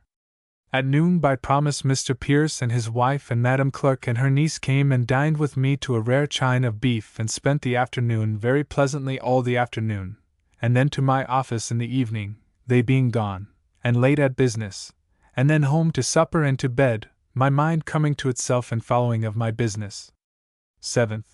Lay pretty well with some discontent abed, even to the having bad words with my wife, and blows too, about the ill serving up of our victuals yesterday, but all ended in love, and so I rose and to my office busy all the morning. At noon dined at home, and then to my office again, and then abroad to look after calicoes for flags, and hoped to get a small matter by my pains therein and yet save the king a great deal of money, and so home to my office, and there came Mr. Cocker, and brought me a globe of glass, and a frame of oiled paper, as I desired, to show me the manner of his gaining light to grave by, and to lessen the glaringness of it at pleasure by an oiled paper. This I bought of him, giving him a crown for it, and so, well satisfied, he went away, and I to my business again, and so home to supper, prayers, and to bed. 8th. All the morning at the office, and after dinner abroad, and among other things contracted with one Mr. Bridges, at the White Bear on Cornhill, for 100 pieces of calico to make flags, and as I know I shall save the king money, so I hope to get a little for my pains and venture of my own money myself. Late in the evening doing business, and then comes Captain Taylor, and he and I till 12 o'clock at night arguing about the freight of his ship Eagle, hired formerly by me to Tangier, and at last we made an end, and I hope to get a little money, some small matter by it. So home to bed, being weary and cold, but contented that I have made an end of that business. 9th, Lord's Day. lay pretty long, but however up time enough with my wife to go to church. Then home to dinner, and Mr. Fuller, my Cambridge acquaintance, coming to me about what he was with me lately, to release a waterman, he told me he was to preach at Barking Church, and so I to hear him, and he preached well and neatly. Thence, it being time enough, to our own church, and there stayed wholly privately at the great door to gaze upon a pretty lady, and from church dogged her home, whither she went to a house near Tower Hill, and I think her to be one of the prettiest women I ever saw. So home, and at my office a while busy, then to my Uncle White's, whither it seems my wife went after sermon and there supped, but my aunt and uncle in a very ill humour one with another, but I made shift with much ado to keep them from scolding, and so after supper home and to bed without prayers, it being cold, and tomorrow washing day. 10th. Up, and it being rainy, in Sir W. Penn's coach to St. James's, and there did our usual business with the Duke, and more preparations every day appear against the Dutch, and which I must confess do a little move my envy. Sir W. Penn do grow every day more and more regarded by the Duke, because of his service heretofore in the Dutch war, which I am confident is by some strong obligations he hath laid upon Mr. Coventry. For Mr. Coventry must needs know that he is a man of very mean parts, but only a bred seaman, going home in coach with Sir W. Batten. He told me how Sir J. Minns by the means of Sir R. Ford was the last night brought to his house and did discover the reason of his so long discontent with him, and now they are friends again, which I am sorry for, but he told it me so plainly that I see there is no thorough understanding between them, nor love, and so I hope there will be no great combination in anything, nor do I see Sir J. Minns very fond as he used to be. But Sir W. Batten do raffle still against Mr. Turner and his wife, telling me he is a false fellow, and his wife a false woman, and has rotten teeth and false, set in with wire, and as I know they are so I am glad he finds it so. To the coffee house, and thence to the Change, and there was Sir W. Warren to the coffee house behind the Change, and sat alone with him till 4 o'clock talking of his businesses first, and then of business in general, and discourse how I might get money and how to carry myself to advantage to contract no envy and yet make the world see my pains, which was with great content to me, and a good friend and help I am like to find him, for which God be thanked. So home to dinner at 4 o'clock, and then to the office, and there late, and so home to supper and to bed, having sat up till past 12 at night to look over the account of the collections for the fishery, and the loose and base manner that monies so collected are disposed of in, would make a man never part with a penny in that manner, and above all, the inconvenience of having a great man, though never so seeming pious as my Lord Pembroke is. He is too great to be called to an account, and is abused by his servants, and yet obliged to defend them for his own sake. This day, by the blessing of God, my wife and I have been married 9 years, but my head being full of business, I did not think of it to keep it in any extraordinary manner. But bless God for our long lives and loves and health together, which the same God long continue, I wish, from my very heart. 11th. Up and to the office, where we sat all the morning. My wife this morning went, being invited, to my Lady Sandwich, and I alone at home at dinner, till by and by Llewellyn comes and dines with me. He tells me what a bawdy loose play this Parson's Wedding is, that is acted by nothing but women at the King's house, and I am glad of it. Thence to the fishery in Thames Street, and there several good discourses about the letting of the lotteries, and among others, one Sir Thomas Clifford, whom yet I knew not, do speak very well and neatly. Thence I to my cousin will Joyce to get him to go to Brampton with me this week, but I think he will not, and I am not a whit sorry for it, for his company both chargeable and troublesome. So home and to my office, and then to supper and then to my office again till late, and so home, with my head and heart full of business, and so to bed. My wife tells me the sad news of my Lady Castlemaine's being now become so decayed, that one would not know her, at least far from a beauty, which I am sorry for. This day with great joy Captain Titus told us the particulars of the French's expedition against Guigery upon the Barbary coast, in the Straits, with 6,000 chosen men. They have taken the fort of Guigery, wherein were 5 men and 3 guns, which makes the whole story of the King of France's policy and power to be laughed at. 12th. This morning all the morning at my office ordering things against my journey tomorrow. At noon to the coffee house, where very good discourse. For news, all say de Ruyter is gone to Guinea before us. Sir J. Lawson is come to Portsmouth, and our fleet is hastening all speed, I mean this new fleet. Prince Rupert with his is got into the Downs. At home dined with me W. Joyce and a friend of his. W. Joyce will go with me to Brampton. After dinner I out to Mr. Bridges, the linen draper, and even with him, for 100 pieces of calico, and did give him L208/18, which I now trust the king for, but hope both to save the king money and to get a little by it to boot. Thence by water up and down all the timber yards to look out some dram timber, but can find none for our turn at the price I would have, and so I home, and there at my office late doing business against my journey to clear my hands of everything for 2 days. So home and to supper in bed. 13th.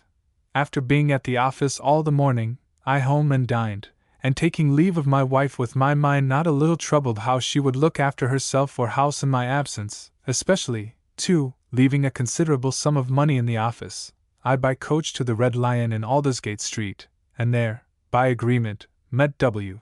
Joyce and Tom Trice, and mounted, I upon a very fine mare that Sir W. Warren helps me to, and so very merrily rode till it was very dark, I leading the way. Through the dark to Welling, and there, not being very weary, to supper and to bed. But very bad accommodation at the Swan. In this day's journey I met with Mr. White, Cromwell's chaplain that was, and had a great deal of discourse with him. Among others, he tells me that Richard is, and hath long been, in France, and is now going into Italy. He owns publicly that he do correspond, and return him all his money. That Richard hath been in some straits at the beginning, but relieved by his friends. That he goes by another name, but do not disguise himself, nor deny himself to any man that challenges him. He tells me for certain that offers had been made to the old man, of marriage between the king and his daughter, to have obliged him, but he would not. He thinks, with me, that it never was in his power to bring in the king with the consent of any of his officers about him, and that he scorned to bring him in as Monk did, to secure himself and deliver everybody else. When I told him of what I found writ in a French book of one Monsieur Sorbière, that gives an account of his observations here in England, among other things he says that it is reported that Cromwell did, in his lifetime, transpose many of the bodies of the kings of England from one grave to another, and that by that means it is not known certainly whether the head that is now set up upon a post be that of Cromwell, or of one of the kings. Mr. White tells me that he believes he never had so poor a low thought in him to trouble himself about it. He says the hand of God is much to be seen, that all his children are in good condition enough as to estate, and that their relations that betrayed their family are all now either hanged or very miserable. 14th. Up by break of day, and got to Brampton by 3 o'clock, where my father and mother overjoyed to see me, my mother, ready to weep every time she looked upon me. After dinner my father and I to the court, and there did all our business to my mind, as I have set down in a paper particularly expressing our proceedings at this court. So home, where W.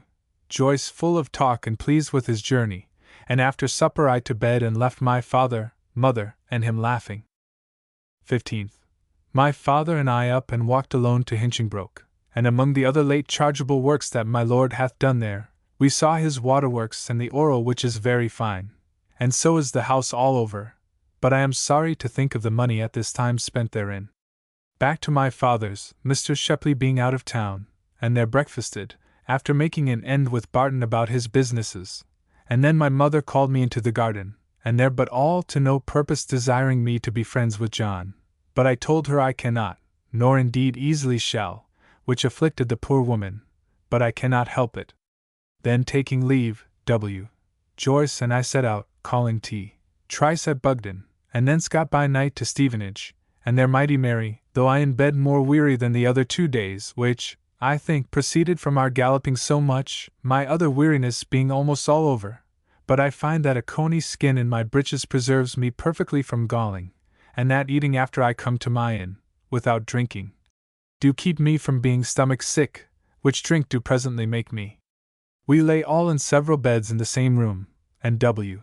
Joyce full of his impertinent tricks and talk, which then made us merry, as any other fool would have done. So to sleep. 16th Lord's Day. It raining, we set out, and about 9 o'clock got to Hatfield in church time, and I light and saw my simple Lord Salisbury sit there in his gallery. Stayed not in the church, but thence mounted again and to Barnet by the end of sermon, and there dined at the Red Lion very weary again, but all my weariness yesterday night and today in my thighs only, the rest of my weariness in my shoulders and arms being quite gone. Thence home, parting company at my cousin Anth. Joyce's, by 4 o'clock weary, but very well, to bed at home, where I find all well. Anon my wife came to bed, but for my ease rose again and lay with her woman. 17th. Rose very well and not weary, and with Sir W. Point Batten to St. James's. There did our business. I saw Sir J. Lawson since his return from sea first this morning, and hear that my Lord Sandwich is come from Portsmouth to town. Thence I to him, and finding him at my Lord Crew's, I went with him home to his house and much kind discourse. Thence my Lord to court, and I with Creed to the Change, and thence with Sir W. Warren to a cook's shop and dined, discoursing and advising him about his great contract he is to make tomorrow, and do every day receive great satisfaction in his company, and a prospect of a just advantage by his friendship. Thence to my office doing some business, but it being very cold, I, for fear of getting cold, went early home to bed, my wife not being come home from my Lady Jemima, with whom she hath been at a play and at court today. 18th. Up and to the office, where among other things we made a very great contract with Sir W. Warren for 3,000 load of timber. At noon dined at home. In the afternoon to the fishery, where, very confused and very ridiculous, my Lord Craven's proceedings, especially his finding fault with Sir J. Collatton and Colonel Griffin's report in the accounts of the lotterymen. Thence I with Mr. Grey in his coach to Whitehall, but the King and Duke being abroad, we returned to Somerset House. In discourse I find him a very worthy and studious gentleman in the business of trade, and among other things he observed well to me, how it is not the greatest wits, but the steady man, that is a good merchant. He instanced in Ford and Cock, the last of whom he values above all men as his oracle, as Mr. Coventry do Mr. Jolliffe. He says that it is concluded among merchants, that where a trade hath once been in due decay, it never recovers again, and therefore that the manufacture of cloth of England will never come to esteem again, that, among other faults, Sir Richard Ford cannot keep a secret, and that it is so much the part of a merchant to be guilty of that fault that the Duke of York is resolved to commit no more secrets to the merchants of the Royal Company, that Sir Ellis Layton is, for a speech of 40 words, the wittiest man that ever he knew in his life, but longer he is nothing, his judgment being nothing at all, but his wit most absolute. At Somerset House he carried me in, and there I saw the Queen's new rooms, which are most stately and nobly furnished, and there I saw her, and the Duke of York and Duchess were there. The Duke espied me, and came to me, and talked with me a very great while about our contract this day with Sir W. Warren, and among other things did with some contempt ask whether we did accept Pollards, which Sir W. Batten did yesterday, in spite, as the Duke I believe by my Lord Berkeley do well enough know, among other things in writing propose. Thence home by coach, it raining hard, and to my office, where late, then home to supper and to bed. This night the Dutch ambassador desired and had an audience of the King. What the issue of it was I know not. Both sides I believe desire peace, but neither will begin, and so I believe a war will follow. The Prince is with his fleet at Portsmouth, and the Dutch are making all preparations for war. 19th. Up and to my office all the morning. At noon dined at home, then abroad by coach to buy for the office. Hearn upon the statute of charitable uses, in order to the doing something better in the chest than we have done, for I am ashamed to see Sir W. Batten possess himself so long of so much money as he hath done. Coming home, weighed my 2 silver flagons at Stevens's. They weighed 212 ounces 27 dwt, which is about L50, at 5s per ounce, and then they judge the fashion to be worth above 5s per ounce, more, nay, some say 10s an ounce the fashion. But I do not believe, but yet am sorry to see that the fashion is worth so much, and the silver come to no more. So home and to my office, where very busy late. My wife at Mercer's mother's, I believe, Hewer with them, which I do not like, that he should ask my leave to go about business, and then to go and spend his time in sport, and leave me here busy. To supper and to bed, my wife coming in by and by, which though I know there was no hurt in it, I do not like. 20th. Up and to the office, where all the morning. At noon my Uncle Thomas came, dined with me, and received some money of me. Then I to my office, where I took in with me Bagwell's wife, and there I caressed her, and find her every day more and more coming with good words and promises of getting her husband a place, which I will do. So we parted, and I to my Lord Sandwich at his lodgings, and after a little stay away with Mr. Cholmley to Fleet Street, in the way he telling me that Tangier is like to be in a bad condition with this same Fitzgerald, he being a man of no honor, nor presence, nor little honesty, and endeavors to raise the Irish and suppress the English interest there, and offend everybody, and do nothing that I hear of well, which I am sorry for. Thence home, by the way taking 2 silver tumblers home, which I have bought, and so home, and there late busy at my office, and then home to supper and to bed. 21st. Up and by coach to Mr. Cole's, and there conferred with him about some law business, and so to Sir W. Turner's, and there bought my cloth, colored, for a suit and cloak, to line with plush the cloak, which will cost me money, but I find that I must go handsomely, whatever it costs me, and the charge will be made up in the fruit it brings. Thence to the coffee house and change, and so home to dinner, and then to the office all the afternoon, whither comes W. How to see me, being come from, and going presently back to sea with my lord. Among other things he tells me Mr. Creed is much out of favour with my lord from his freedom of talk and bold carriage, and other things with which my lord is not pleased, but most I doubt his not lending my lord money, and Mr. Moore's reporting what his answer was I doubt in the worst manner. But, however, a very unworthy rogue he is, and therefore, let him go for one good for nothing, though wise to the height above most men I converse with. In the evening, How being gone, comes Mr. Martin, to trouble me again to get him a lieutenant's place for which he is as fit as a fool can be.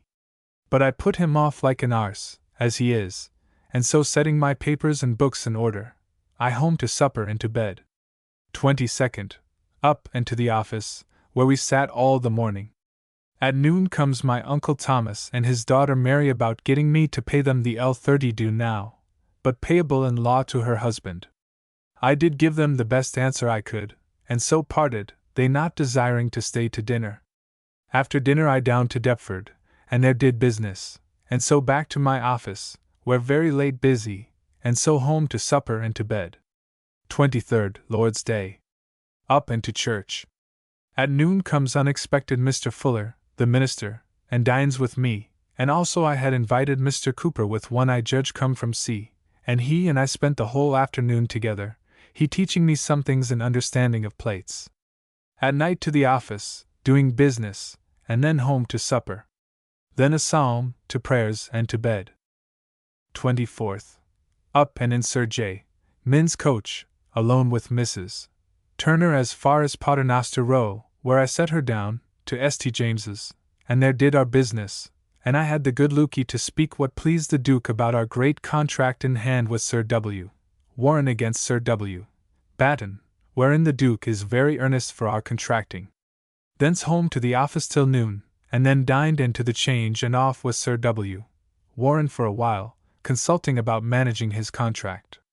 Thence to a committee at Whitehall of Tangier, where I had the good Lukey to speak something to very good purpose about the mole at Tangier, which was well received even by Sir J. Lawson and Mr. Cholmley, the undertakers, against whose interest I spoke, that I believe I shall be valued for it. Thence into the galleries to talk with my Lord Sandwich, among other things, about the Prince's riding up to tell us of the danger he and his fleet lie in at Portsmouth, of receiving affronts from the Dutch, which, my Lord said, he would never have done, had he lain there with one ship alone, nor is there any great reason for it, because of the sands. However, the fleet will be ordered to go and lay themselves up at the Cowes. Much beneath the prowess of the prince, I think, and the honor of the nation, at the first to be found to secure themselves.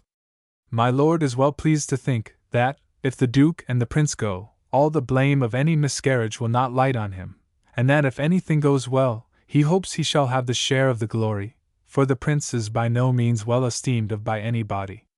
Thence home, and though not very well yet up late about the fishery business, wherein I hope to give an account how I find the collections to have been managed, which I did finish to my great content, and so home to supper and to bed. This day the great O'Neill died, I believe, to the content of all the Protestant pretenders in Ireland. 25th. Up and to the office, where we sat all the morning, and finished Sir W. Warren's great contract for timber, with great content to me, because just in the terms I wrote last night to Sir W. Warren and against the terms proposed by Sir W. Batten. At noon home to dinner, and there found Creed and Hawley. After dinner comes in Mrs. Ingram, the first time to make a visit to my wife. After a little stay I left them and to the committee of the fishery, and there did make my report of the late public collections for the fishery, much to the satisfaction of the committee, and I think much to my reputation, for good notice was taken of it, and much it was commended. So home, in my way taking care of a piece of plate from Mr. Christopher Pett, against the launching of his new great ship tomorrow at Woolwich, which I singly did move to His Royal Highness, and did obtain it for him, to the value of 20 pieces. And he, under his hand, do acknowledge to me that he did never receive so great a kindness from any man in the world as from me herein. So to my office, and then to supper, and then to my office again, where busy late, being very full nowadays of business to my great content, I thank God, and so home to bed, my house being full of a design, to go tomorrow, my wife and all her servants, to see the new ship launched. 26th. Up, my people rising mighty betimes, to fit themselves to go by water, and my boy, he could not sleep, but wakes about 4 o'clock, and in bed lay playing on his lute till daylight, and it seems, did the like last night till 12 o'clock. About 8 o'clock, my wife, she and her woman, and Bess and Jane, and W. Hewer and the boy, to the waterside, and there took boat, and by I out of doors, to look after the flagon, to get it ready to carry to Woolwich. That being not ready, I stepped aside and found out Nelson, he that Whistler buys his bupers of, and did thereby 5 pieces at their price, and am in hopes thereby to bring them down or buy ourselves all we spend of Nelson at the first hand. This job was greatly to my content, and by the flagon being finished at the burnisher's I home, and there fitted myself, and took a hackney coach I hired, it being a very cold and foulée day, to Woolwich, all the way reading in a good book touching the fishery, and that being done, in the book upon the statute of charitable uses, mightily to my satisfaction. At Woolwich, I there up to the King and Duke, and they liked the plate well.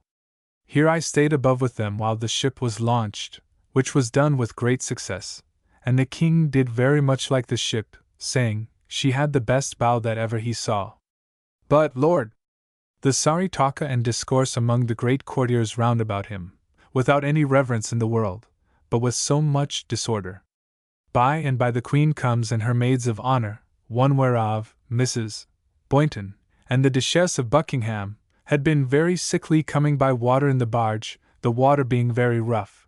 But what silly sport they made with them in very common terms, methought, was very poor, and below what people think these great people say and do.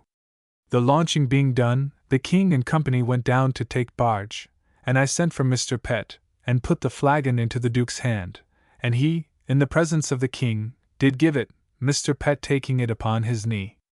This Mr. Pett is wholly beholding to me for, and he do know and I believe will acknowledge it. Thence I to Mr. Ackworth, and there eat and drank with Commissioner Pett and his wife, and thence to Sheldon's, where Sir W. Batten and his lady were. By I took coach after I had inquired for my wife or her boat, but found none. Going out of the gate, an ordinary woman prayed me to give her room to London, which I did, but spoke not to her all the way, but read, as long as I could see, my book again.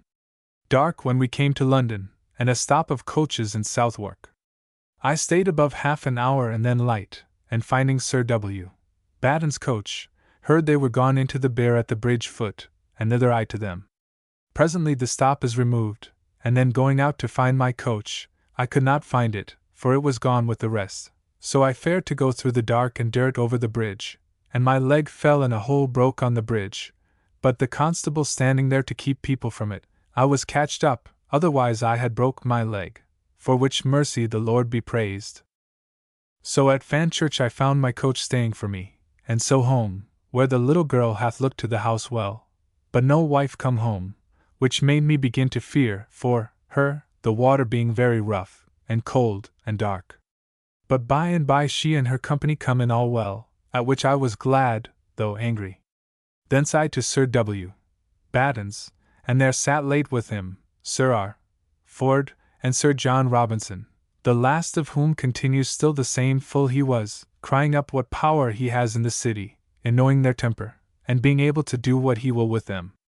It seems the city did last night very freely lend the king L100,000 without any security but the king's word, which was very noble.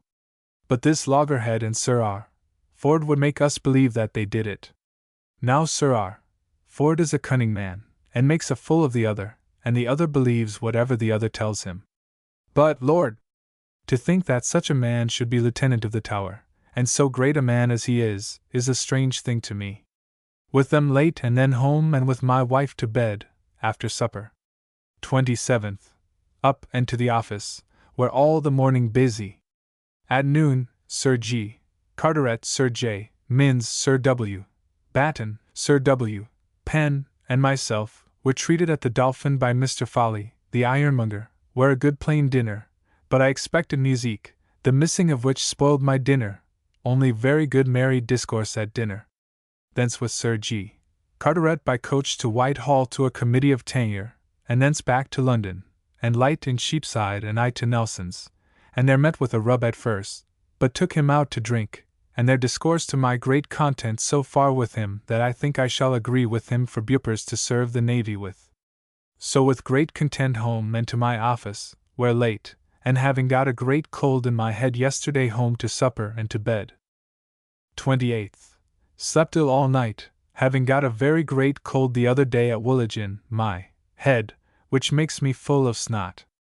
Up in the morning, and my tailor brings me home my fine, new, colored cloth suit, my cloak lined with plush, as good a suit as ever I wore in my life, and mighty neat, to my great content. To my office, and there all the morning.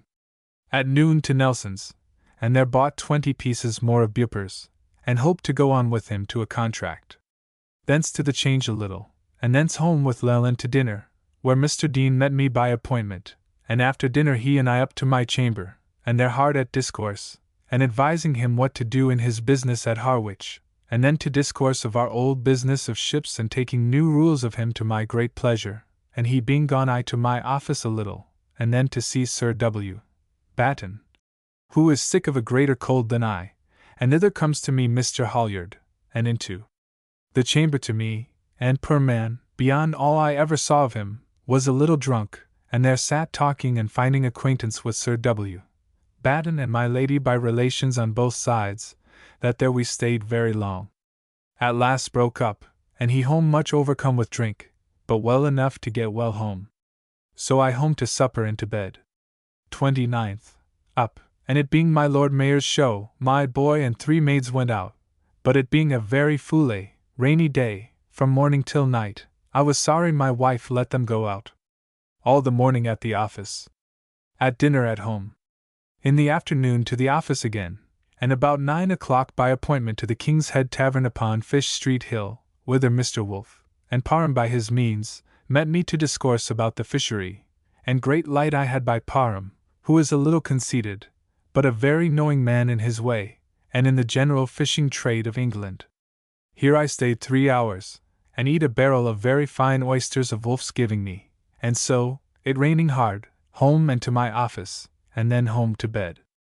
All the talk is that De Ruyter is come overland home with 6 or 8 of his captains to command here at home, and their ships kept abroad in the straits, which sounds as if they had a mind to do something with us. 30th, Lord's Day. Up, and this morning put on my new, fine, colored cloth suit, with my cloak lined with plush, which is a dear and noble suit, costing me about L17. To church, and then home to dinner, and after dinner to a little music with my boy, and so to church with my wife, and so home, and with her all the evening reading and at music with my boy with great pleasure, and so to supper, prayers, and to bed. 31st. Very busy all the morning. At noon Creed to me and dined with me, and then he and I to Whitehall, there to a committee of tenure, where it is worth remembering when Mr. Coventry proposed the retrenching some of the charge of the horse, the first word asked by the Duke of Albemarle was, "Let us see who commands them," there being 3 troops. One of them he calls to mind was by Sir Toby Bridges. "Oh," says he, "there is a very good man. If you must reform 2 of them, be sure let him command the troop that is left." Thence home, and there came presently to me Mr. Young and Whistler, who find that I have quite overcome them in their business of flags, and now they come to entreat my favor, but I will be even with them. So late to my office, and there till past 1 in the morning making up my month's accounts, and find that my expense this month in clothes has kept me from laying up anything, but I am no worse, but a little better than I was, which is L1205, a great sum, the Lord be praised for it. So home to bed, with my mind full of content therein, and vexed for my being so angry in bad words to my wife tonight, she not giving me a good account of her layings out to my mind tonight. This day I hear young Mr. Stanley, a brave young gentleman, that went out with young German, with Prince Rupert, is already dead of the smallpox, at Portsmouth. All preparations against the Dutch, and the Duke of York fitting himself with all speed, to go to the fleet which is hastening for him, being now resolved to go in the Charles. November 1664. November 1st. Up and to the office, where busy all the morning. At noon, my wife being invited to my Lady Sandwich's, all alone dined at home upon a good goose with Mr. Waith, discussing of business. Thence I to the committee of the fishery, and there we sat with several good discourses and some bad and simple ones, and with great disorder, and yet by the men of business of the town. But my report in the business of the collections is mightily commended and will get me some reputation, and indeed is the only thing looks like a thing well done since we Saturday then with Mr. Parham to the tavern. But I drank no wine, only he did give me another barrel of oysters, and he brought one Major Green, an able fishmonger, and good discourse to my information. So home and late at business at my office. Then to supper and to bed. 2nd. Up betimes, and down with Mr. Castle to Redriff, and there walked to Deptford to view a parcel of brave knees of timber, of his, which indeed are very good, and so back again home, I seeming very friendly to him, though I know him to be a rogue, and one that hates me with his heart. Home and to dinner, and so to my office all the afternoon, wherein some pain in my back, which troubled me, but I think it comes only with stooping, and from no other matter. At night to Nelson's, and up and down about business, and so home to my office, then home to supper and to bed. 3rd. Up and to the office, where strange to see how Sir W. Penn is flocked to by people of all sorts against his going to sea. At the office did much business, among other an end of that has troubled me long, the business of the bupers and flags. At noon to the Change, and thence by appointment was met with Bagwell's wife, and she followed me into Moorfields, and there into a drinking house, and all alone eat and drank together. I did there caress her, but though I did make some offer did not receive any compliance from her in what was bad, but very modestly she denied me, which I was glad to see and shall value her the better for it, and I hope never tempt her to any evil more. Thence back to the town, and we parted and I home, and then at the office late, where Sir W. Penn came to take his leave of me, being tomorrow, which is very sudden to us, to go on board to lie on board, but I think we'll come ashore again before the ship, the Charles, can go away. So home to supper and to bed. This night Sir W. Batten did, among other things, tell me strange news, which troubles me, that my Lord Sandwich will be sent governor to Tangier, which, in some respects, indeed, I should be glad of, for the good of the place and the safety of his person, but I think his honor will suffer, and it may be, his interest fail by his distance. 4th. Waked very betimes and lay long awake, my mind being so full of business. Then up and to St. James's, where I find Mr. Coventry full of business, packing up for his going to sea with the Duke. Walked with him, talking, to Whitehall, where to the Duke's lodgings, who is gone thither to lodge lately. I appeared to the Duke, and thence Mr. Coventry and I an hour in the long gallery, talking about the management of our office. He tells me the weight of dispatch will lie chiefly on me, and told me freely his mind touching Sir W. Batten and Sir J. Minns, the latter of whom, he most aptly said, was like a lapwing, that all he did was to keep a flutter, to keep others from the nest that they would find. He told me an old story of the former about the lighthouses, how just before he had certified to the Duke against the use of them, and what a burden they are to trade, and presently after, at his being at Harwich, comes to desire that he might have the setting one up there, and gets the usefulness of it certified also by the Trinity House.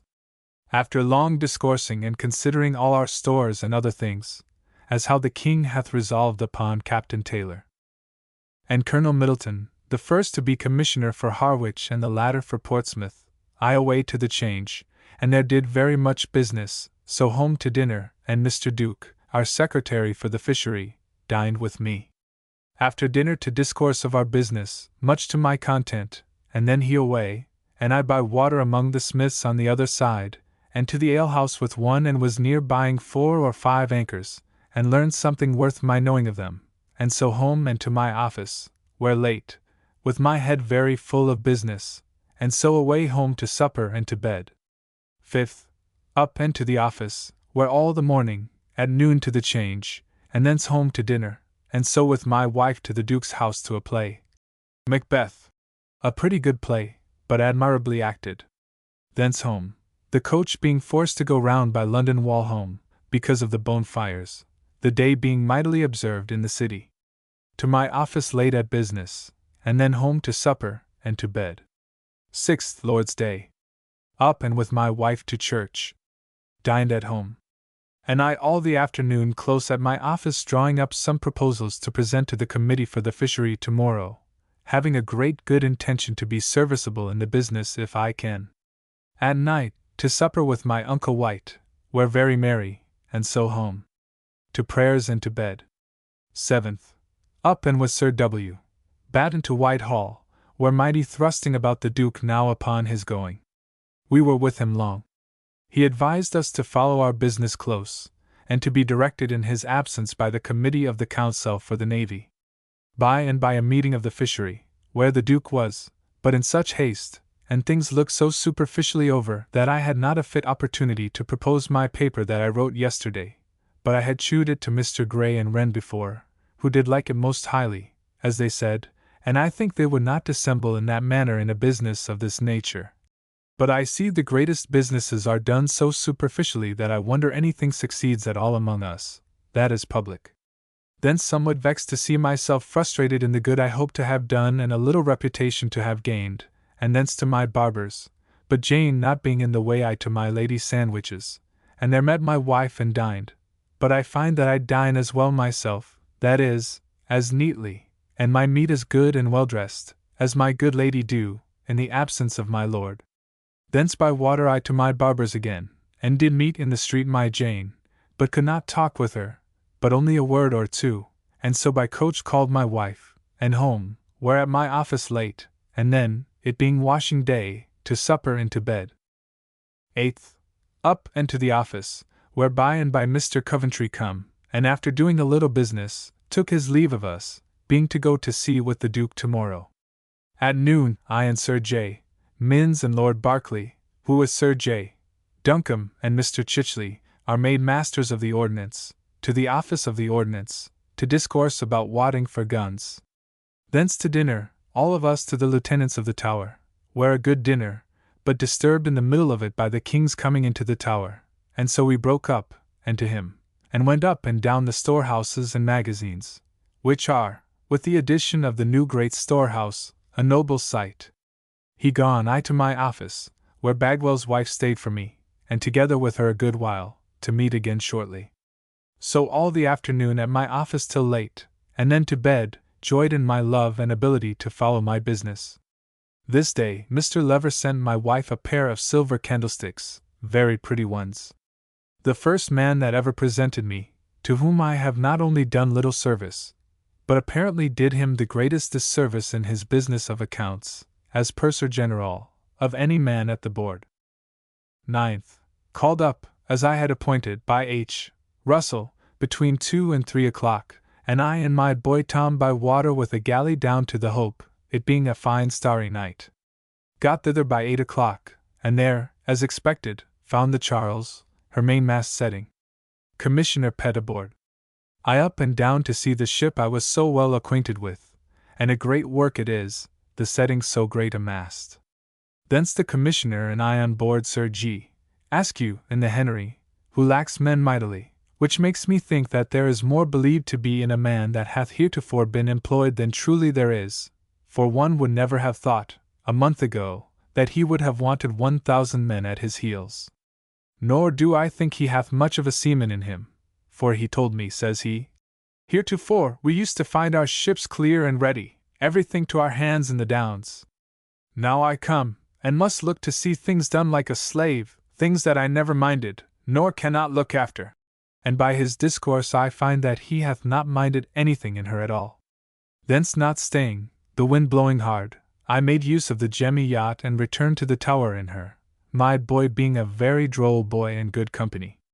Home and eat something, and then shifted myself, and to Whitehall, and there the King being in his cabinet council, I desiring to speak with Sir G. Carteret, I was called in, and demanded by the King himself many questions, to which I did give him full answers. There were at this council my Lord Chancellor, Archbishop of Canterbury, Lord Treasurer, the 2 secretaries, and Sir G. Carteret.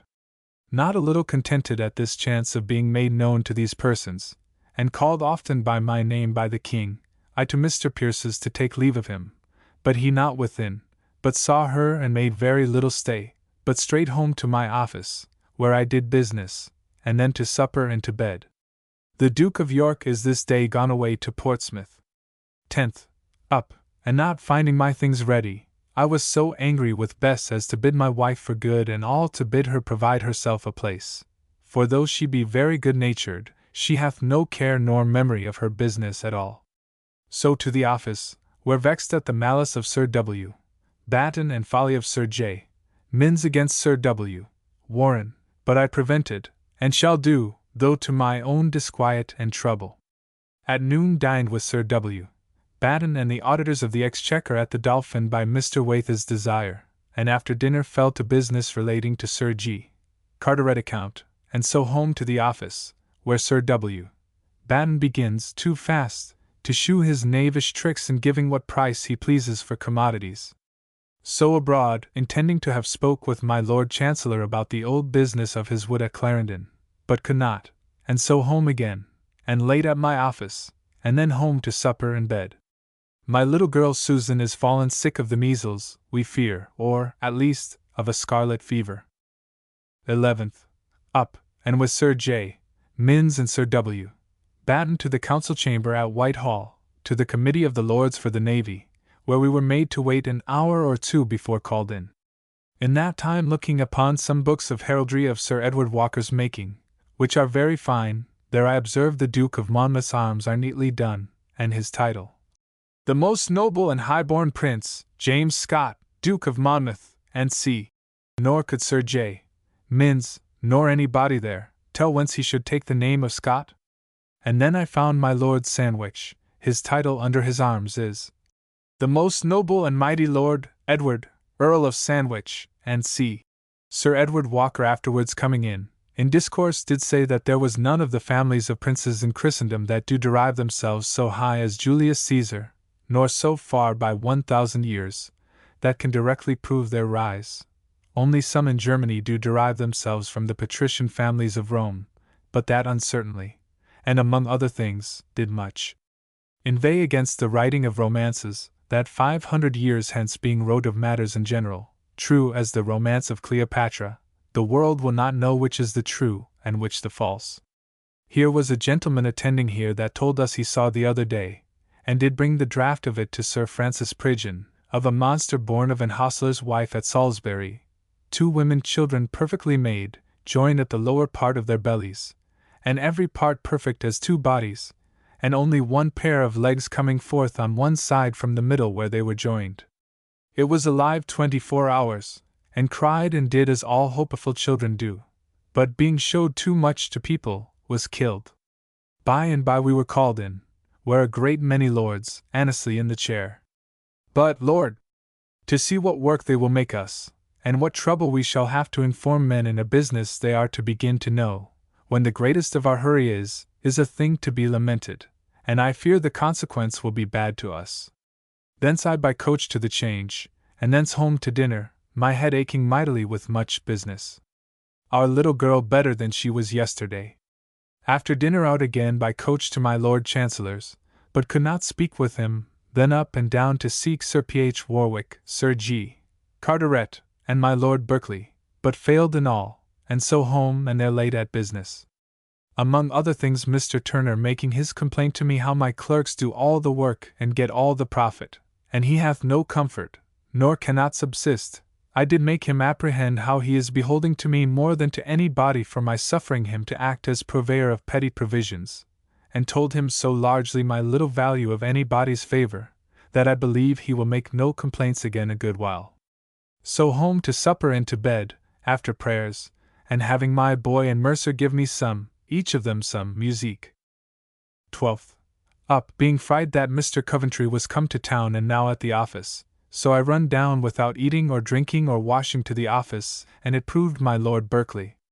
There all the morning, at noon to the Change, and so home to dinner, Mr. Waite with me, and then to the office, where mighty busy till very late, but I bless God I go through with it very well and hope I shall.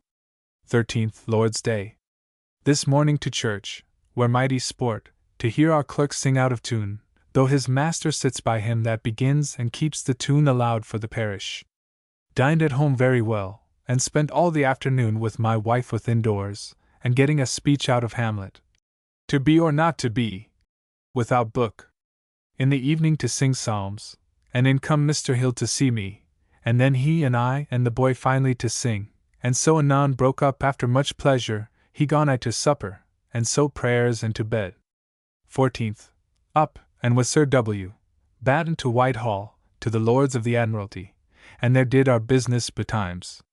Thence to Sir Philip Warwick about navy business, and my Lord Ashley, and afterwards to my Lord Chancellor, who is very well pleased with me, and my carrying of his business. And so to the Change, where mighty busy, and so home to dinner, where Mr. Creed and more, and after dinner I to my Lord Treasurer's, to Sir Philip Warwick there, and then to Whitehall, to the Duke of Albemarle, about Tangier, and then homeward to the coffee-house to hear news.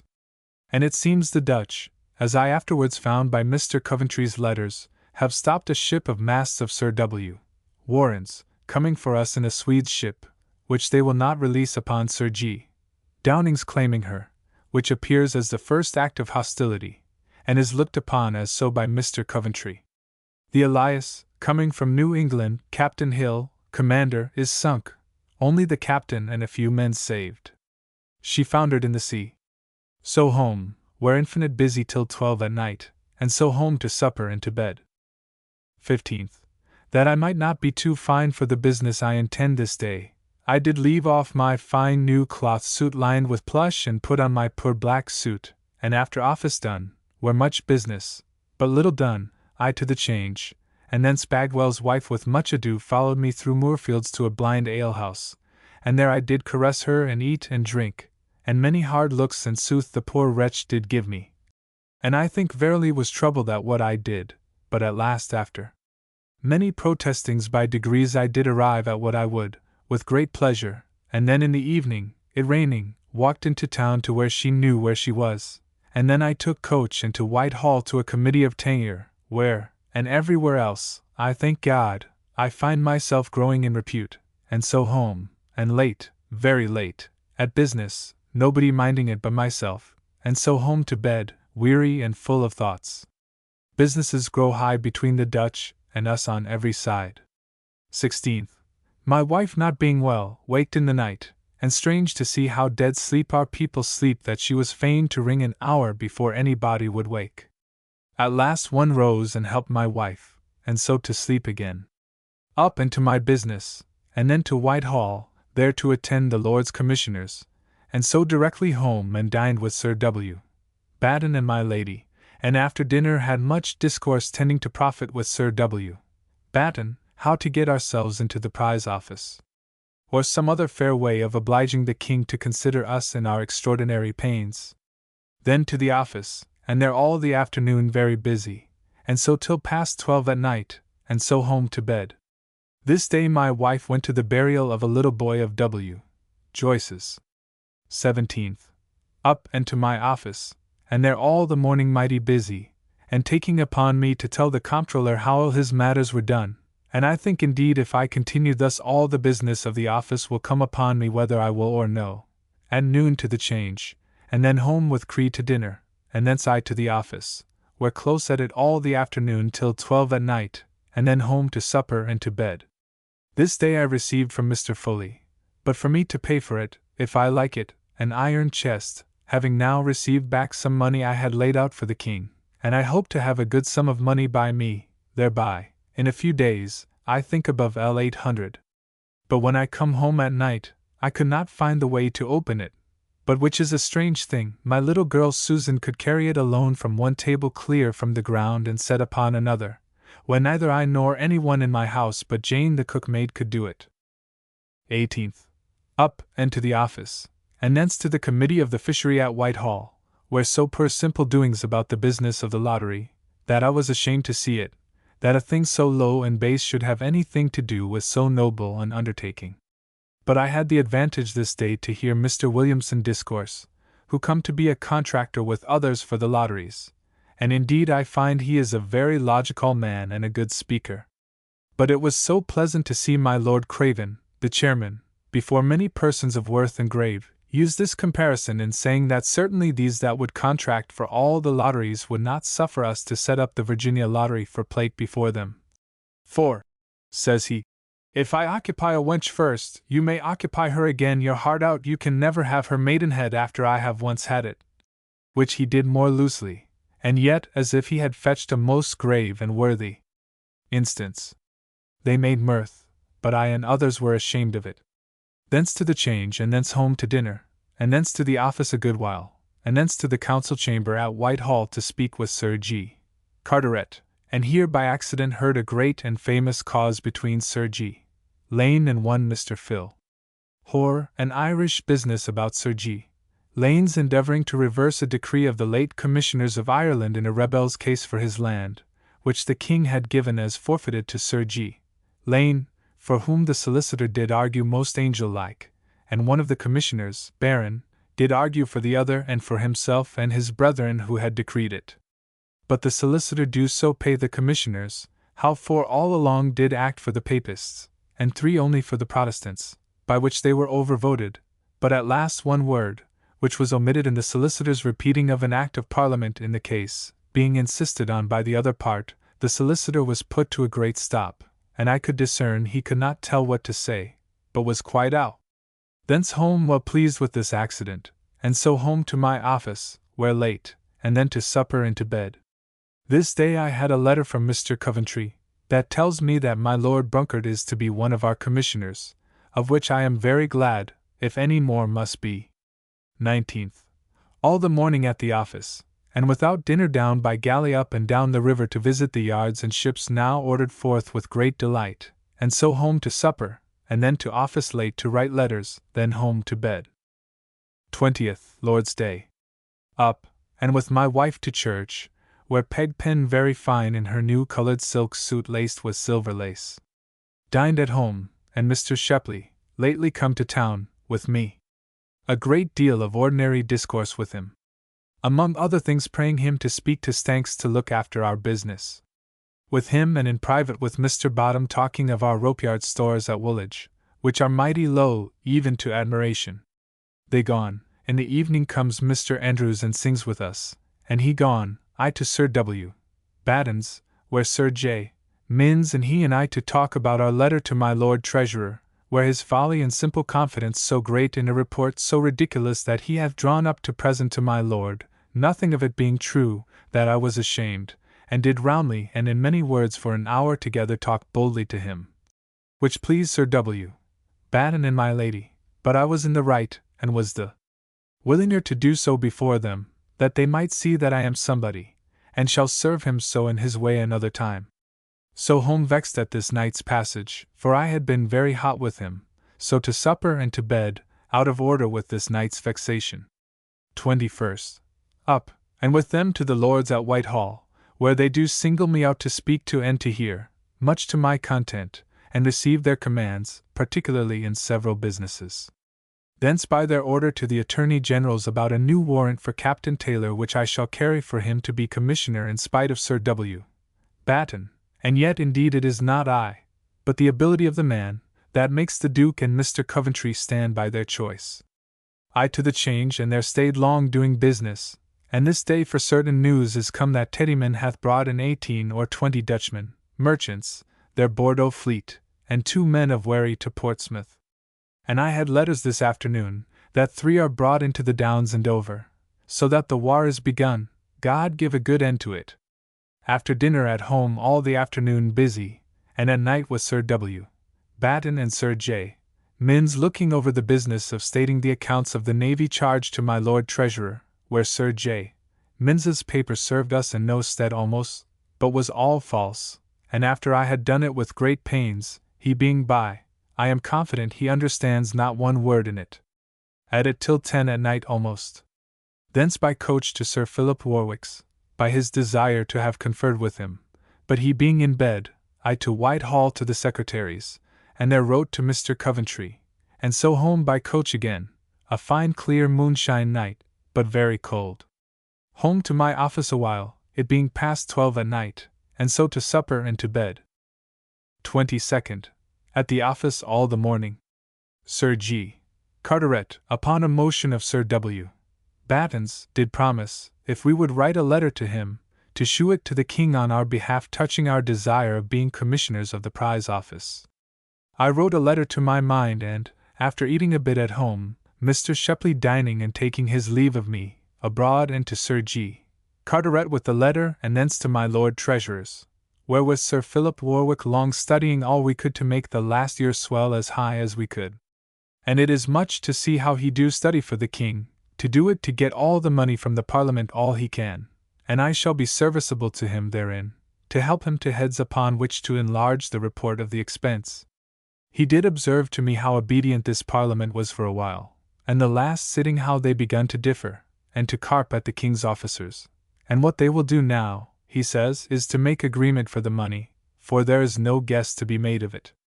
He told me he was prepared to convince the Parliament that the subsidies are a most ridiculous tax, the 4 last not rising to L40,000, and unequal. He talks of a tax of assessment of L70,000 for 5 years, the people to be secured that it shall continue no longer than there is really a war, and the charges thereof to be paid. He told me that 1 year of the late Dutch war cost L1,623,000. Thence to my Lord Chancellor's, and there stayed long with Sir W. Batten and Sir J. Minns, to speak with my Lord about our prize office business, but being sick and full of visitants, we could not speak with him, and so away home. Where Sir Richard Ford did meet us with letters from Holland this day, that it is likely the Dutch fleet will not come out this year, they have not victuals to keep them out, and it is likely they will be frozen before they can get back. Captain Cock is made steward for sick and wounded seamen. So home to supper, where troubled to hear my poor boy Tom has a fit of the stone, or some other pain like it. I must consult Mr. Holliard for him. So at 1 in the morning home to bed. 23rd. Up and to my office, where close all the morning about my Lord Treasurer's accounts, and at noon home to dinner, and then to the office all the afternoon very busy till very late at night, and then to supper and to bed. This evening Mr. Holliard came to me and told me that he hath searched my boy, and he finds he hath a stone in his bladder, which grieves me to the heart, he being a good-natured and well-disposed boy, and more that it should be my misfortune to have him come to my house. Sir G. Carteret was here this afternoon, and strange to see how we plot to make the charge of this war to appear greater than it is, because of getting money. 24th. Up and to the office, where all the morning busy answering of people. About noon out with Commissioner Pett, and he and I to a coffee house, to drink chocolate, very good, and so by coach to Westminster, being the first day of the Parliament's meeting. After the House had received the King's speech, and what more he had to say, delivered in writing, the Chancellor being sick, it rose, and I with Sir Philip Warwick home and conferred our matters about the charge of the Navy, and have more to give him in the excessive charge of this year's expense. I dined with him, and Mr. Povey with us, and Sir Edmund Pooley, a fine gentleman, and Mr. Chichley, and fine discourse we had and fine talka, being proud to see myself accepted in such company and thought better than I am. After dinner Sir Philip and I to talk again, and then away home to the office, where sat late, beginning our sittings now in the afternoon, because of the Parliament, and they being rose, I to my office, where late till almost 1 o'clock, and then home to bed. 25th. Up and at my office all the morning, to prepare an account of the charge we have been put to extraordinary by the Dutch already, and I have brought it to appear L852, 700.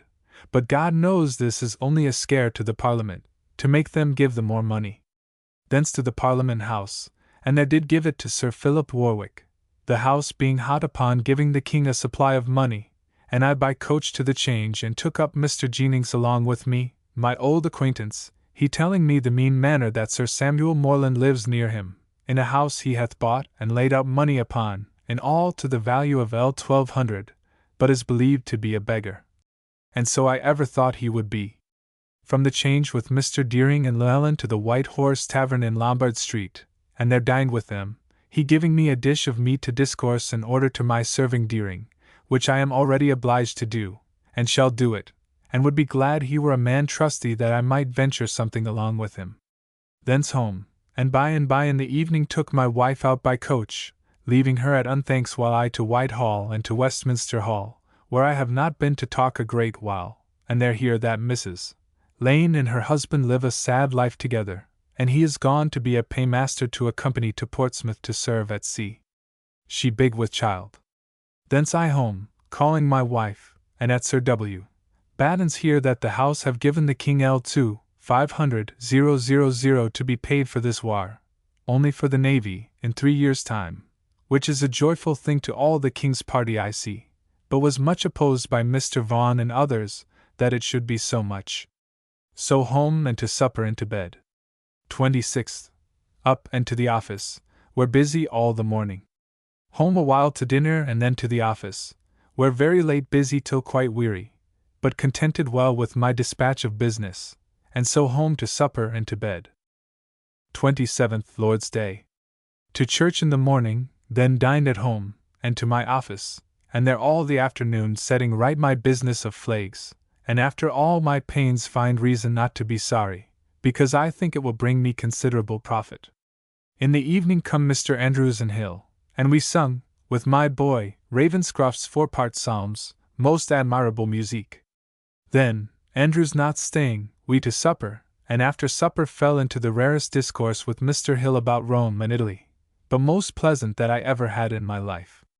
At it very late, and then to bed. 28th. Up and with Sir J. Minns and W. Batten to Whitehall, but no committee of Lords, which is like to do the King's business well.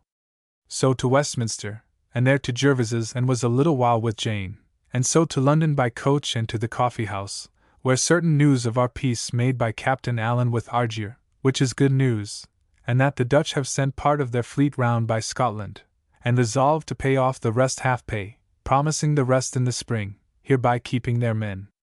But how true this, I know not. Home to dinner, then come Dr. Clarke to speak with me about sick and wounded men, wherein he is like to be concerned. After him Mr. Cutler, and much talk with him, and with him to Whitehall, to have waited on the Lords by order, but no meeting, either tonight, which will spoil all. I think I shall get something by my discourse with Cutler. So home, and after being at my office an hour with Mr. Povey talking about his business of Tangier, getting him some money allowed him for freight of ships, wherein I hope to get something too, He gone, home hungry and almost sick for want of eating, and so to supper and to bed. 29th. Up, and with Sir W. Batten to the Committee of Lords at the Council Chamber, where Sir G. Carteret told us what he had said to the King, and how the King inclines to our request of making U.S. Commissioners of the Prize Office. But meeting him anon in the gallery, he tells me that my Lord Berkeley is angry we should not acquaint him with it, so I found out my lord and pacified him. But I know not whether he was so in earnest or no, for he looked very frowardly. Thence to the Parliament House, and with Sir W.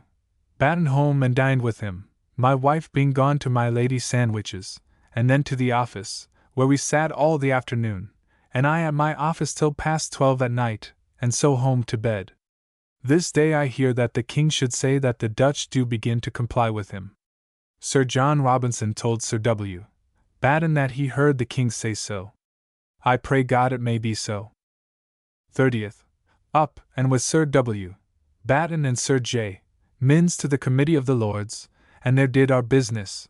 But Lord, what a sorry dispatch these great persons give to business.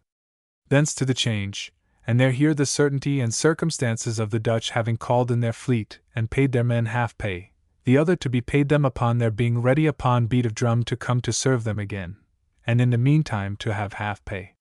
This is said. Thence home to dinner, and so to my office all the afternoon. In the evening my wife and Sir W. Warren with me to Whitehall, sending her with the coach to see her father and mother. He and I up to Sir G. Carteret, and first I alone and then both had discourse with him about things of the navy, and so I and he calling my wife at unthanks, home again, and long together talking how to order things in a new contract for Norway goods, as well to the King's as to his advantage. He gone, I to my monthly accounts, and bless God, I find I have increased my last balance, though but little, but I hope ere long to get more. In the meantime praise God for what I have, which is L1209. So, with my heart glad to see my accounts fall so right in this time of mixing of moneys and confusion, I home to bed. December 1664. December 1st. Up betimes and to Whitehall to a committee of tenure, and so straight home and hard to my business at my office till noon, then to dinner, and so to my office, and by we sat all the afternoon, then to my office again till past 1 in the morning, and so home to supper and to bed. 2nd. Lay long in bed. Then up and to the office, where busy all the morning. At home dined. After dinner with my wife and Mercer to the Duke's house, and there saw The Rivals, which I had seen before, but the play not good, nor anything but the good actings of Betterton and his wife and Harris. Thence homeward, and the coach broke with us in Lincoln's Inn Fields, and so walked to Fleet Street, and there took coach and home, and to my office, whither by and by comes Captain Cock, and then Sir W. Batten, and we all to Sir J. Minns, and I did give them a barrel of oysters I had given to me, and so there sat and talked, where good discourse of the late troubles, they knowing things, all of them, very well, and Cock, from the King's own mouth, being then entrusted himself much, do know particularly that the King's credulity to Cromwell's promises, private to him, against the advice of his friends and the certain discovery of the practices and discourses of Cromwell in council, by Major Huntington, did take away his life and nothing else. Then to some loose atheistical discourse of Cox, when he was almost drunk, and then about 11 o'clock broke up, and I to my office, to fit up an account for Povey, wherein I hoped to get something. At it till almost 2 o'clock, then to supper and to bed. 3rd. Up, and at the office all the morning, and at noon to Mr. Cutler's, and there dined with Sir W. Ryder and him, and thence Sir W. Ryder and I by coach to Whitehall to a committee of the fishery, there only to hear Sir Edward Ford's proposal about farthings, wherein, O God, to see almost everybody interested for him, only my Lord Annesley, who is a grave, serious man. My Lord Berkeley was there, but is the most hot, fiery man in discourse, without any cause, that ever I saw, even to breach of civility to my Lord Anglesey, in his discourse opposing to my lords. At last, though without much satisfaction to me, it was voted that it should be requested of the King, and that Sir Edward Ford's proposal is the best yet made. Thence by coach home. The Duke of York being expected tonight with great joy from Portsmouth, after his having been abroad at sea 3 or 4 days with the fleet, and the Dutch are all drawn into their harbors.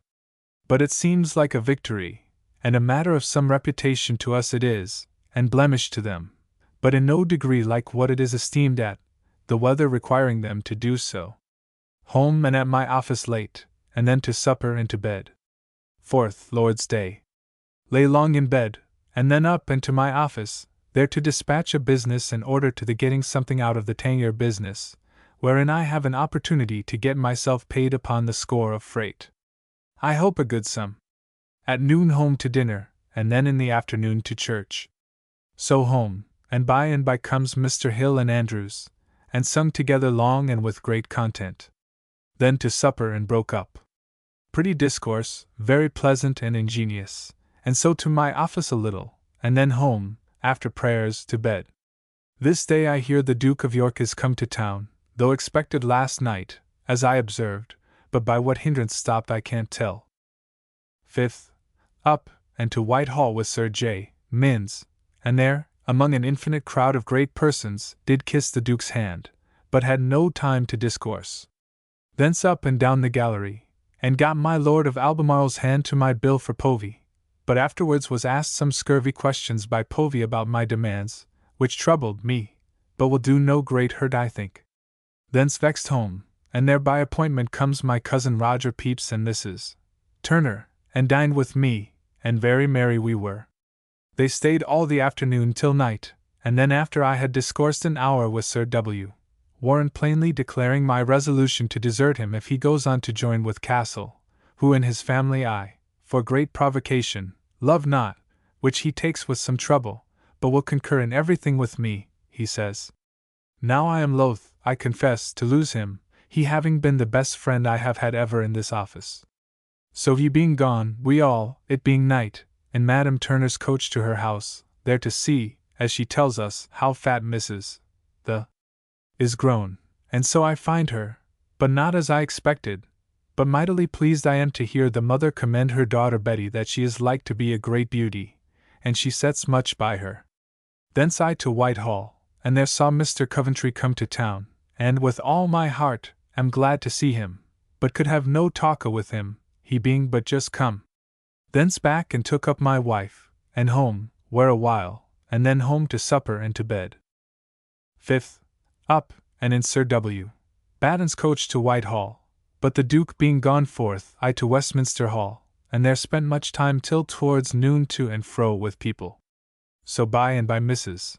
Lane comes and plucks me by the cloak to speak to me, and I was fain to go to her shop, and pretending to buy some bands made her go home, and by followed her, and there did what I would with her, and so after many discourses and her entreating me to do something for her husband, which I promised to do, and buying a little band of her, which I intend to keep to, I took leave. There coming a couple of footboys to her with a coach to fetch her abroad I know not to whom. She is great with child, and she says I must be godfather, but I do not intend it. Thence by coach to the Old Exchange, and there hear that the Dutch are fitting their ships out again, which puts us to new discourse, and to alter our thoughts of the Dutch, as to their want of courage or force.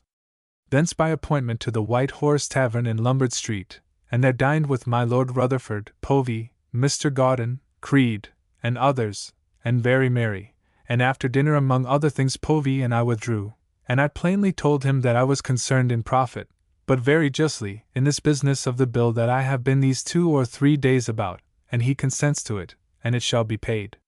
He tells me how he believes, and in part knows, Creed to be worth L10,000, nay, that now and then he, Povey, hath 3 or L4,000 in his hands, for which he gives the interest that the king gives, which is 10 per cent, and that Creed do come and demand it every 3 months the interest to be paid him, which Povey looks upon as a cunning and mean trick of him, but for all that, he will do and is very rich.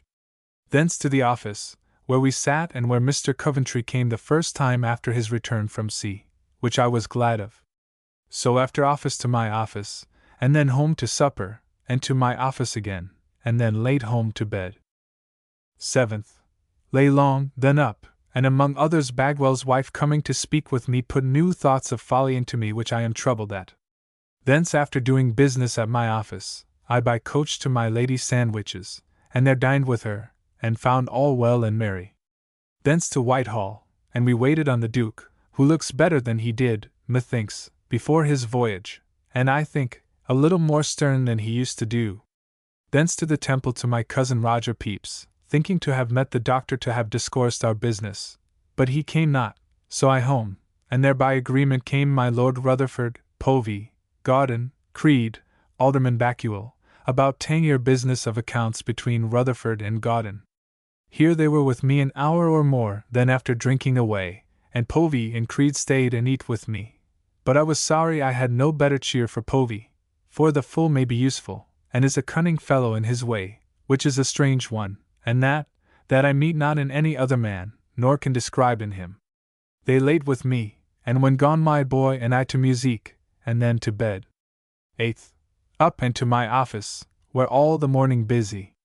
At noon dined at home, and then to the office, where we sat all the afternoon. In the evening comes my aunt and Uncle White, Mrs. Norbury, and her daughter, and after them Mr. Norbury, where no great pleasure, my aunt being out of humor in her fine clothes, and it raining hard. Besides, I was a little too bold with her about her doting on Dr. Venner. Anon they went away, and I till past 12 at night at my office, and then home to bed. 9th. Up betimes and walked to Mr. Povey's, and there, not without some few troublesome questions of his, I got a note, and went and received L117.5s. Of Alderman Viner upon my pretended freight of the William, for Tangier, which overbears me on one side with joy and on the other to think of my condition if I shall be called into examination about it, and though in strictness it is due, not be able to give a good account of it. Home with it, and there comes Captain Taylor to me, and he and I did set even the business of the ship Union lately gone for Tangier, wherein I hope to get L50 more, for all which the Lord be praised. At noon home to dinner, Mr. Hunt and his wife with us, and very pleasant. Then in the afternoon I carried them home by coach, and I to Westminster Hall, and thence to Gervas's, and there find I cannot prevail with Jane to go forth with me, but though I took a good occasion of going to the trumpet she declined coming, which vexed me. Je avate grande envy and there's L, avec vrai amour et passion. Thence home and to my office till 1 in the morning, setting to rights and writing this day's 2 accounts of Povey and Taylor, and then quietly to bed. This day I had several letters from several places, of our bringing in great numbers of Dutch ships. 10th. Lay long, at which I am ashamed, because of so many people observing it that know not how late I sit up, and for fear of Sir W. Batten speaking of it to others, he having stayed for me a good while. At the office all the morning, where comes my Lord Brunkard with his patent in his hand, and delivered it to Sir J. Minns and myself, we alone being there all the day, and at noon I in his coach with him to the Change, where he set me down. A modest civil person he seems to be, but wholly ignorant in the business of the navy as possible, but I hope to make a friend of him, being a worthy man. Thence after hearing the great news of so many Dutchmen being brought into Portsmouth and elsewhere, which it is expected will either put them upon present revenge or despair, I was Sir W. Ryder and Cutler to dinner all alone to the great James, where good discourse, and I hope, occasion of getting something hereafter. After dinner to Whitehall to the fishery, where the Duke was with us. So home, and late at my office, writing many letters, then home to supper and to bed. Yesterday come home, and this night I visited Sir W. Penn, who dissembles great respect and love to me, but I understand him very well. Major Holmes is come from Gwinney, and is now at Plymouth with great wealth, they say. 11th Lord's Day. Up and to church alone in the morning. Dined at home, mighty pleasantly. In the afternoon I to the French church, were much pleased with the 3 sisters of the parson, very handsome, especially in their noses, and sing prettily. I heard a good sermon of the old man, touching duty to parents. Here was Sir Samuel Morland and his lady very fine, with 2 footmen in new liveries, the church taking much notice of them, and going into their coach after sermon with great gazing.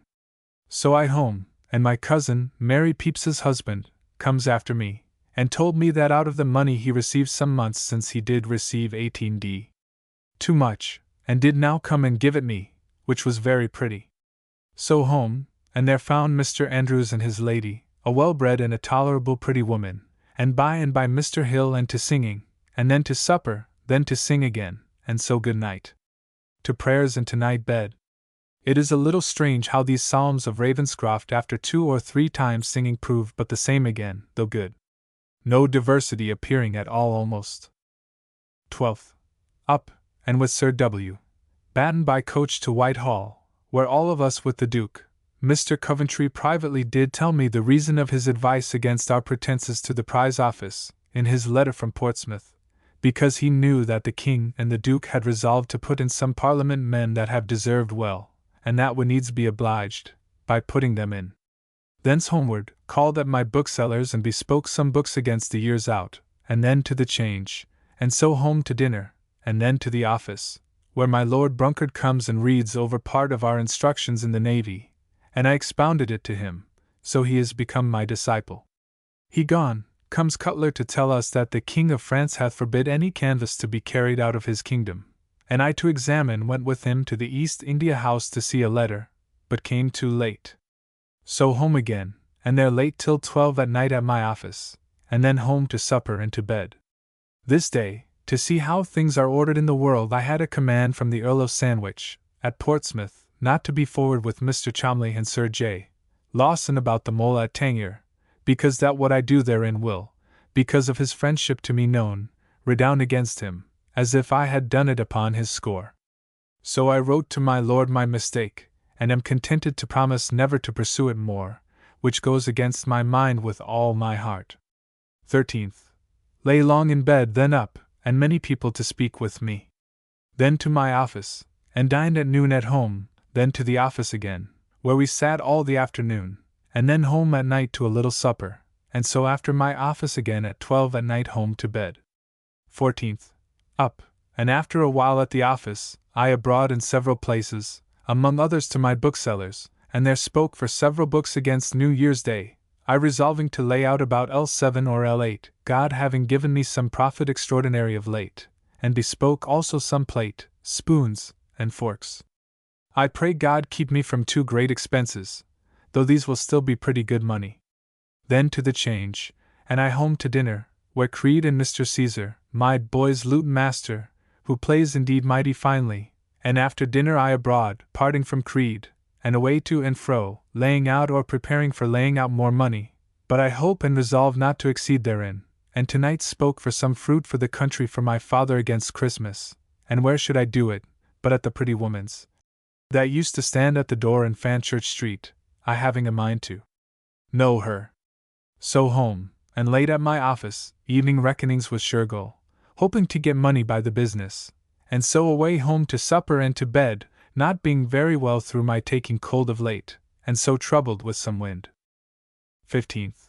Called up very betimes by Mr. Cholmondeley, and with him a good while about some of his Tangier accounts, and discoursing of the condition of Tangier, he did give me the whole account of the differences between Fitzgerald and Norwood, which were very high on both sides, but most imperious and base on Fitzgerald's, and yet through my Lord Fitzhardinge's means, the Duke of York is led rather to blame Norwood and to speak that he should be called home, than be sensible of the other. He is a creature of Fitzhardinge's, as a fellow that may be done with what he will, and himself certainly pretending to be general of the king's armies, when Monk dieth, desires to have as few great or wise men in employment as he can now, but such as he can put in and keep under, which he do this coxcomb Fitzgerald. It seems of all mankind there is no man so led by another as the Duke is by Lord Muskerry and this Fitzhardinge, insomuch as when the king would have him to be privy purse, the Duke wept, and said, "But, sir, I must have your promise, if you will have my dear Charles from me, that if ever you have occasion for an army again, I may have him with me, believing him to be the best commander of an army in the world." But Mr. Cholmondeley thinks, as all other men I meet with do, that he is a very ordinary fellow. It is strange how the Duke also do love naturally, and affect the Irish above the English. He, of the company he carried with him to sea, took above 2/3 Irish and French. He tells me the king do hate my Lord Chancellor, and that they, that is the king and my Lord Fitzharding, do laugh at him for a dull fellow, and in all this business of the Dutch war do nothing by his advice, hardly consulting him. Only he is a good minister in other respects, and the king cannot be without him. But above all, being the Duke's father-in-law, he is kept in, otherwise Fitzharding were able to fling down 2 of him. This, all the wise and grave lords see, and cannot help it, but yield to it. But he bemoans what the end of it may be, the king being ruled by these men, as he hath been all along since his coming, to the razing all the strongholds in Scotland, and giving liberty to the Irish in Ireland, whom Cromwell had settled all in one corner, who are now able, and it is feared every day a massacre again among them. He being gone I abroad to the carriers, to see something sent away to my father against Christmas, and thence to Moorfields, and there up and down to several houses to drink to look for a place pour rencontre la femme de je sais quoi against next Monday, but could meet none. So to the coffee house, where great talk of the comet seen in several places, and among our men at sea, and by my Lord Sandwich, to whom I intend to write about it tonight. Thence home to dinner, and then to the office, where all the afternoon, and in the evening home to supper, and then to the office late, and so to bed. This night I begun to burn wax candles in my closet at the office, to try the charge, and to see whether the smoke offends like that of tallow candles. 16th. Up, and by water to Deptford, thinking to have met la femme de Bagwell, but failed, and having done some business at the yard I back again, it being a fine fresh morning to walk back again, Mr. Waith walking with me to Halfway House talking about Mr. Castle's fine knees lately delivered in which I am well informed that they are not as they should be to make them knees, and I hope shall make good use of it to the king's service.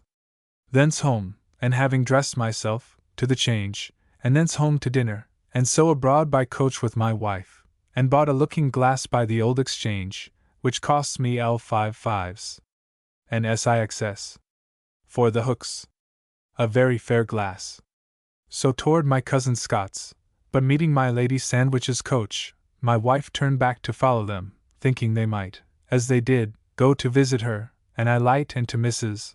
Harmon, and there stayed and talked in her shop with her, and much pleased I am with her. We talked about Anthony Joyce's giving over trade and that he intends to live in lodgings, which is a very mad, foolish thing.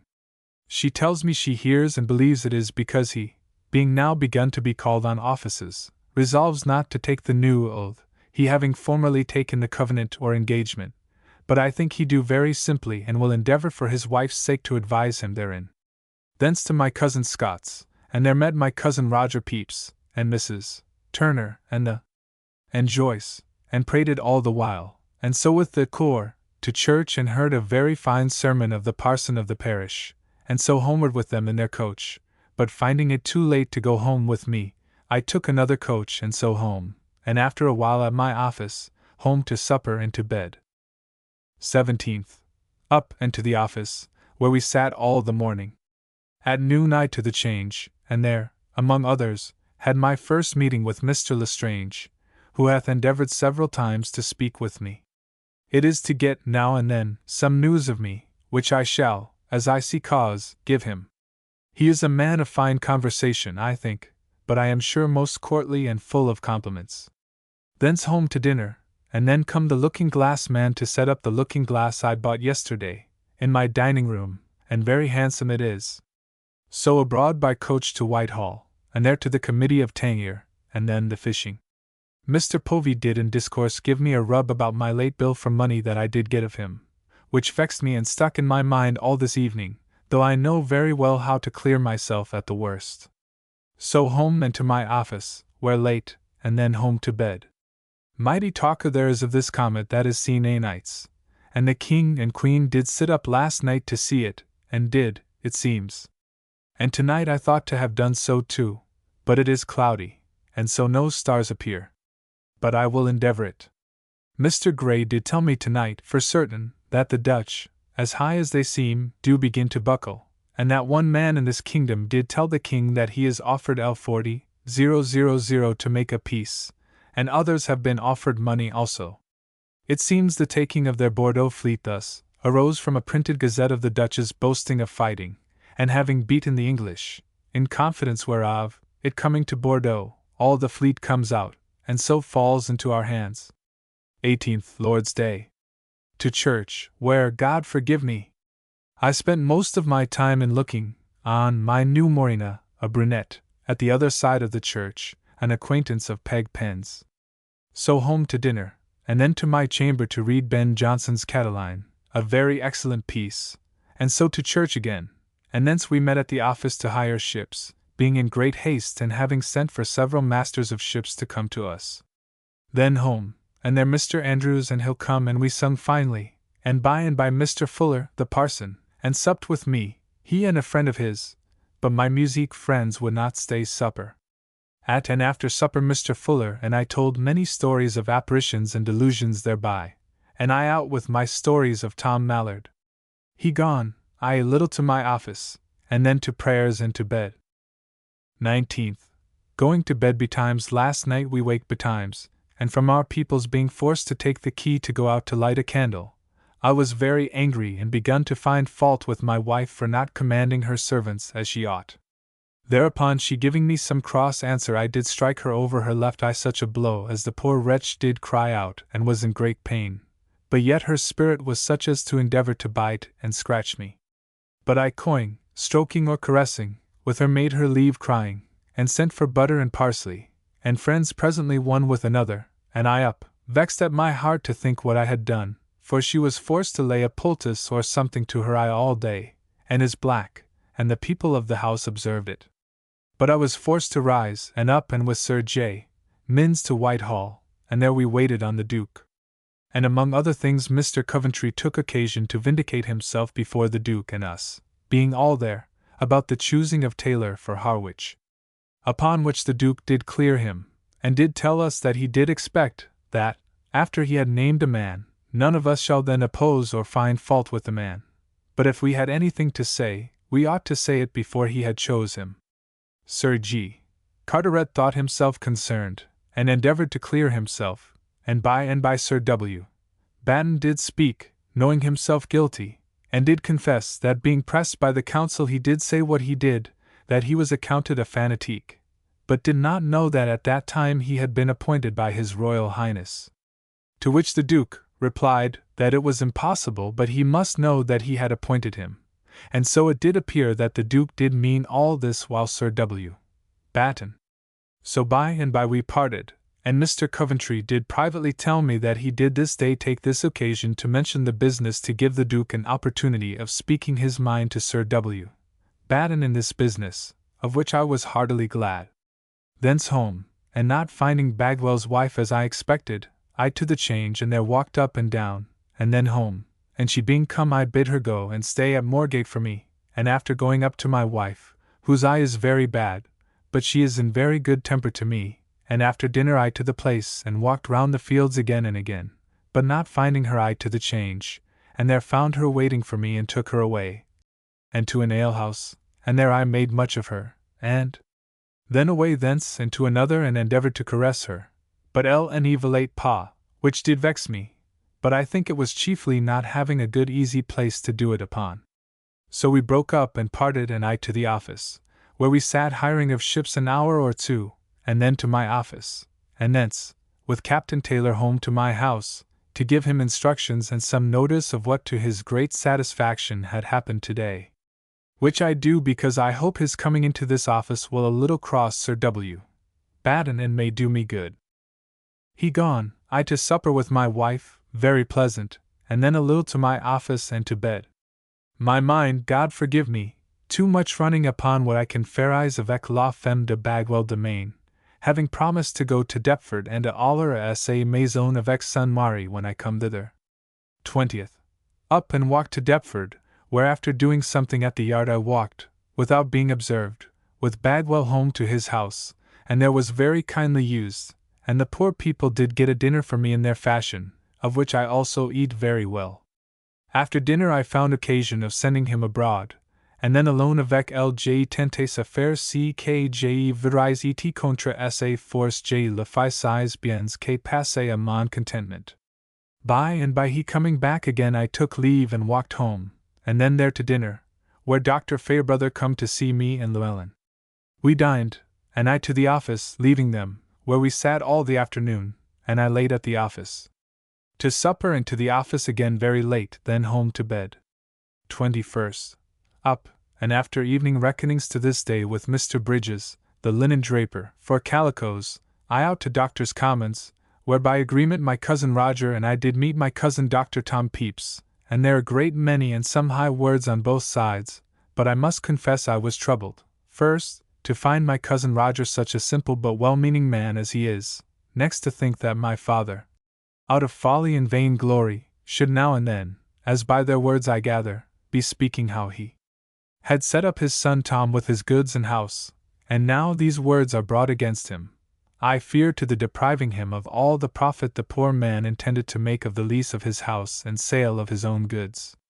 I intend to make a quiet end if I can with the doctor, being a very foul-tongued fool and of great inconvenience to be at difference with such a one that will make the base noise about it that he will.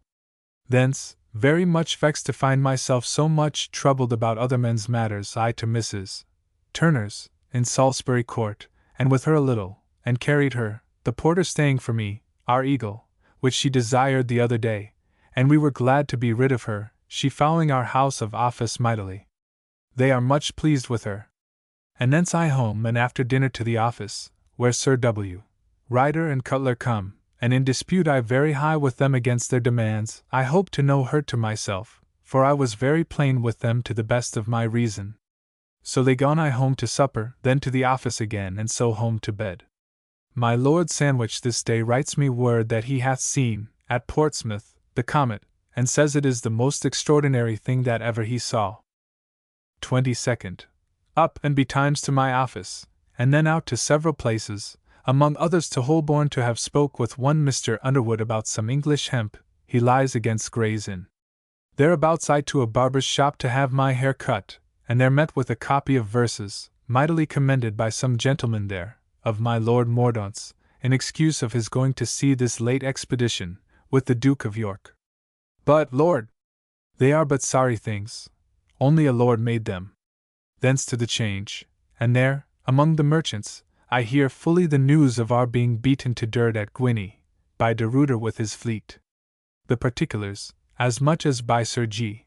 Carteret afterwards I heard, I have said in a letter to my Lord Sandwich this day at Portsmouth, it being most wholly to the utter ruin of our royal company, and reproach and shame to the whole nation, as well as justification to them in their doing wrong to no man as to his private property, only taking whatever is found to belong to the company, and nothing else. Dined at the Dolphin, Sir G. Carteret, Sir J. Minns, Sir W. Batten, and I, with Sir W. Borman and Sir Theophilus Biddulph and others, commissioners of the sewers, about our place below to lay masts in. But coming a little too soon, I out again, and took boat down to Redriff, and just in time within 2 minutes, and saw the new vessel of Sir William Petty's launched, the King and Duke being there. It swims and looks finely, and I believe will do well. The name I think is Twilight, but I do not know certainly. Coming away back immediately to dinner, where a great deal of good discourse, and Sir G. Carteret discourse of this Guinea business, with great displeasure at the loss of our honor there, and do now confess that the trade brought all these troubles upon us between the Dutch and us. Thence to the office, and there sat late, then I to my office, and there till 12 at night, and so home to bed weary. 23rd. Up and to my office, then come by appointment cousin Tom Trice to me, and I paid him the L20 remaining due to him upon the bond of L100 given him by agreement November, 1663, to end the difference between us about my aunt's, his mother's, money. And here, being willing to know the worst, I told him, I hope now there is nothing remaining between you and I of future dispute. No, says he, nothing at all that I know of, but only a small matter of about 20 or 30s. That my father Pepys received from me of rent due to me in the country, which I will in a day or two bring you an account of. And so we parted. Dined at home upon a good turkey which Mr. Shepley sent us, then to the office all the afternoon, Mr. Cutler and others coming to me about business. I hear that the Dutch have prepared a fleet to go the back way to the Straits, where without doubt they will master our fleet. This put to that of Guinea makes me fear them mightily, and certainly they are a most wise people, and careful of their business.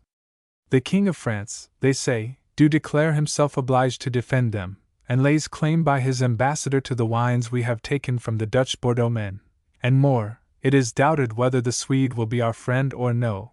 Pray God deliver us out of these troubles. This day Sir W.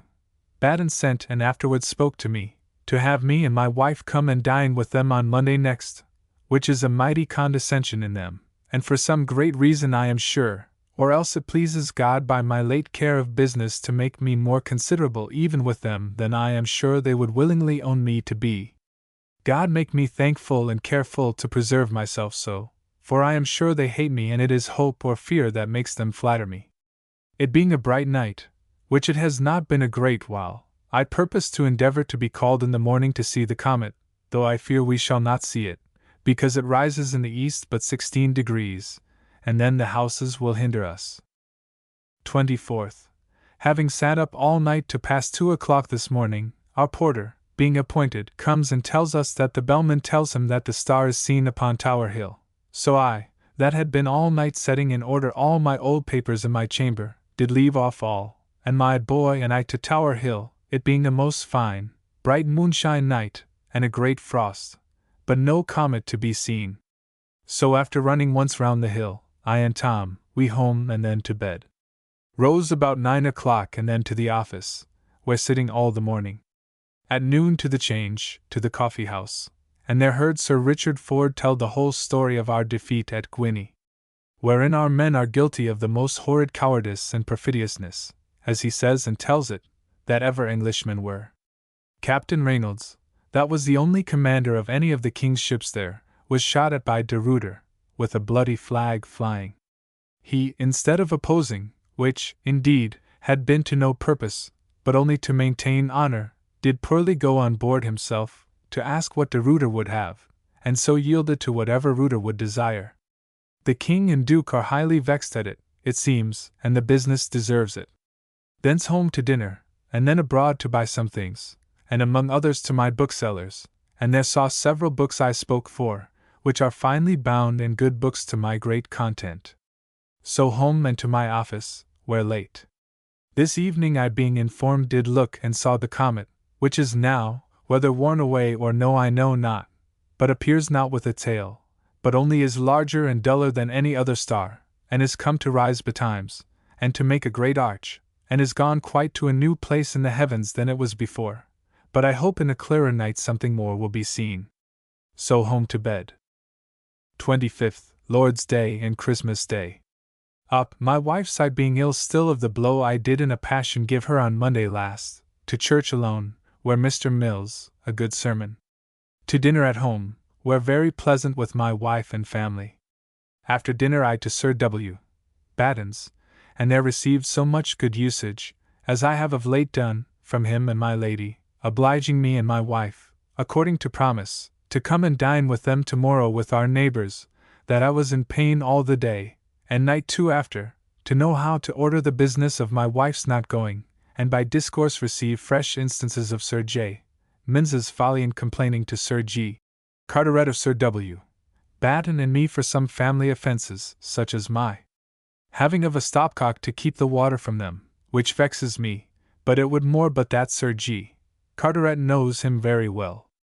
Thence to the French church, but coming too late I returned into Mr. Rawlinson's church, where I heard a good sermon of one that I remember was at Paul's with me, his name Maggot, and very great store of fine women there is in this church, more than I know anywhere else about us.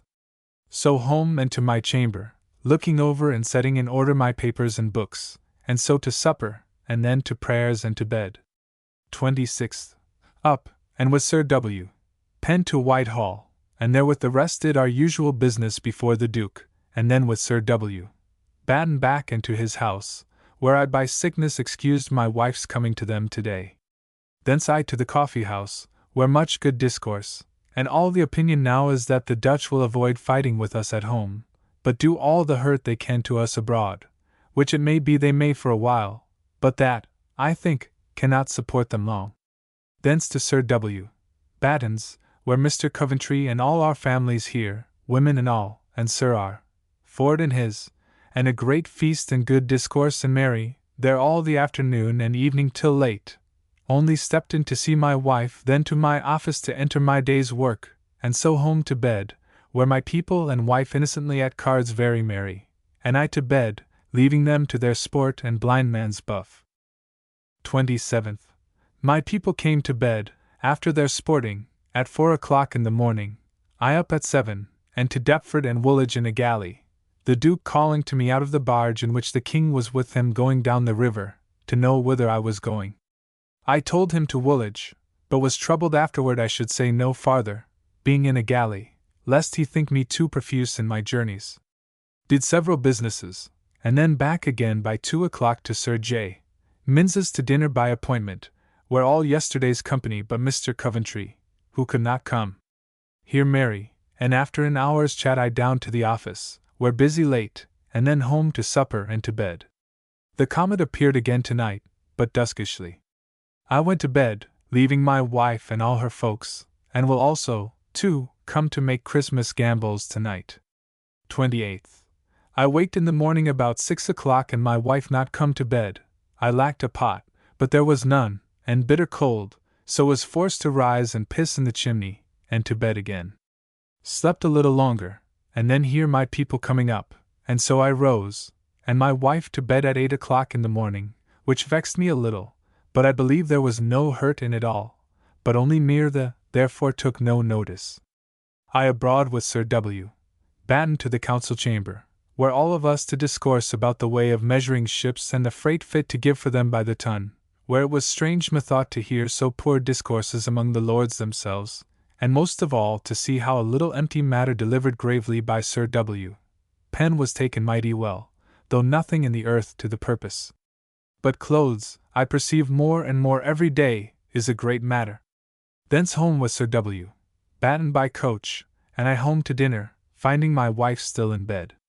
After dinner abroad, and among other things visited my Lady Sandwich, and was there, with her and the young ladies, playing at cards till night. Then home and to my office late, then home to bed, leaving my wife and people up to more sports, but without any great satisfaction to myself therein. 29th. Up and to the office, where we sat all the morning. Then whereas I should have gone and dined with Sir W.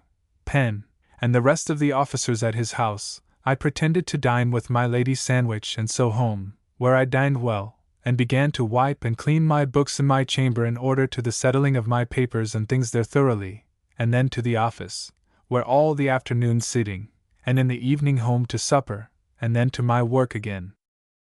30th.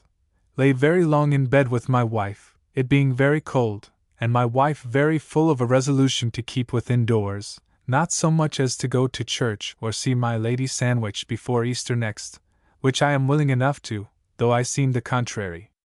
This and other talk kept me abed till almost 10 o'clock. Then up and made an end of looking over all my papers and books and taking everything out of my chamber to have all made clean.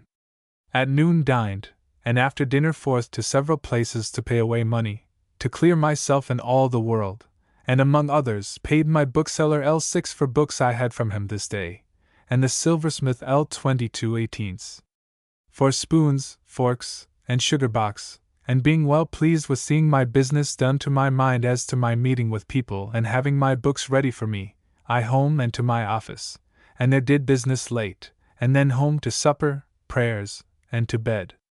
31st. At the office all the morning, and after dinner there again, dispatched first my letters, and then to my accounts not of the month but of the whole year also, and was at it till past 12 at night, it being bitter cold. But yet I was well satisfied with my work, and above all, to find myself, by the great blessing of God, worth L1349, by which, as I have spent very largely, so I have laid up above L500 this year above what I was worth this day 12month. The Lord make me for ever thankful to His holy name for it. Thence home to eat a little and so to bed. Soon as ever the clock struck 1, I kissed my wife in the kitchen by the fireside, wishing her a merry new year, observing that I believe I was the first proper wisher of it this year, for I did it as soon as ever the clock struck 1. So ends the old year. I bless God, with great joy to me, not only from my having made so good a year of profit, as having spent L420 and laid up L540 and upwards, but I bless God I never have been in so good plight as to my health in so very cold weather as this is, nor indeed in any hot weather these 10 years, as I am at this day, and have been these 4 or 5 months. But I am at a great loss to know whether it be my hare's foot, or taking every morning of a pill of turpentine, or my having left off the wearing of a gown.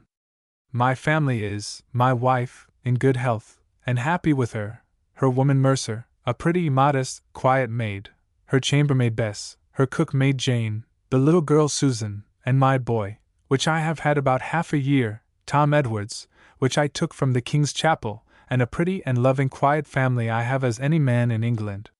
My credit in the world and my office grows daily, and I am in good esteem with everybody, I think. My troubles of my uncle's estate pretty well over, but it comes to be but of little profit to us, my father being much supported by my purse. But great vexations remain upon my father and me from my brother Tom's death and ill condition, both to our disgrace and discontent, though no great reason for either. Public matters are all in a hurry about a Dutch war. Our preparations great, our provocations against them great, and, after all our presumption, we are now afeard as much of them, as we lately contemned them. Everything else in the state quiet, blessed be God. My Lord Sandwich at sea with the fleet at Portsmouth, sending some about to cruise for taking of ships, which we have done to a great number. This Christmas I judged it fit to look over all my papers and books, and to tear all that I found either boyish or not to be worth keeping, or fit to be seen, if it should please God to take me away suddenly. Among others, I found these 2 or 3 notes, which I thought fit to keep.